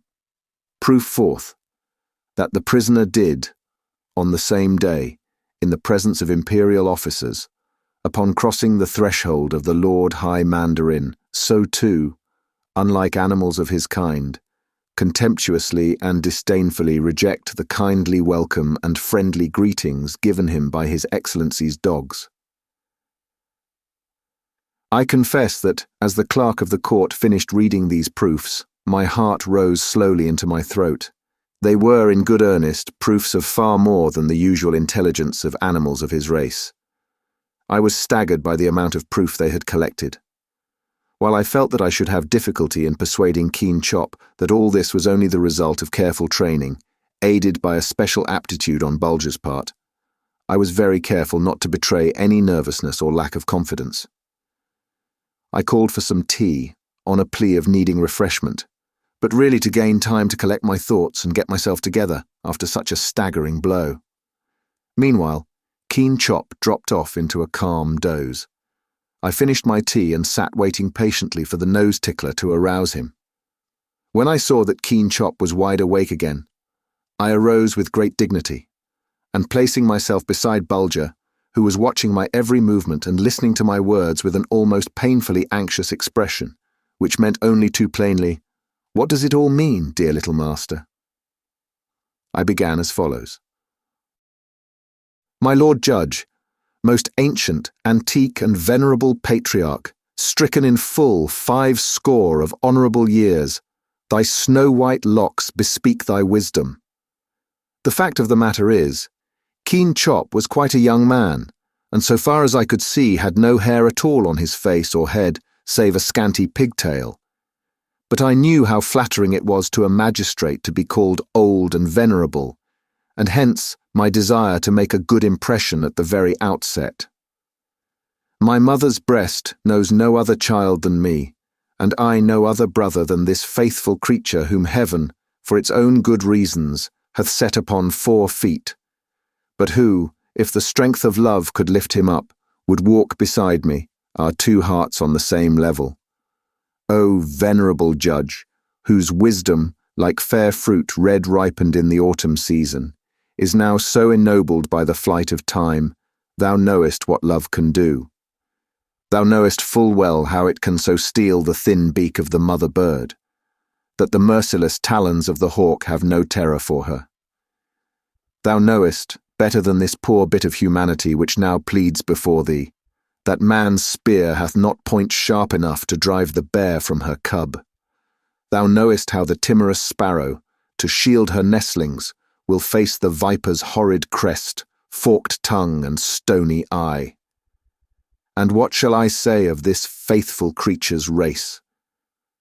When lived there one of his kind that was known to desert a poor and humble master for a richer one, or to refuse forgiveness for a rash and undeserved blow? Where else can human hearts invest their love and draw such usurers' rates as here? We were babes together. The same sunbeams that danced a welcome on my awakening into life found him too, just arrived. Of quicker growth, he was his brother's keeper.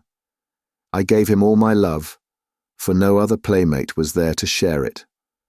I planted better than I knew, for on the thankful soil of his true heart That love of mine struck such deep and vigorous root that it gave of its strength and power to his brain. Love hath so sharpened thought that it hath grown wondrous strong.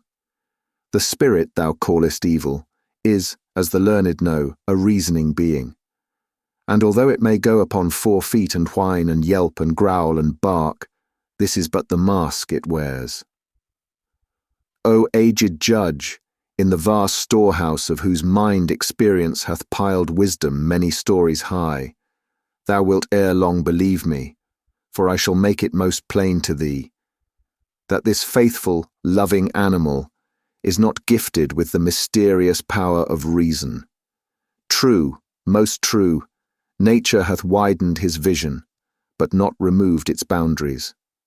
Mark now, O learned patriarch, how easy a thing it is for truth to pierce the armour falsehood wears. For gird she ne'er so tightly, there are always some joints that will not come together.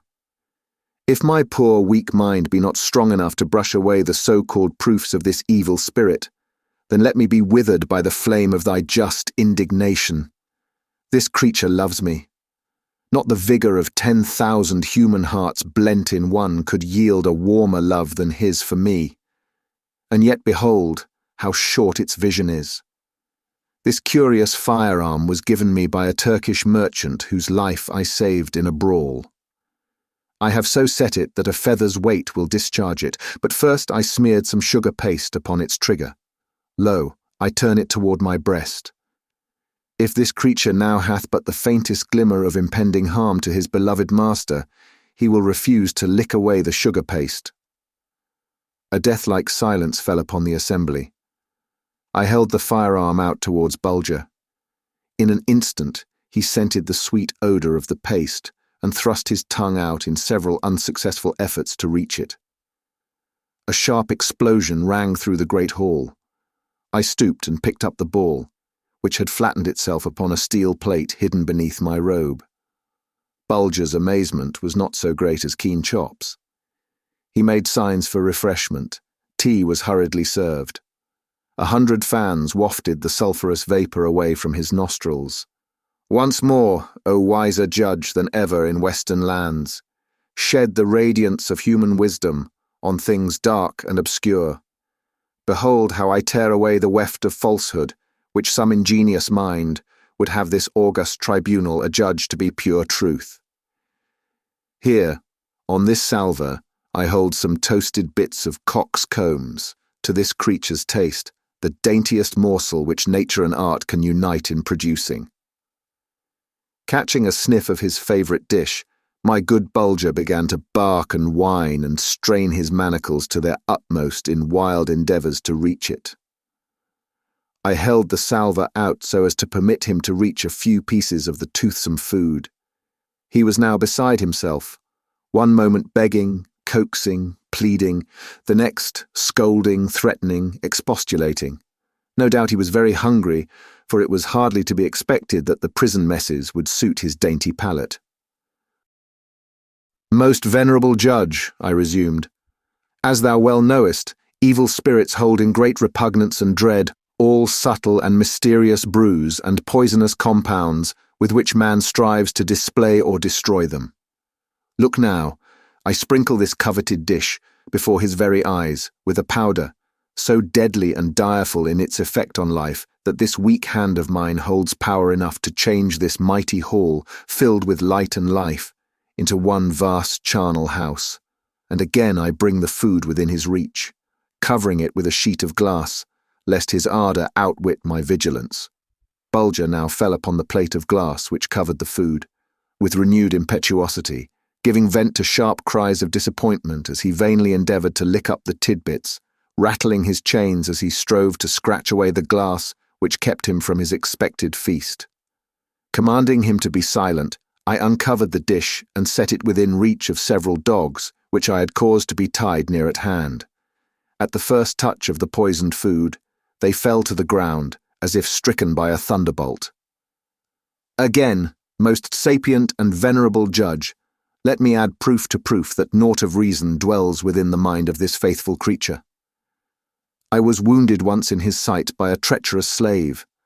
His dagger point pierced my breast, but I smote him dead ere he could find my heart.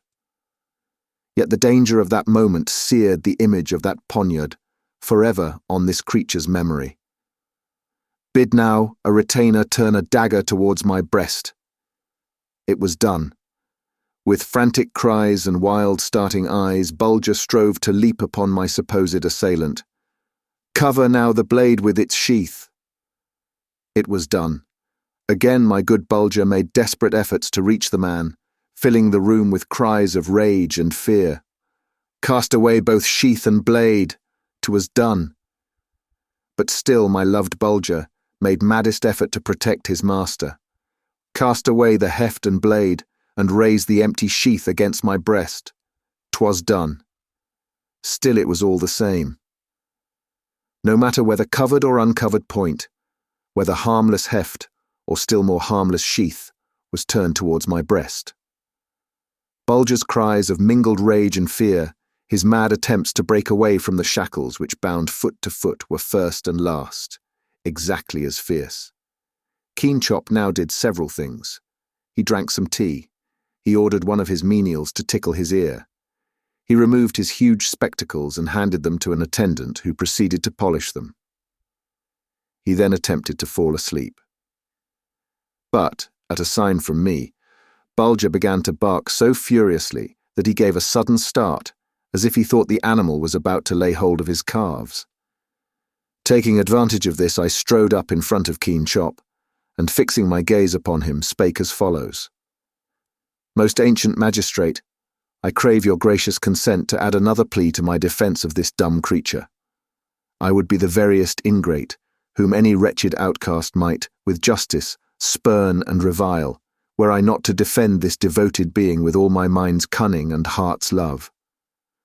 With these words I sprang lightly up the steps which led to Keen Chop's chair, and ere he could say nay, caught up his fan, which he had just laid down on the table beside him.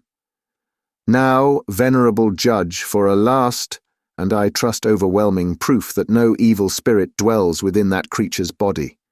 Here are 2 fans, thine, mine, thine made sacred by the touch of thy age-palsied and time-stricken hand, mine a worthless trifle, if it were possible, made still more worthless by the touch of my worthless hand. If, as this court hath charged, an evil spirit dwells in this animal's body, it knows full well that power of life or death hangs on thy lips, that thou canst pardon with a smile or slay with a frown, that thou canst condemn to lingering torture or strike his shackles off with a nod. Aye, more, that if it should to thine eyes seem meet and wise, thou canst adjudge both master and dog worthy of death, and grant them no greater boon than that their blood shall flow together after life is over, as their love was one when living. Behold, I cast these 2 fans at his feet. Loud murmurs broke out all over the vast assembly. Many rose in their seats and craned their necks to watch the result. Bulger looked up at me with a puzzled air at first, but his mind was soon made up. He picked up my fan tenderly and carefully, and with wide-opened, love-lit eyes, raised himself on his hind feet and laid it in my lap, wagging his tail the while, as much as to say, "Never fear, little master, I know what belongs to thee." Then, with an outburst of snarling, barking and growling, threw himself upon Keen Chop's fan, shook it savagely until the richly painted covering was torn in shreds and lay scattered about, tossed it up in the air only to leap upon it with all 4s as it touched the floor, and then, setting his stout claws in its joints, wrenched them asunder as if they were made of paper. But this was not all. To complete the list of indignities which he had visited upon Keen Chop's property, he now turned his back toward that grave magistrate, and by several sudden and vigorous kicks with his hind feet, sent the sticks in a shower flying so close to his head that one actually struck against the huge disc of glass placed in front of Keen Chop's right eye. But a court officer, who had fallen sound asleep and let his head fall backward, did not escape so luckily. 2 of the largest sticks entered his nostrils and remained sticking there like arrows in a target. The man awoke with an ear-piercing shriek. In spite of the commands of the court officers that everyone who laughed should be bastinadoed, there was suppressed giggling here and there. Keen Chop himself twisted his face into the most comical grimaces in order to keep from bursting out into a fit of laughter. As for Bulger, he was beside himself with pleasure. In fact, he fairly howled with joy. Keen Chop now moved his thumb as a sign that he was about to speak, and a deep silence fell upon the multitude. I was summoned to approach the steps of the judge's chair. He spake as follows. When thou art taller, thou wilt be stronger. When thou art older, thou wilt be wiser. Know then that as the abject slave of the child of the sun, him of the sacred countenance, lord of all the orders, I had intended to dismiss this charge against thy dog, cast off his manacles and set him free. But it may not now be done. Thy pleading hath convinced me that he doth deserve to die. A just cause needeth no other defence than words, but thou hast pleaded with hands and legs and feet. Thou hast been over-earnest. 'Tis proof thou knewest the weakness of thy cause. Hadst thou not spoken at all, and had thy dog himself but oped his mouth at the very outset, what had fallen therefrom would have freed him from his shackles. Now he must die. Let him be delivered to the public executioner. And then, with a motion of his hand, he ordered the gongs to beat, so that it was impossible for me to make reply. The great chamber was now the scene of the wildest hubbub. The guards crowded around me as if they feared I might, in my desperation, sacrifice my life in attempting to rescue Bulger. Poor Bulger. He had been quickly lifted into his wicker cage and borne out of the courtroom. Although I could feel my heart hammering on my ribs, I gave no sign of the storm of emotion that was sweeping over my inward being. I could hear those terrible words, public executioner, ringing in my ears. But my infallible second sight caught no glimpse of that dreadful officer, and hence I felt that there was still hope. But I moved neither hand nor foot. The gong ceased beating. The throng departed from the Hall of Justice. The guards, kowtowing, backed out of my presence. I stood there alone in that vast, silent chamber. I was aroused at last from my deep reverie by the approach of a messenger from Keen Chop. He thus addressed me. The wretched little misshapen Keen Chop humbly begs the tall and stately stranger to drink tea with him in his private apartment. Mechanically, I followed the judge's servant, who led me through long and winding corridors. Keen Chop had laid off his huge spectacles and received me most graciously. All the servants were dismissed. We sipped our tea in silence for a while. At length, rising and stepping behind a screen, he returned, bearing a huge volume. It was the record of Bulger's trial. He desired me to examine it while he refreshed himself after his long sitting on the judge's bench with a short nap. I turned the leaves of the record over slowly. Not only were my words set down with the most perfect accuracy, but correct drawings of the various scenes filled the broad margins of the record. On the last page I noticed that a blank space had been left between the words must and die and him and be delivered. "'Tis miraculous," exclaimed Keen Chop, starting up and rubbing his eyes. "What a wonderful creature is thy dog. As I slept I dreamt that he oped his mouth, and what fell therefrom convinced me of his innocence." "Let him be brought into your august presence, O just judge," I replied.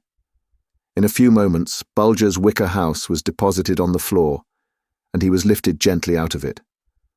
I could only with the greatest exertion keep back the tears as his large speaking eyes were turned full upon me as if to ask, "When will all this mystery come to an end, little master?"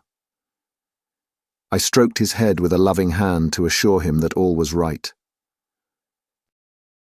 No sooner were the attendants out of the apartment than, taking the purse of gold which Bulger had picked up on the beach and restored to me, I placed it in his mouth and made a sign for him to carry it to Keen Chop, who had now resumed his huge spectacles and sat poring over the pages of the record of Bulger's trial.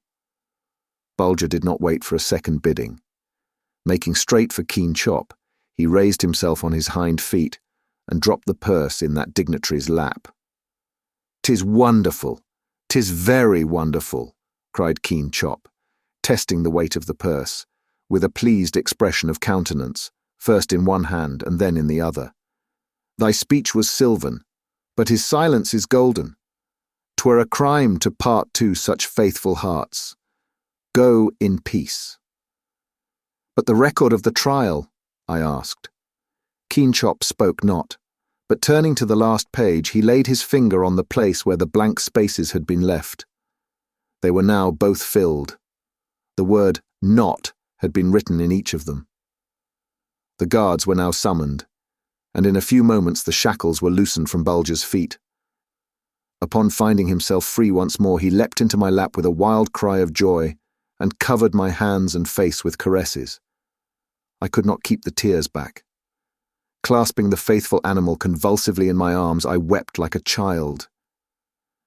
But a cloud came over our joy, for Keen Chop, upon my request for a safe conduct to the nearest seaport, informed me that he was powerless to grant my request, that I must apply to Slim Lim, the Tao Tai, or Imperial Governor of the province, Lord of the Peacock Feather, Knight of the Plain Red Button, etc., etc.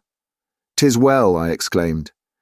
"Deign to send one of thy servants to conduct me into the presence of his honour the Tao Tai.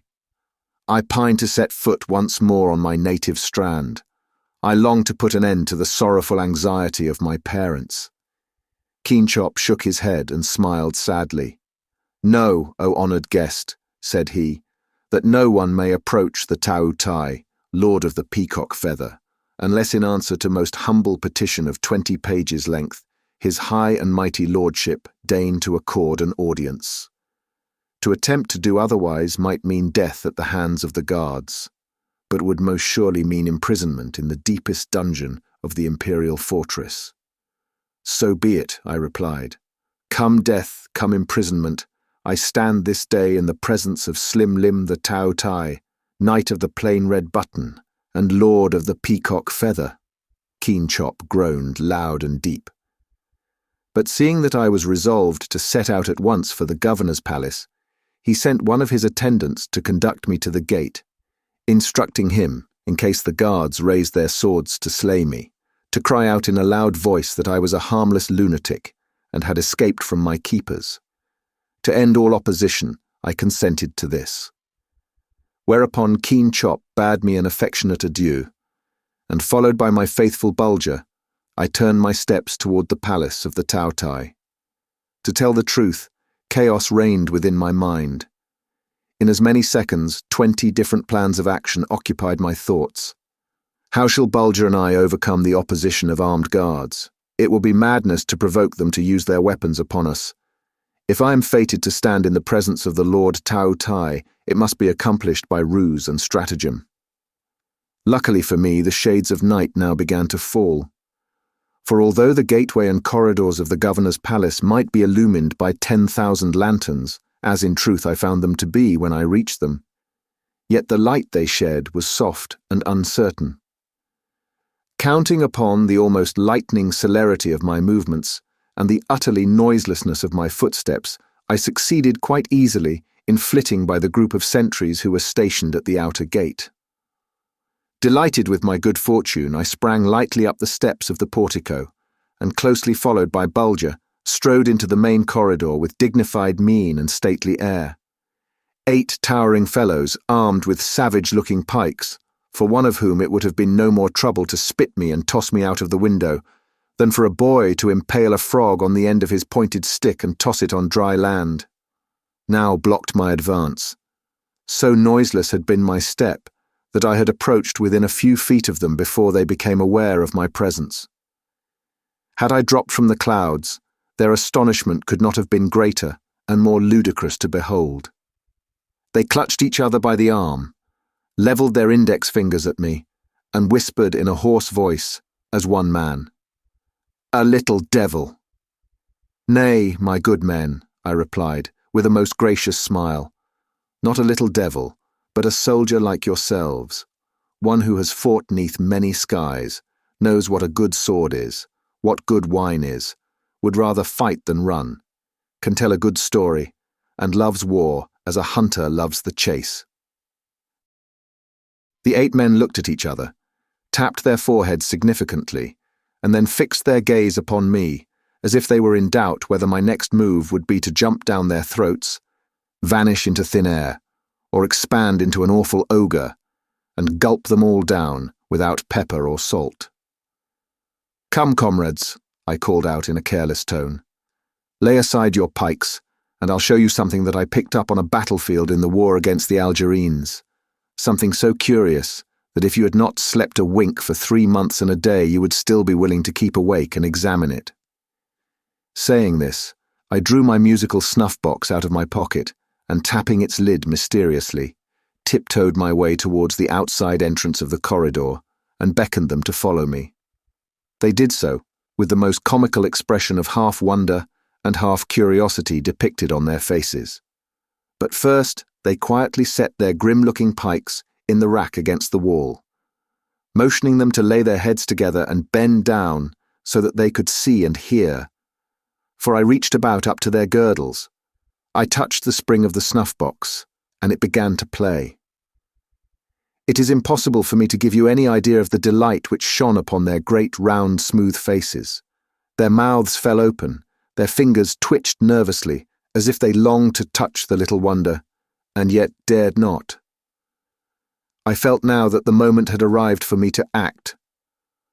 Winding up the snuff-box to its utmost limit, I thrust it into the hands of one of the guards, who seemed beside himself with joy, and showed him how to touch the secret spring. As the music began again, they closed up their group so tightly that even if I had wished to remain one of the circle, it would have been an impossibility. To my infinite satisfaction, they now seemed to dismiss me most unceremoniously from their society.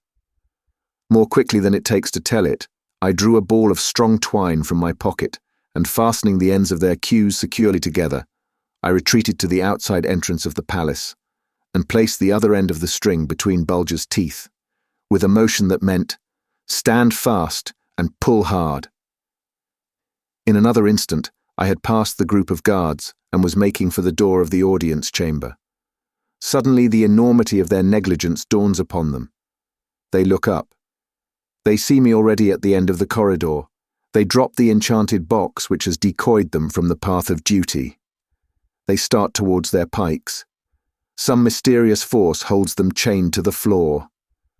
Bulger is doing splendid work. My hand is on the door of the audience chamber. Smitten with a superstitious dread of some unseen power, the guards stand rooted to the spot.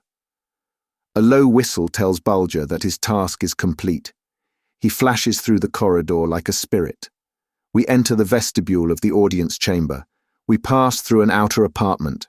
We stand in the presence of Slim Lim, Lord of the Peacock Feather. Slim Lim was at home. He was seated in the center of the spacious apartment, sipping a cup of very fragrant tea, the aroma of which was so fascinating that I paused and inhaled it with all the gusto of a fine taster. 2 ladies, clad in robes of great beauty and richness, were busy brewing tea and spreading before the Lord Tao Tai an infinite number of delicate viands and toothsome tidbits. But he ate nothing. He was evidently somewhat disturbed by my sudden appearance, and I could see that one thought, to the exclusion of all others, was occupying his mind. It was, how did this stranger pass the guards? True, he is small, but if he can calmly walk into my apartment, why may not an evil-disposed person do likewise? Determined to convince Slim Lim and the ladies of his household of my noble lineage and refined manners, I kowtowed with all the grace of a veteran courtier and began the enumeration of their various virtues, excellencies, and charms of body and mind. When I had reached number 117, the victory was complete. They smiled. But Slim Lim remained obdurate. He gazed into vacancy for several moments and then pretended to fall asleep. I recited the purpose of my visit and waited patiently for the Lord of the Peacock Feather to deign to reply. He did so at last, but without opening his eyes, speaking as if half in a dream. Barbarian, son of a barbarian, grandson of a barbarian, great-grandson of a barbarian, great-great-grandson of a barbarian, great-great-great-grandson of a barbarian. Well knowing that this was a mere ruse to waste the night in words, I resolved to put an end to it at once. I sat down and interrupted Slim Lim's long and dreary list by pretending to snore with that regularity which proves the accomplished sleeper. He came to a sudden halt. A deep silence now settled upon the scene, only broken by the nervous rattle of the ladies' fans. Slim Lim now began to realize that he had no ordinary mortal before him. For the first time, he looked me squarely in the face. The ladies grew alarmed at the dark cloud gathering on the brow of their liege lord, and withdrew to the other end of the room. The Tautai was now wide awake. So was I. Bold, thoughtless, and ill-counselled stranger, he cried out, by the decree of the child of the sun, him of the sacred countenance, it is not lawful to punish a rash petitioner like thee, provided his prayer be one that may be granted. But what thou askest is impossible, for at this hour there is neither paper, ink, nor brush within the palace. Thou must suffer for thy rash conduct. Thou hast been cunning enough to pass the guards in coming hither, but already a score of pikes are levelled at thy breast. Escape is impossible. Prepare for death or imprisonment in dungeon cell, which knows neither light nor warmth. To speak the truth, my legs bent beneath the weight of my body as these cruel words made clear to me the danger I was in. I could see that tears had gathered in the eyes of the two gracious ladies standing near me. Paper, ink, brush, I murmured, half-dazed. Brush, paper, ink, or death. It must not be. I glanced about me. I closed my eyes. I fixed my gaze on Bulger, but all in vain. No help came to me. A cold perspiration stood on my brow. Suddenly, a huge parrot, which was perched on a bamboo cage at one end of the room, uttered a harsh cry. Quicker than it takes to tell it, I called Bulger to my side and set him teasing the bird. He was not averse to enter upon the sport. When it was well underway, I approached the bird from the rear, and as he bent forward to repel Bulger's familiarity, I deftly laid hold of one of his longest tail feathers and pulled it out. An ear-splitting yell went up, and the two ladies threw themselves towards their pet with 1,000 tearful expressions of pity and endearment. I now turned my attentions to Slim Lim. Drawing a pair of tiny shears from my pocket, I caught at the end of his queue and snipped off an inch of it. My audacity struck him dumb. He could only stare at me with wide-opened mouth. I set to work now in good earnest. Drawing some silk threads from my sleeve, I fitted the hair into the quill with such nimble, cunning fingers that Slim Lim looked on quite awestruck. "The brush is ready, Lord of the Peacock Feather," I cried, laying it down in front of him. "And the paper too," I continued, drawing out a paper mat from under a curio and turning up the white underside. He followed my movements as a child would those of a necromancer. Ink now was only lacking. With one of my most winning smiles, I drew near the ladies and thus addressed them. "Fasten forever the images of your beautiful faces upon the pages of my memory, by lending me the jar of ebon pigment with which you add luster to those matchless arches that shade your eyes." They returned my smile with entrancing grace and sweetness. But what was more pleasing still, they granted my request. Halting for a moment at the cage of my friend, the parrot, who ruffled his feathers and eyed me most suspiciously, to moisten the pigment from his drinking vessel, I then strode with an air of triumph back to the table, where Slim Lim sat nervously fanning himself, and said, "Most noble lord of the peacock feather, thy dull-witted, misshapen and worthless slave hath prepared brush, ink, and paper. Deign to set thy most honourable sign manual to this paper, so that he may withdraw his poor miserable body and limbs from beneath thy sacred roof."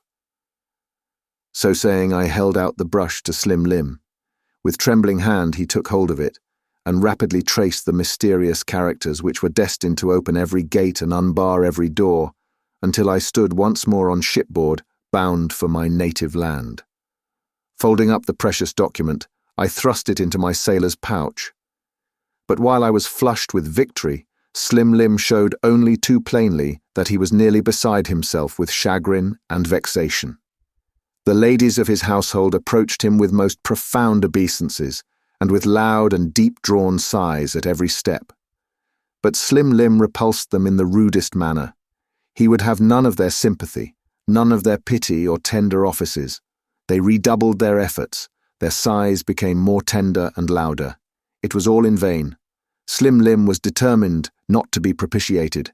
Turning to me, he cried out, "Let the barbarian, the son of a barbarian, the grandson of a barbarian, the great-grandson of a barbarian, the great-great-grandson of a barbarian, the great-great-great-grandson of a barbarian, the great-great-great-great-grandson of a barbarian inscribe his wretched, worthless, mean, common, ordinary, insignificant and despicable name upon a sheet of paper ere he goes forth, so that I and my children and my children's children and my children's children's children and my children's children's children's children may speak it with contempt. And then, in order to prove to me that he considered himself disgraced to sit in my presence, he threw himself full length upon the floor. Bulger got it into his head that this strange proceeding was in some way a menace to me, for he walked cautiously around Slim Lim, sniffing at him and growling in a threatening way, as if to say, "Don't play any tricks on my little master, or it will go hard with you." The ladies of Slim Lim's household were nearly crazed with grief and anxiety. I assured them of my protection, but this only seemed to increase their solicitation. To tell the truth, however, I was not half so calm as I appeared to be. Cruel fate seemed to have woven her meshes about me once again. Slim Lim, with deep cunning, had set another task for me which seemed so impossible of performance that he doubtless was already congratulating himself and applauding his own skillfully devised plan for holding me prisoner. He had demanded that I should write my name before going forth. He had been most careful to use the word write, so that I should not be permitted to use a brush after the manner of his people, but must have recourse to a pen after the manner of my own. Feeling pretty confident in his mind that I would not have a pen in my possession, he had ground for flattering himself that I was still in his power. Bulger caught a glimpse of the shadow that had settled upon my face and whined nervously. A thought struck me. A quill will save me. I looked towards the parrot. Ah, deep-laid plan to rob me of my liberty. The bird had been removed from the room. The brush I had fashioned, the pigment too, were gone. I could feel my knees grow weak. My breath came short and quick. A cold chill crept over me. There lay the lord of the peacock feather flat on his back. But as I turned my glance quickly upon him, I was sure that one of his eyes was half open and fixed upon me, while a faint ripple of a smile played in the corners of his mouth, most maliciously. Ah, man of guile, thought I, thou shalt not triumph, for I am about to shatter this last one of thy fetters, which thou dost think is already so firmly riveted upon my wrists. Thou art wise and thou art subtle, but not so wise and not so subtle as the little baron who stands beside thee. To me, Bulger, I cried. With a single bound he reached my side. Take thy place there, I continued, pointing to Slim Lim's breast, and if my enemy moves but the poor space of a narrow inch, do thy duty. Bulger sprang lightly upon Slim Lim's breast, and with a low growl gave him to understand that there must be no trifling. Then my turn came to act. Whipping my pocket-knife out, I laid hold of Slim Lim's hand, and in less than a minute's time I cut a fine pen, with an excellent nib, on the end of the long nail of his little finger. Bulger looked on very much interested, giving a low growl every time Slim Lim showed the slightest indication of resenting the treatment to which I was subjecting him. My ink? That was a simple matter. Pricking my thumb with the point of my knife, I let a few drops of the crimson fluid collect on the palm of my hand. Then, reaching out for one of the paper mats. I dipped the pen, which now graced the little finger of the Lord of the Peacock Feather, and set my signature on the uncoloured side of the mat in a neat, round hand. Bidding Bulger descend from his post of honour, I now held out my hand to His Excellency, the Tao Tai, with these words: "Rise, Sir Knight of the plain red button. Be generous as thou art noble. I have triumphed. Forgive my audacity. In my place thou wouldst have done likewise. Let thy enemy become thy friend. In birth noble, in letters learned, in arts skilled. He is more worthy of thy friendship than deserving of thy enmity." Slim Lim seized my hand and sprang to his feet with a good-humoured smile on his broad face. "By the sacred countenance of the Child of the Sun, Lord of all the orders, thou art very clever for thy size," he exclaimed, as he conducted me to a seat. The ladies of the Tao Tai's household, who had retreated horror-stricken to their apartments, were now summoned to appear. Tea was brewed, and the Lord of the Peacock Feather insisted upon serving me with his own hands. I was almost crazed with joy at thought of setting out for home under such happy auspices. Bulger made friends with Slim Lim, and everybody forgave everybody.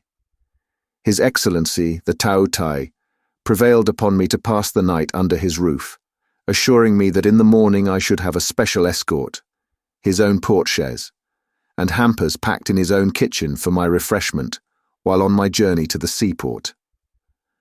Until a late hour, Slim Lim, the ladies of his household, Bulger and I gave ourselves up to feasting and merrymaking. In the morning I took my leave of the Tao Tai and his household in the happiest frame of mind. A short week found me on board of a good staunch vessel bound for home again. As the sails filled and we sped out of the harbour, I drew Bulger to my breast, and the tears fell thick and fast. He licked my hands and face, and fixed his large, lustrous eyes full upon me. He could not, and I would not, speak. Chapter 9. At this period of my life, I had firmly resolved to settle down and enjoy a good long rest. Bulger and I both needed it. We were tired of strange sights, strange lands, and strange people. Why should we not, thought I, enjoy our worldwide fame? From the very ends of the earth, visitors flocked in thousands to my house wonderful to see my treasures, my extraordinary curiosities, and above all, my remarkable dog Bulger, the sole companion of my strange and eventful life, my guide, my friend, my counsellor, my all. Scarcely, however, were the valleys green again after a long and bitterly cold winter. So cold, in fact, that I drank nothing but iced tea for full 3 months, as it was utterly impossible to carry the pot from the stove to the table quickly enough to prevent its freezing. Then my thoughts turned to the pleasures and dangers of a roving life, and I longed to be up and off again in quest of new adventures. As I roused myself from my reverie, I found Bulger, sitting at my feet, with his kind, lustrous eyes fixed full upon my face.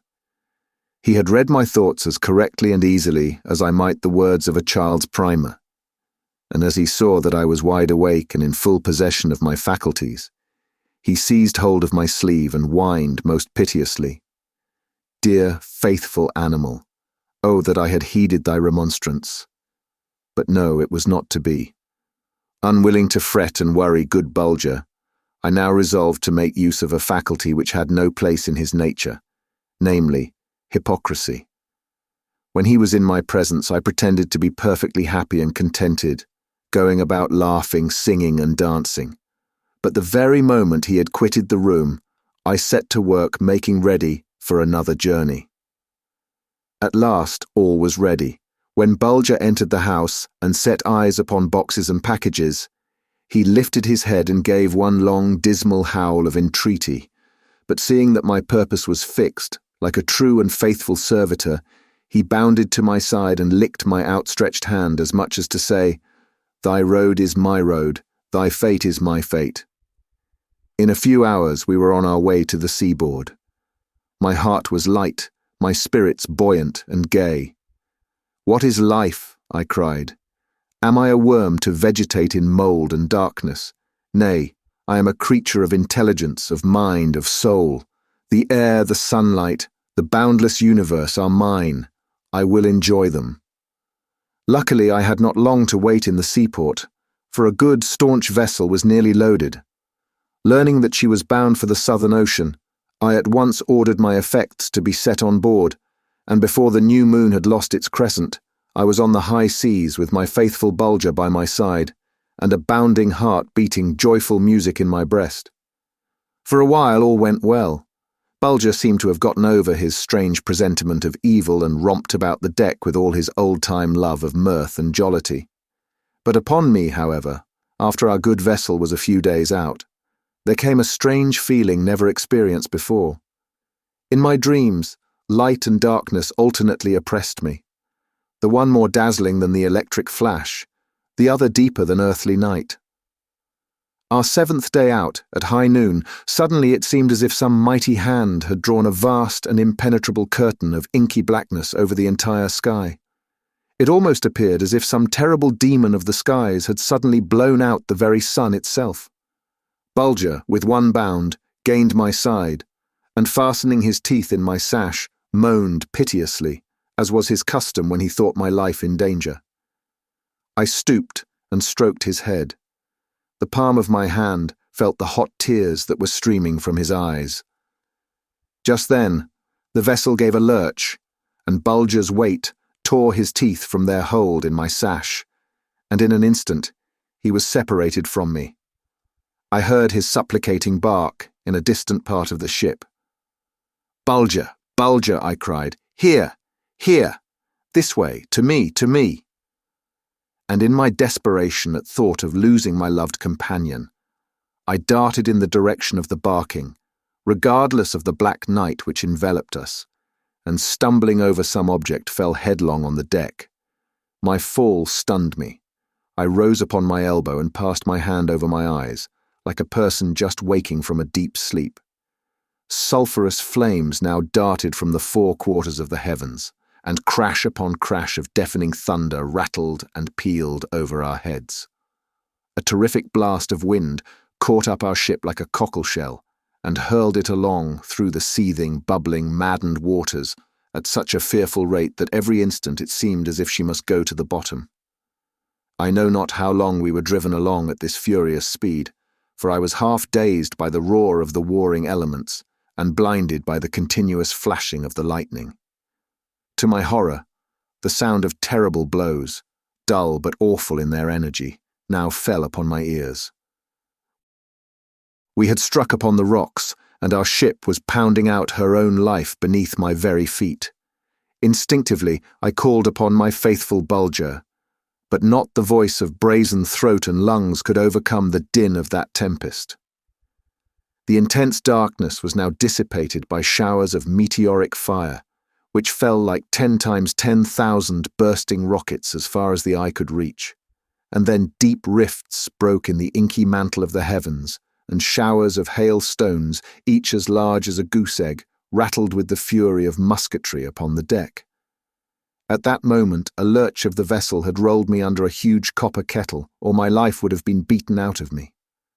"Farewell, dear Bulger," I cried, in a tear-strangled voice.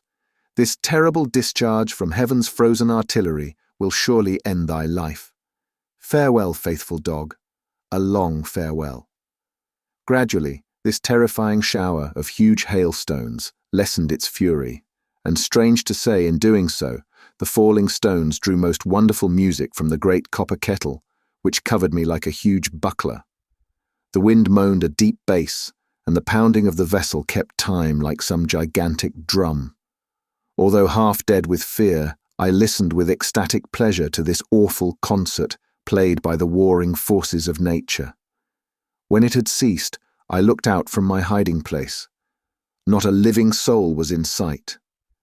Every seaman and officer had perished beneath the strokes of the lightning, been crushed by the fall of hail, or swept by the resistless gale into the seething ocean. So calm did it grow that I was beginning to take heart, when with a terrific swish and whir, as if slit by some gigantic knife, the clouds parted, and from the rent rushed blinding drifts of snow, with such a wild and startling sweep and whirl that my knees smote together and I fell upon my face in utter despair. But look! Had heaven slain the monster of the storm? The snow was blood-red. The sight froze the very marrow of my bones. I rolled over upon my back. My senses fled. Death seemed to have overtaken me. How long I lay in this stupor I know not, but when I awoke, the storm had spent its fury. The sun was sending down its brightest rays. The air was pleasantly cool and bracing. Slowly my strength came back to me, and I emerged from my hiding place, crawling on my hands and feet, for I was too weak to stand upright at first. Little by little, however, I took heart, and as I felt my blood go tingling through my veins, I made an effort and rose to my feet. Yes, my worst fears had been realized. Not a living being had survived the storm. As I walked upon the blood-red snow, every footfall brought forth most piteous sighs and groans. What dread warning, thought I, does this mysterious murmuring give me? What is the meaning of these sobs and moans which issue from these crimson crystals beneath the pressure of my feet? Am I walking upon the blood of my ancestors? Clinging to the frozen sheets, I crept slowly along the red-encrusted deck. But stay. Hark. Are my ears playing me still more fantastic tricks? No, I'm wholly and entirely myself now, and as sure as the blood of the Trumps courses through my veins, that bark came from my faithful dog. Bulger lives! Bulger lives! I cried out in accents of the wildest joy, and breaking away from the hold of fear and trepidation, I rushed boldly forward, calling out, "I'm coming, Bulger, I'm coming!" With reckless courage I sprang from one frozen plank to another, until I stood upon the quarterdeck. There, upon the hatch, sat, or rather lay, Bulger, for his life was almost extinct. His teeth were locked upon the straps of a life-preserver which he, ever thoughtful of my safety, was about to bring to me at the first outbreak of the storm, when its fury forced him to seek refuge under a water cask, as his tracks on the snow indicated. As quickly as my stiffened limbs would permit, I bounded forward, and throwing myself on my knees in the crimson snow, which sent forth most heart-rending groans and sighs at the pressure of my body upon its blood-red surface, I clasped Bulger in my arms, and our cries of joy mingled. Our tears ran together. All my suffering was forgotten in that moment, for Bulger was alive, his head was clasped to my breast. The winds had now fallen, the sea had grown calm again, and I determined at once to quit the wreck if possible, for the setting sun revealed to me the shores of a beautiful land at the mouth of a small but extremely picturesque river, whose banks were rich in palm trees, fruit trees, and flowering shrubs. I lost no time in lowering one of the boats which had happily escaped with slight injuries, and being an expert seaman, I found no difficulty in rigging a tackle and lowering first Bulger and then myself into the boat, and paddling leisurely towards the shore. Here I drew the boat high and dry on the beach, and calling out gaily to faithful Bulger to follow me, I clambered up the bank and pushed boldly forward to survey the fair land upon which a strange fate had set our feet. Now, for the first, I became conscious of the terrible hunger that was gnawing at my vitals, a fact which proved to me that I must have lain in an unconscious state beneath the huge kettle for at least 2 days, if not more. Bulger raised his kind eyes to me, and then bounding off to one of the fruit trees, ran around it, barking joyfully. I shook one of the branches, and the ripe fruit fell in abundance to the ground. Its odour was so delicious that although it was unknown to me, I had no hesitation in partaking of it most freely, Bulger following my example, a fact which convinced me that it could not be otherwise than wholesome. A long, deep draught from a limpid spring refreshed us both greatly, but as the sun was sinking rapidly, and as I now began to feel the effects of the rack, strain, and weariness resulting from the terrible experience of the past day or so, I called out to Bulger, "Come, dear faithful fellow, let us seek out a fit place to pass the night, some nook shielded by wide-spreading branches, where there is plenty of soft boughs to make a bed with." As the country was quite level, I sighted a grove at some distance, and thither we directed our steps. It had now grown quite dark. We quickened our pace, for I was too prudent a traveller to care to expose myself to the night dew. As we drew near the grove, there appeared to be a low wall on one side of it. "This way, Bulger," said I. "This long line of boulders will protect us from the night winds, if any should rise. Let us creep under its edge and lay our tired limbs down on the soft grass." He looked up with softened gaze and gave one or two consenting wags to his tail.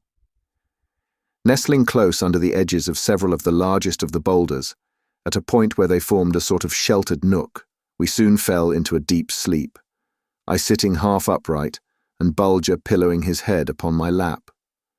Once or twice in the course of the night, I awoke to find my brow beaded with perspiration. I put my hand on Bulger. He too was awake, and his tongue was lolling from his mouth. Both of us seemed to have been seized with a strange fever. The direst forebodings took possession of me. Had we landed upon a shore along which lurked some deadly miasm? Possibly we might not live to see the light of another day. It required all my self-control to banish such terrible thoughts from my mind, but so tired was I to the very bone that I soon fell asleep again, reassured as I was by the example set me by Bulger. It was, however, a fitful slumber, for the heat of our bodies had now become so great that the very ground upon which we were lying felt warm to my touch. At length, to my joy, I caught the first faint glimpse of the dawn. I was now in a perfect glow from head to foot, and so was Bulger. Suddenly, it burst upon my mind that possibly we might have lain down in a volcanic region, that mayhap fierce subterranean fires were raging beneath our very heads. I rose to my knees with a bound and placed both of my hands upon the nearest boulder. Fancy my horror upon feeling that its surface was not only hot, but that it yielded to the pressure of my hands, and gave forth groans, hissings, and rumblings. In an instant I was on my feet. Bulger did not wait to be called. Determined to verify my suspicions, for discretion was always a reasonable part of my valor, I hastened from one boulder to another within the circle where we had been lying, and pressed my hands upon them with all my strength. Deep, rumbling and hissing sounds came forth from the ground everywhere about me, and seemed to awaken responsive cries far and near, as if one giant tossing in his sleep disturbed the slumbers of his fellows. "Bulger," I cried, "we stand upon the ground of death. This is but the outer wall of a crater. It is aglow with subterranean heat. Only the merest shell, so thin that it yields to my pressure, is between us and destruction. Fly, fly, faithful dog." The morning sun now burst forth with a flood of golden light. As far as my eye could reach, extended this same boulder-like parapet, shutting out my gaze from the abyss through which the volcano was now about to spout its liquid fire. For all at once the boulders began to rock from side to side, giving forth such dreadful rumblings that I knew the eruption was to be preceded by an earthquake. A sickening fear seized hold of me. My legs bent like pipe stems beneath the weight of my body. Bulger saw that his loved master was chained to the ground. He refused to abandon me. The whole wall, as far as my eye could reach, now trembled and rocked, threatening to engulf us every instant. With a mighty effort I pulled myself together, and followed by Bulger, darted away. The measure of my horror was not complete. With terrific rumblings, gurglings, hissing and groaning, the whole row of rocks now danced in violent agitation, and then, like so many gigantic balls, rolled by huge monsters at play. These boulders, propelled with fearful violence by the outburst of the volcano, as I supposed, came thundering down after our retreating forms, threatening us with a terrible death. Bulger, running at my side, ever and anon sent out a mournful whine, as if to bid me an eternal farewell. "Fly, Bulger! Faster, faster, good Bulger!" I called to him, as the roar and rumble of the advancing wall increased. Now each and every boulder seemed urged on its course by some mysterious force of its own. As I glanced over my shoulder, I could see that they were gaining in velocity, bounding, springing, now in single file, now three abreast, while the frightful and unearthly din and rumble went ever on increasing. They were gaining upon us. My legs again threatened to bend under the weight of my body and topple it over to certain and awful death, when a last glance revealed to me the terrible truth. "Bulger, they are alive!" A sharp, despairing yelp came from my poor dog. "They're alive, I tell you. Some legion of monsters, devils for aught I know, escaped from the depths of Tartarus, intent to roll over us and crush the life from our puny bodies." Again, we redoubled our efforts. "For your life, Bulger," I gasped. "For your life, look, the wood, the wood." He caught my meaning and gave a sharp, encouraging bark. But no, it was useless. My strength had been used to its last poor throb.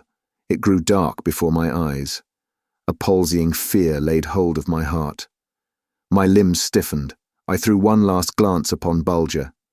He answered me with a look of most tender affection, and then we both tripped, staggered, stumbled, fell headlong side by side, while seemingly 10,000 living boulders, with awful shrieks, groans, and gurgling sounds, hung like a shadow over us for an instant, and all was black as night. I felt my protuberant brow ground into the earth, and the last bit of life crushed out of me. My last, though, was, "Bulger, oh Bulger, what a terrible death, but oh, what a kind providence to let us die together.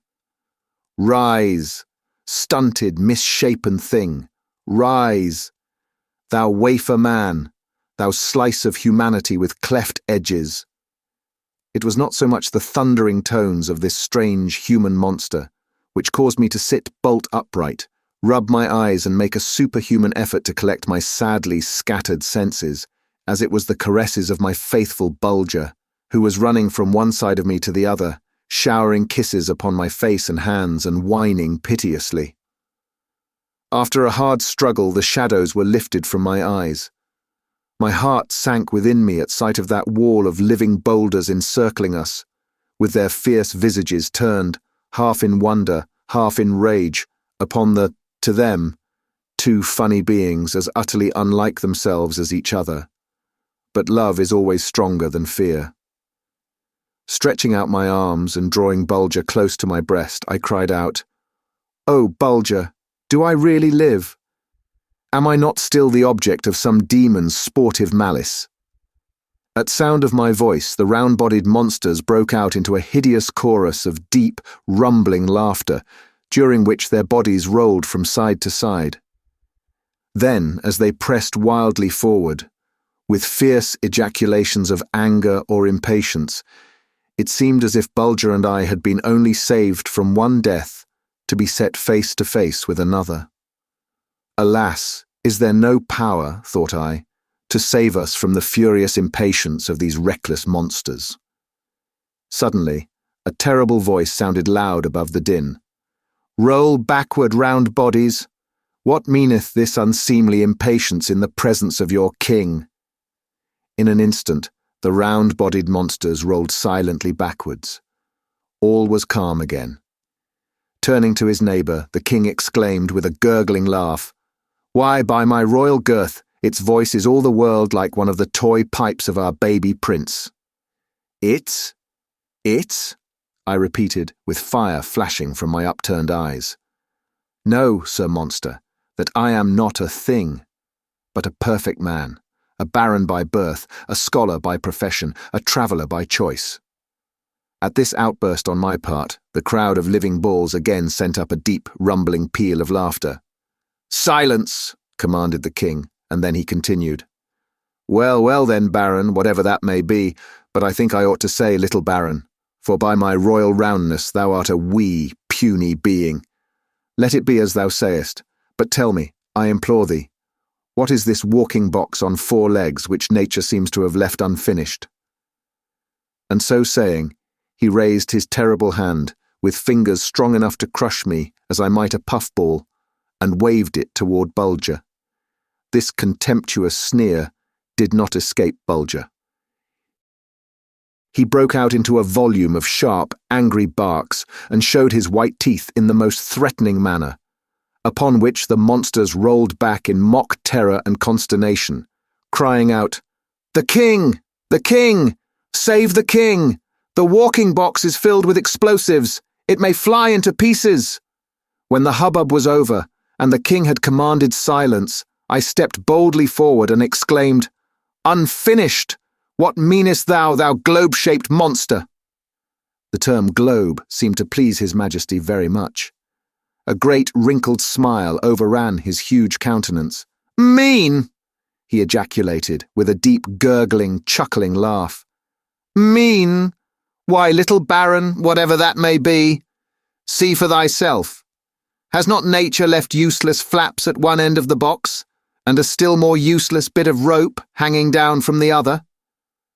This insulting allusion to Bulger's ears and tail seemed to be perfectly understood by him, for he fairly bristled with rage, and advanced upon the round-bodied monster, snapping, snarling, and showing his teeth. Whereupon the deep rumbling laughter again broke forth, and the cry, "Save the king! Save the king!" went up in mock earnestness.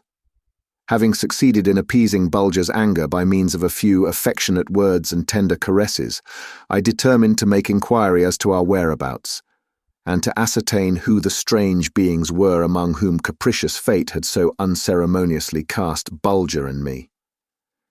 "Where are we, ball-shaped giant?" I inquired in my strongest voice. "And who are you?"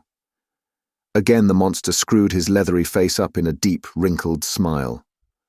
The reason of his goodwill, as I afterwards learned, arose from the fact that I had bestowed the terms globe, round, ball-shaped, etc. upon him, for it seemed that these wonderfully formed beings were extremely vain of their roundness, and that nothing could be uttered more pleasing and complimentary to them than to make use of such words and expressions as ball, orb, sphere, round-bodied, bullet-shaped, etc.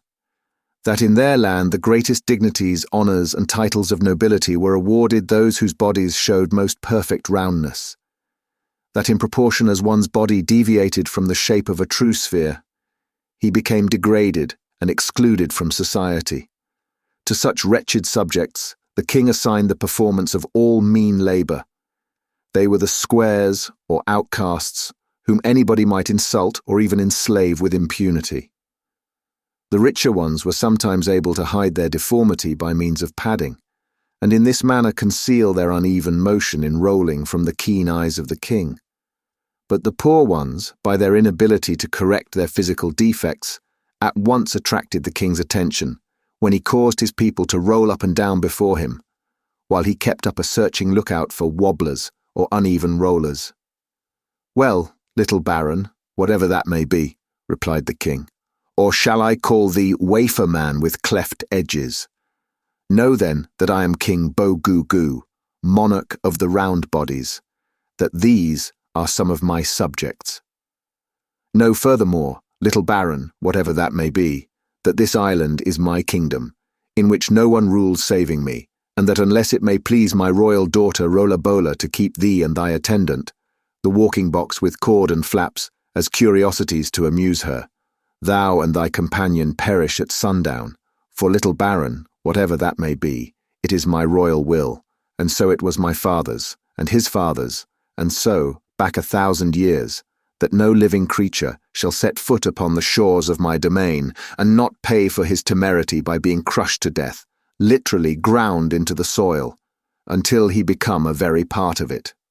Bulger appeared to grasp the meaning of this fierce speech, which was delivered in thundering tones, and accompanied by hideous contortions of the speaker's great, round visage, flaming as the crimson disk of a tropical sun in the western sky, and followed by an outburst of grunts, groans, and gurglings from the assembled round bodies.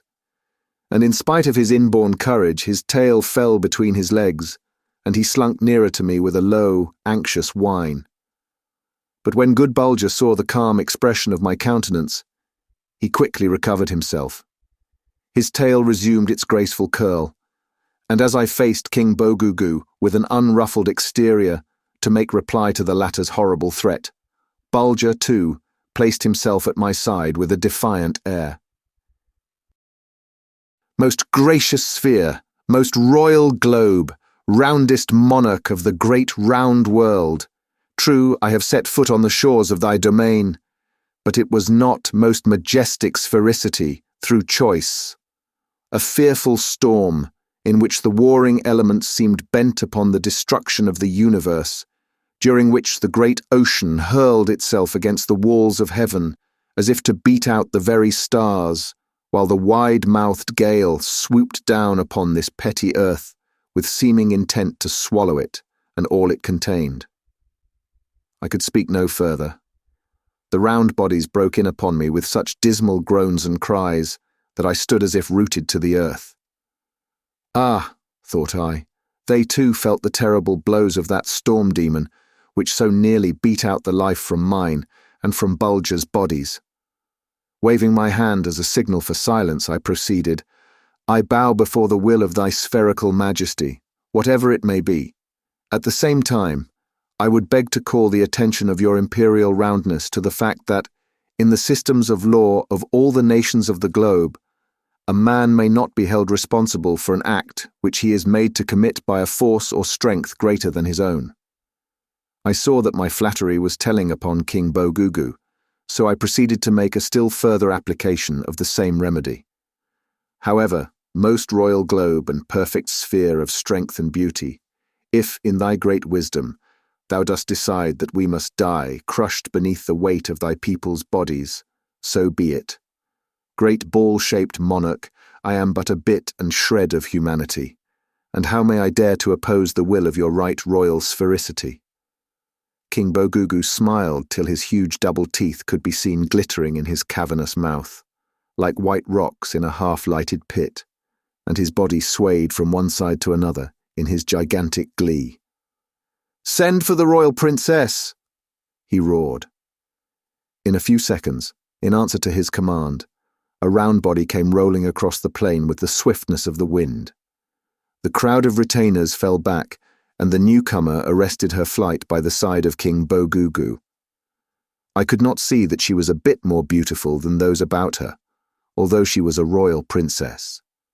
True, she was a globe of smaller girth, her face was somewhat less repellent, and beneath a long and heavy fringe of lashes, I caught glimpses of a pair of good-natured, roguish eyes, and my perfect knowledge of human and brute nature told me at a glance that if I could but gain the goodwill of that strange being, Bulger and I would be safe. "My dear, little round papa," cried Rolabola, for such proved to be her name. "Where did those funny things come from? Are they really alive? Won't they bite or sting? What do they eat? What shall I keep them in? Will you make me a cage for them? Oh, I am so glad." And she bounded about, now this way, now that, now into the air like an animated rubber ball, drumming like a partridge all the while. Behold us then, Bulger and me, prisoners in the land of the round bodies, with the Princess Rolabola as our keeper. Hope sank low within our poor hearts. I dared not breathe a word in opposition to the will of King Bogugu or the caprice of Rolabola, lest the order should be revoked. At least in the keeping of the Princess Rolabola, we would be more likely to receive gentle treatment, and, what was almost a matter of life and death, we should have great chances of making our escape from the island of King Bogugu. We were commanded to follow the princess. As Bulger and I started after Rolabola, with a brisk gait, the very clouds fairly snapped asunder, so great was the shout of laughter which the round bodies sent up. Seemingly, it had not occurred to them, until that moment, how ridiculously different our mode of locomotion was from theirs. "Look, look, O king!" they cried. "He can neither roll nor hop. See how he edges along, leaning first on one foot and then on the other. He walks on his toenails. Mark his companion too. What monsters of clumsiness, how they rock and wobble. Why doth he not spring? Why doth he pound the earth as if he were beating flax?" To all this mocking and jeering, Bulger and I turned a deaf ear, following our mistress, who ever and anon turned her soft, black, mischievous eyes encouragingly upon us as her head came uppermost. Imagine our surprise when Rola halted at the beginning of a path having a gentle descent and said, "This is the entrance to the royal habitation. Follow me and fear nothing." In a few moments we found ourselves in the outer room of a vast underground dwelling, consisting of corridors, chambers, dormitories, banquet halls and arenas. All the habitations of the round bodies are subterranean. Why? This you shall know anon. Bulger and I were conducted to very pleasant quarters, well lighted, as were all the rooms of the palace, by means of vast slabs of rock crystal, of which the roof was made by a square, or lobbo, as he's called in the language of the round bodies, that is, one not perfectly round in form, and hence degraded to the position of serving man. Doubtless, long before this, the reader has grown impatient at my silence concerning the strange beings among whom Bulger and I now found ourselves prisoners. Who were the round bodies? Know then, gentle reader, that they were, mark well my words, the sole living creatures on the island of Gogula, upon which a strange fate had cast us. Whether or not any other beings had ever inhabited the island was unknown to them. I found upon conversing with their learned men that there was a legend in existence among them, dim and shadowy in its details, from the long flight of centuries that it had come down through, that many thousands of years ago they had been quite like human beings, who walk upright, with bodies almost, if not quite, as long as mine. But that owing to the unvarying recurrence of terrible storms, of wind, rain, hail and snow, accompanied by the bursting of deafening thunderbolts, in fact such as I had experienced, which swept over the island 12 times in the year, coming and going with a regularity as astonishing as their force is terrific, everything upright had long ago been swept from the land. That their ancestors, yielding to the irresistible forces of nature, had gradually bent their bodies before these resistless winds, until even the time when they walked upright had been forgotten. This was but the first change wrought by the forces which surrounded them. When overtaken by these wild winds, they soon learned that their only safety lay in rolling themselves up as much into the shape of balls as possible, so that the tornado would be powerless to pick them up and hurl them to destruction. Another transformation now began to make itself apparent. Their bodies, as centuries came and went, little by little, took on the rounded form they then had.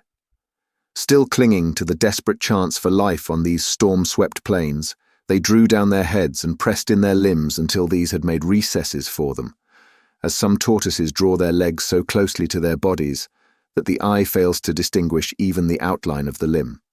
The last change that came upon these globe-shaped people was a very natural one. Their arms took on a greater development of superhuman strength, while their legs grew shorter and shorter, until they consisted of little more than 2 broad, flexible feet, which they made use of mainly to propel their round bodies like huge balls across the vast plains of their island home. Now, while they still dread the terrible blasts, yet is it rather an inherited fear, for at last they have become the true children of the gale. If it should happen to blow in the direction of their homes, they simply allow it to help them on their way by rolling them across the plain. While, now and then, a lobbo or square, round body, so to speak, would be blown into the ocean. Yet, for nearly a century, not a single, genuine, round body had been caught up in the pitiless blast. As well might the wind attempt to pick up the round stones of the ocean strand. One of the things which early attracted my attention in King Bogugu's palace was the hangings, apparently of the softest leather, worked in mosaic patterns of transcendent beauty. Imagine my surprise when told by the gentle Princess Rola that they were simply the natural leaves from the various trees growing on the island, untouched by dye or stain of any kind. They were so tough that my strength sufficed not to tear one in 2. Noticing my wide-opened eyes turned inquiringly upon her, the gentle Rola cried out with a soft, low gurgle, "Go into the royal garden, Tutulo, that is, little flute man, and see for thyself. Now for the first, I learned the secret of the presence of such beautiful trees and shrubs upon this storm-swept land. Every leaf was as thick and as strong as leather, and the trunks and boughs were exactly of the nature of India rubber, so that, with a small bit which I brought home with me in one of my pockets, I could erase pencil marks with the greatest ease. To such foliage as this, a tornado had no terrors. When the storm struck these trees, they went to the ground, until it had spent its fury. In a few hours, the tropical sun lifted them again, and the beauty of their foliage was quite unharmed. To return to the poor Princess Rollerbola. Bulger began to fret and worry beneath the strain of our captivity. I was constantly on the alert for a chance to escape, but none offered. In fact, we were, I began to fear, prisoners for life.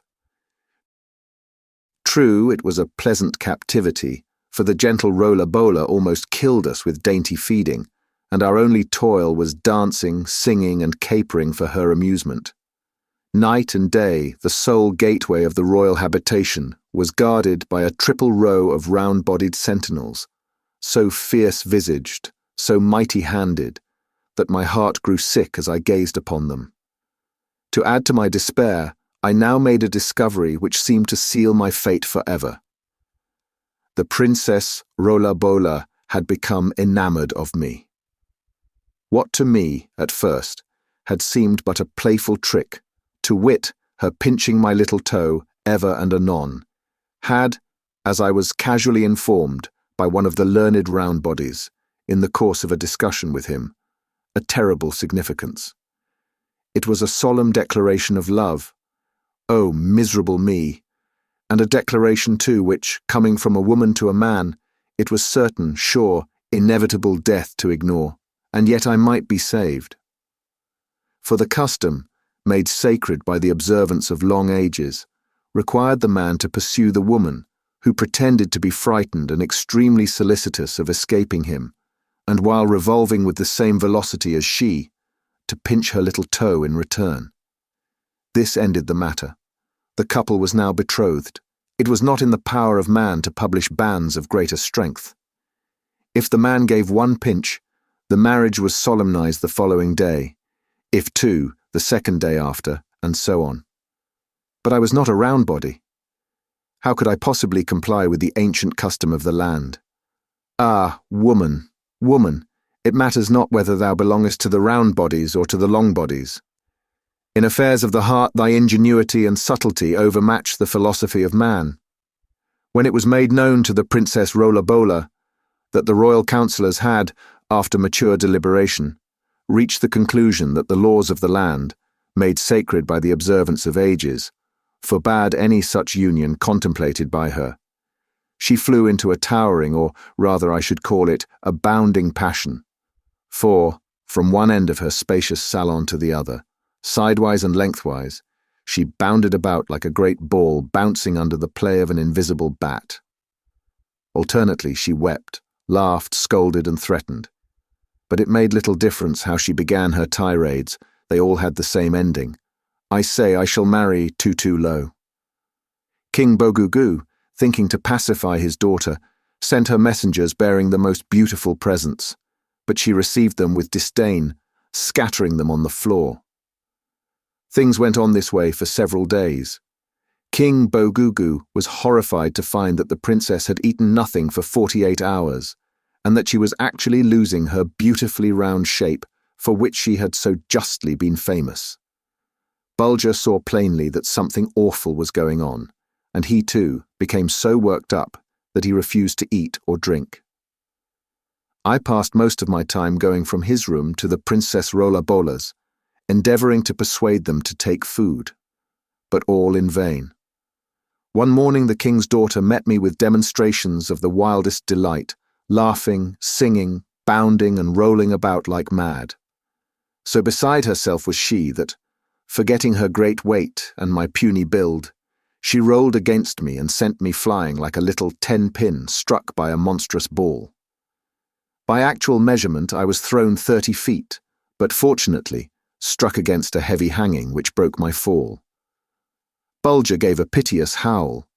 He seemed to get an idea that Rollerbola had struck me purposely. Well, in a word, the cause of this frantic joy was simply this: the princess had finally thought out a solution to the terrible problem which had been for weeks torturing her mind. Briefly stated, it was as follows. I should be placed in the boughs of a tree just high enough to clear her body. She then was to roll under me, and at the right moment I was to lean downward and pinch her little toe when it came uppermost. In vain I assured her that I should grow dizzy and fall headlong to the ground, breaking my neck, or, at very least, dislocating it. But no, I need have no fear. She would watch over me. She would turn and catch me in time. The royal councillors were at once called together. The plan of the Princess Rollerbola was laid before them.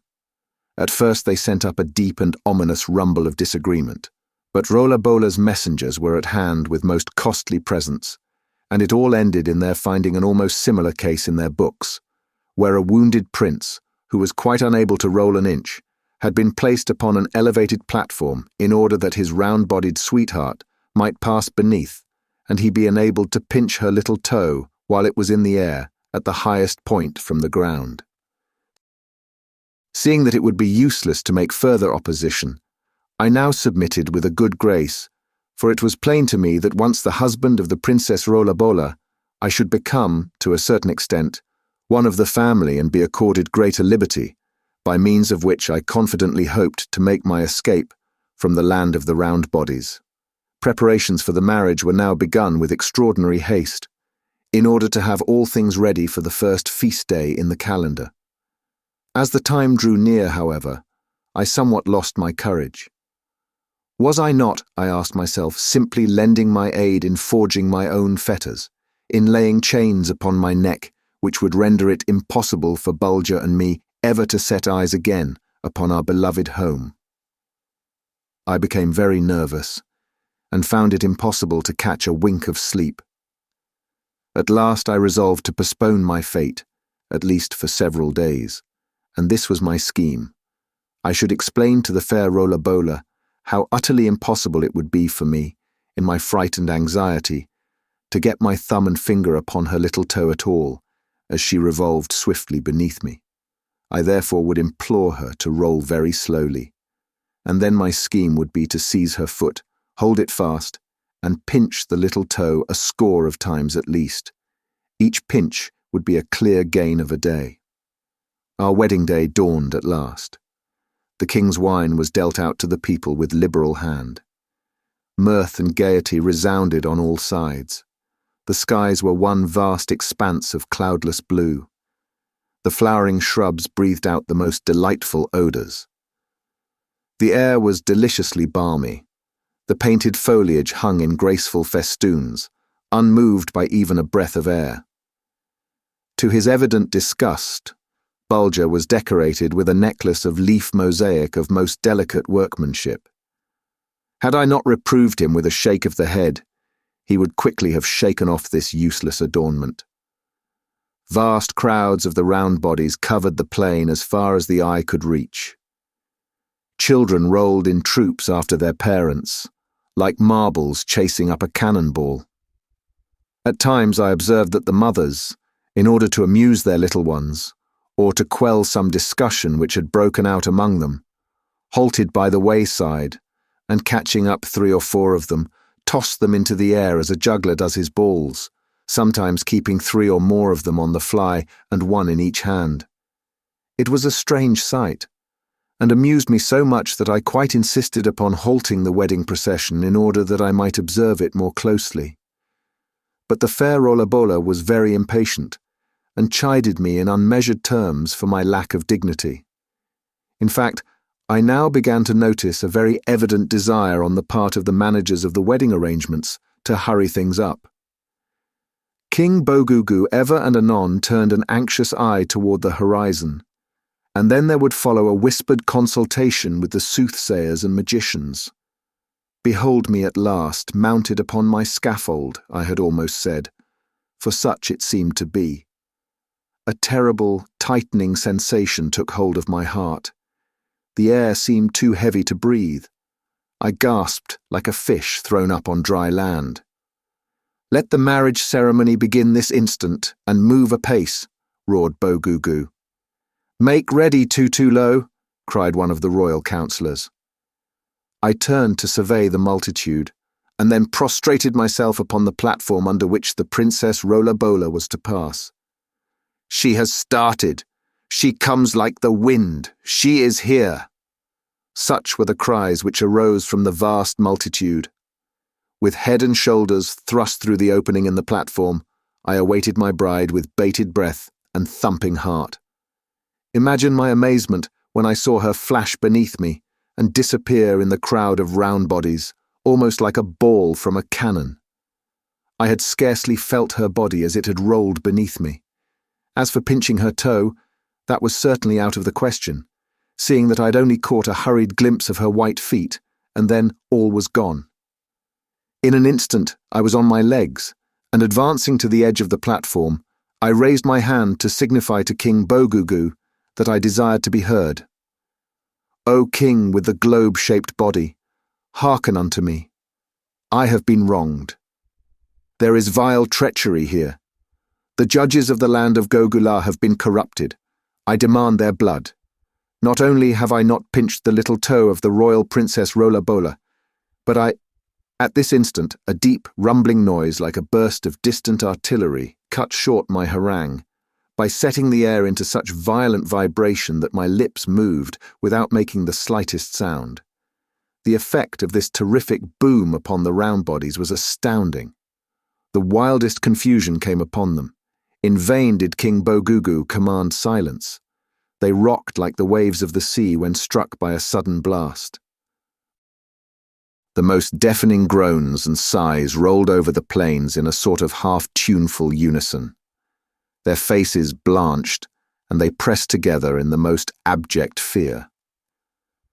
At last, King Bogugu was himself again, and with a terrific voice awed his people into silence, crying out, "Uggo, Raulag Pad Wistimgar, my people, the storm is upon us, protect yourselves." More quickly than it takes me to tell it, the dreaded roar broke in upon the stilly air. The round bodies gathered their children and aged people into a group, and then formed double and triple walls about them. Too low, too low. It was Rolabola's voice. But other thoughts were in my mind at this dread moment. Again it sounded forth in most piteous accents, too low, too low. To that voice now, the ears of the dead would have given more heed than mine. The storm fiend was galloping amain.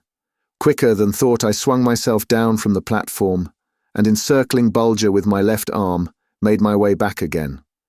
The good dog was delighted to be with me again, although he was trembling like an aspen leaf at the distant sound of the winds. He well knew what was coming, but look, the sunlight is gone. The very air seems affrighted.